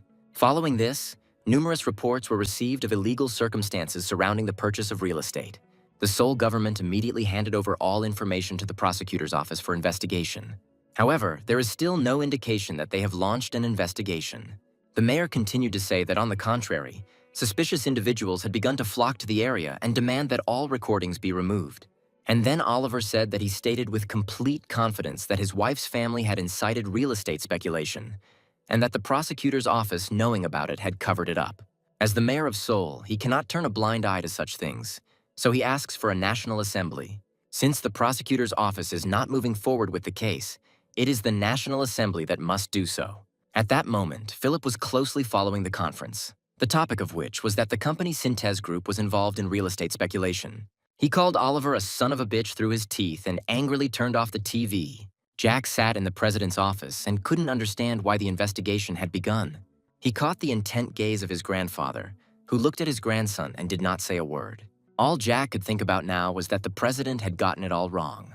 Perhaps he believes that it was Lucas who did something to get both sides into trouble. Finally, Jack said that his uncle wanted to get rid of the label of the son-in-law of a family of magnates, and he only told him about a way to do it as painlessly as possible. The president looked closely at his grandson and asked if he meant Kevin. Jack replied that that was exactly it, and all it took was to exclude the area from the development plan. He never imagined that his uncle would target the prosecutor's office. The president looked at his grandson again and said that he was surprised that Lucas was no longer even trying to hide it. Jack replied that there was no point in beating around the bush, and that his grandfather probably knew all of this himself, and he thought that at such moments he needed to confidently take a step forward. If he had revealed his plan, he would probably have been even more upset. The president asked his grandson what he was going to do now, and Jack replied that there was hardly any way to intervene. They could take care of themselves. Grandpa frowned and asked if Lucas really thought Mayor Oliver was dancing to his tune. Jack replied that, despite the fact that they had a contract to finance the elections in the amount of $40 billion, he considered it just insurance. The president said, "Did Lucas really think that since he had the reins in his hands, there would be no problems?" Jack replied that to some extent he thought so. The president chuckled and replied that it turned out to be quite different. In the end, the foal broke the reins, was unable to grow normally, and died. Jack thought that by these words, his grandfather meant that from now on he had to rein in his uncle and raise him to be a useful horse. Or, on the contrary, the grandfather was going to intervene in everything that was happening. Jack asked the president to explain everything to him in a way he could understand. Grandfather replied that his uncle considered the matter too simple. Jack asked if his grandfather was referring to the prosecutor's office, and he replied that his uncle was from there himself, so he could communicate with them practically on an equal footing. But right now, he's referring to Kevin's wife's family. Naturally, Jack remembered who Jessica's parents were. The president added that at the moment she is very upset, because their family has suffered quite a bit of damage. Then he looked at Lucas and said that his uncle was the cause of everything. The president added that journalists are most afraid of companies like Synthes Group because they give them money. But there is one place they cannot ignore, and that is politics, because that is where they can abuse their power. The president asked Lucas what he thought would happen to the Daily News editorial staff if word got out that it was under the thumb of the mayor of Seoul. In that case, she will be branded as a powerless, cheap newspaper. And it is unlikely that they will be able to bear such shame then. Jack never imagined that the largest media company would start to sharpen its teeth on the mayor of Seoul and would bite him for the next 4 years. Not only will Uncle Oliver be unable to become president, but he won't even be able to run for mayor of Seoul again. Moreover, it is unknown how public opinion will change if daily news encroaches on the media city. At this point, the president turned to Lucas and asked him if he thought his grandfather was a bad person. Jack was surprised and asked why his grandfather was asking about this. The president replied that he does not forbid children to fight with each other, but on the contrary encourages it, and what's more, they are happy that their grandson got into trouble. Jack thought and replied that he accepted his grandfather as he was. The president smiled and said that since his grandson did not hide his intentions, then he certainly understood the meaning of their trip to Gunsan.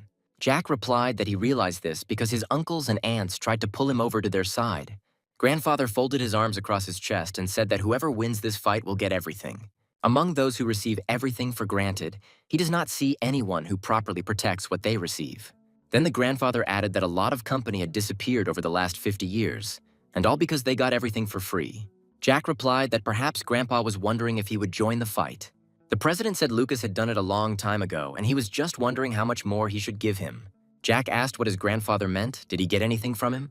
The president asked if Lucas had forgotten how he got 17% of the shares when he stole Wilson Motors. To which Jack replied that he had received them as a loan and had already returned them with interest, and that this interest was in dollars. Grandfather laughed and said, "When was that? Perhaps he forgot."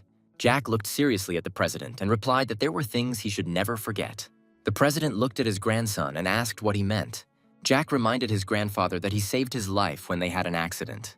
The president replied that his grandson was acting so self-confident because he himself had not received a single scratch. Then he paused and said that he was giving the crying child another piece of pie. Jack looked at his grandfather with bewilderment and did not understand why he said that expression. The president said that's what he thinks about when he looks at his poor children, and Lucas will cope even if he gets much less. But if he gives his grandson the same as the others, they won't have a chance to resist him. Jack looked at his grandfather and understood what he was feeling. His children are first-generation relatives, and he is related through a generation, so he is more closely connected with his uncles. Jack couldn't say for sure if it was because of their relationship, but he understood the pride they held in them that couldn't just be thrown away. He told his grandfather that from tomorrow he too would start crying and appearing pitiful. The president looked at his grandson in surprise, and Jack added that today he would be a good grandson. Then he bowed and said that everything would be as his grandfather wanted. After reading the latest newspaper, Larry said he didn't understand why so much wasted effort was going on. Although if it continued like this, the city's media project would face a headwind.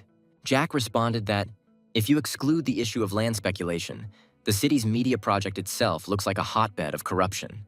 Larry said Lucas sounded like he was watching a fire across the river, and shouldn't the daily news be stopped? He added that today this is only in this editorial office, but tomorrow all the other newspapers will pick up the rumor. Jack replied that if Larry had a plan that involved the president, he should forget about it, because Grandpa had already drawn a line beyond which he would not act. Larry replied that in that case he already had a suspicion that the city media project would fail. Jack went to the window and said that this wouldn't happen because Synthes Group accounts for more than 30% of the project, so Grandpa wouldn't let things slide. Then he turned to Larry and said that the Daily News could attack his uncle as much as they wanted, but if they touched the project, they themselves would go down. Larry sighed and said that then maybe everything was okay, and Jack looked out the window and could not understand what was happening to Uncle Oliver. After all, only a few days have passed since he took office as mayor of Seoul, and instead of doing what his wife told him, as always, he suddenly seemed to go off the rails. Wasn't it because Grandfather was categorically against his uncle's political career that he knew about his fickle nature? Jack turned to Larry and suggested that he meet his aunt before the two uncles got into a fight and caused trouble. Larry agreed, saying that he was still stressed out and couldn't work, and would return to business when the city's media project got back on track. Carolina screamed into the phone at Oliver that this needed to stop, because what could he get if he fought with the prosecutor's office? At that moment, Lucas and Larry entered the office, and Caroline told her husband that she would talk to him later. Carolina got up from the table and, trying to make a sweet face, asked why such dear guests had come to see her. Jack replied that she herself understood perfectly well that they had come to her because of her grandfather. He then reminded her that she had left first that day and that her grandfather had scolded him for several hours after that. Carolina looked at Lucas with a frightened look. Jack said he was not a fool and did not say anything about her, but only insisted that it was just an accident. Caroline offered to sit down and said that she was very sorry that the president had to worry. Larry sat down opposite and said that since this is how it happened, they should finish everything properly. He then added that he had overheard her telephone conversation and asked if there were any other problems. It was noticeable that Carolina hesitated and wanted to say something. Larry reminded her that they were in the same boat and therefore had to solve all problems together. Caroline bowed her head and finally said that Oliver had decided to visit the Central District Prosecutor's office to protest the sluggish investigation, and it looked like this news would become a hot topic. Larry looked at Carolina with great surprise, and Jack thought about how Oliver was going to start a fight with the prosecutor's office when he sent them a signal of reconciliation. The next second, Jack imagined Oliver's unpleasant, laughing face. Then he looked closely at his aunt and asked if she had assigned any person to her husband. Carolina looked at Lucas in surprise and asked what he meant, and then she realized that she had instructed her people to monitor the actions of her brothers, but had completely forgotten about her husband. Jack looked at his aunt with concern. He hoped that she would think of this. Larry informed Caroline that something had most likely changed in Mayor Oliver's circle. He then added that Seoul's budget had exceeded 10 trillion won for the first time, a figure that would surely attract vultures. Carolina was afraid that someone from his circle was really eager to get their hands on this money. Larry replied that it was quite possible and he did not rule it out. Jack thought, his aunt firmly believed that his uncle wouldn't hurt a fly and now they all have to pay for it. He wondered who it could be.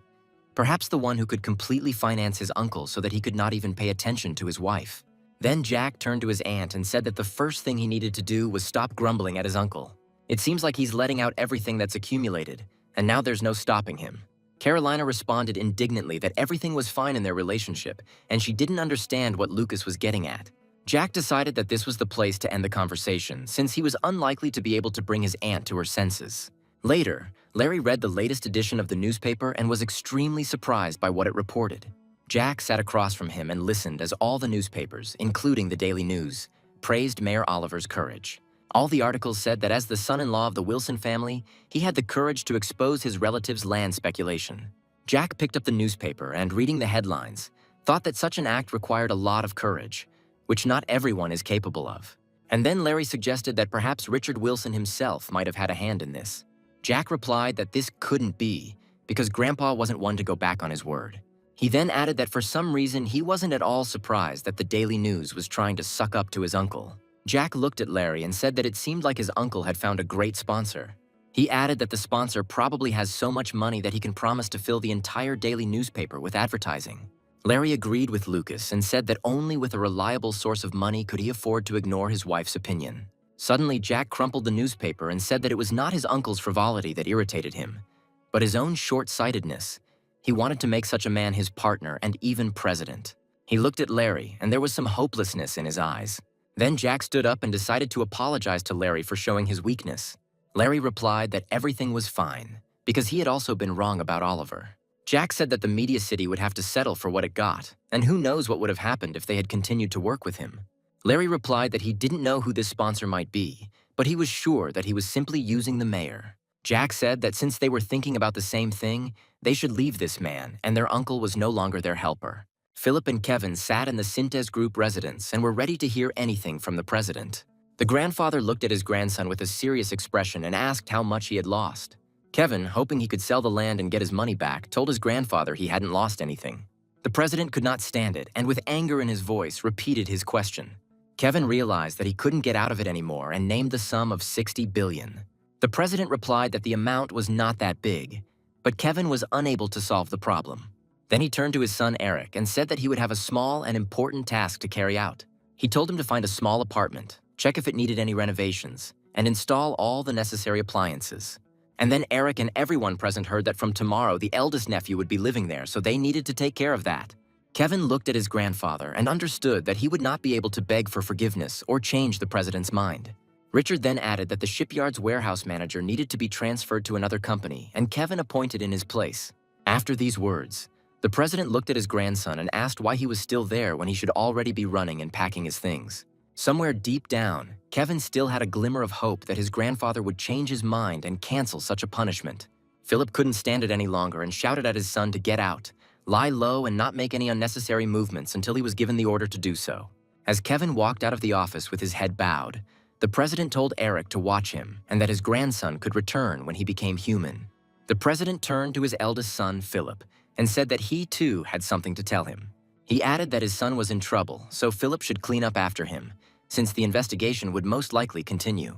If prosecutors find evidence of embezzlement or abuse of power, Kevin will end up in prison.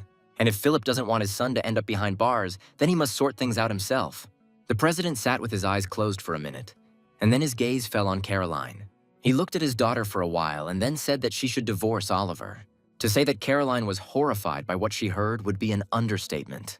And the president added that if Oliver wants to get rid of the label of Wilson's son-in-law, then they will make it happen. Oliver will get what he wanted. Carolina tried to object to this idea, otherwise she would be called a divorcee.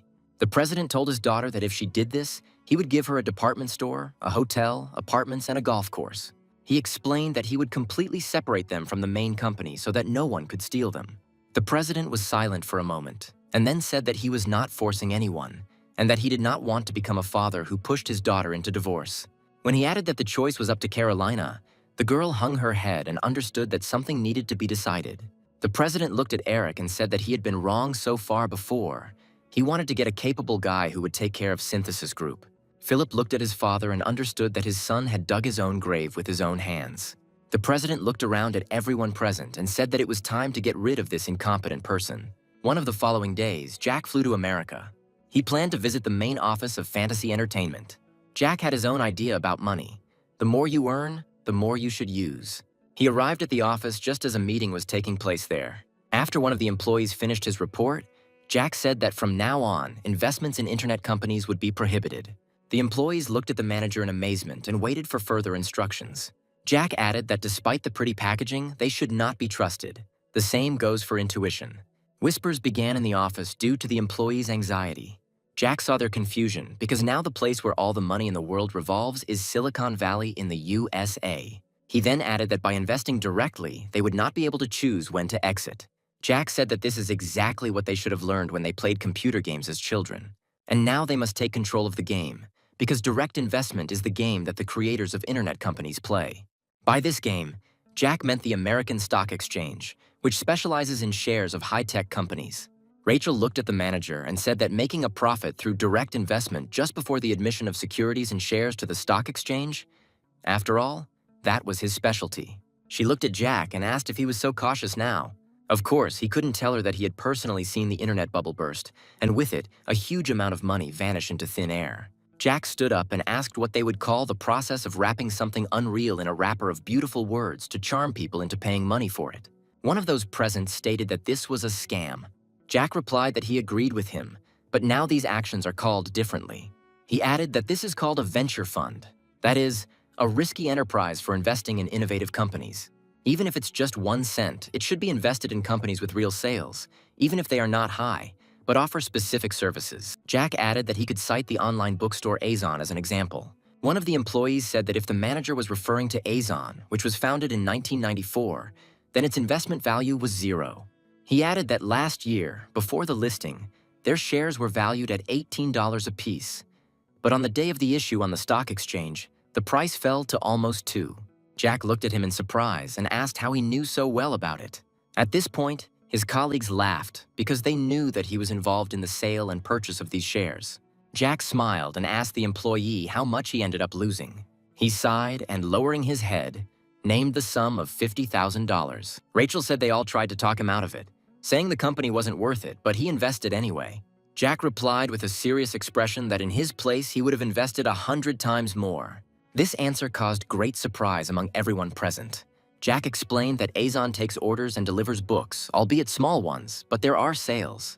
He added that the concept is simple, but it is different from internet companies that only make noise. After this, Jack said that before time runs out, it is necessary to return all the money invested in such internet companies. He told me to come up with a suitable excuse and withdraw the money, even if there was some loss. From now on, they will only invest in companies that have entered a certain stock exchange, and that is the first rule. The girl asked what the second rule would be. Jack replied that no matter how big the exchange grew, they had to get out of there before the first quarter of 2000. Rachel asked to explain the reason for such actions. Jack replied that by then everyone would know that venture capital firms were a complete scam. After these words, a short break was announced so that the employees could rest and have a cup of coffee. Jack felt a little awkward because Rachel was practically glaring at him. Since she remained silent, Jack was the first to say that it seemed like she wanted to tell him something. And then the girl suggested going to Los Angeles. She explained that the premiere screening of the film Saving Private Duke will take place next month. Rachel added that they are always invited to such events because, as he said, they have invested in every film since the founding of the Dreams Company. Jack replied that if the reason for the trip was this movie, then he didn't want to go. It was tiring for him to watch this film several times in the cinema and then on television. The employees said that the company Dreamspell had made an offer since they were practically partners. Rachel added that once they learned that Fantasy's capital was coming from Korea, they offered the rights to distribute their films in Asia. Jack became interested and asked what their terms were. The employee replied that Dream started with $1 million, and the first offer was 25% of the shares, as well as the rights to distribute the films in Asia for $500 million. Jack asked if they had received any answer, and the girl replied that she had just checked. That was all she could do. Jack said he wasn't personally interested, but he knew someone who was licking their lips at the possibility. Rachel looked at the manager with surprised eyes and asked who this man was. Jack put the mug on the table and said that it was his father. Upon returning to Korea, Jack immediately met with his father. He told him in detail about the offer from the Dreams Company. Henry listened carefully to his son and asked if he was really serious now. Jack reminded his father that he never worked at a loss. The father replied that, as Rachel had said, the deal would require $500 million, and the only question was whether it was worth it or not. Jack looked at his father and replied that it was his dream, and you should never skimp on a dream. He added that what can be bought with money, of course, cannot be called a dream, but money is a tool for achieving it, and tools are meant to be used and thrown away. Henry was silent for a moment, then said that he thought he was the son of a ruthless conglomerate chairman, but turned out to be the father of a wise business owner. Jack laughed and then said that he had already made an agreement with Rachel and they were moving out together. After this, Jack stood up and told his father that he needed to visit the university. If you combine the companies of all the entrepreneurs that the university has produced and will produce, their economic power will be greater than that of all of Korea. Everyone thinks that graduates or students on gap years go to Silicon Valley because it is located close to the university, but it is the other way around. Stanford University actively supported its graduate startups, and this led to a venture capital boom. Students gathered to prepare to start their own companies nearby, and that's how Silicon Valley emerged near the university. Jack thought they were still at Stanford, but it turns out they've already moved to Silicon Valley, and their startup may have already received investment. But approaching the open garage, he realized that they hadn't left yet, which meant that there most likely had been no major investment either. But before Jack could enter the empty garage, someone called out to him.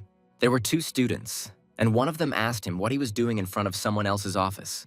Jack recognized them. They were two of the best students, Larry Green and Serge Robin. One of them was surprised that the guy knew their names and asked who he was. Jack replied that he was the man behind whose back the angel's wings had already spread. The second student asked with disbelief, wondering if he was extolling himself too highly. Jack thought that these two still had no idea what a chance they had been given, and they could not even imagine that such a young Asian could become their angel investor. He told the guys that maybe they should stop being surprised and maybe they could invite him inside and buy him a beer. Sitting on the sofa, Jack offered them his investment, but they didn't really trust him. One of the students asked if he was really an investor and how he could prove it. Jack saw a landline telephone on the table and told the students that they would now see for themselves. After a few rings, the line answered that it was Bill Martin. Jack introduced himself as Howard Wilson, the name Bill knew him by, and Bill said he was very glad to hear from him. Jack said that he was in California now and would visit Bill if possible, but right now he had a favor to ask of him. He then added that two other people he wants to invest in are listening to this conversation, but they continued to doubt him. The answer came from the receiver that if he found them, then Bill would also be happy to invest in them. Jack turned to the students and said that if they didn't understand him, he was telling them that Billy Martin was on the other end of the line. The students were shocked and couldn't believe they were really hearing the voice of that same Martin. Jack said he would step away for a moment and that the two could talk to Bill Martin. He drank beer and, standing on the porch, heard the enthusiastic cries of the students. After a while, one of the students waved and said that they had had a great conversation. Jack answered the phone and said that he would be staying in the US for some time, and they might meet, to which Bill replied that if he did not find time for him, he would fly to California himself. After that, Jack looked at the students and finally saw the look in their eyes that he wanted to see. Later, while chatting over beer, The students asked if Howard had really invested $9 million in Bill's company when he was only 10 years old. Jack replied that they had heard everything themselves from the telephone conversation. So how could Bill have lied to them? One of the students said they were glad to have met Howard Wilson. The second student added that Bill said that since Howard found them, their business would definitely be successful. And then Jack said that they should forget about Bill Martin because he had already become a successful billionaire. He added that Bill still won't tell the secret of his success. Jack then said that Martin only uses online services, but his business itself is a distribution one.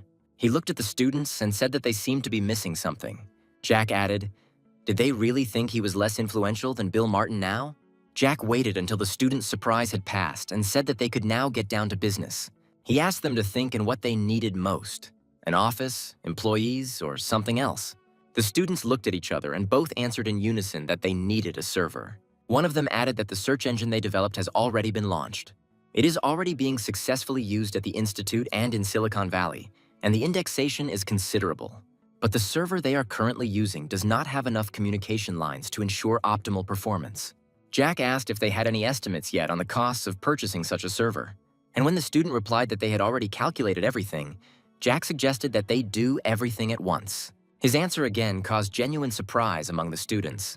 Jack added that they should expand the server, move to a proper office, hire more employees, and change their machine. Because if they crash this wreck, he won't be able to get his investment back. Jack was willing to help them comfortably so they could focus on developing the project, as he did not consider them to be scammers who were simply wasting investments without producing any results. He clearly saw the goal that the students wanted to achieve. They dreamed of getting rich on stocks worth trillions of won, so they were creating a new world in this garage.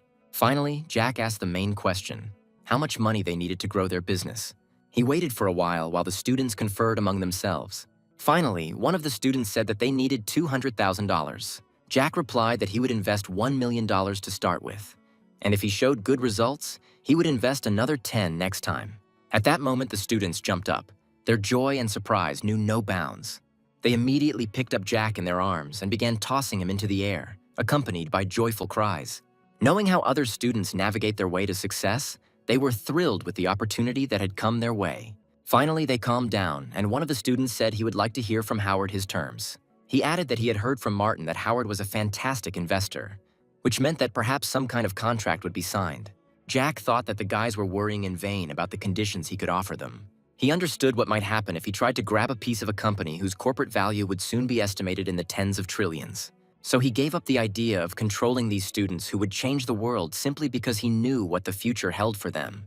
And while they are changing the world, he will try to change the future of Syntez Group. If he wanted more, his only weapon might disappear, so he decided to be only so greedy as not to change the future he already knew. Jack told them that they were lucky, but this time he would be greedy. He added that he would gradually invest up to $30 million in them. If further investment is needed after this, it will mean that either the company has already grown to a huge size, or they have wasted their money. In the first case, they will have many other investors who will give them additional capital. And then one of the students asked, if the company grows to such a huge size, why might it happen that investment stops? Jack replied that making money from multiple projects is exactly what people with a lot of investing experience do. Jack reminded them of the successes and failures of many Silicon Valley projects, and that additional funding meant the need for additional advice. So don't keep your distance from those who express their dissatisfaction, because it is in their dissatisfied words that you can find real pearls. Jack then added that one should not forget about one's own values. As the company grows, their values may change, but it is better not to do anything that goes against their values. And then the student asked what would happen if the second option happened, and how Howard was going to get the money back if their business failed. Jack calmly replied that then they would start all over again, and he would invest until they succeeded. And then the student said that Howard really believed in their success if he was ready to take such risks. Jack smiled discreetly and said that was how it should be. Then one of the students said that investing based solely on one's beliefs was irrational and asked for specific figures. Jack replied that he had no intention of taking away the deciding vote, and so they would use it jointly. He added that therefore, in exchange for a future investment of $30 million, he wanted approximately the same number of shares as each of them had. The student asked what it meant that they would start by dividing the shares into 3 equal parts. He then added that Howard might end up losing out, because given how much he was investing, they could easily agree to half. And Jack answered them that in that case he had a request. simply to protect his shares in the future. At this point, the student extended his hand to Jack and said that they could make a deal before he changed his mind. Jack replied that he would prepare a contract and $1 million by tomorrow. All three shook hands and each seemed satisfied with the outcome of the negotiations. Then the second student asked if Howard was really 20 years old. Jack didn't answer this question, but only laughed slightly. The next day, a contract was successfully signed with two founders of the new technologies company. Jack later returned to New York and ensured that all capital invested in the internet company was withdrawn. He chose stable and long-term projects for investment and listened attentively to explanations from experts regarding the released product. Later, I watched the US president's address with an apology regarding the unpleasant scandal in which I was involved. Then I watched and cheered for the Women's Professional Golf Association team live. Time passed, and on September 4th, the day came when the company called New Technologic was officially opened. And when Christmas trees appeared on the streets, symbolizing the beginning of the Christmas holidays and the festive season, Jack got on a plane and went to Korea. The people who were most happy about his return were not his parents, or even his grandfather, but Aunt Caroline. He was surprised to hear from her that she had been ordered to file for divorce. Carolina said that she was looking forward to meeting him. She wanted to go to the United States immediately, but the president did not allow her to do so. Jack tried to understand what purpose his grandfather was pursuing by pushing her towards divorce. Perhaps he was trying to rein in his uncle. Jack said that Grandpa was apparently very angry, and he didn't know how to help Caroline in this situation. Aunt replied that Lucas could talk to his grandfather because he doesn't care about the opinions of others, and he only listens to his words. Henry asked his sister if Oliver knew what their father had told him to do. Carolina burst into tears and said that she still can't talk to her husband about it because she doesn't even know how to start this conversation about divorce. Jack understood that under her mask, his aunt was an ordinary woman, but she couldn't show it to anyone. Her older brothers were not really family to her, but rivals with whom she was in constant conflict. And even when she was alone with her aunt, she would never show her weakness. She tried to maintain her composure while talking about her problems. But once she saw Henry and his wife, her hidden side came out because they were the only ones who weren't her rivals. Jack asked his aunt what stage the investigation was at and whether Oliver was still putting pressure on the prosecutor's office. Carolina replied that everything ended with his appointment as chief prosecutor, thanks to the fact that his grandfather sorted everything out. The aunt started crying, and Jack and his father decided to go outside. When Jack approached his father, Henry briefly told his son not to interfere in this matter. Then my father paused and said that Larry Baker had done some digging and found out that his uncle had conspired with the Prestige Company. He added that the Daily News quickly hushed everything up at Prestige's request. The thought immediately flashed through Jack's mind that Oliver's secret sponsor was the Prestige Company. Henry told his son that the president could not help but know about this, which is why he was insisting on a divorce. After all, in business circles, the Prestige Company was the only competitor of Synthes Group, and the president could not forgive this. Father said that as soon as Lucas mentioned this matter, his grandfather's anger could spread to him. Jack knew full well what this meant, and promised his father that he would keep his mouth shut, as if he knew nothing about it. Henry patted his son on the shoulder and said that in that case he would go and calm his aunt down, and Lucas would quietly go to his room so that she wouldn't see. Left on the street, Jack thought that perhaps his grandfather would now separate the department store and the hotel and give them to his daughter. A golf course is all well and good, but to wrest a hotel and a department store from the web-like control system would require a massive investment of shares. Perhaps this is a chance for him to take over the hotel and department store. The next day, Carolina said that she looked terrible yesterday and that she had overdone it with alcohol. Jack smiled and said that on the contrary, he really liked his aunt from yesterday. Caroline replied that it was all nonsense and then asked what Lucas thought about all this. When Jack said he didn't understand what they were talking about, his aunt sharply told him to stop prevaricating, as it was too late to deny it. And it was clear to everyone that he would inherit part of the company instead of his father. And the size of that part depends only on how good Lucas is. Jack looked at his aunt and wanted to understand what exactly she was asking for. Help or an alliance? Jack replied that he would not deny it and had guessed it too. Caroline angrily replied that this was a fight between adults, and no matter how much he inherited, his uncles would not leave him alone.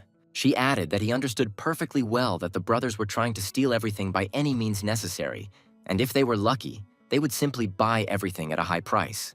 Jack looked at his aunt and asked, "What about her then?" Carolina replied that he still had nothing, and that was why she was suffering. Jack said that a department store, a hotel, a golf course, and apartments, does it really mean nothing? Carolina looked at her nephew in surprise and asked if he was really offering her a divorce. Jack replied that the choice was his aunt's, either her husband or their Wilson family, but he didn't think she was the type of person who would give up her family for her husband. Caroline looked at Lucas and said that he thought the choice was simple. Jack looked at his aunt in surprise and asked what she meant. Carolina said how he views joining forces to protect what both she and he will have, and then getting something more. And when he asked what would happen if they united, his aunt said that everything they got would be divided in half. She added that she would gather people who would help them, since half of Wilson's power is in the hands of board members, including branch directors. Jack thought for a moment, and Caroline waited for Lucas to answer. After a short silence, Jack said that first it was necessary to take what grandfather gave.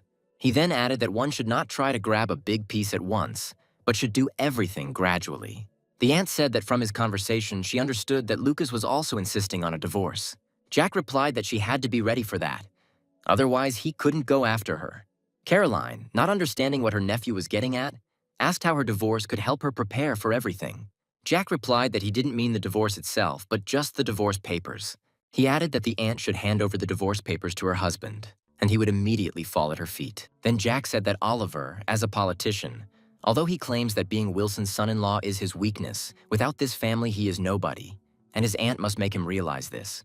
Caroline looked at her nephew and said that she now understood that the divorce papers would become a sword that both parties could use. Jack replied that with just one document, one could take control of a department store, a hotel, a golf course, and even the mayor of Seoul. Anne said that Lucas speaks with great confidence, and apparently that's what his grandfather appreciates about him. Jack replied that it would take more than just intelligence to pull this off. He added that true geniuses do not try to become kings, but will stop only at his right hand. Jack looked at his aunt and knew that all he had to do was make her see him as a man who could be put to good use, not as a competitor. Carolina said that Lucas is too modest. In fact, he is much stronger. Then she asked about the divorce papers and how best to use them. Jack replied that first she just had to prepare the divorce papers and take what her grandfather offered. Then he looked at his aunt and added that she should ask for one more thing. Carolina looked at her nephew in surprise and asked what he meant. Jack mentioned the Wilson Distribution hypermarket, which she should focus on and prepare for its opening.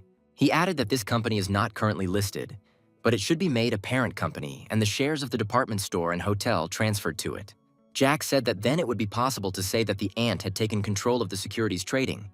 That is, she would be no different from the bank. He added that this would not be difficult to do, since the hypermarket and department store have almost the same structure, and the only difference is the number of goods in circulation. Jack said that she had already achieved significant results in managing the department store, so she should get the hypermarket from the divorce. Caroline began to understand her nephew and said that if Wilson Distribution, as the parent company, were separated from the main business, then it could be said that it would take over the foundation. The aunt added that then the shares would be in her hands, and it would be possible to cleanly and accurately transfer the excess funds into her own shares. Jack replied that it was true. It was like moving money from one pocket to another without any loss. This way, the aunt will be able to kill two birds with one stone. Carolina threw herself on her nephew's neck and exclaimed who he took after as so smart. Larry was sitting in the mayor's office. He said that they say that he plans to continue to do business with bad cards in his hands. Oliver rolled his eyes and said he didn't understand what they were talking about. Larry replied that he had heard that he had been frequently talking privately with the chairman of the prestige company lately. Oliver replied that he only met him because of the start of construction of the new city next year. He then told Larry that he would also benefit from this, because if he was not mistaken, the Media City project was already completed. Larry replied that there was a lot of talk about the contract being signed with the prestige company. He then added that their company had no interest in apartments, and that Motors Group chairman Mark Twinton thought the same. Oliver said he thought Larry had come to ask for a piece of the new city. Larry replied that when he talked about the need to get rid of the Synthes Group label, he meant getting rid of that image, and was not asking to move to prestige. Oliver said that if Larry continued to talk so arrogantly, they should finish the conversation and the mayor would be able to take care of himself. Larry noticed that Oliver wasn't even trying to hide the dislike on his face, and probably thought he was strong on his own. At this point, he could not stand it any longer and told Oliver that the mayor was just a toy in the hands of prestige, which they would play with and then throw away. Oliver jumped up and screamed. How could he say such a thing? Larry calmly continued to talk about how Matthew Lee was just for fun, stirring him up and rocking him in all directions so that he would get angry at his father-in-law and the chairman. In reality, Mayor Oliver Bong is just a toy for an old man with a bad temper who has been bored with life lately. Oliver was so furious that he screamed at Larry to shut his mouth. Larry asked him if he really thought Prestige Chairman Matthew Lee was interested in redeveloping the neighborhood, because if his father-in-law abandoned him, then Prestige Chairman would do the same. And then Oliver said how Larry could say and claim such things if he still didn't know that his father-in-law and President Richard Wilson had already abandoned him. Larry looked at the mayor with great surprise. And Oliver repeated that the president abandoned him back when he was running for mayor of Seoul. And in fact, they are already complete strangers to the old man, although on paper they are still considered father-in-law and son-in-law. Larry was surprised and asked if Oliver and Richard Wilson were still connected by documents, meaning that by breaking this connection, the president could abandon him twice. And if he breaks that connection, it will truly be the end for the mayor. Larry added that in that case, the mayor himself should understand that a hunt will begin for him. And instead of the money of businessmen who bring in money, arrows will fly at him. Larry then paused and said that he had come to the mayor because he was worried that he would get into trouble. But since he had decided to end his life this way, there was no way to stop him. And if the moment comes when Oliver goes down, let him do it quietly and alone. Because if Larry gets caught in a hot spark, he won't let the mayor get away with it. The president sat in his office chair and, holding an envelope in his hands, asked what it was. Carolina firmly replied that these were divorce papers. The father said that this should have happened a long time ago. He does not understand why his daughter thought for so long before getting rid of this bungler. Caroline screamed that they had 3 sons and she had to think about them. He looked at his daughter and said that it was unlikely that this would bother grown-up children. They didn't care at all what their parents did. Opening the envelope, the president said that the children were only busy stealing brands from the department store to give to their sluts. After looking at the documents, he asked Carolina why there was no date.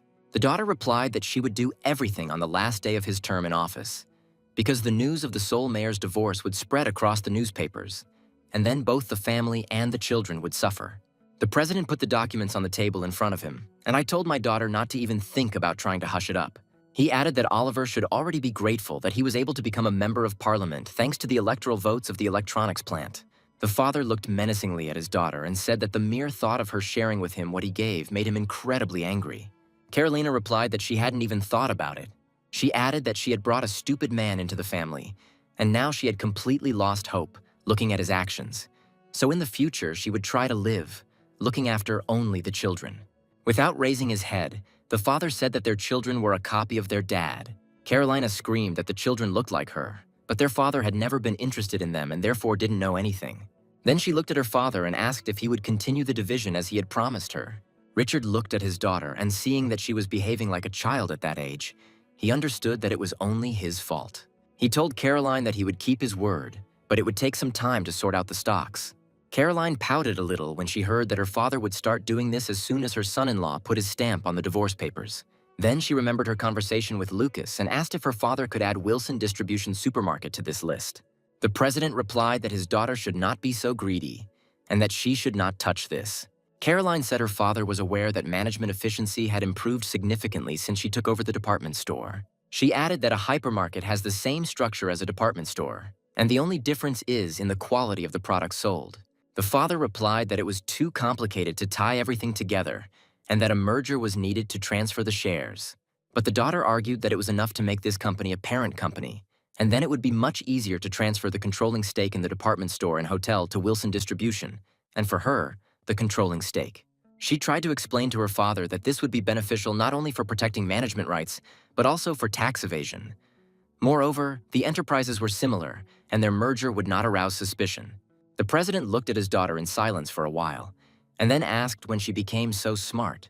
Carolina replied that her father himself had said that she was doing several times better than her brothers, and asked him to believe in her a little more. Oliver read the text, and with surprise, realized that it was a divorce document.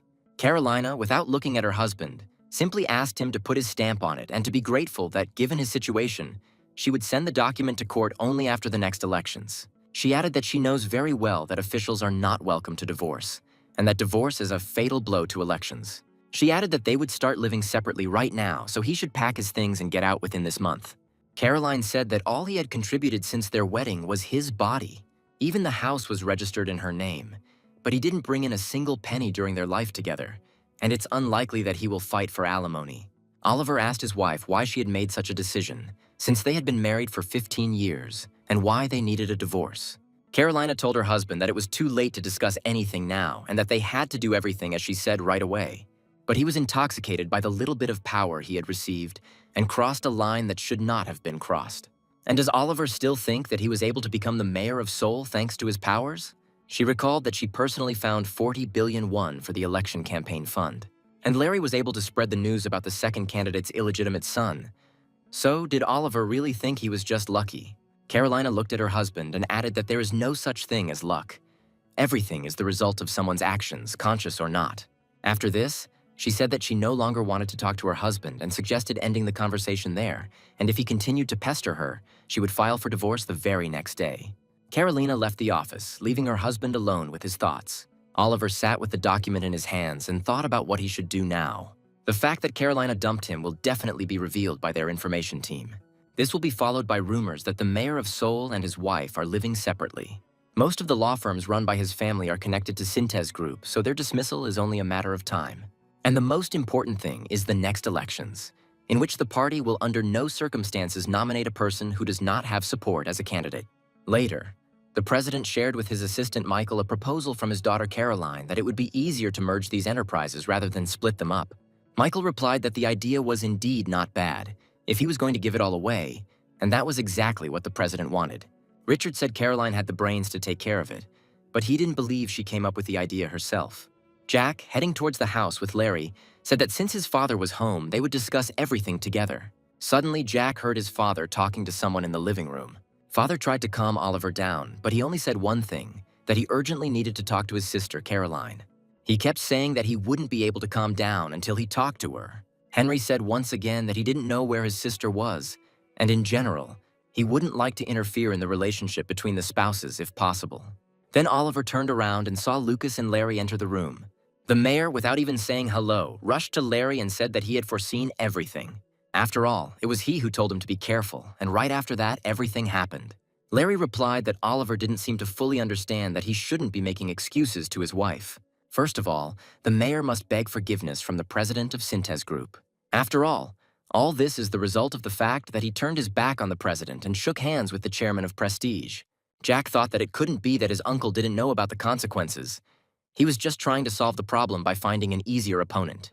He thought it would be easier to persuade his aunt than his grandfather, so he decided to use his father as an intermediary. The mayor lowered his head and asked if the president was now trying to get revenge on him for this with problems on the personal front. Then he couldn't stand it anymore and, exploding, said that his father-in-law wasn't taking on too much.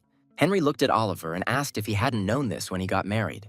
After all, he married Carolina not because his father-in-law has a wonderful character, but because he is the president of Sintez Group. Hearing this, the mayor looked at Henry in surprise, and he continued to say that even if this was too much, Oliver should just shut up, because it was only possible to scold his father if Sintez Group went bankrupt and he was no longer the chairman of the conglomerate. And then Larry intervened, saying that they could only talk if Oliver admitted the essence of the problem. Then he turned to Henry and told him to calm down too. Jack watched as his father didn't say a word and headed for the exit. When the mayor calmed down, Larry told him that first he had to calm the president's anger and he could talk to his wife later. Oliver said that since we were talking about divorce, would his father-in-law really meet with him? Jack asked his uncle if he wasn't the type to shake hands even if the chairman tried to snatch it away. He added that his uncle should still try to meet with the president no matter what. Jack had no desire whatsoever to prevent his aunt and uncle from divorcing, and that would have been the end of their relationship. But first, it would be nice to get something from him, and since he couldn't keep the man, he would at least try to get back the money invested in him. Jack advised his uncle to prepare a gift and go to his grandfather. At least he would definitely be able to go into his office. Seeing the silent question in Oliver's gaze, Jack asked if he was really going to go empty-handed. The mayor scratched his head and said that he simply couldn't imagine what he could give his father-in-law. Larry added that in order for the president to accept him again, he needs to give something magnificent. At that moment, Jack couldn't tell if Larry was trying to give him a hint or was making fun of the mayor. Oliver thought deeply, going over in his head the options of what exactly he could give the president. Jack said that he would bring his uncle some water and he could sit down for now. As he left the room, he noticed Larry's gaze and realized that he wanted to talk about something. Jack poured the drink and quietly asked Larry if he had any opinions on the matter. He smiled and quietly replied that he was thinking that they too should get involved in building a residential area. Jack replied that they had no experience in this industry. But did Larry really have an idea? Larry didn't answer, but just winked slyly. The mayor, apparently thinking about the gift all this time, shouted to them that the two of them had met with their father-in-law more often and should know him better. When Larry and Jack returned to the living room, Larry said that Mr. Mayor should first loudly announce the severance of relations with the chairman of Prestige. Jack sat silently opposite. The thought of what Larry had planned haunted him. And then Larry said that when he sees the mayor in such a state, he can no longer say anything. What is the point of making an effort if he will not get anything out of it anyway? And suggested that the mayor sort it out himself.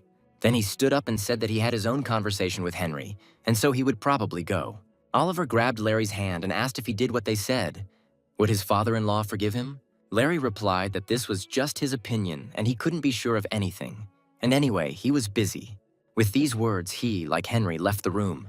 The mayor looked after him, and his eyes showed complete despair. The uncle turned to his nephew and asked pleadingly if perhaps he could answer him something. Jack said he had heard that Seoul's development plan for next year included the development of a new city. And the fact that his uncle had secretly promoted Prestige was a fatal blow. He added that they say that when his grandfather heard about this, he turned over the table in his office. My uncle's gaze was such as if he not only did not see a way out of the situation, but also the meaning of life. Jack knew that all he could do now was watch with pleasure what choice his uncle would make. The 1st of January of '99 arrived. President Richard Wilson gathered all the children at his residence. He stated that he had an important announcement to make today and asked him to listen carefully and not complain. He looked at his youngest son, Henry, and said that the conversation would now be about him. The father said that starting this year, he will become the official general director of the medical center and director of the development center. Eldest son Philip listened attentively as the legal procedures were completed, and Henry would take office as soon as the official announcement was made. Second son Eric also listened attentively as each branch would allocate enough money to the development center so that Henry could manage everything wisely. Then the president looked closely at his son and told him not to think about making a profit, but to take just enough so that there would be no shortage. The father was silent for a moment and added that he did not plan to leave him anything else. But when the president asked if his son was happy, Henry thought about it.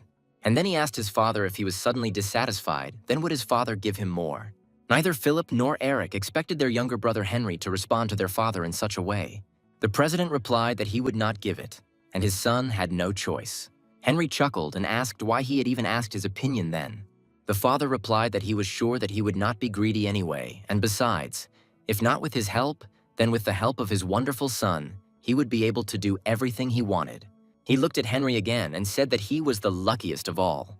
Philip listened silently to their conversation and felt his palms begin to sweat. After a brief pause, the president said he planned to spin off the department store, hotel, and golf course to form Wilson Distribution. He added that the controlling stake would be removed from the management cycle, and the difference in value from the share exchange would be dealt with by converting them into bonds. After these words, he looked at his daughter Carolina and said that this would be her share. Eric felt a cold trickle of sweat run down his temple. Only he and his older brother Philip remained. Caroline finally swallowed the lump in her throat and thanked her father. The president replied that there was nothing to be grateful for, since a large debt had accrued during the separation process. And when her father said that she would have to earn money quickly and return the money to Synthes Group, the smile instantly disappeared from her face. The president turned to his son Eric and said that from this year on he would be vice chairman. The father added that his son would have to take over branches of the heavy and chemical industries. Up until now, everything has been going smoothly there, so there won't be any problems. Finally, the president looked at Philip and said that he would continue to manage the electronics and food processing division as he had before. The father looked at both older brothers and said that they would both serve as vice chairman. Eric understood that from the outside this all sounded great, but in fact, all responsibility for the branches would lie with them only formally. And Philip thought that even if you add something else to this, it will not make it either hot or cold. The president advised them not to allow the branch general managers to look for him because they did not trust them. He added that if something similar happens, he will transfer all branches to a professional management system. The eldest sons understood that this meant that what he gave, he could take away at any moment. For some time, there was dead silence in the office. Eric thought that the only area his father hadn't mentioned was finance, insurance, securities, cards, as well as assets opened this year. The father did not mention any of this. Eric felt that his father should give this sphere only to him. And when the president once again turned to him, he was ready to hear this good news. My father said that all nonprofit organizations would be there. A university, a cultural and charitable center, and also a research center. Eric didn't understand his father's decision. Did he really mean that he should step away from managing the group altogether?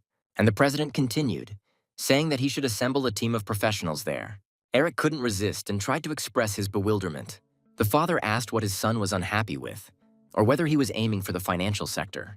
Eric immediately drooped and said that he was quite pleased with his father's decision.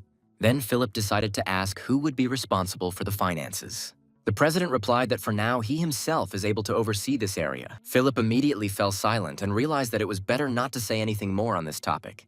The father chuckled and asked if they were really that eager to throw the old man overboard. Philip exclaimed that no way, and already regretted asking that question. The president paused, and then thoughtfully replied that he actually wanted to break up this industry, but that it would take a long time, since it would be necessary to carefully sort out the shares. It occurred to Philip that the head of the financial sector was simply not in this room. He even wondered if it could be Lucas, but then the father said that that was all, and the children headed for the exit. Richard sighed and said that they are given it, and they are still unhappy. Michael approached the president and said that the children simply knew that they had not received everything. Richard replied that if they just sat back and did nothing, nothing would fall from the sky. Now he had clearly defined everyone's territory, and whoever was greedier would snatch a piece from the other. The aide replied that he knew the president did not want to split the group. The president responded that business in Korea could only survive if it united. He cited the example of Wilson Electronics, where semiconductors, home appliances, and telephones are all pushing and pulling each other to survive. The same goes for the heavy industry that supports the shipping sector. Without insurance, a lot of companies would close due to financial constraints. Michael said, wouldn't it be better to just pick one person and give them everything? Leaving the presidential residence, Philip said that he suspected that Henry had made arrangements with his father in advance. When his brother replied that he didn't understand what he was talking about, Philip explained that he meant the financial sector. Henry replied that he had only heard about him for the first time today, but about his sister it was really unexpected. Philip looked slyly at his brother and asked if his father's decision had really come as a surprise to him. Henry looked at his brother seriously and asked what he meant by that. And then Philip asked a direct question. Would his father really give this sector to Lucas? Henry felt uncomfortable with this question and told his brother that he thought so too. He added that Lucas is young, but has already demonstrated a strong sense of the investment industry, and it will probably be difficult to find someone more suitable than him. Philip couldn't stand it and shouted that he could also give him the bank account. He added that Henry really meant to say that he didn't know what share this unfortunate fellow had in the subsidiary branches. Henry replied that food industry subsidiaries also have a high share of income. Even an unremarkable high-precision equipment company has a fairly large stake in the group, although the actual number of shares is not that important. Philip looked at his brother and said that everything was united into one system. Maybe now, having gotten his hands on the shares of the financial sector branch, he also wanted to get a place in Sintez Group. He added that Henry had been as quiet as a mouse, and now, for the sake of his son, he decided to show his claws. Henry replied that his maximum was a hospital and a center, as his father had said. Philip got wound up again and said that his brother was now saying that he should consider this 20-year-old brat separately.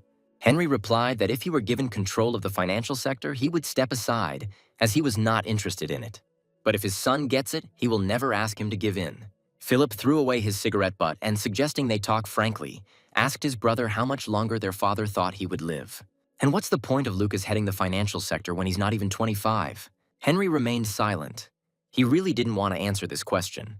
And Philip continued, saying that if Lucas rises up when the company is so divided, then those devils will definitely come and try to take over the insurance branches. Will Henry then be able to protect his son? The brother smiled and replied that they looked funny now as they were dividing the skin of a bear that had not been killed.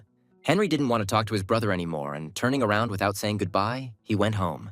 And then one day, my father hosted a dinner at the house for all the employees of the companies that his father had handed over to him. Many of them were glad to meet because, while working in the same company, they might not see each other as they were sitting in different offices. Father gradually began to get to know the people with whom he would have to work. Jack watched with alarm as the guests continued to arrive, as he didn't know how many employees his father had. For the first time, he began to think that their house was too small to host such events. After all, right now there were only people from the medical fund here, but soon people connected with the film industry will come too. Jack thought that he needed to solve this problem urgently and took out his phone. He called his aunt and asked if she could quickly free up one of the banquet rooms at the Gangnam Hotel and prepare drinks and snacks. He added that there would be at least 100 people and they would arrive in about 30 minutes. Auntie, of course, agreed to help her nephew, and Jack noticed that she sounded very happy. Perhaps it was because she had been able to get so much from her grandfather. He then made his way through the crowd to his father and suggested that the managers and directors greet the rest of the family as well. People who had now become his employees constantly approached my father and congratulated him on his new position. The father prepared a little surprise and hoped that the guests would like it. And then a girl of incredible beauty entered the living room, accompanied by her retinue. She was one of the most famous film actresses in Seoul. She greeted Henry politely and smiled sweetly at the guests. And when Henry saw the employees' reaction, he realized that the surprise had been a success. The men immediately surrounded the girl, and each one tried to get her autograph. Father was very pleased that the banquet was going smoothly and in a very friendly atmosphere. Jack, seeing his happy father, understood how much more work he would now have. Finally, the party came to an end and the guests began to leave. And only when the last guest left did Jack breathe a sigh of relief. The father thanked the actress for taking the time to attend their event. When Henry and Jack were alone in the yard, their father said the cool wind helped him sober up a little. Then he turned to his son and said that he would like to talk to him. He asked Lucas what he thought about the financial industry. He then added that there was a possibility that his grandfather would give him the financial sector. Jack nodded his head and said that he didn't rule out that possibility. Henry thought that if his uncles didn't interfere, everything would go on as usual. Jack added that it would take time to sort out the divisional shares and their interrelationships. Henry said that the father took good care of his daughter Caroline. He was also able to protect the management rights of his two older brothers. But no one can predict what will come into the old man's head. Jack said that no one knows and cannot say exactly how everything will change. His father asked Lucas not to try to do anything alone, and if he needed help, he should just tell him about it. Then he smiled and clenched his fist, saying that for Lucas's sake he would grab his brothers. Jack chuckled and replied that his uncles would most likely be the first to pin him down. Henry laughed, and Jack thought that the alcohol was still playing in his father's head. And then he remembered Carolina, who was ready to give him half. I wonder if she will keep her word and give him half of the shares. Oliver stood in front of the president's residence and was afraid to go inside, but he knew it had to be done. Richard, seeing his father-in-law, smiled and said that he shouldn't have bothered himself so much with New Year's greetings. To say that the mayor was very surprised by his father-in-law's reaction would be to say nothing at all. The president took his hand and, smiling, began to shake it. Oliver, having come to his senses and remembering why he had come here, leaned over the president and began to ask him for forgiveness and mutter that he should have come earlier. The president smiled and said that he understood perfectly well that state affairs took a lot of time. Oliver could not understand the president's behavior. Either the old man had gone crazy, or he simply no longer saw him as a son-in-law. Perhaps his father-in-law is now talking to him as if he were just the mayor of Seoul. Oliver fell on his knees before him, asking for forgiveness once again, and also to give him another chance, because for some time the power had intoxicated him, and he had lost his mind. The smile immediately disappeared from the president's face, and he ordered the mayor to stand up. He looked at his son-in-law and said that it was already too late. Oliver understood that once the president said those words, there was no turning back, and it was definitely the end. He continued to kneel and thought that in order to keep the politician's business card, he had to at least part with the president on a good note. Because if the old man just wants it, his life will turn into a living hell. Oliver knew his chances of forgiveness were slim to none, but he still continued to kneel and beg for forgiveness. The mayor said that the plan to build a new city that he had promised had been canceled, and if the president gave you one last chance, he would create a new project for a new city. The president looked silently at his father-in-law, who continued to crawl at his feet. Then he repeated that Oliver should stop making this circus. The president sat down in the chair and told the mayor to say everything clearly and briefly. Oliver replied that he would do absolutely anything the president asked. The president asked if the mayor was ready to do everything, even if nothing changed. Finally, Oliver rose from his knees and said that indeed he was ready for anything. The president paused and then said that there was no talk of canceling the divorce. And Caroline, although reluctant to follow his words, nevertheless made this decision. He looked at Oliver and said that all this meant only one thing, that he would never be able to enter their family again. The mayor bowed and said for the third time that he was ready to do anything the president asked. Richard sat proudly in his chair, smiling as he looked at the mayor.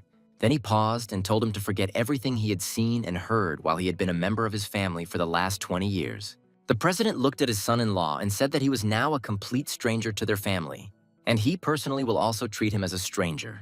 Oliver thought the president meant that if he kept his mouth shut, the most he would get out of his way in the future was that he would be out of his way. The mayor said he was ready to forget everything. The president replied that he was glad that he understood everything and told him to go because they would not see each other again. Oliver said that this couldn't be true because he was still the mayor of Seoul, and couldn't he meet with him as mayor? The president replied, Does Oliver really think that he is so free and has a lot of time to meet with him personally? He then added that the only meeting might be the occasion for which the Blue House would contact him after the elections. And if he had any work-related questions, he knew who to contact. Having apologized for his rudeness, the mayor realized that there would be no further conversation. The president said that he didn't want to see him anymore and ordered him to go out. Oliver knew that while his political career was intact, the doors to the law firm that had been the family's mainstay were definitely closed. Larry entered the office and, smiling, congratulated Carolina on her new position. Jack joined in the congratulations and said that she could now confidently be called the chairman of the Wilson Department Store Group. A genuine smile appeared on Caroline's face because she was so happy to see Larry and her nephew. Still smiling, she shook Larry's hand and thanked him for making Lucas such a smart guy. After all, she trusted him, his advice, and did not regret it at all. When they were brought tea, Caroline said that she had long wanted to talk to them about working together and hoped that they would not refuse. Larry replied that working with her department store group was a great opportunity for him. Auntie pointed to a pile of folders lying on the table and said that this was an inventory of debts, and the department store group should pay Sintez Group after the separation. She added that board members had said it would be difficult to manage them until the largest discounter began to make a profit. Without delay, Larry and Jack began to carefully study the documents. Carolina was nervous and silently watched her nephew and Larry work. Finally, after a couple of hours, all the documents were examined. Larry delivered his verdict, saying that the costs of acquiring the land and building the hypermarket were considerable, and that the profit margins from the hotel and department store were slightly overstated. Jack added that due to the recent economic stagnation, it is not worth counting on large sales, and therefore opening several more stores would be overkill. It would only increase the financial burden. The aunt replied that she had planned to do this first. She cannot postpone the development of the hypermarket chain. Perhaps the problem lies in the incompetent people who work for the group. It occurred to Jack that his aunt intended to change her creditor. The president's eldest son, Philip, considers every brick of Sintez Group his own. And the second son, Eric, was sure that he was the only one worthy of taking the post of chairman. And they both quietly watch and wait for the chance to show their claws and take away their younger sister's share. Carolina said that she knew very well what her brothers were capable of, and that was why she turned to Larry and her nephew for help. And suddenly my aunt asked if their company, Contour Group, could take on the construction of the hypermarket. Jack was very surprised to hear that his aunt had come up with such an idea, and it seemed that she was determined not to miss this chance and gain a foothold in the territory. Larry smiled at first, and then thought for a moment. Carolina looked at Larry with hope and said that it shouldn't be difficult, and he replied that he should bow his head in gratitude for this chance. Then he looked at Carolina and said that she wasn't making such an offer for nothing. Jack glanced at Larry and saw that he was acting very confidently. It seemed like he had already figured out the situation and just wanted to show whose side had the real advantage. Carolina added that her proposal would be followed by a rather generous reward. Larry replied that it all sounded too good and therefore even more suspicious. Jack smiled discreetly. He understood that Larry was simply pretending not to understand and continuing to ask questions. Perhaps he wants to hear something specific from his aunt. Carolina looked at Larry hopefully and said that she was asking him for a favor. Larry looked thoughtful and asked if she meant they should do everything on credit. Carolina replied that she would pay back with interest as soon as the business was up and running. Larry asked his aunt, since it was a loan, what she could offer as collateral.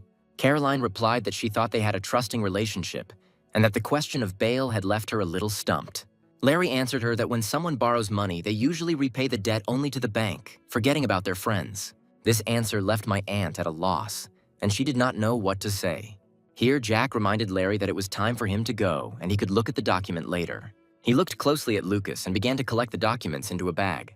Then he bowed to Caroline and said that in order not to upset each other, they needed to find the right line of doing business. After these words, Larry went out, leaving his aunt in complete bewilderment. Carolina looked at her nephew and asked why the hell he was behaving like that, pushing her away and suddenly leaving. Jack chuckled and replied that Larry simply knew what her weakness was. He added that he only needed to look at the accounting books to understand the state of the company.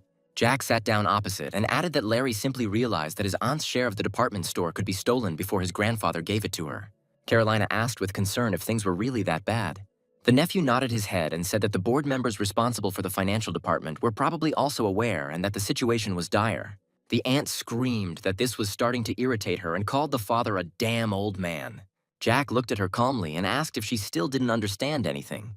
Noticing his aunt's surprised look, he added that her grandfather had given her a test, And only if she successfully passed through all this would the department store be in her hands. Seeing that she didn't understand anything, he explained again that her business was based on turnover, and therefore was extremely sensitive to capital, turnover, and economics. So, in other words, her grandfather gave her a test.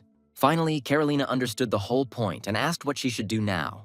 Jack looked closely at his aunt and decided to check how greedy she was. He asked how she felt about postponing plans to build a hypermarket. The aunt replied that she had already said that this could not be done. Then Jack suggested she start a radical reorganization, sell a couple of golf courses, and sort out the unprofitable apartments. He added that the department store and hotel are a symbol and should remain as is. My aunt replied that it would be impossible to start selling, as it would look like a lack of ability.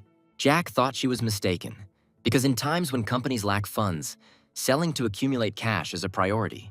Jack asked if his aunt was going to get money only from their company.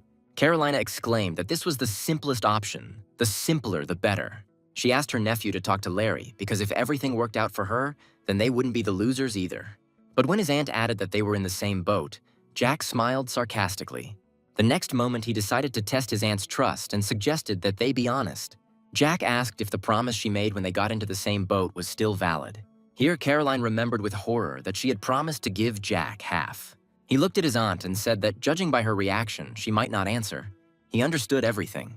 The aunt asked what was wrong with her reaction, which he understood. Jack replied that he wasn't sure she would actually split the branches off for him to become a co-owner this year, and there was no guarantee he would get a job in finance. The aunt tried to justify herself by saying that he shouldn't misunderstand her. Not that she didn't want it, as he had said, that as soon as the inheritance procedure was over, they would unite. Jack was sure that she never intended to share with him, but simply wanted to use him. He was not one to settle for a department store branch and suggested that his aunt think twice. He then added that if he got his hands on the financial industry, everything could change, because even one insurance company is worth more than everything it owns. Carolina listened to her nephew and still did not understand what he was getting at. And Jack added that then he would be able to extend a hand to his uncle. Then he said that in any case, the aunt had already asked Larry and there wouldn't be any particular problems. Jack sat down on the sofa, opened the envelope, and began to look through the documents. Larry said that he had done a lot of painstaking work, and now he could say with certainty that $400 billion needed to be invested. Otherwise, she wouldn't even be able to pay the interest. In addition, everything the department store and hotel earn will go towards paying interest, and if sales drop for a month, delays will begin. Jack said that this was not an inheritance, but a debt trap. Just that grandfather gave away the branch with a debt on top. But for them, this is a good opportunity. Larry looked at Jack in surprise and asked if he was really going to take over the department store. Jack replied that it wasn't a department store, but rather a controlling stake, because Syntez Group shares couldn't be bought even for money, as they were only traded within their own walls. Larry told Jack to forget about it. How can you plan anything rationally when it comes to a dream? Jack replied that perhaps it seemed illogical now, but when he sat in the chair of the head of Synthesis Group, everything would seem quite reasonable. Because the symbol of this post is not money, but power. After all, the chairman literally builds the country's structures. And only this place is suitable for satisfying grandfather's desires. Larry asked what Jack was going to do with this power. Jack put the papers on the table and said he would think about it when he received it. To start with, they will help their aunt and spend $400 billion, and the collateral will naturally be shares. At that moment, the secretary came in and said that the guest with whom they had arranged a meeting had arrived. At that moment, a man entered the office, but Jack didn't know him at all. From Larry's greeting, Jack learned that his name was Kurt Anderson. Larry asked the guest what brought the recently successful venture capitalist here. Jack began to look at the stranger in surprise. The first thing he noticed was that Kurt was unshaven. The sleeves of his jacket were frayed. Apparently, it was not the first freshness. Kurt's boots were worn and cheap-looking. Larry also noticed Kurt's appearance and asked why he looked like that. Wasn't his business going well? The guest sheepishly apologized and said that he had been so busy lately that he had not had time to change his clothes. Larry replied that it was good that he was so busy. Apparently, he was in great demand everywhere. He then pointed to Jack and said that this was his friend with whom he worked, and he could be called a little genius. Jack extended his hand and introduced himself as Lucas Wilson.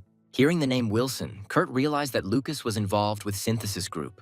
He then said that he knew that Lucas was a student. Kurt replied that he had heard about Lucas and what an outstanding talent had emerged in Syntez Group. Larry asked in surprise if such rumors really existed. Kurt added that there are also rumors that the real owner of Fantasy Entertainment is Syntez Group, and in fact, the investment company is managed by the chairman's grandson, Lucas Wilson. Larry laughed and said that it was all nonsense, although of course there was nothing bad in rumors. Kurt pulled a business card from his inside jacket pocket and handed it to Jack. And then Jack realized with surprise that in front of him was a man, living proof of the reality of the Korean venture business. Or rather, he was living proof of the future. But Jack still couldn't understand the reason why he looked like that. In 1994, after the release of a computer emulator program, it became possible to send faxes via a computer without a fax machine, and this attracted huge investments to the company. And soon the company appeared on the stock exchange, but something went wrong. Kurt sat down on the sofa, asked for a glass of water, and said that his throat was dry. He then added that they had a long conversation ahead. Jack said that he could go out so as not to disturb their conversation, and Larry replied that it would be more beneficial for him to stay. Kurt wanted to object, but Larry insisted that since it was about work, they should listen to this conversation together. Larry, seeing that he couldn't start a conversation, asked what business he had come for. Kurt, flexing his fingers, said his firm plans to go public this summer. Larry said that he congratulated him on this event and added that now he would be swimming in money. He then added that he wanted to invest in his company, but Lucas, for some reason, stopped him. Jack then reminded Dari that they only invested in a couple of online gaming companies, but no venture capital firms. Kurt asked in surprise why they don't invest in venture capital companies and what the reason was. Jack explained that venture capital firms are small businesses and would only cause harm if a large company wanted to make a few pennies off them.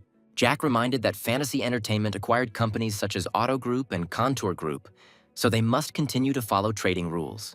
Although Jack tried to appear friendly, he really didn't like the man at all. A company that had grown step by step on the basis of good technological developments would have remained a great firm. But, blinded by the chance to make a quick profit, they went public and eventually went bankrupt. Because of this, hundreds of thousands of ordinary small investors actually suffered. And this man didn't even take responsibility for it. Larry said that there are plenty of investors and they will soon be on the stock exchange. All that remains is to wait for good news. Kurt awkwardly adjusted his glasses and said that he was actually scared. Larry replied that his house smelled like a holiday, but he was so afraid of something. Kurt admitted that while his company is still in the red, they are, of course, looking for a paid model and the photos will be published later. Larry explained that venture capital firms are all about opportunity, and going public with a deficit isn't something that just happened yesterday or to just one or two firms. Jack realized that there were companies that showed at least minimal potential, and since last year, one after another, they had been appearing on the stock exchange, and their share prices had been jumping tenfold or even more. Kurt explained that their situation was a little different. He was sure that they weren't the kind of people who appeared and disappeared like a flash. So he wanted to take the company public as soon as they were in the black. But investors are pressuring him to take the company public as soon as possible. Now Jack realized that this was not Kurt's personal desire, but that he was simply pushed onto this exchange. Larry said that in that case he would have to hold on, because he started the business with his two younger brothers, and they still have a controlling stake. Kurt admitted that he currently owns 25% of the shares, and the guys he started with have already left the business. Larry asked in surprise how they could get out of the business since they were the main developers. Kurt replied that they had given the investors the shares and left the company, but there were no problems with the development. To which Larry replied that then they needed to convince the investors to be patient a little in order to see a bigger profit. Kurt replied that they were adamant, so he would have to go public in August at the latest. He added that the founder says there is still a long way to go, but investors are not giving up and insisting on their own. Larry said that the exchange is literally on fire right now, so they don't want to miss this chance. He added that there are not only companies like his, but also companies 10 times worse. Larry was outraged that investors were completely unconcerned about the future of the companies. If the IPO was postponed, would he really disappear? Maybe then they would ask the whole of Korea to go public. Kurt said he was concerned that these weren't requests, but threats. He added that if he continued to resist them, they would clean him out. They threatened to send him to prison if he was indignant and started a fuss. Jack didn't expect to hear this, but he assumed there could only be one reason. Larry said that if he was already being threatened by an investor, then this was very bad. And if he didn't hesitate to threaten the CEO, it means he's aiming for short-term profit. Larry assumed that as soon as his company went public, all operational forces would be immediately deployed to it. Jack listened to this whole conversation, and everything became absolutely clear to him. Larry said that perhaps everything would be fine, that by going public he would again receive capital, and with this money he would hire high-quality specialists and build his company into a normal firm. After all, his company is not a bubble, so he has to work hard to get into the black. Kurt reminded him that Larry had just said that all operational forces would be assigned to him. Then Jack looked at Kurt and said that it seemed like he still hadn't told them something. He then added that if he was the cause, he could go out and leave them alone. Kurt said Lucas would have found out about it anyway. He looked at Larry and said he wanted to know if he would invest in his company. Kurt tried to prove that he had excellent qualifications and that the company was in good standing. In fact, they were currently discussing the possibility of increasing capital, which would then increase the value of those investors' shares. He then added that if Larry were his investor, he would not allow him to take losses and would not even mind handing over all his shares if it would only help him postpone the IPO and go the normal route. Kurt hung his head and said he didn't want to disappear into the internet bubble. Jack listened and realized that it was probably too late to change anything. Larry thought about it and said that it wasn't like withdrawing money from an account or savings book. First, he would have to check if he had available money to put into circulation, and it couldn't help but be considered an investor's doubt. Jack looked at Kurt and was sure that, judging by his appearance, he had already been in meetings with many trustworthy investors, and they were the last place he turned. In the end, Larry structured the entire conversation so that Kurt realized he had been rejected. Not getting what he wanted, Kurt shook hands with Larry and Jack and left the office. When the door closed, Jack said that he felt sorry for the poor guy. He had gone through such hardships and would still end up in prison. Larry asked Lucas in surprise why he thought so, and then Jack realized that he had made a mistake. Jack explained that if you think about it, it's inevitable if people with political power are involved. He added that Larry himself makes money on the growth of shares in order to then sell them at a higher price. Once the stock price goes up, small investors will jump in and buy everything they can, which will ultimately lead to a lot of people going bankrupt. Larry replied that more than one person was burned at the protests, and that this is not a reason for which they can imprison someone. Jack agreed, but elections were just around the corner. Larry also understood that there was evidence of theft from the company, so he could definitely become a target. Jack asked if Larry was going to help him or stay out of it. Larry said that maybe they would join in this game too. He added that if they intervene, the company will not be crushed in a short period of time. But even if they become the main investors, an IPO is inevitable, and their investments should be aimed only at profit. Larry sat opposite Carolina and looked through the documents with a satisfied look. The aunt asked impatiently if they could mobilize resources right now. Jack understood how upset his aunt was, because only 2 months had passed, and everything that the hotel and department store had earned had been taken away. Larry replied that they would immediately distribute $400 billion among the branches. Just a month ago, she was angry when they demanded bail. But now, finding herself under financial pressure, she quickly found it herself. Carolina said with displeasure that this was robbery. How could they take 30% of the shares? But Larry reminded her that these shares were not even in her hands yet, and no one else would give her money on the security of future profits. Larry added that this is not all the funds. Another $130 million should be taken into account for the construction of the first hypermarket. So he thinks this deal is fair. Jack grinned. Wilson Distribution was now in his hands. Richard Wilson was perplexed when he learned that his daughter had returned the money. He couldn't understand where she could get the money from since the company was going through hard times. Assistant Michael replied that she had borrowed from Fantasy and asked Larry through Lucas. He added that shares of its branches are used as collateral, which is 30% to begin with. And it is possible that Carolina will borrow again. Michael recalled that the president wanted to see his daughter overcome difficulties, but she chose the easy way out. Richard replied that Caroline and difficulties were incompatible. If she had any sense, she would have gotten rid of the hotel apartments and the golf course first and postponed the construction of the hypermarket. So, as soon as she falters, someone will appear who will take everything away. Richard paused, then said he could buy it all back. Michael reminded them that they still have a private loan market in Mendon. Michael, once again, caught himself guessing that Lucas was the real owner of Fantasy. And the chairman is glad that he will take his place. Philip asked if Eric had received the money, and he replied that he had even already paid part of the debt. Philip reported that an application had been received to terminate the contract for the construction of a large department store. He added maliciously that this bastard had finally created significant problems by trying to attract others by pledging shares. And then Philip asked if Eric thought Larry was acting on his father's instructions. Eric didn't understand what he could have in common with their father. Philip recalled that even Wilson Motors was transferred to Fantasy. Eric asked his brother what their father could be planning. Philip replied that he did not rule out the possibility that his father would transfer everything to Lucas, but gradually, including the department store. Otherwise, why would Larry take non-existent shares as collateral? If the father does not give them to Caroline, he will lose $400 billion without any guarantees. Eric replied that if this was their father's will, then what could they do? They could only watch as everything passed into Lucas's hands. Philip said he wasn't going to just watch Lucas clean up the Wilson companies. He suggested to his brother that they push Lucas under the car, like last time. Eric replied with bewilderment that he thought Philip had done it. He jumped up and said sharply that he was no longer going to listen to his brother. Philip replied that there was another option. They could buy out the collateral entrusted to Caroline. He added that they could increase the amount to $500 million. Eric said that if Larry didn't agree to give up the bail, they would make sure that he was acting on his father's orders. Philip smiled contentedly and said that they had not worked together for a long time. Eric decided to ask his brother if he thought Larry represented Lucas and not his father. Philip replied that this would mean that fantasy belonged to Lucas. Eric said that he didn't want to believe it either, but such thoughts often visited him. Philip replied that he kept all his cash in this country in fantasy, so how could Lucas possibly be its owner?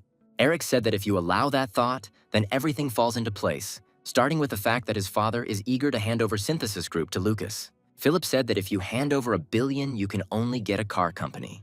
Eric added that Larry brought in foreign capital and gave up shares, but it still wasn't worth it. Indeed, no matter how tight the deadlines were, investing in shares made no sense. Moreover, it is already clear that the father is going to transfer the finances to Lucas. Of course, these are all just assumptions, but they have some basis. In any case, you need to start with the department store. Larry asked how much Lucas was willing to invest. Jack replied that $3 billion was enough for such a small company. Larry started counting. There are 2 million shares at 1,500 won each. If they sell them, the price will rise to 5,000, and they will be able to get 100 billion. Jack offered to keep some of the money he received from his aunt. The shares need to be sold when their price reaches 200,000. Then you can get 400 billion. Larry asked if Lucas was planning to make personal investments. After some discussion, they decided to invest 500 million so that it would not be so noticeable. At that moment, the door opened and Nick Wilson, Lucas's third uncle, appeared on the threshold. Jack realized that if he had come now, it meant he had already received a message from his older brother, Deputy Chairman Philip Wilson. He knew that he was meeting Larry for the first time and introduced them to each other. Larry shook his uncle's hand and asked why he had come to see them. Nick replied that he had one request. He is aware that his younger sister Caroline made a stupid mistake and he would like to correct it. Larry pretended not to understand anything yet and asked how he could help. He said they were ready to buy back the shares she had pledged. Larry replied that he was a businessman and could sell anything at the right price.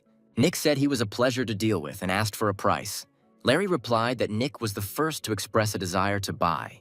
Uncle said that since they are buying out what belongs to their family, he is ready to offer 450 billion. Larry reminded that the price must be reasonable and that this is not enough. Caroline was surprised by the visit of her brothers, Philip and Eric. Philip said that his sister was too calm, although she created chaos in the company. Carolina replied that there was no need to try to hurt her, that time had already passed. Eric said they came to find out what she was up to.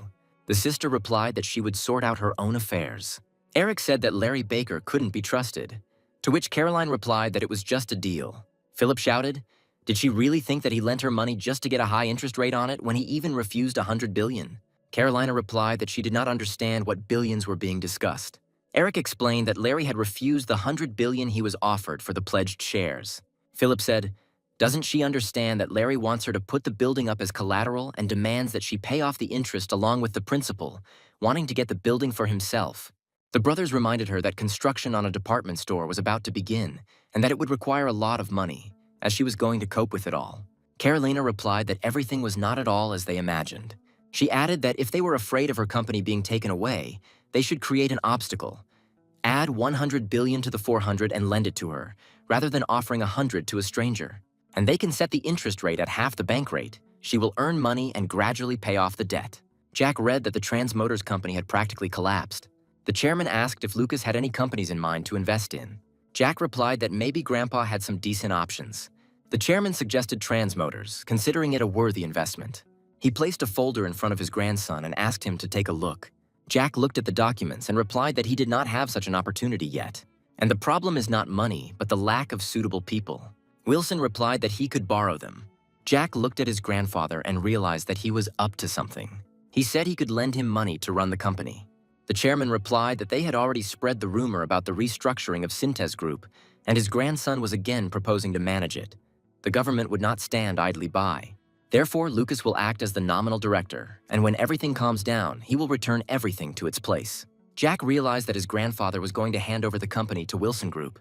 She is responsible for shipbuilding, but she is not in first place. Wilson Contour is in the lead.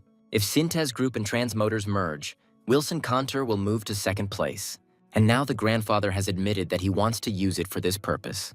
The chairman said that if Lucas was against it, he could leave. But first he needs to look at some documents.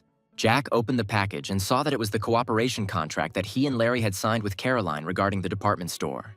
He realized that his grandfather knew everything about this contract. And he can change everything if he doesn't like something. Jack replied that he would do everything as the chairman said. Wilson said what he likes about Lucas is that he understands everything without words. Larry reported that Transmotors' main creditors had called and asked if we were ready to acquire their company. Jack asked if they had received any attractive offers. He understood that his grandfather had already given the creditors a tip. Larry replied that they had promised to write off the debts and were ready to negotiate, promising that Fantasy would not suffer any losses. He looked closely at Lucas and said that it looked like he had done something behind his back. Jack said that he made a deal with his aunt. Larry grabbed his head. Jack explained that if they wanted the department store, they had to act first. And for this, grandfather must invest all the money in the hypermarket. If the transfer doesn't take place, then Fantasy will borrow $400 billion without collateral, and that's very stupid. Jack added that his grandfather had asked him to do so, and he would pretend that he didn't know that they were taking over a chain of department stores. He explained that when Larry acquires Transmotors and then sells it to Synthes Group, he will receive a huge profit. Larry asked whether he would be the only one receiving money from this deal. Jack replied that it was, and he could consider it a special bonus. Over the past 5 years, Larry has announced his retirement several times, and Jack has tried his best to delay it. He stood up and said that he had to tell his grandfather that they were going to buy out Transmotors. Eric agreed with his father that the buyout of Transmotors was an excellent decision, but the government would question the true meaning of the company's restructuring. The chairman replied that in this case he had found a replacement, and then they would buy out the company and take it for themselves. Eric asked if that company was a replacement, and by any chance not Fantasy. The father replied that he was quick-witted. Fantasy was closely related to them, so it was an appropriate decision. Eric dared to ask how closely they were connected to Fantasy. My father replied that Larry Baker had a talent for buying good companies cheaply and selling them at a high price a few years later. Eric said he would meet with Larry and handle the purchase personally, but the chairman replied that it would not be easy. He added that Larry would not give in easily and would not follow his orders or be at his beck and call. Did my father really mean to say that, having bought out Transmotors and smelled the money, he wouldn't leave so easily? The chairman replied that this was indeed the case, and Eric realized that Fantasy did not belong to his father. If it were his company, they would obey the chairman without question. Eric promised his father that he would make sure that Larry only did what he was supposed to do. The father asked if he could trust his son, since they needed Transmotors to transport the liquefied gas, and their plan must not fail. Eric replied that he would make sure that no problems arose. The chairman advised his son not to miss this opportunity, to develop the company, and one day it would grow to the level of Synthes Group. Eric bowed and replied that he would live up to his expectations. He entered the office and said from the doorway that he was glad to cooperate with him. He shook Larry's hand and added that there could always be people who would try to stop them. Larry looked at Eric. He was not at all like his brother Nick, whose impudence knew no bounds. He added that he hoped Eric would lead them far. Eric drank some tea and said that he had heard that Larry had taken in their nephew and was teaching him. Larry decided to answer him what he wanted to hear. He said that Lucas is a natural-born player and is the complete opposite of his father. He knows exactly when to act and when to retreat. Lucas has an incredible ability to read the necessary information. Eric replied that such abilities were very suitable for a manager. Larry agreed with Eric. Lucas had a great future. And suddenly he asked if the uncle was wary of his nephew. Eric replied that it was not known who would become the next chairman, but it was clear that Lucas would be the third. All he needs to do is take care of his share so that Lucas doesn't take it over. Larry realized that Eric already considered Lucas his enemy and began to act. Carolina asked in surprise if her brother had really made this decision himself. The manager replied that the investment was only $20 billion, and therefore the deputy did not even need to intervene. New Technology's investment has not yet been announced, but will be announced based on the stock price when the amount reaches 20,000 won. It's 10,000 won now, but there are already those who are selling shares and leaving. Caroline shouted that she was giving the manager 2 days to study everything properly, otherwise she would reconsider her opinion about him. When the manager left, Caroline thought that the price of New Technology shares could really reach 20,000 won. Without thinking, she called a car. Carolina showed up at Larry's office and said that a certain company had been too active lately. Larry stood up and asked to explain what was going on. She stated that either he didn't know or he was just playing with her. Larry replied that stock movement has always been active in any company. He added that one should not always follow gossip, especially in such a matter. Larry realized that she was going to invest in new technology shares and tried to dissuade her. He said that if she spent the money, she wouldn't be able to get it back. Larry, as an investment expert, advised Caroline to focus on management. It was clear that the aunt began to doubt her intentions. He asked her what she was going to do if she suffered losses. Carolina replied that that was why she came here for advice. Here Jack intervened and said that if the relevant facts were presented, then the aunt herself would change her decision. Caroline replied that she was not going to sit idle knowing that the stock price would rise again. Larry said that no one would believe that she was an investor until she had money in her account. Aunt stood her ground. She would still invest $20 billion in the company. She added that the price of the shares is not yet the limit, and she will be able to sell them later for twice the price. Larry offered to sell everything when the rate reached 40,000. He had nothing more to say. Jack realized that his aunt had heard what she wanted, but she won't be able to control her greed and thus end up in the dead end created by Jack, losing her money. The time had come when Kurt Anders, chairman of New Technologic, held an emergency conference. He stated that their company had decided to merge with Synthes Group to develop global brands. Having purchased the company's shares, Carolina came to consult with Lucas about whether it was worth selling the shares now that their prices were continuing to rise. Jack replied that Larry was never wrong and that a fall could happen at any moment. He added that if she misses the moment, she will never be able to get that chance back. Jack said they sold their shares at the 38,000 mark and were happy with the 25 times profit. Carolina was furious at his greed and asked him to explain where such profits came from.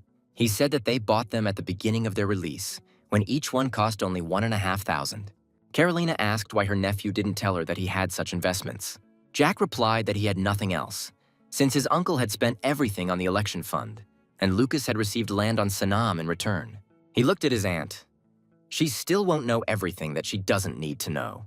Jack only added that there would be another opportunity to make money, and now there is no need to doubt and sell everything. Larry was furious in the morning, shouting that his company, which had a share sales volume of $30 billion, had sunk to losses, and Jack sat on the sofa and calmly drank coffee. Larry shouted that everything could collapse and everything would turn into shreds of toilet paper. Jack replied that even if he was wrong in his predictions, the company's capital still amounted to $3 billion, and the $500 million spent was Lucas's money. And if Fantasy loses $3 billion, then for the company it's an empty sound, and it's still his money. Larry reminded him when Lucas promised that the price would reach $250,000. And Jack responded by reminding that Larry had said that it was nonsense and had sold all his shares. The manager ran up to Carolina and said that all the money that was supposed to be transferred to companies in the department store had been frozen and then redirected to the accounts of the new technology company. Some market players were given private loans and transactions were carried out under false names. Carolina replied that she needed 2 months to sort everything out and keep it private. And given the current unemployment rate, they will close the department store with maximum restructuring. She listened to Lucas and sold the shares for less than $40,000. But the price continued to soar, and Caroline, furious, bought them again. Carolina sat and thought about how she could fix and stop everything. Jack opened the door and said that Caroline wanted to see him. She asked if Lucas could ask Larry to move up the interest payment date. The economy is in complete disarray right now, and department store sales have plummeted. He realized that his aunt had completely sunk into a swamp from which there was no escape. Jack asked if things were really that bad, and his aunt added that the hotel was now 70% empty. People come to the department store only for basic necessities, as if it were a simple grocery store.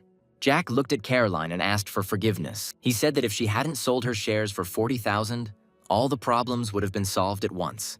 But now he expects their price to skyrocket to $300,000. When the corners of her mouth twitched, he realized that his aunt was still buying shares on her own, as he had assumed. Jack warned that the slightest mistake and everything could collapse. After all, just as quickly as shares rise, they can also fall just as quickly, and this is a huge risk. The key here is to time the peak correctly. Those who can wait for it will be swimming in money. But Jack advised her not to get involved in it. Carolina thanked him and said that they were one family. Yes, this is a family that always creates problems. In the corridor, Jack met a man and recognized him. It was he who was in Fantasy when Jack lent money to his aunt. The assistant said that if Lucas had time, they could talk in his office. He said that Carolina was constantly buying up shares, even when they were worth $200. Jack didn't expect his aunt to invest nearly $100 billion in spending the company's money. The manager added that he was so worried about all this that he would soon go crazy. Jack already understood perfectly well what would happen if his aunt continued to do such reckless things. One of the following days, Jack invited the people he needed. He handed them his business cards, and they realized that it was the chairman of Fantasy standing in front of them. Without further ado, Jack immediately invited them to take his side. He added that he knows that they know how to keep their mouths shut. Jack invited them to look at the proposal that was on the table. The executives sat down at the table and began to carefully study the documents. And at that moment, Jack was wondering what his aunt was thinking, because she doesn't understand stocks. While in the manager's office, Jack learned that it was the Synthes Group people who advised her on the best time to sell the shares. It was from them that she learned that the stock price would rise even more. Now Jack knew that they controlled her every step. They were masters of their craft. When the invitees were presented with the proposal, Jack said that it would take effect as soon as they fulfilled his request. The offer guaranteed each person an annual income of $1 billion, excluding bonuses. The employment contract must be concluded for at least 5 years. Jack said he heard that they were giving his aunt stock advice. We need to make sure that she doesn't sell her shares until the very end. Caroline Wilson must remain a shareholder in this company for the rest of her life. Jack added that he knew that they had given advice to many people, and that they had then gone broke down to the last penny. One of the people present said that it might happen that the stock price would start to fall, and if they continued to persuade her to hold the stock, it might lead to some consequences. Jack replied that they were all not close enough to his aunt to worry about the consequences. Second, asked directly why Lucas would drown his aunt. Jack replied that let it be a small family quarrel. He looked at Lucas, who didn't seem upset that he had only made $16 billion from selling shares, while Jack had made 80. But after he got rid of them, the price began to fall rapidly. And the $140 billion invested by Carolina has now turned into only 10. She raged and fumed and demanded that her advisors appear immediately. The manager replied that they weren't answering calls and he couldn't contact them. Carolina told them to involve the police, the prosecutor's office, anyone, to find them. He replied that they currently do not have the funds for such services and that it would be better to focus on compensating for losses. Carolyn ordered that some tea be made for her, and then she would go to her father herself. She stood in the president's office and knew that a real storm was about to break out.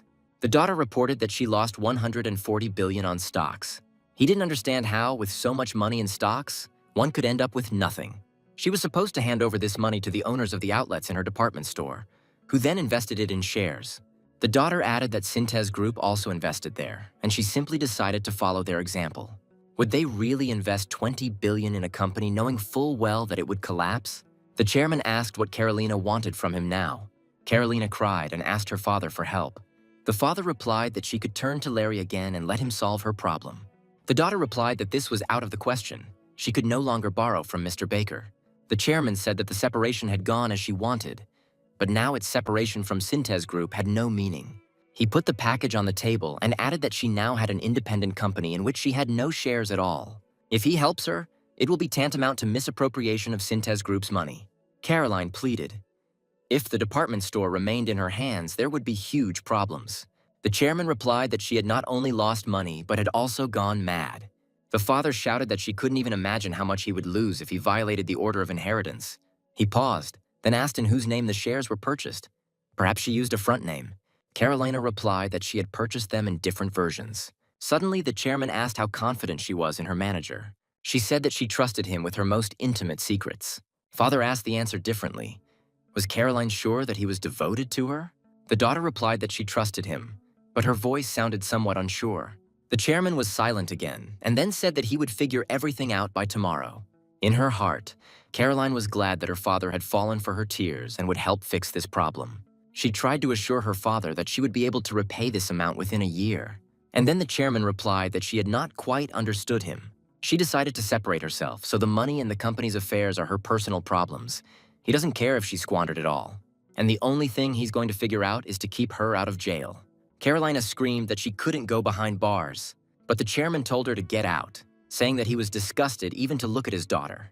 Richard gave the task to his assistant Michael and waited for his report. The assistant said that everything was scattered among approximately 16 names, from the company to the directors and then to the Seoul Trade Center. The chairman asked if there was a connection with Carolina. Michael answered no. Wilson exhaled and said that at least that made him happy. The assistant asked whether the chairman would check those who bought these shares. He replied that a total of $5 trillion had been invested, but that this was not included in the conglomerate's money or taxes. It was mostly money from mothers who went to the stock market to earn money for food. The chairman said that if they don't sort this out, even the political regime could be shaken, so they need to find a suitable scapegoat. New Technology was going to sell their shares in Syntez Group when they were at their peak price, but he prevented them from doing so. These vile politicians are working together with whoever started all this. The chairman would have preferred to lose 20 billion. They could have sold the shares at their peak, but then Syntez Group would have been blamed for everything. Michael was surprised that the chairman, in his 80s, could calculate such complex moves. Wilson said prosecutors and the Financial Conduct Commission are already investigating and need to find out their strategy and prevent his daughter's name from ever being exposed. The assistant warned that if they made the slightest mistake now, they could lose their license to drive fantasy. Larry reasoned that the shares they had taken as collateral amounted to 30%, and Carolina still owned 35%. Jack replied that his aunt had lost a large sum, but they should get 25% more. Larry asked if Lucas really thought she would give them away just like that. Jack replied that his aunt had committed a terrible crime by investing the company's money. Larry asked if Lucas was offering to play villains again and take it on. Jack replied that it was not quite so. This time, he himself would take the first step and find out who really owned the department store. Larry said his aunt was clearly scared, and it was possible her family would become more wary of Lucas. Jack replied that now his aunt would not tell anyone anything anymore. At that moment, Carolina's manager burst into the office and asked to save him. Jack and Larry both asked in unison what had happened. He reported that Synthesis Group had decided to blame him for the crisis and make him the scapegoat. The manager said that the chairman's personal assistant came to him and accused him of all the mistakes and sins. He tried to explain that it wasn't fair. Jack understood that if Michael himself came to him, it meant that mistakes had indeed been made and that they had been thoroughly studied. The manager knew about all of Fantasy's deals, and he is the only one who knows that only Fantasy, who has the right to take the place of the head of the department store, can save him from the threats of the Synthesis Group. But his main mistake was that he did not know who they really were.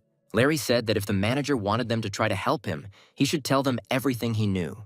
Jack added that they were specifically interested in his collaboration with Caroline Wilson. He said he was sure that it was she who stabbed him in the back. Jack said they needed to know how the aunt lost her investment and what cash flows and capital she used. Then they can decide how all these facts can be used against Carolina. The manager gathered the directors and said that something needed to be decided urgently, and there was almost no time. The department store's chairman said he wanted to hear some hard-hitting arguments before he said anything. He added that Director Carolyn Wilson trusted the manager, and now he was proposing to betray her. He replied that he was not doing this for fame or money. Don't they understand that she wants to put all the blame on him? The manager reminded that we are talking about 140 billion, and if they pin it on him, then he will spend the next 10 years behind bars. He added that otherwise he does not intend to drown alone. All reports on the work of the department store and the hotel passed through him. And all the details of the theft of the company's funds are also with him. So not only ordinary managers, but also members of the board of directors will be held accountable. So perhaps now is the time to change things and step out from under Carolina's oppressive shadow. The chairman asked if we were talking about fantasy. The manager replied that they were dealing with the issue at hand and that they should not miss such an opportunity when their boat was sinking. Everyone present knows that Fantasy is an investment company, and if it takes over their chain of department stores, it would be the most profitable decision for them. And nothing will stop them from doing this because they have already separated from Syntez Group. The chairman of the board of directors realized that in this case it would be their own business, outside the influence of Wilson Group. Jack made an appointment with Caroline, and she promptly arrived at his office. She asked why Larry was late. Jack replied that he would not be there and Caroline would talk to him. He sat down and added that Larry had asked to check whether she could fulfill all the obligations on the bonds. Aunt replied that if Lucas meant the losses incurred, then there was no reason to worry. He reminded her of debts of more than 100 billion and asked how she was going to repay them. Carolina replied that since her nephew had brought it up, she had a small favor to ask. She asked Lucas to lend her some more money. The aunt asked for 150 billion on the security of her shares at the same interest rate. Jack could see that she still didn't understand the situation she was in. He replied that at the moment she had no way to pay off the debt and interest. Jack reminded her that there were only a few days left until the end of the year, and it was unlikely that she would be able to pay off her debts. He placed a folder of documents in front of her. Jack said that under this agreement, she pledged shares of the department store outlets, the hotel, and so on, so they had the right to begin transferring all of this to Fantasy. The aunt jumped up and screamed that Lucas couldn't do this to her. Could it really be that Larry ordered this to be done? Carolina told me to tell him that he would pay dearly for disrespecting Synthes Group. Jack replied, "Did she really think she could resolve this situation by shouting and threatening? The group of department stores that my aunt owned until today no longer belongs to her. Larry is not interested in department stores, so he will become their owner. And this entire huge sphere will be in his hands." Caroline looked at her nephew and replied that then she wouldn't have a penny left. Jack saw that his aunt still didn't understand anything. He reminded that Larry was only interested in one thing, that his aunt fulfilled her obligations under the contract. Caroline was outraged that Lucas could do this and take away her company. Perhaps this was a joke. Jack replied that he never joked about such things, and next year he would become the full owner of Synthes Group. The aunt furiously declared that he had betrayed her. Jack calmly replied that he had never been on her side, and she herself never considered him her partner. And then Carolina asked if all his stock advice was really just a trap. Jack replied that he had only advised her to sell them at the right moment, and that she had done the rest herself, unable to control her greed. Ignoring his aunt's hysterics, he said that he was currently thinking about whether to leave her in the position of CEO. Carolina screamed that, according to the agreement, he would only receive 30% of her shares. But as far as Fantasy is concerned, he can't do anything. Jack replied that he would become the owner of Synthes Group in any case, and would bring charges against her for embezzlement of the company's money. And if the main shareholder makes such an accusation, then it will not be difficult to remove her. He added that it was foolish to have a company without having the slightest idea about the management system. After all, people who interfere with or harm the company are most often removed. Carolina responded that if the CEO is removed, then other managers will bear full responsibility. And then Jack took out his phone and said that if they heard everything, they could come in. At that moment, the executives who worked for Carolina entered the office.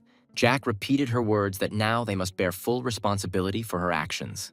He asked the leaders if they were ready to answer for everything his aunt had done. Moreover, she is confident that they will be kind to her.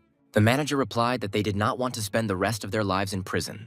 Carolina was indignant. Who was even talking about prison? Did they really not trust them at all? After all, no matter what this boy tells them, there won't be any problems. And everything may be limited to just a suspended sentence. The manager clarified that Carolina intends to remain uninvolved in this story. Jack said the staff had already realized that she was just using them and didn't really care about them. And then he threatened that if even one of those present was involved in this case, he would personally sue the aunt. And all those present will instantly become his witnesses against her. Jack told the executives that no matter what happened to the company, they would all remain in their positions.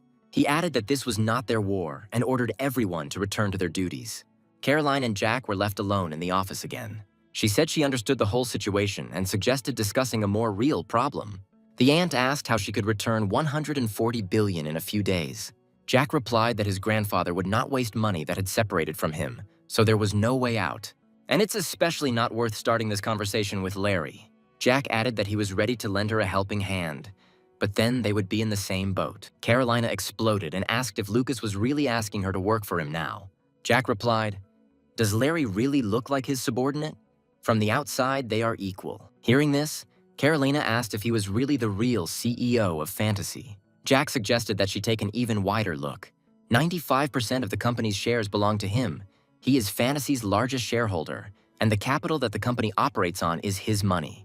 When she heard this, Carolina covered her mouth with her hands and could not utter a word. Jack said that Fantasy is where the largest amount of cash is kept in the country, and he is the owner.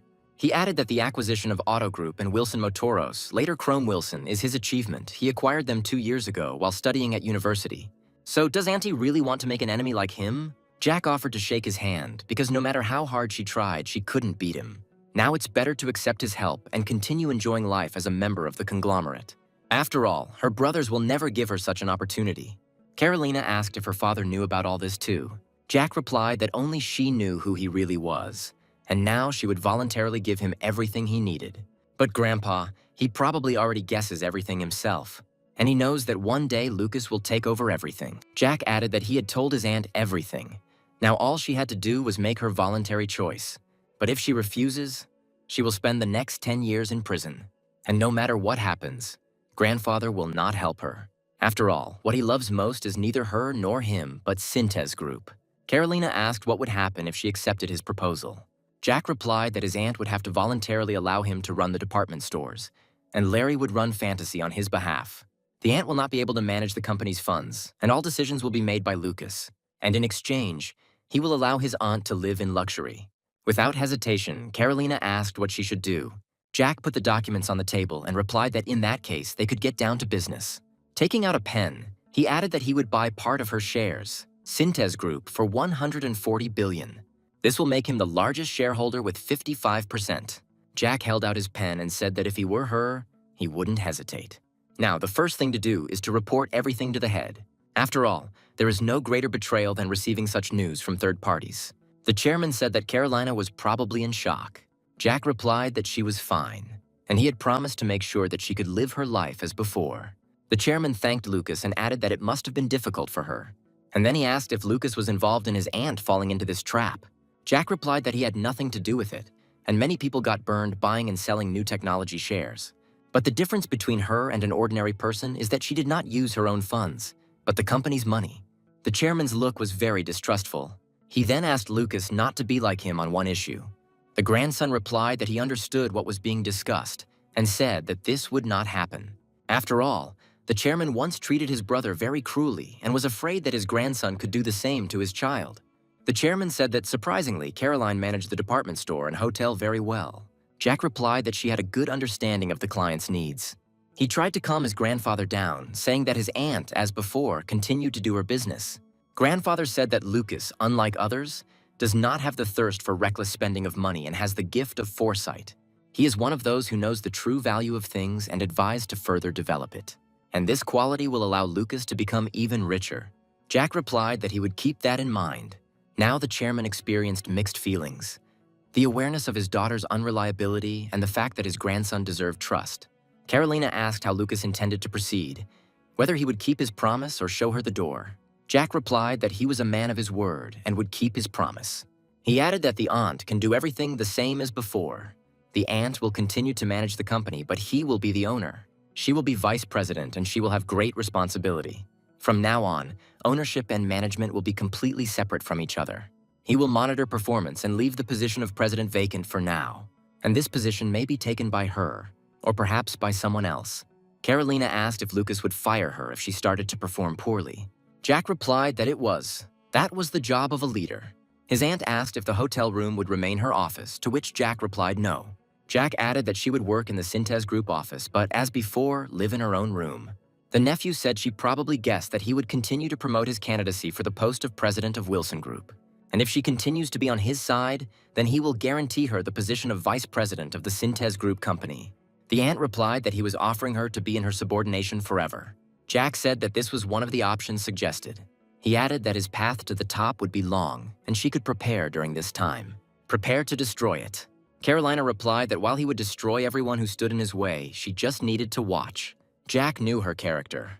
She would constantly chase after an illusory hope. Philip said that Lucas was already showing his claws and the stupid sister lost all her shares. Eric replied that everything was working out for him because their father indulged his grandson. He added that she needed to take control of her people and not worry about it. As for Larry, he is now completely consumed with his fantasies of becoming the head of a conglomerate. After all, the amount of fantasy funding depends directly on the US. Americans trust him because he hasn't missed a single chance. If he wants to play the cool boss, American investors won't stand in his way. Philip thought about it and suggested getting rid of the department store and the hotel as quickly as possible. Eric added that if this succeeds, then everyone will flee this sinking ship. The chairman asked whether the restructuring of Motors Group and Auto Group would be their end. After all, Chairman Mark Twinton and James Twain did an excellent job and received positive reviews from the business community. But Jack replied that he would like to make some changes. After all, surpassing prestige remains a difficult task, which means we need to stay ahead of the curve. The chairman asked how Lucas intended to surpass them. Jack replied that production and sales volume are not everything. He added that they should become a favorite car brand. At that moment, the chairman of Auto Group, James Twain, entered the office and apologized for being late. The chairman replied that he was offering his apologies for inviting him on the first day of the new year. He pointed at Lucas and added that it was he who invited James here.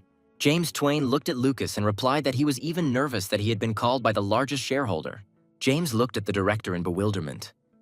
Did he really already know that he was the owner of Fantasy? The chairman reassured him that he knew how to keep his mouth shut. He had easily given up Wilson Motors, so he had a right to know. James replied that he really shouldn't have hidden it from them. The chairman thanked the director for the New Year's gift and invited him to go into his office. James listened to Lucas and asked him how he wanted to make it a beloved car company. Jack replied that even if they don't have big sales, they will have a special uniqueness. They will be the ones who have the cars that people will want to buy, and they will be the only company that will create unique cars. Jack recalled that something similar happened in 1996 when Motors Group began producing two-seater open-top cars. But their mistake was that they started churning them out in mass production. James added that the cars lost their uniqueness and eventually had to be discontinued. Jack said that they would not produce the same sports cars, knowing full well that the company would suffer losses. They will begin production of unique compact cars that even women can buy on an installment plan, or coupes that young men can purchase with payments over 3 years, or even a pickup truck, which a middle-aged man can afford as a second car.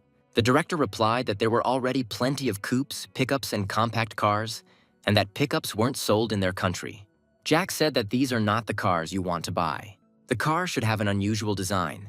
It should be beautiful, but unpretentious, and at the same time a coupe, and a pickup should look like a small truck.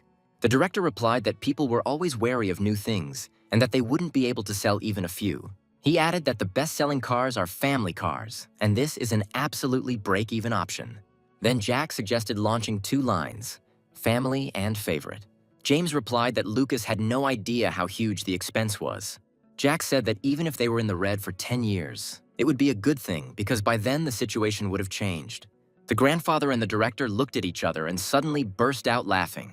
Having calmed down, the director said that as far as he understood, the main condition of a favorite car is design. Jack replied that he would hire the best car designers, who would only need to explain what design was needed. The director said that Lucas could easily lose a lot of money on this idea. Jack replied that he had enough funds to invest for 10 years. The director warned that a huge startup capital was needed. Jack asked to name an approximate amount right now. James did the math and said it would be around $250 million, which would be enough to produce 100 units. Jack replied that he was ready to invest $500 million, taking into account urgent expenses. The chairman laughed and told the director that he had warned him that the guy had a lot of money. Carolina sat in her ex-husband's office and said that he looked good. Oliver replied that there weren't many women over 50 who looked great. He adjusted his glasses and asked what she had come for. Carolina suggested that they should once again be on the same side, as business partners. Oliver replied that he remembered very well how much he got into trouble when they worked together. He asked if her father had really left her alone and was no longer trying to take away her assets. Carolina said that now he doesn't bother her at all because she has nothing. Her ex-husband asked what that meant, but she replied that that was all he needed to know. He didn't ask for details, only asked why she wanted to collaborate again. Jack visited Caroline and said that he had looked over the reports and it didn't look like she was doing anything, and she asked her not to rush things. He replied that they should develop a strategy in advance before the tough competition starts. Jack said she had a good idea of the size of Incheon Airport, so they shouldn't miss out on an opportunity like duty-free. Moreover, with the opening of the airport, more than 3 points will be opened in the city, and duty-free shops will have special rights. And now he is asking to double-check the documents so that they can come up with their proposal. Carolina smiled and answered where she was and where the documents were. Jack said if she was going to continue running the business, she should start looking at them. The aunt replied that he could use it more effectively and appropriately. Jack said he had plans to use her connections. It just wasn't the time yet. Carolina replied that she was better at managing shopping than making new connections. She may have meant managing fashion trends, but isn't that what designers and fashion designers do?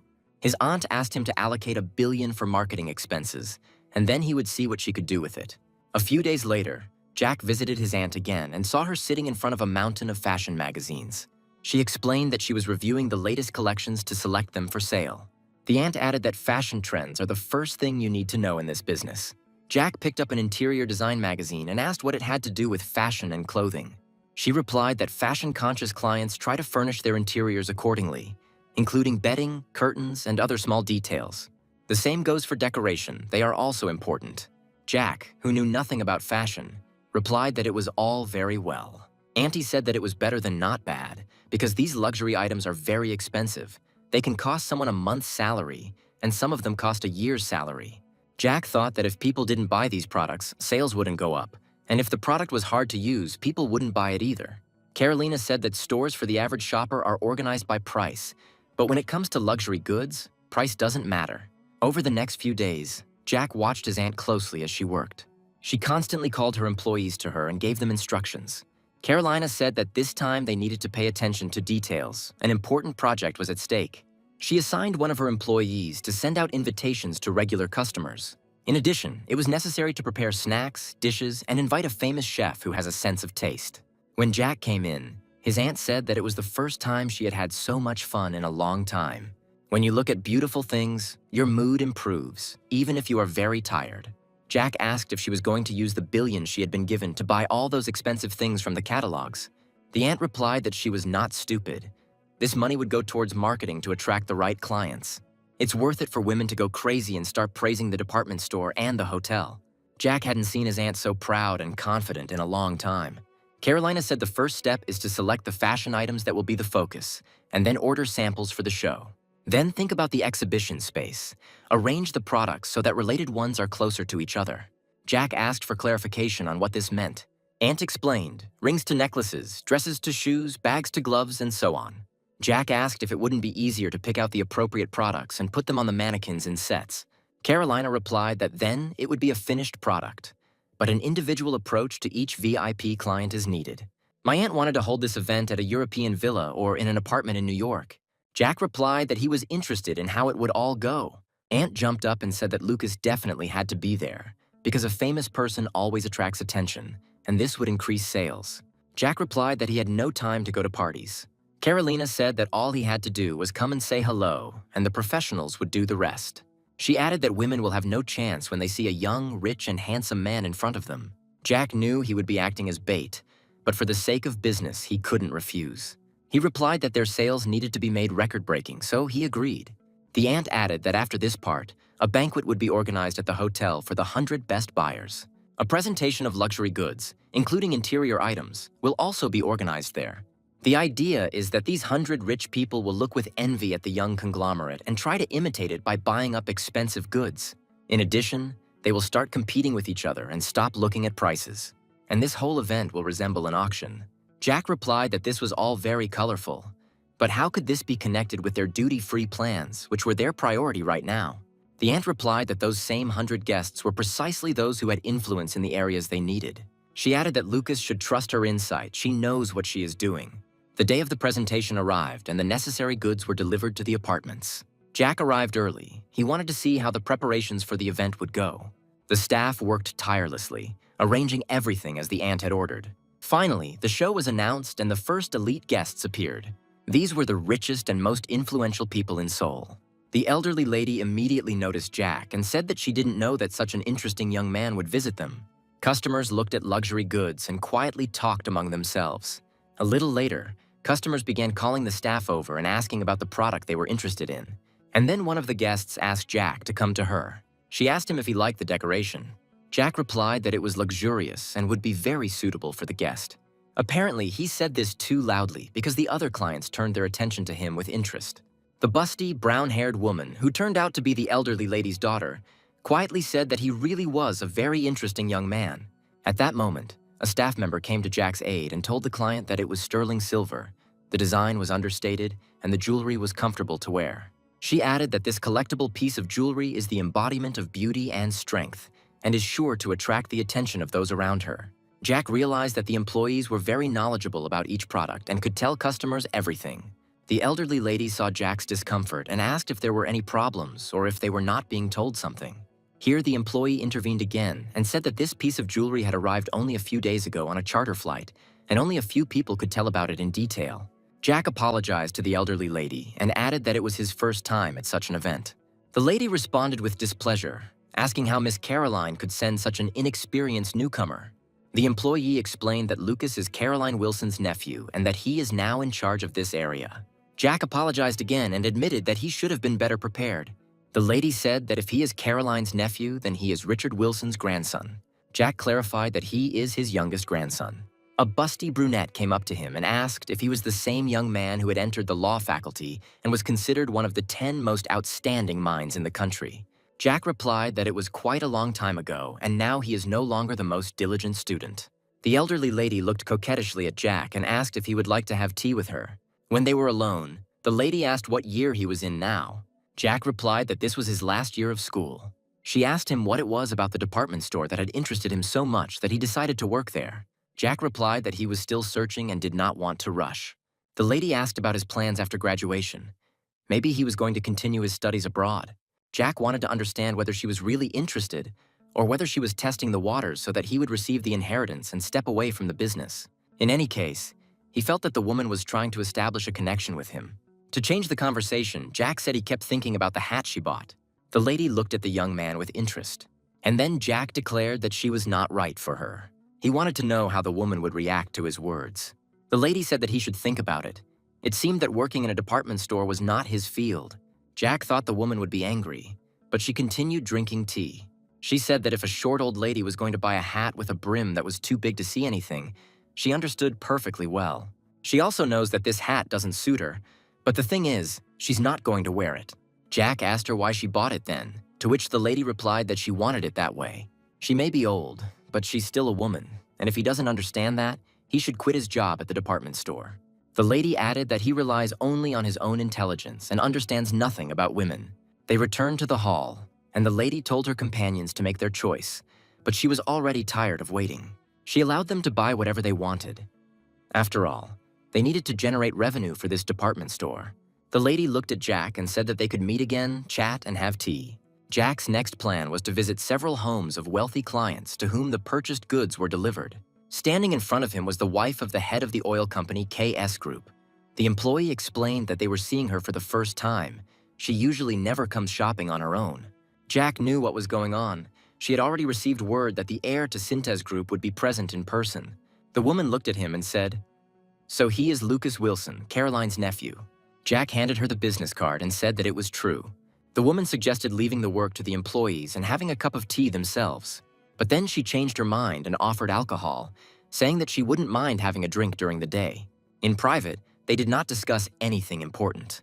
Mostly, Jack only answered her questions about her personal life. Later, when they left the house, the employee excitedly said that thanks to his presence, they would be able to make more money. Jack replied that he even enjoyed the ride himself. He visited several more houses of influential families and realized that his aunt was right. Through these visits, Jack was able to make his name known in major companies and established close enough connections that he could simply drop in for a cup of tea. The chairman asked in bewilderment why Lucas had taken on this matter himself. Did he really decide to create a queue of families to show off in front of? Department store sales have peaked. The company has found the right way to express its brand's personality. Thanks to a well-organized presentation and trendy buzzwords, customers were actively shopping. The aunt walked importantly among the guests and gave them a welcoming smile. The products were not only sold out, but also reserved, thanks to Carolina's professionalism. Guests probably wanted to be remembered for their purchases so that they would be invited to the next collection show. Aunt quietly approached Jack and said that it was time for them to leave. The less they were seen, the more precious these meetings would be. Jack replied that there were many people here he would like to meet. Carolina said he would have time for that when he visited them at home to thank them for their purchases. His aunt promised to give him a list of the rich people present. Meetings with them would help him obtain permission to open duty-free shops. Jack replied that it provided an excellent opportunity to expand his network of contacts. Aunt told him not to flatter himself. She was doing this for herself. But she is grateful to Lucas for allowing her to be in her place. Jack said it seemed like his aunt was hoping to gain an advantage over her brothers by expanding his network. She replied that that was true, and that Lucas should also be careful with his uncles. For now, his grandfather is his protection, but he won't last forever. And as soon as he dies, the tax and financial services will immediately attack Fantasy. To do this, you need to have time to acquire useful connections that can later become a shield. Jack told the employee to prepare everything according to the list, set the date, and inform him. Carolina called the employee to also look at the folder. She hesitated, not knowing how the company owner would react. But her aunt unceremoniously snatched the folder from her hands. Jack explained that what was more important to them was what the person on the list did, not how many purchases they made. She took out a piece of paper and asked what kind of note it was. Jack replied that it was a list of gifts that he would personally deliver to the clients. Aunt looked at the lists for a long time and made minor adjustments. She gave the folder to the employee and told her to do everything as the manager said, taking into account her amendments. Left alone, Caroline said that Lucas was a quick learner and his list was more or less correct. Jack replied that it was not difficult. A necklace for women's clothing and a watch for men's. When he asked what changes his aunt had made, she replied that she had only changed the brand of the watch and necklace to better match the clothes they had chosen. She asked if the people on the list were worth his effort. Jack replied that they were civil servants who only moved up, and he saw it as a long-term investment for 10 years to come. Auntie said that these government officials are already Syntez Group's puppies, and his gifts cost them $300 million. Jack was confident that all this would come back, because the company would not fall into debt anyway. Now his uncles have excellent relations with the current officials, which means he needs to ensure that in 5 years he has the same relations with their successors. Jack told his aunt that her brothers would not stop fighting for the inheritance and that she needed to be prepared for anything. Philip was already aware that Lucas had caused a stir among the influential women of Seoul. He is spoken of as the ideal successor to Syntez Group, which created a real revolution in the industry, and the department store's sales reached their highest peak. Young clients spend a lot of money on purchases to win his attention and impress him. Eric recalled that his brother called him to talk about his son Kevin, and they were discussing Lucas and his authority with women. Philip said that if they didn't get Kevin on the right track, he would be in exile for a long time. Eric replied that his brother knew very well what his son was doing when he came to Seoul. Philip remembered that party on the island where Kevin invited the supermodels and what happened later. He added that his daughter-in-law, who is not at all to blame, is also suffering along with him. In addition, Kurt Anders, the director of New Technologic, may soon be arrested. And the reason is that trillions of won simply evaporated, and a large number of people ended up on the streets. But the day after tomorrow there is an election, and the ruling party needs to secure the voters' votes. So Kurt will be put in jail, and they will have to pull off a rare scam. He offered Eric that they would help the parties calm the anger of those who had lost their money. And for this, he will involve Lucas and Larry. And of course, their younger sister, Carolina. Eric replied that it was a crazy idea and the outcome was unknown. Philip said they would try it and see what happened. Eric replied that if an investigation were to begin, their father would hardly remain on the sidelines. Philip said that for the sake of his daughter-in-law, they had to decide on this. Eric stood up and stated categorically that he would not participate in this. The only thing he can do is bring Kevin to Seoul. Larry read an article that said the daughter of a major conglomerate was running a department store but was making huge losses from stock trading. He told Larry that anyone would understand that he was talking about his aunt. Jack replied that it looked like his uncle was doing it. Larry wondered what was going on in this family if a brother was willing to set up his sister. Uncle won't give up the department store just like that, so this probably won't be the last setup. Larry replied that the first step was to prevent such articles from being published. Carolina shouted into the phone that her brother had several printed publications that he used to his advantage. Jack handed his aunt a glass of water and said that they were already working on blocking the publication of such articles. She took a sip and replied that it wouldn't end that easily. If such newspapers did accuse someone, they hit the mark. Jack said that they could also attract a lot of tools, and now she needs to try not to be seen by reporters and paparazzi. He asked if his aunt knew anything about the printed publications that his uncle worked with. Carolina replied that knowledge was of no use, she had no evidence, and she had never thought that it might be needed. When Philip started to move away from her, she pretended not to notice. But when someone points a sword at you, you have to draw your own. Doesn't the aunt want to say by this that she has someone who will influence the course of the accusations? Perhaps she was referring to her ex-husband Oliver, which means they hadn't completely cut off their connection. And then Jack's father called and said that he was in big trouble. They sent him a summons stating that he had to appear as a witness for the prosecution. According to the summons, this desire was expressed by his uncle. Henry summoned the necessary people and eagerly awaited their arrival. Finally, Manager Kim looked into the office and asked what could have happened so urgently. Henry replied that we still needed to wait for Brooke and Alona. The manager replied that they all came together. These were young actors, but they had already won fame among the audience. Henry said that he had a very important request and asked everyone to sit down. He said he knew Brooke and Alona were dating, and rumors about their affair must be spread immediately. The actors looked at the director in bewilderment and did not understand why they had to do this. The manager said that if articles about this appeared in the newspapers now, it could affect the casting of the drama, and refusal could affect their relationship with their manager. After all, Henry is one of the most influential people in the film industry.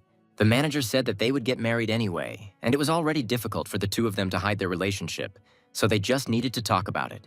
They must not forget that they have achieved everything thanks to Henry Wilson. Henry asked the manager not to put pressure on the couple. They should decide this themselves. He bowed his head to the actors and said that he would thank them for their help. Brooke told Alona that it was bound to happen someday, and would she mind if they announced it early? Alona agreed, and Henry asked that they do it as soon as possible. He told the manager to get this news on the front pages of the newspapers the following morning. Kim replied that newspapers, radio, and the internet would all talk only about these two. The next morning, Richard had already read articles about the relationships of famous actors and didn't understand what kind of nonsense these guys had started. He told Michael that the older brother had started the war and the younger brothers had decided to strike back. The aide said he had information that the Eastern District Attorney's Office had launched a secret investigation against his eldest son, Philip. The chairman responded that Mayor Oliver Bong also worked in that prosecutor's office. Michael assumed that it was Caroline, his ex-wife, who asked Oliver about it. The chairman shouted in anger at how they dared to bring real accusations into family squabbles. He turned to the second mate and asked what he thought about it. He replied that it seemed the chairman could not avoid a personal meeting with the prosecutor. Richard saw the assistant hesitate and asked if there were any problems. The assistant replied that the issue of Fantasy's investments had suddenly come up, and rumors were circulating that the owner of that company had close ties to the chairman. The chairman replied that this relationship simply consisted of these guys taking away his company piece by piece. He asked what about the situation with his daughter and whether it could be somehow hushed up. The assistant replied that Carolina was just a victim who had lost quite a lot of money, but be that as it may, she had gotten it all back. He added that there was one circumstance he would like to check, but he needs to know if the chairman really has anything to do with Fantasy. The assistant asked this because Auto Group, Wilson Motors, Wilson Contour, the department store, they absorbed all these companies and, judging by the distributed shares, own the majority of the shares of Synthes Group. Is this possible without any omission on the part of the chairman? Richard replied that he sold the auto business because he didn't have the money to pay for it on the currency board during the crisis, and they took the department store because of his daughter's stupidity. The aide said that in any case, the financial watchdog had begun to look into Fantasy. The chairman ordered that these overseers be told that they were doing a useless job. The assistant replied that it would be difficult to convince them otherwise, since they believed that Fantasy had speculatively acquired capital during the crisis and then simply laid low. The chairman replied that he knew the Fantasy guys very well, and they could not have obtained these funds through speculative means. This means that if the finance department does start an audit, they will understand that everything is clean in their business. The assistant said he would closely monitor the progress of the case and would immediately contact the chairman if anything important happened. Michael later confirmed that Philip had indeed been involved with the financial regulator recently. The chairman said that it was necessary to ensure that the head of the Financial Supervision Service resigned after the elections. He and his colleagues were too easily influenced by Philip. Jack showed up at the prosecutor's office after receiving a subpoena and mockingly asked why they weren't in the interrogation room. The prosecutor replied that he just wanted to get some information as a witness. Jack said he would answer his questions as thoroughly as he could. The prosecutor replied that in similar situations, in the past, people had to be put against the wall and given time to think, and after that, the conversation went like clockwork. Jack thought that if he decided to immediately show his power, then he would not remain silent. He said that he came here as a witness, and they treat him like a criminal, or this is his complex. The prosecutor yelled at Lucas to watch his words. Jack replied that his screams wouldn't change the fact that he would be transferred to a different district attorney's office next month. The prosecutor looked at Lucas in bewilderment. Jack added that the appointment of a prosecutor to the position is not a state secret. The secret may be that the prosecutor got his rich friend off the hook when he was caught drunk driving, but now that's no longer a secret. This is precisely why he was forced to transfer to the district prosecutor's office. Jack added that if you compare the investigation he conducted into the prosecutor and his investigation into Lucas and his money, the prosecutor's case would be 3 times thicker. Therefore, he suggested that it was not worth wasting time and nerves and to end it. The prosecutor won't be able to find anything against him anyway. The prosecutor broke the pen and said that if the rich kid decided to intimidate him, then from now on he would visit the prosecutor's office much more often. Jack replied that he would take it as a compliment. The prosecutor said they knew Caroline Wilson was using company money as if it were her own. Jack was about to leave the office, but stopped. The prosecutor added that as soon as she had money again, the fantasy company purchased shares in the Synthes Group company from her. He did not believe this was a simple coincidence. Jack replied that the company's money had been spent, so a deal was made to cover those costs. The prosecutor stood up and asked for clarification. Jack said the company's money was simply transferred to a shell account and then returned, along with the shares. The prosecutor was furious and had nothing to say. Jack handed him a business card and said that their entire investigation was just a figment of their imagination. The only thing that will come out of this is throwing a handful of dust in their direction.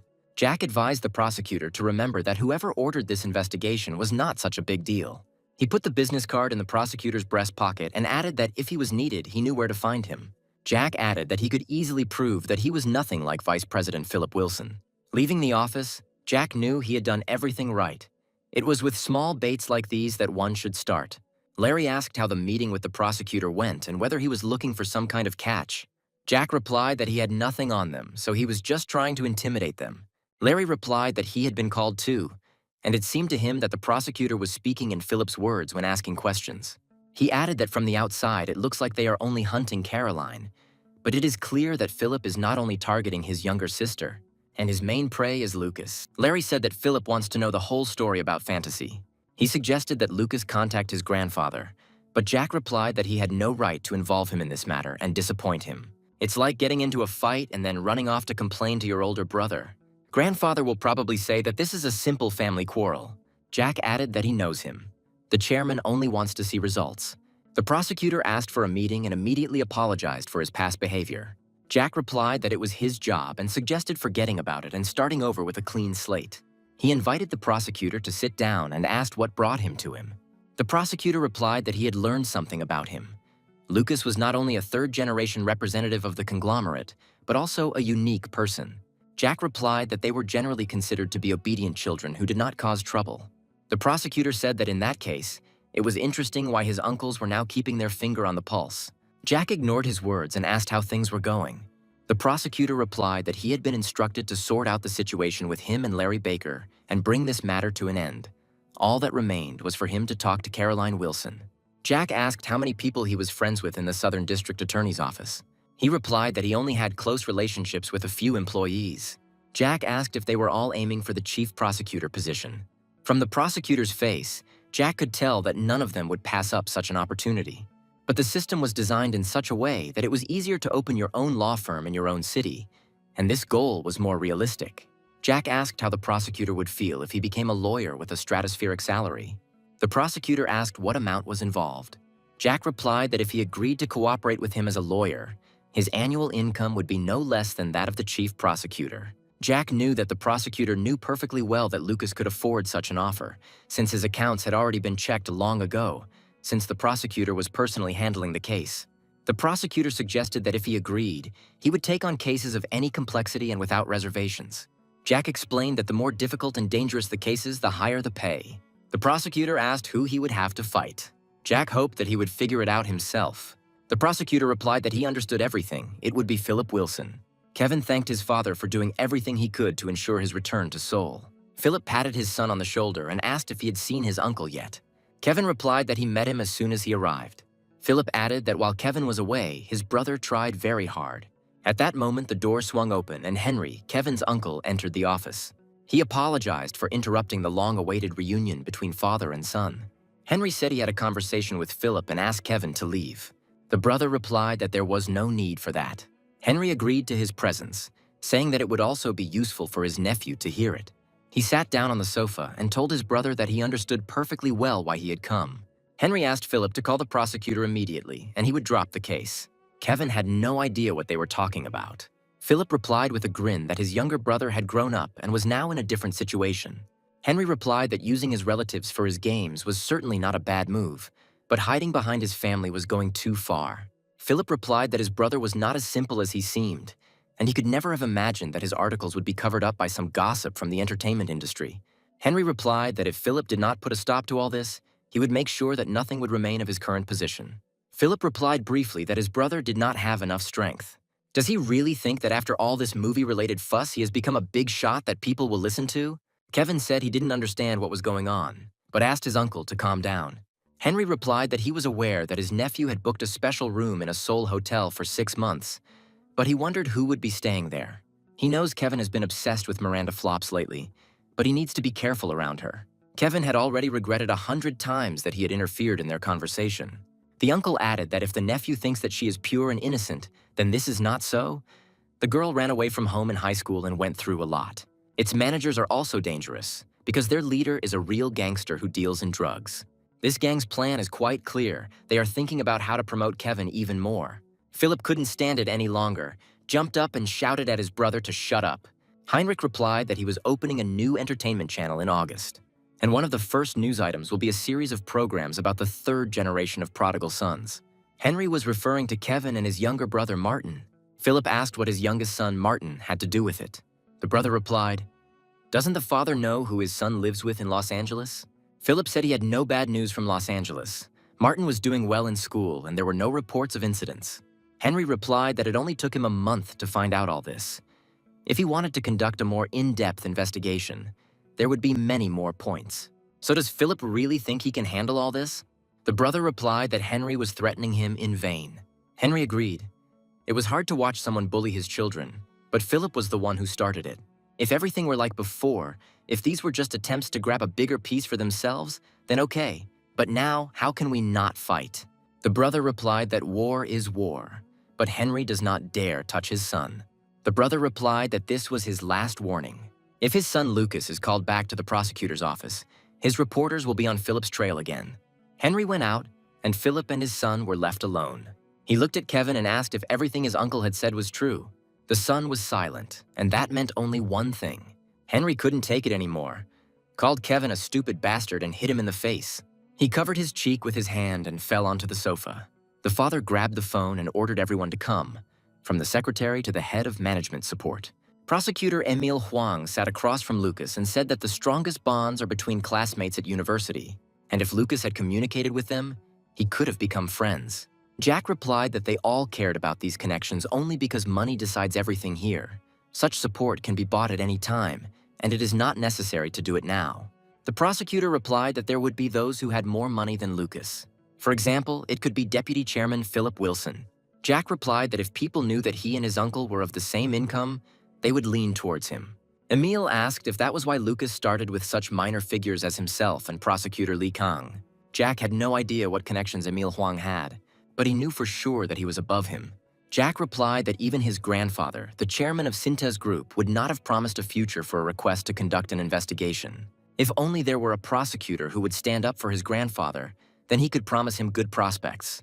He asks only one thing: to find the necessary evidence, and at the same time promises a bright future. So doesn't it seem to the prosecutor that he gets everything for free in any case? After all, he definitely came to him after talking with Prosecutor Li Kang. And the prosecutor has already been informed that Lucas is ready to pay generously. Jack added that he needed a prosecutor who wasn't just for show, but one who could sell the information effectively. The thing is that he never trusts anyone.